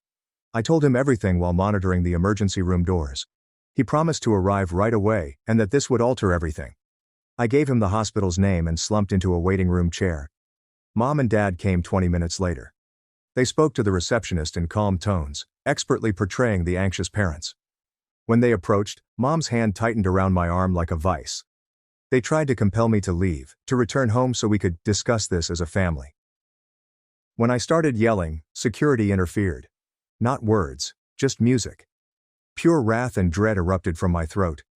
They separated us and made my parents sit on the opposite side of the waiting area. Dad's eyes threatened vengeance. Mom grabbed her handbag, undoubtedly contemplating her next move. Alex came before they could attempt again. He had an official badge and spoke with quiet authority. My parents' faces became pale when he introduced himself. He came a colleague, a woman who specialized in cases like ours. They separated us for interviews. I handed over the disposable camera and showed them the photographs on my phone. I recited dates and occurrences that I had memorized. The woman took notes without judgment, asking probing questions that revealed things I had not known were important. Meanwhile, Alex spoke with my parents, his soothing voice resonating around the waiting room. After almost 2 hours, a doctor emerged. Lily was stable but required surgery. The pregnancy had been ectopic, which means it was growing in the wrong spot. She would have died if she had not received timely medical treatment. The doctor's remarks lingered in the air like an accusation. Mom attempted to twist things, claiming they were ready to bring Lily in herself. The doctor's reaction suggested she had heard similar lies before. She posed pointed questions about prenatal care, explains how a 13-year-old's pregnancy proceeded so far without medical intervention. Dad's responses became increasingly fumbling. Alex's coworker grabbed me aside. Lily would need to be placed in protective custody while the investigation was ongoing. She inquired if I had a safe place to stay. I remembered Mrs. Dubb's knowing gaze and Mrs. Green's modest tea ceremony. I had options now. The surgery took 3 more hours. I napped in the uncomfortable chair, jolting awake as footsteps approached. My parents were led to a different waiting area after Dad attempted to corner me in the lavatory. Their kingdom was disintegrating, brick by brick. When Lily awoke, I was present. Her eyes focused slowly, perplexed by the hospital environment. I held her hand and explained what had happened, while tears streamed down her cheeks. The baby was gone. The counselor's second onslaught almost killed her. But she was still alive, which was sufficient for the time being. Alex returned with documents and emergency custody orders. Investigations for medical neglect necessitated reporting on the counselor. The legal machinery began to move, slowly but inexorably. My parents couldn't stop it with phone calls and tears. They tried, of course. Mom called her church friends and told them stories about wayward daughters and social workers who went too far. But Mrs. Ellison had also been busy. She had spoken with other mothers whose daughters had also departed unexpectedly. The pattern was getting clearer. Dad tried a different way. He showed up at my workplace with my possessions, playing the sad father, who simply wanted his daughter home. The phony belly meeting the real medical team is hilarious until you realize there is a dying child involved. Nothing like convincing a nurse that your foam padding need prenatal care as your sister bleeds out at home. Kelly, my boss, stood beside me while I refused. He left the boxes beside the entrance, but not before placing an envelope in my palm. Inside came a $5,000 payment and a note asking for your silence. I photocopied both and handed the originals to Alex. More evidence equals more nails in their coffin. The probe widened, delving into nooks my parents had assumed were safe. The church board began asking questions. The young group's parents wanted answers. Lily spent a week in the hospital. I divided my time between her room and work, sleeping on waiting room chairs and showering in the employee restroom. My fictitious pregnancy turned into actual weariness. Dark circles have replaced foam padding. But for the first time in months, I was able to breathe. The camp counselor was arrested on Tuesday. I wasn't present, but Mrs. Ellison called to inform me. He'd been working at a church camp 2 counties over. They discovered evidence of further victims. My stomach churned as I thought of the other Lilies suffering in solitude. Mom attempted one final manipulation. She arrived at the hospital holding Lily's favorite stuffed animal, tears running down her cheeks. She implored Lily to return home, promising that things would be different. Lily gazed at me, then the teddy bear, and finally at our mother. She took the bear and requested Mom to leave. Alex identified a foster family that specialized in circumstances like ours. Mrs. Cato was a nurse before becoming a foster parent. Her abode smelled of green tea and safety. Lily finally received the pink room she had always wanted. I installed a lock on my door that only I could control. We testified in separate rooms, Lily using a video link because seeing him made her puke. I sat in the witness chair and spoke every truth they had attempted to conceal. The prosecutor had images from my disposable camera blown up as evidence. Mom faked medical records. Dad sends threatening SMS. I kept the artificial tummy as evidence. Our parents sat in the gallery, shrinking with every revelation. Their church buddies filled the remaining seats, but support had shifted. Mrs. Ellison sat behind us. Mrs. Burt sent flowers. Even Kelly arrived on her day off in her nicest clothes. The counselor received 15 years. Not enough, but something. He would be sentenced to at least 10 years before becoming eligible for parole. Other charges brought by other victims would put him in custody for longer periods of time. Lily cried when they read the decision. This time the tears were good. The lawsuit against our parents proceeded slowly. Child endangerment, medical neglect, and conspiracy allegations prompted Dad to engage an expensive lawyer. Their savings dwindled as their reputation deteriorated. The church quietly removed them from their leadership roles. Mom's youth group has disbanded. I began college that September, a year late, but determined. The scholarship I believed I'd lost was held by a sympathetic administrator who had heard about my situation. Lily entered therapy. Instead of prayer circles, seek real help. She painted Hope's name on a painting and displayed it in her new pink room. We occasionally saw our parents in the grocery store. They had aged years and months. Their beautiful facade had crumbled beyond repair. Mom once tried to reach us, but the restraining order stopped her after 50 feet. Dad only gazed, possibly realizing what he had lost.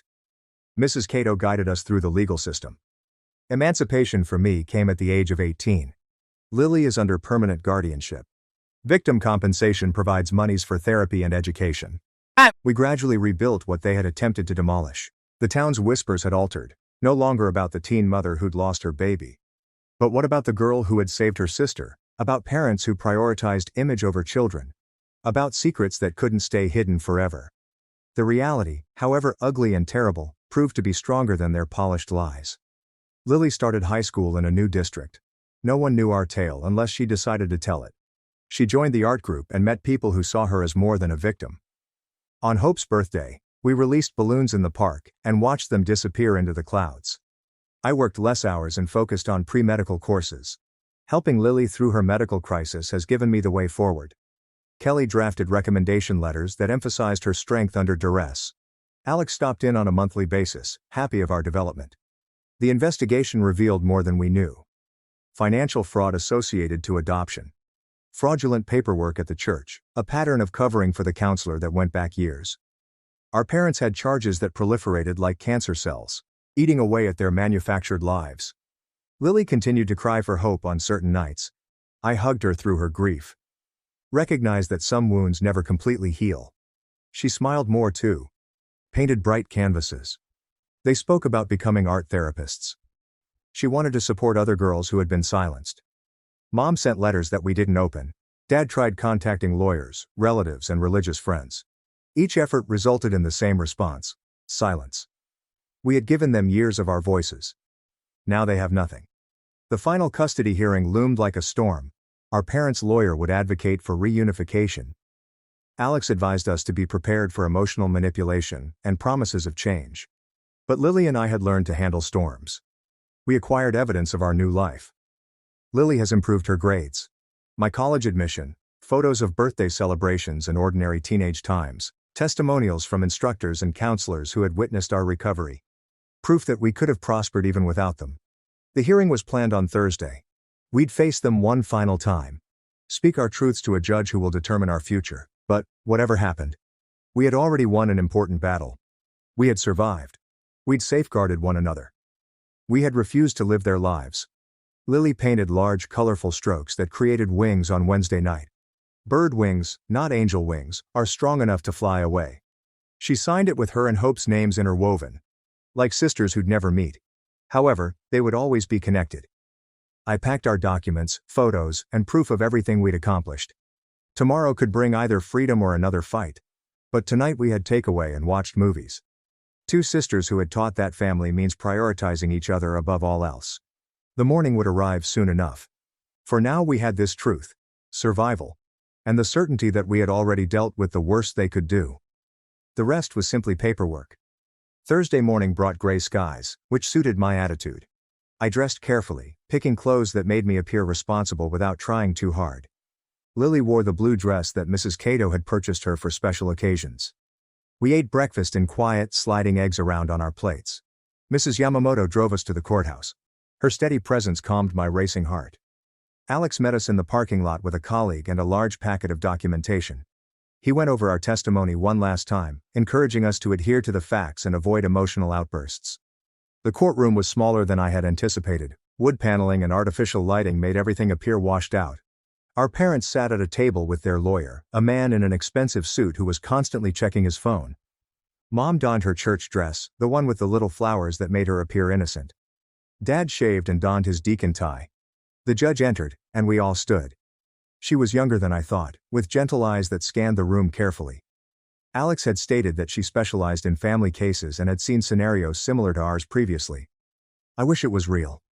Our parents' lawyer spoke first, portraying a picture of an exaggerated misunderstanding. He discussed loving parents who made mistakes under stress.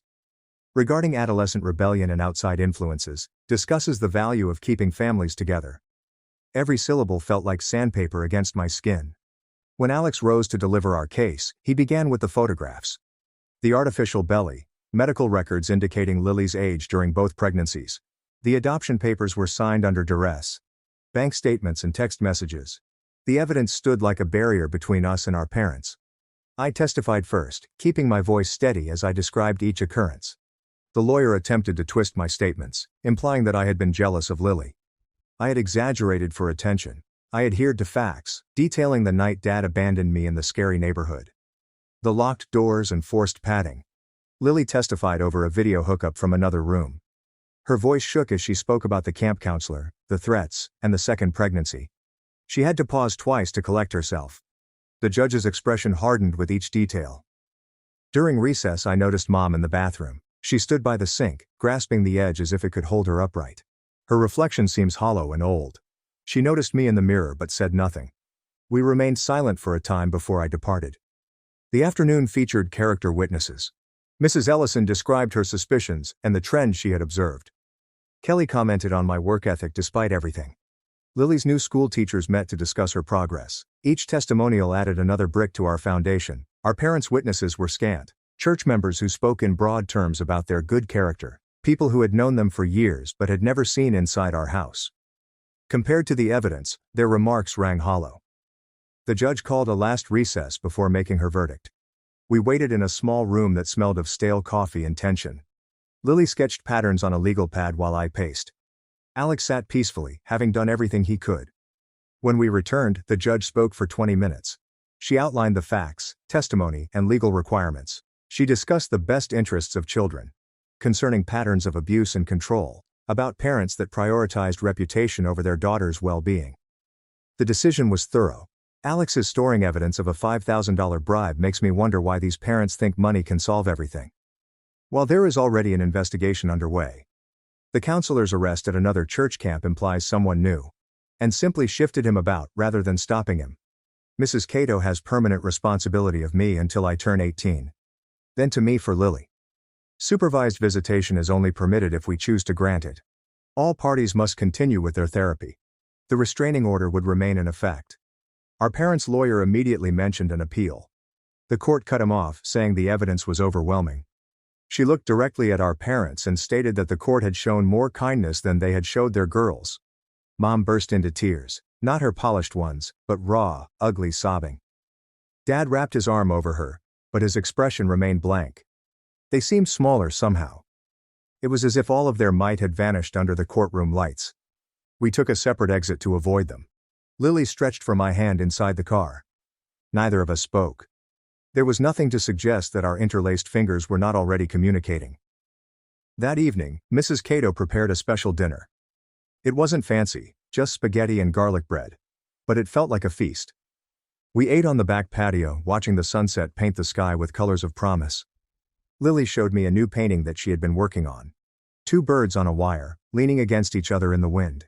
She had utilized every color in her palette, making something beautiful out of chaos. I identified ourselves in those birds. The following few days were a jumble of normalcy that felt strange. There are no locked doors, phony bellies, or threats. Just normal daily activities like homework, chores, and bickering about TV shows. Lily chuckled at something ridiculous on her phone, which made me cry. I returned to work and Kelly had adorned my register with a small placard that stated, "Welcome back." Customers regarded me just like any other cashier, not realizing the girl processing their goods had just won the struggle of her life. Alex called to check in, reminding us of various options, support groups that we may join when ready, legal assistance if our parents disobeyed the order, numbers to call in case we needed anything. We filed it away, believing we'd never need it. One afternoon, I found Lily in her room, clutching the teddy bear her mother had brought to the hospital. She wasn't crying. She was simply staring at it, as if it held answers. I sat next to her and we chatted about complicated emotions. About loving people who have wronged us. About moving forward without forgetting. School once again became my haven. My lecturers had no idea about my experience. All they saw was a student eager to learn. I pushed myself into pre-med studies with a newfound purpose. Every anatomy lesson reminded me of Lily in her hospital bed, which strengthened my resolve. Lily participated in the school play, surprise everyone, even herself. She played a little role but put herself into rehearsals. Mrs. Cato and I sat in the crowd on opening night, cheering too loudly as she delivered her 3 lines flawlessly. We created new traditions. Instead of going to church on Sunday morning, we had pancakes. Movie nights where we chose flicks that our parents would have forbidden. Small rebellions seemed like we were reclaiming ourselves. The grocery shop where I worked hired 2 additional employees, allowing me to work fewer hours and focus more on education. I trained them meticulously, recalling how work had been my only escape. You never knew who would need the employment as a lifeline. Lily's therapy sessions began to progress. She came home lighter some days, as if she had sat down with invisible weights. She began talking about the future again, about art school options, and about becoming someone who could help youngsters like her. We received a letter from the lawyer who was conducting the criminal case against the camp counselor. More victims had stepped forward. His sentence is likely to be increased. Lily read it once and then requested me to file it away. She'd had enough of him occupying her thoughts. Mrs. Cato showed us how to cook her grandmother's meals. We spent the evenings in the kitchen chopping vegetables and talking about her childhood in Japan. She shared her personal experience of fleeing a terrible familial circumstance, demonstrating that surviving can lead to joy. I began volunteering at the hospital on weekends, shadowing nurses and physicians. Someone remembered me from Lily's emergency visit. She murmured, "Nothing but," and squeezed my shoulder, understanding. The medical community was full of folks who had witnessed the worst and still decided to help. Lily's grades improved significantly from before everything happened. Her art teacher recommended that she attend a summer program at the local college. She applied without telling me, hoping to surprise me with an acceptance letter. We occasionally ran into kids from our old church. Some ignored us, while others posed thoughtful questions.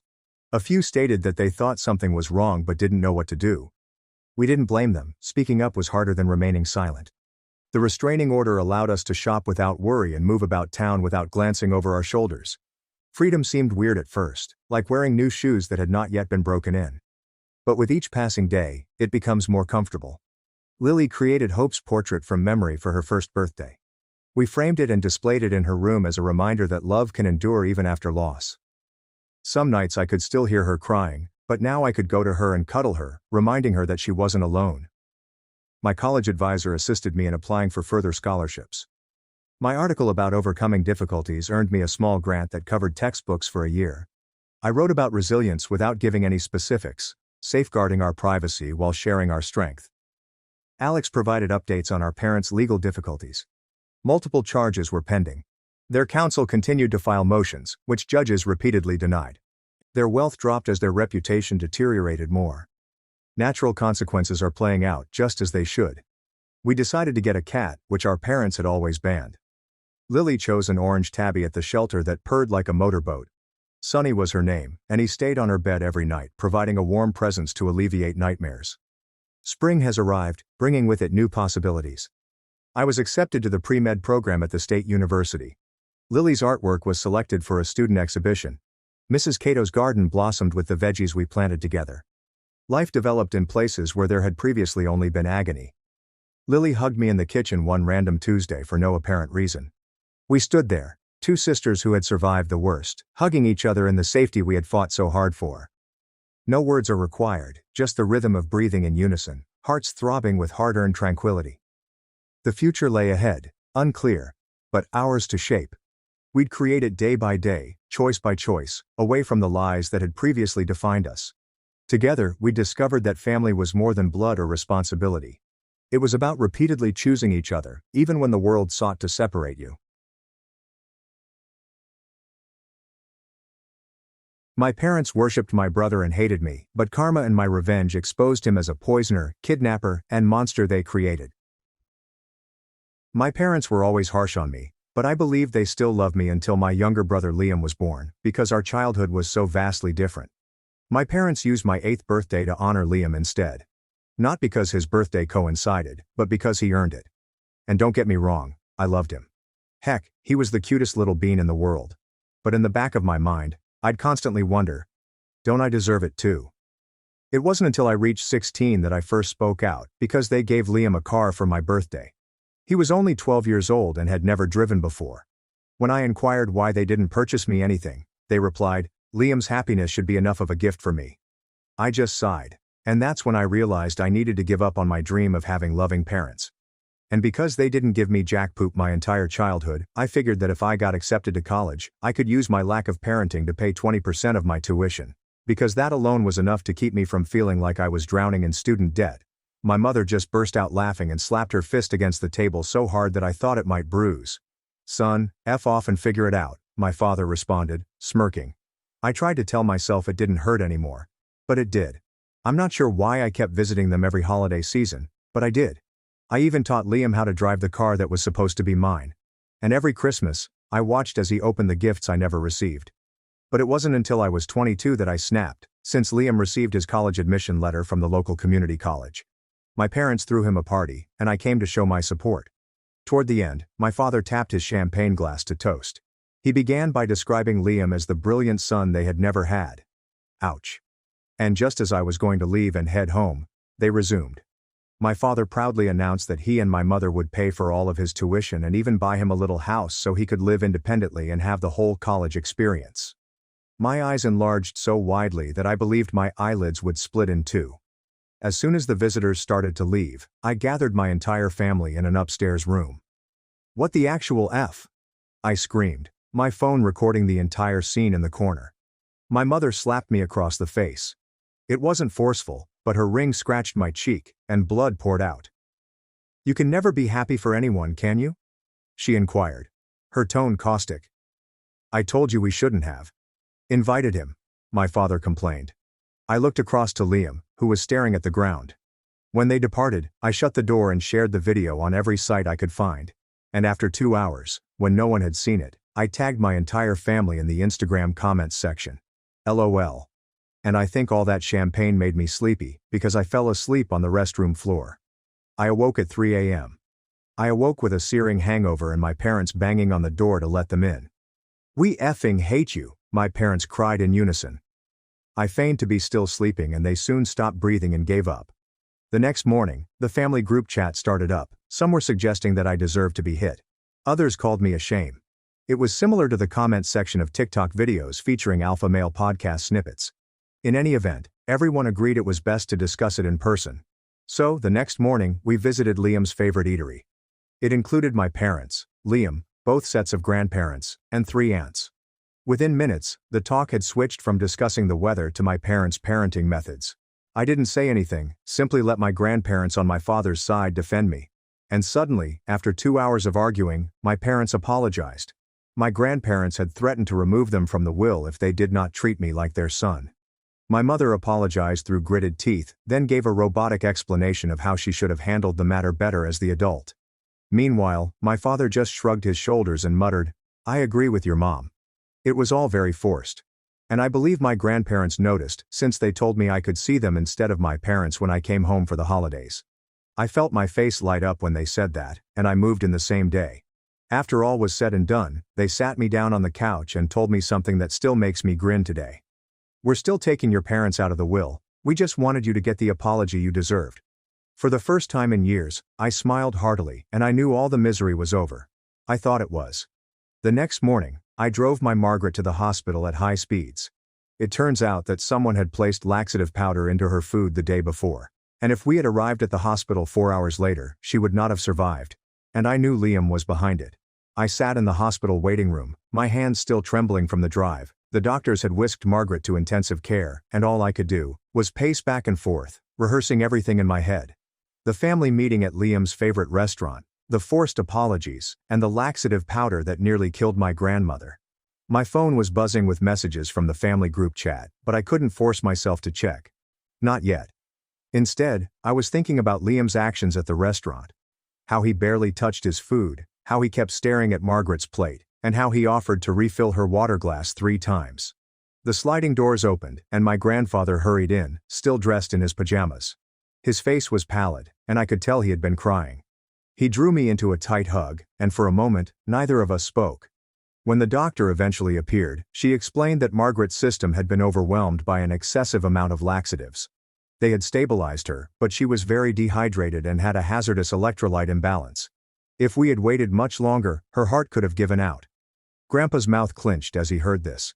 He turned to me with a face I'd never seen before, sheer wrath combined with determination. He requested me to describe everything that transpired at the restaurant, in detail. I talked him through everything. How Liam had insisted on sitting next Margaret. He'd been particularly attentive, frequently straightening her napkin and shifting her water glass. He went to the bathroom shortly after the food arrived and returned just as everyone began eating. My grandfather listened quietly, his knuckles white as he held the armrest of his chair. When I finished, he gently stood up and took out his phone. He called 3 people, his lawyer, a private investigator he knew from his business days, and the restaurant, requesting that they retain any security tape from yesterday. Family members gradually arrived at the hospital during the next few hours. My parents arrived with Liam looking concerned and perplexed. My mother raced over to me, asking what had occurred in a phony, anxious tone. I just stared at her, remembering how she had hit me just days before. Liam remained near the door, hands in his pockets. He kept checking his phone and looking towards the exit. When our eyes met, he swiftly averted his gaze and began discussing education with one of our aunts. The doctor let us see Margaret in shifts. When it was my time, I discovered her awake but feeble, hooked up to several IVs. She clasped my hand as I sat down near her bed. She mumbled that she had felt uncomfortable shortly after dining at the restaurant. The cramps began on the journey home and worsened throughout the night. She'd been too embarrassed to wake anyone until the pain was excruciating. I stayed with her until the visiting hours ended, then returned to my grandparents' house. Grandpa was already present, seated at the kitchen table with a laptop and various printed paperwork. The private investigator had been busy. He showed me the restaurant's surveillance footage on his laptop. The image quality was poor, but you could definitely see Liam getting up from the table and headed to the restroom. Instead of going inside, he ducked into the kitchen for about 30 seconds before returning to the table. My grandfather had also asked the eatery to inspect their inventory. They were missing a big container of industrial-strength laxative powder used to clean grease traps, the same type that the hospital had discovered in Margaret's system. We both understood what this meant, but proving it would be another story. Liam had been cautious. No direct footage of him removing anything or putting it in the food, simply circumstantial evidence that would not be accepted in any official setting. The next morning, I resolved to approach things differently. Instead of confronting Liam directly, I began paying greater attention to his actions. I concealed a security camera in the hallway outside Margaret's room at home, behind an old smoke detector. I also began chronicling everything. Every time Liam came by, every bizarre question he asked regarding Margaret's health. Every time he offered to assist her with her meds or meals, the pattern became apparent. Within days, Liam would arrive unannounced, always when he assumed I wasn't home. He'd ask extensive questions regarding Margaret's rehabilitation, her medication regimen, and when she would be alone. He would offer to pick up her prescriptions or bring her special foods to aid in her recovery. My folks, understandably, felt I was paranoid when I highlighted Liam's unusual conduct. My mother actually chuckled, saying I was envious because Liam was such a kind grandchild. My father accused me of attempting to turn the family against Liam due to the college financial crisis. But I wasn't the only person who noticed. Grandpa had also been watching, and he had seen enough. He changed all of the locks on the house and set up a robust security system. He also hired a part-time nurse to be with Margaret during the day, closely monitoring everything she ate and drank. That's when the harassing began. Anonymous notes started appearing beneath Margaret's bedroom door. Crude messages told her she was going to die soon, that she should have minded her own business, and that elderly people like her were better off dead. The handwriting was concealed, but the time was questionable. They only emerged on the days Liam had visited. I collected each note and saved it in a folder with the dates and times it was found. Then Margaret's pills started disappearing. First, 1 or 2 tablets, then whole bottles. The nurse reported that someone had entered the medicine cabinet despite the new locks. Liam was conveniently available when these instances occurred, and he was always the first to offer to assist in the search for the lost medications. I realized I needed more definite evidence, so I upgraded the hidden camera in the hallway to one with higher quality and night vision. I also put one in Margaret's room, cleverly disguised in a bookcase so it could view both the door and her bedside table. 3 days later, I had everything I needed. The video captured Liam slipping into the house at 3 a.m., with a key he must have copied before we changed the locks. He walked straight to Margaret's room and stood over her bed for a few minutes, simply watching her sleep. He then took something from his pocket and began mixing it into the water glass on her bedside. I quickly created multiple copies of the footage, one on my laptop, one on an external drive, and one uploaded to a secure cloud service. I was not taking any chances this time. However, when I presented the footage to my parents and other family members, Liam had already planned his defense. He said I deep-faked the video out of envy and was attempting to frame him because I couldn't take him being the favorite child. He was pretty good. He burst out crying, stating he loved Margaret and would never hurt her. He accused me of being mentally ill and needed professional help. He even alleged that I had poisoned Margaret and was now blaming it on him. Some family members trusted him. They pointed out how tech-savvy I was, noting that I'd already made one video attempting to make the family look terrible. My aunt suspected that I was the one who found Margaret unwell and drove her to the hospital. The family was dividing down the middle. Those who had always backed Liam, including my parents, sided with them. Those who saw through the partiality over the years supported me and my grandparents. But Margaret never wavered. Despite her vulnerability, she spoke out at every family meeting, stating that something was wrong with Liam and that she could feel it in her bones. Her voice had weight, yet her weakness led others to disregard her concerns as disorientation caused by her illness. I understood I needed to shift strategies. If confrontation didn't work, perhaps infiltration would. I claimed to have a change of heart. I apologized to Liam privately, explaining that everything had left me nervous and paranoid. I told him I wanted to mend our friendship and that brothers should stick together. Liam was suspicious at first, but his ego prevailed. He'd always enjoyed having power over me, and my apparent obedience contributed to that. He slowly began to relax his guard around me. I started going to see him in the house my parents had bought him. We would hang together, play video games, and talk about college. I pretended to be the supportive elder brother I had always aspired to be, suppressing my disdain whenever he smiled, that fake smile. It took weeks, but Liam ultimately came to trust me enough to leave me alone in his home. That's when I discovered them. The journals, secreted in a lockbox under his bed, describe years of manipulation and plotting. The entries dated back to when he was only 10 years old. Detailed notes on how to manipulate our parents, how to turn them against me, and how to ensure he got everything while I received nothing. He had investigated psychological manipulation techniques, gaslighting schemes, and ways to make someone appear insane. The most recent entries were about Margaret, how she had endangered his position by sticking up for me, and how she needed to be removed from the equation. There were research notes on numerous poisons, their effects, and how to deliver them without being detected. I photographed every single page, ensuring that the images were crisp and understandable. Then I carefully returned everything precisely how I had found it. I couldn't take the diaries quite yet. I needed to convey this evidence in a way that could not be ignored or explained away. I spent the following week preparing. I created many copies of everything, sent some to my grandfather's lawyer, and stored others on safe servers. I also contacted a handwriting specialist to confirm that the diaries were actually Liam's work. When I was ready, I scheduled a family meeting. Everyone was present, including Liam and my parents. I'd asked my granddad to lead the meeting and given him all of the evidence to present. The atmosphere was tense as Grandpa meticulously organized everything. The security footage, the missing drugs, the threatening notes, and finally the diary entries. He had brought printed copies for everyone to view, including the handwriting expert's interpretation. Liam's reaction was swift and severe. He leaped up, yelling that I had planted everything, broken into his home and faked the diaries. He accused me of being infatuated with him and of plotting to wreck his life out of jealousy. But flaws were beginning to appear in his performance. His story kept changing. First, he claimed the journals did not exist. Then he explained that they were private creative writing activities. Then he claimed that I had written them and placed them in his room. My parents attempted to protect him, but even they struggled.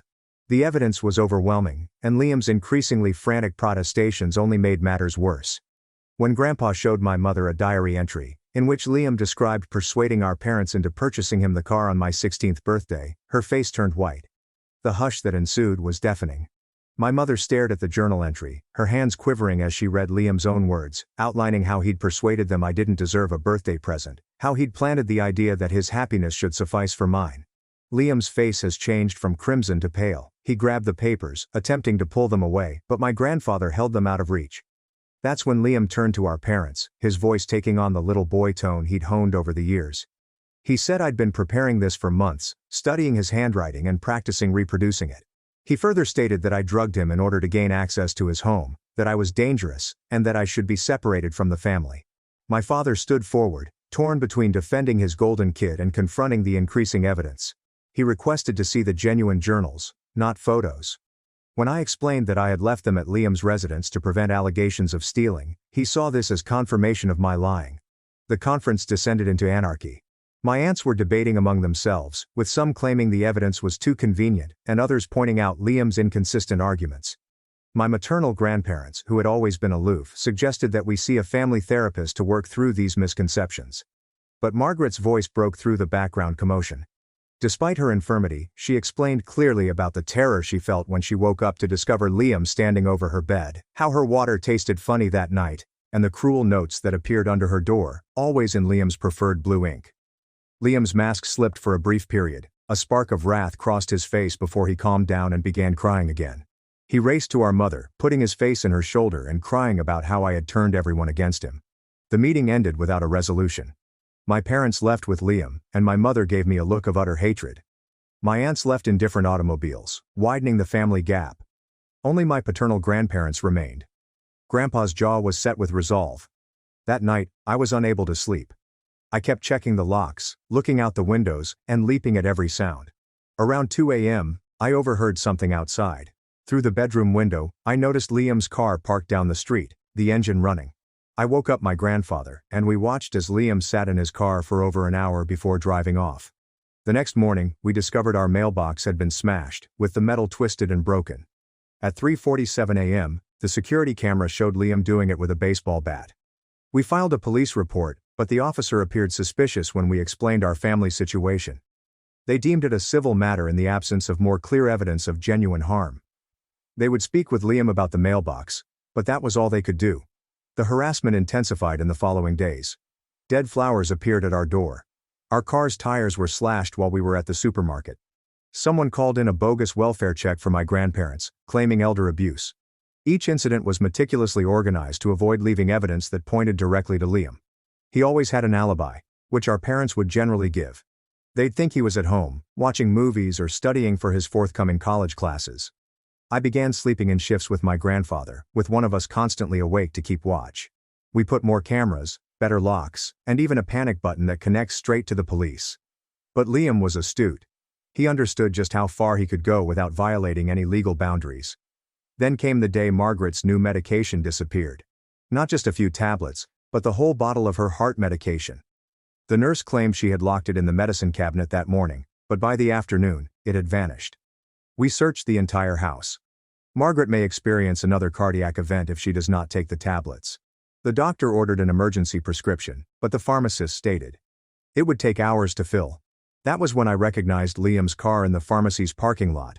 He was just sitting there, observing and waiting. When I spotted him, he grinned and waved before driving away. I knew he was not going to stop. It wasn't about money or preference anymore. This was all about control. Punishing us for daring to challenge him, and he was getting more aggressive. My grandfather and I chose to take matters into our own hands. We recruited a second private investigator, one who specializes in complex family cases. We needed someone who could monitor Liam without being noticed, document his movements, and catch him in the act. Laura, the investigator, was a former police detective who had witnessed numerous family confrontations. She listened to our narrative without passing judgment, considered all of our information, and concluded that Liam was hazardous. She began surveillance immediately. Within a week, Laura had captured Liam following Margaret's nurse home and sitting outside her apartment for hours. She caught him on camera buying massive amounts of over-the-counter drugs that, when combined, might be fatal. She traced him to medical websites, where he looked up chemical interactions under fictitious identities. But the most troubling revelation occurred when she followed him to a meeting with someone she recognized, a well-known drug dealer who specialized in prescription drugs. Liam gave over cash and received a tiny gift in exchange. We wanted to go to the police right away, but Laura recommended caution. We needed to catch him with the chemicals and prove intent to harm. She proposed that we set a trap. The plan was straightforward. We had indicated that Margaret was going in for a normal examination and that she would be alone in the hospital for several hours while tests were performed. In reality, she'd be safe at a friend's house as Laura and another investigator waited in the hospital. Liam took the bait. Laura's cameras captured him entering the hospital with a small bag and headed directly for the room number we had discussed in the family group chat. But when he discovered it was empty, he panicked. He contacted our parents, frantic, and said he had gone to see Margaret but could not find her. My mother called me right away, yelling about how I had endangered Margaret by relocating her without informing anyone. I feigned dumb, claiming she was precisely where we had agreed she would be. The uncertainty saved us time. Laura followed Liam as he searched the hospital, becoming increasingly angry. Finally he flung the bag into a medical waste can and stormed away. Laura retrieved it right away. Inside were enough narcotics to trigger a lethal overdose. We now have him. Actual proof of intent to injure. Laura had chronicled the full sequence of events, from substance purchase to hospital visit. We took everything to the police. But Liam still had one more card to play. That night, before the cops could arrive, he was at our house with our parents. They requested to be let in, claiming they needed to speak. Despite my better judgment, we opened the door. Liam appeared different. Calm, collected, and almost tranquil. He sat in the living room and declared that he had done a lot of thinking. He wanted to apologize and make things right. He even recommended family counseling. My parents defended him, saying he had come to them in tears, understanding how his actions had broken the family apart. They wanted us to withdraw the police report and address it as a family. My mother actually got on her knees and begged me to give Liam another opportunity. But I saw through it. The way Liam's gaze kept darting to Margaret.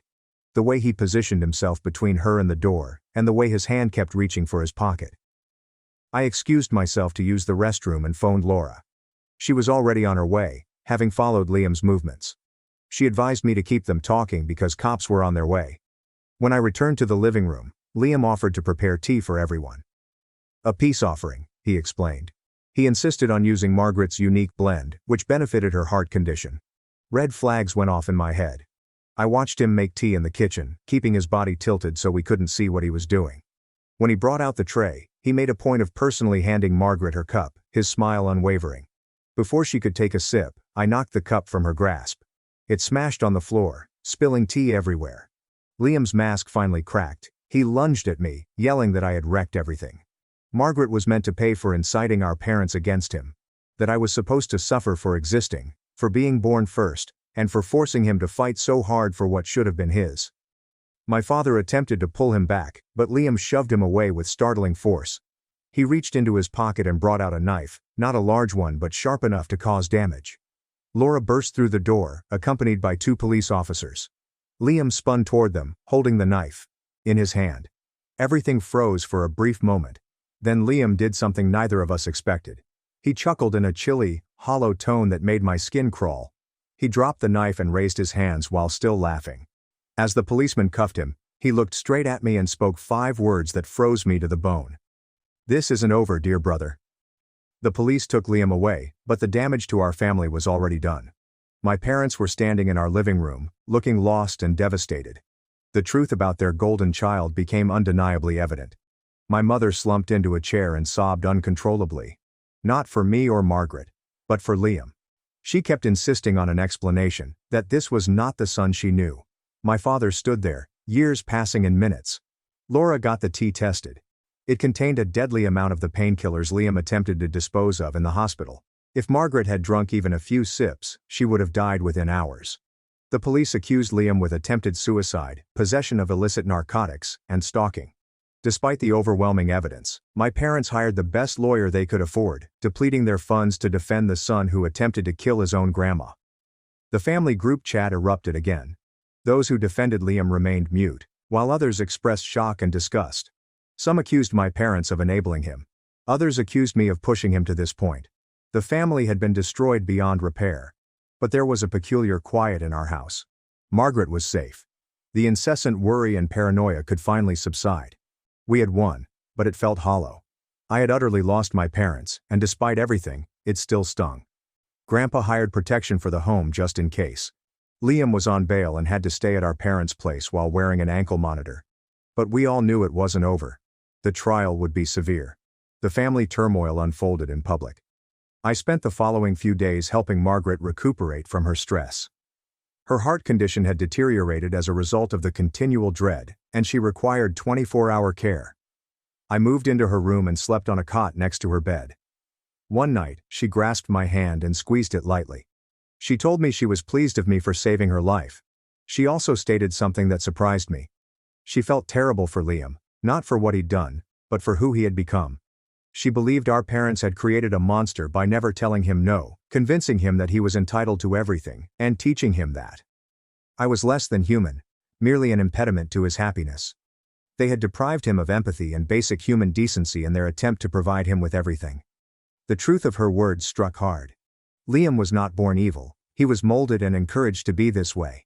And now everyone was paying the price.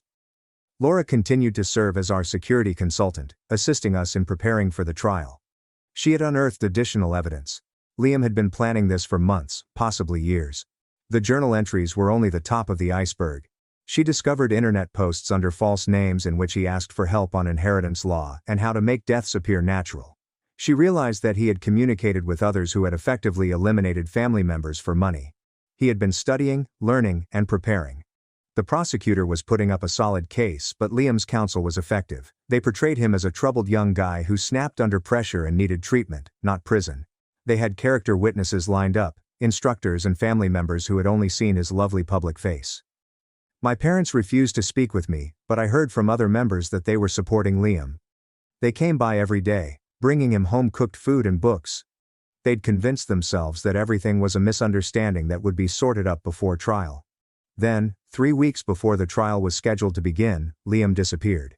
The ankle monitor was discovered cut off in his bedroom, along with a message that simply said, "I'll be seeing you." My parents were frantic, phoning the police and swearing that he had been kidnapped.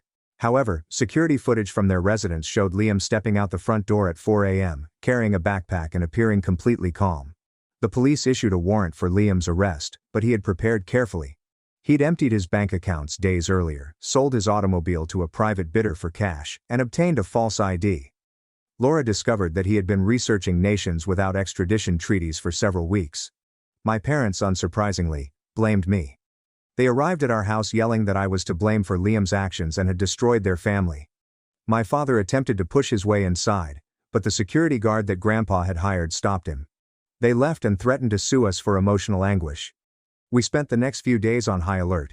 Every slow-moving car, every unexpected knock on the door, and every unusual noise at night made us nervous. Margaret hardly slept, leaping at shadows. The stress was taking a toll on her already frail health. Then the packages started to arrive. Small boxes with no return address contained images of our house taken from various perspectives. Photos of me in the grocery shop.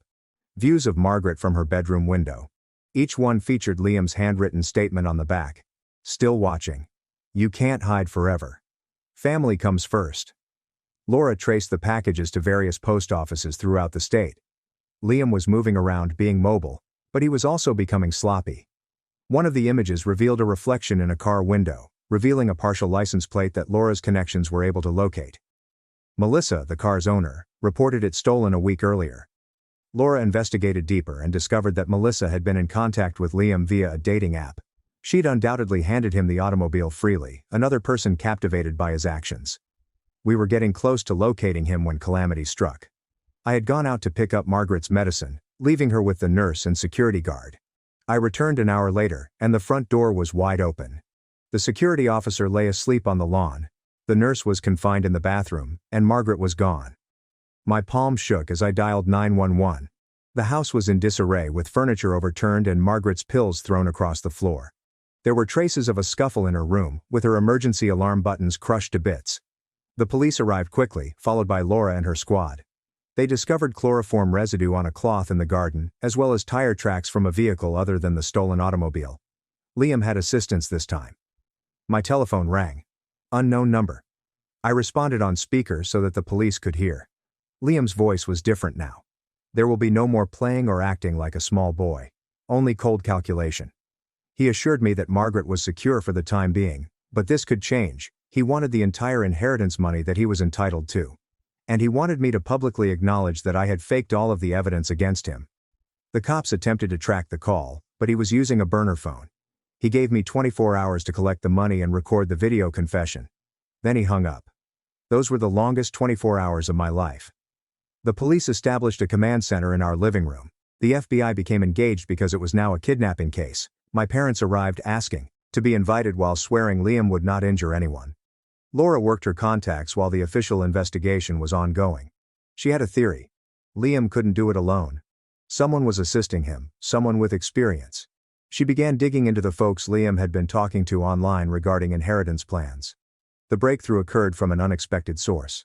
One of my aunts, who had been solidly on Liam's side, called me crying. She had received a call from Liam requesting money and threatening to harm Margaret if she did not cooperate. Her disguise had finally loosened. She had recorded the call. In the background we could hear a woman's voice telling Liam to hurry. Laura improved the audio and processed it with speech recognition. Laura was a well-known con artist who targeted the elderly. With this clue, the FBI investigated their likely whereabouts. Laura possessed a cabin 3 hours north, which she received from one of her victims. It was remote, ideal for hiding someone. The rescue operation was scheduled at morning.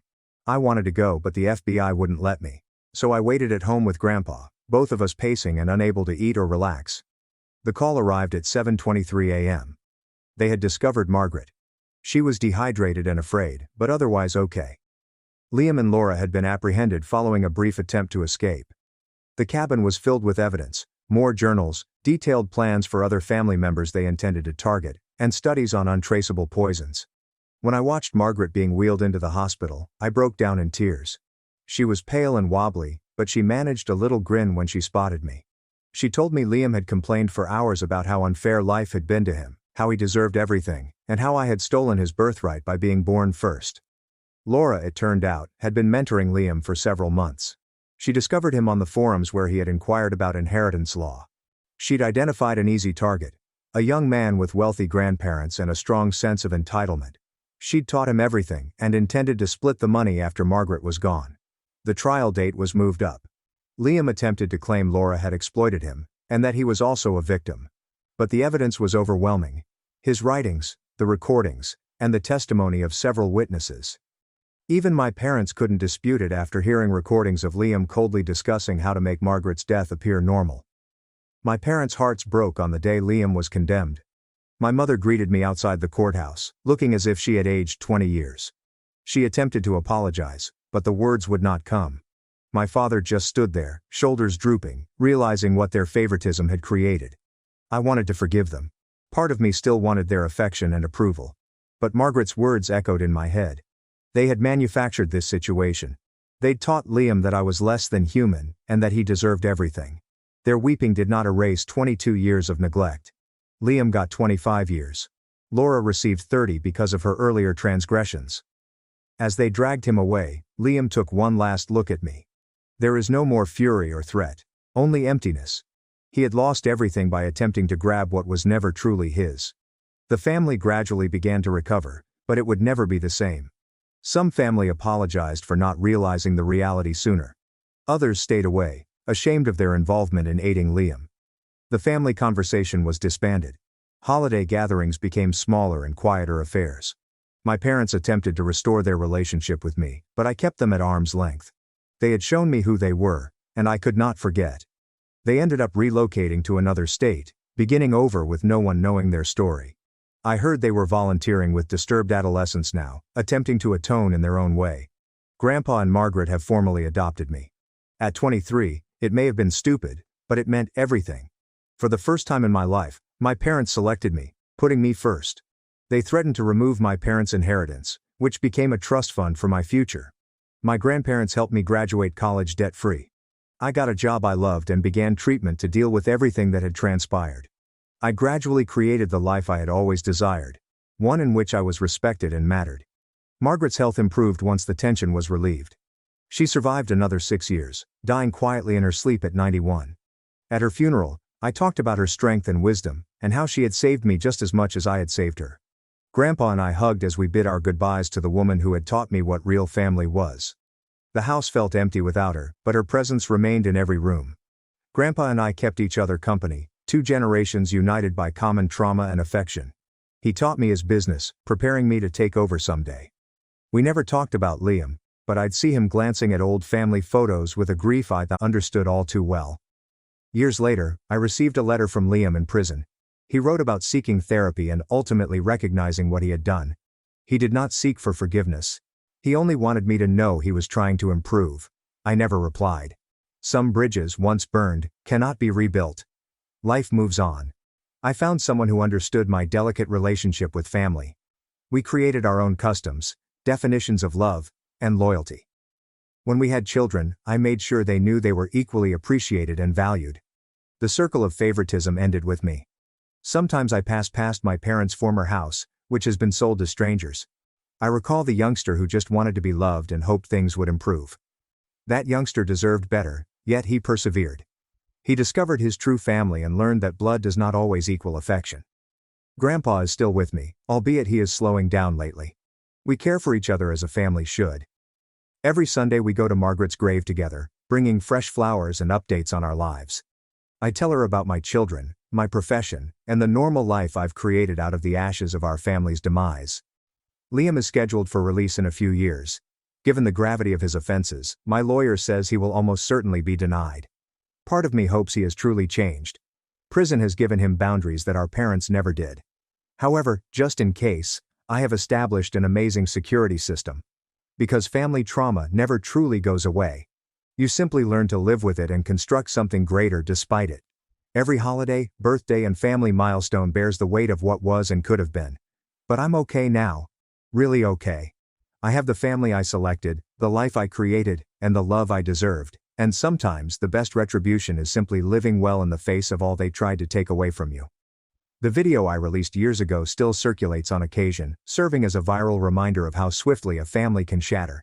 People contacted me for updates, unable to believe it was true. I never respond. Even if the plot continues, that chapter is no longer open. Because that is what survival looks like. Not a dramatic conclusion, just a peaceful continuing. Getting up every day and deciding to be better than your past experiences.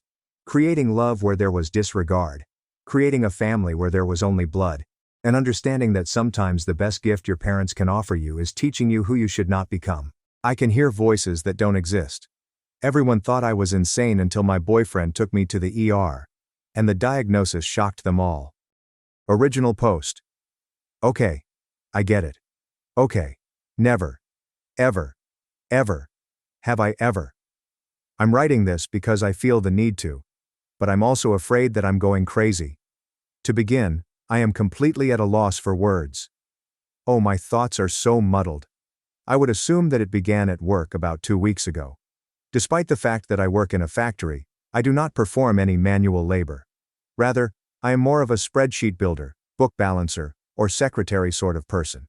It's a rather casual setting, but it's my uncle's business, and I needed work, so I went ahead and applied. It is a good wage. I was sitting at my desk with nothing to do when I heard my supervisor, who was not my uncle but rather another coworker and a friend of his, say, Phil sighs as he looks at the weather. I was completely uninterested in what I was doing. I stare up at you like, huh? What is he thinking when he stares at me? But he did not make any comments. It seemed strange to me at the time. But whatsoever the case may be. In any case. And then the next day, I was talking to some coworkers on the floor, asking them about work, and one of them called me a bitch. However, when I called him out on it, he and everyone else looked at me as if I were mad. After I apologized, we all laughed it off and moved on. Isn't the factory a noisy place? Numerous instances of people mishearing things occur. Except for the fact that I was in Walmart. I know, class. And one of the employees there was putting away stuff. And I swear to God that he looked directly at me and said, "The chicken was just killed." However, I asked him what he meant. And I felt so awful because he appeared to be so bewildered, and as if I was crazy. It would appear that he had not even dared to open his mouth. It has been happening so frequently, that my friend even took me aside to inquire about how I was doing, and whether or not I was feeling well. There are also some minor occurrences taking place. As my boyfriend prepares supper, I hear him preparing salmon, I smell fish, and then he brings it out. And it is lasagna. He claims that he is going to make salmon for dinner. The response I got from him when I asked him where the fish was, "What?" It was tonight that I said lasagna, and I dismissed it as if I were being ridiculous. If I had to guess, I would have said that the one shirt I owned was green rather than teal. Shit is shifting, and people are saying things, but they aren't actually saying them. When is it that people are telling stories about their lives? It is impossible for my pals to be playing a joke on me, especially considering that other strangers on the street are also doing the same thing.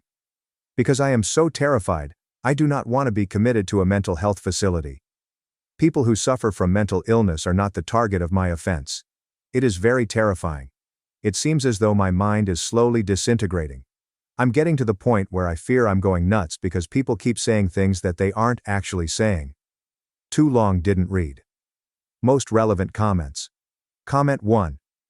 Not only should you go to the doctor because there is a possibility that there is a physical or mental problem that needs to be addressed, but you should also go to the doctor so that you may obtain an answer to the question of what is going on. Do not persist in a state of limbo. Doing so will drive you completely nuts. You should not view doctors as your adversaries, and even if you are experiencing mental health issues, this does not necessarily indicate that you will be admitted to a mental health facility immediately thereafter. There are probably more persons with mental problems in your immediate environment than you are aware of, and the vast majority of them are capable of leading a relatively normal life and continuing to live freely with the assistance of medical and/or psychiatric professionals. You should go to the doctor because they are the experts in this field. OP. I am grateful to you. At the moment, I am in Canada, and I have scheduled a visit with my physician. Despite this, it will be a week before I get to visit her. It's hard for me to believe how widely this has spread. Yesterday evening it occurred once more. Boyfriend confirmed that he would be going to the bar. When I emerged from the shower, I inquired as to the reason he was still present. Because I live here? I thought you were going to the bar. No? If this continues to happen, I could go to the emergency room. Comment 2. It is not my intention to alarm OP, but this is something that also occurred to my mother, and it was a brain tumor for her. Urgent medical attention is required as soon as feasible in this situation. Comment 3. Yes, it does sound quite a little like talking to a friend. Try to get it checked out. It is a terror. On the other hand, my buddy, she is improving a great deal at this point. Update 1. Wow, that's incredible. I never in my wildest thoughts would have imagined that my most recent post would receive such a significant amount of attention. I was using my boyfriend's phone to access his Reddit account, and I was surprised to see that I had posted close to the top of the page. I was completely taken aback. After that, he noticed what I was looking at, and we had a chat that was unpleasant to say the least. Essentially inquired as to the reason I posted something of that nature. He had read it, but it wasn't until he saw me on the website that he realized he was looking at the same username that I had on my laptop when he was on Reddit. It never occurred to him that it was me. In the last piece I did make some adjustments to other aspects of my life. After a lengthy conversation, he finally informed me that he was going to take me to the emergency room on the way. I did not want to go, I simply wanted to wait for my appointment. This was not because I did not believe that the situation was serious. Rather, it was because I was at a loss for words when it came to explaining what was going on to the medical professionals. Especially for it to be severe enough to require an urgent visit. After that, we went, and he showed a great deal of respect. If you were to ask me how much I recalled from the previous few days, I would do so. Things that he has said, as well as things that I could have heard. In a funny way, we were both terrified. I was able to emerge. This is a very slow pace. Somehow, despite the fact that I reside in a rather tiny town, we have a very large hospital. Because of our proximity to a large number of neighboring towns, they make use of our hospital. It is also close to Toronto. In any case, it was a slow process. Just a single father and a youngster who is ill. After I stepped in, I was basically required to explain what was going on, and to tell you the truth, the nurses were like, "What the hell?" However, when I went to see a doctor, he took me extremely seriously and acknowledged that this woman is insane. In a very pleasant way. Everything that I stated was essentially written down by him. I had some x-rays taken, and my doctor questioned me about them. The entire speech is familiar to you. In any case, the purpose of this update was to explain to you all that I am suffering from a tumor. Putting that into words is extremely unsettling, but I do have a tumor. On the inside of my head. I have not yet come to terms with the fact that my brain is going to be surgically removed the next day. Due to the fact that I have had a lot of messages from individuals who were like, guessing my name, I do not wish to reveal any further information. With regard to my origins, it would appear that I remind them of their buddies or their deranged ex-partners. My manager was more than understanding, despite the fact that I am terrified of missing work. As I inquired about the length of time I should be absent from work, He gave me a look that suggested I was completely mad. No, I am not sure. It's time for me to make my rent payment. This will be resolved by us. Your love and support are much appreciated, everyone. As soon as I remember to, I will provide an update. I am terrified, yet I am still alive. The sentence does not read as follows. I have a tumor, and I will be undergoing surgery. Thank you very much. Update 2. Would it be okay for me to make a change to this? For whatever reason, I don't use social media as frequently as I used to, and the appearance of Reddit has changed significantly since the last time I signed in. Almost soon after it was posted, a buddy of mine sent me a message wondering whether it was true that it was me. It was a very old time ago. When I look back at what I wrote, I kind of wince, but I'll give myself some credit because I was young and going through a bad time in my life. That boyfriend didn't stick around for very long. He disbanded as soon as he learned how long my recuperation would take and what it would entail. As a result of moving back home with my family, which is composed of nurses and caregivers, my recuperation went as well as it possibly could have been.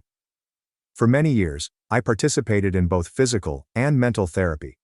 My manufacturing work did wind up being taken away from me in the end, but to tell you the truth, it was not their fault. Admittedly, I turned up to work a lot of times and was in a downward spiral for a few years, but I ultimately got back on my feet, found my dream man, a lumberjack type, I apologize for being a Canadian cliché, and his mother had been through, nearly, the same thing that I had experienced when she was younger, so we really connected over that. I'm not going to say that I'm having a wonderful time. Existence is life. In general, I am extremely happy. I do not have any children. I have a job that I can tolerate, I have money to spend on my friends and family, and I am employed. Due to the fact that I have already survived a brain tumor, I do not participate on social media. I am not searching for any more.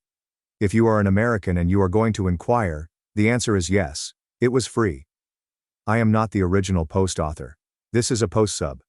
Thanks for watching and diving into this wild family drama with me. If you love Reddit family drama, don't forget to subscribe and turn on notifications so you never miss the next one.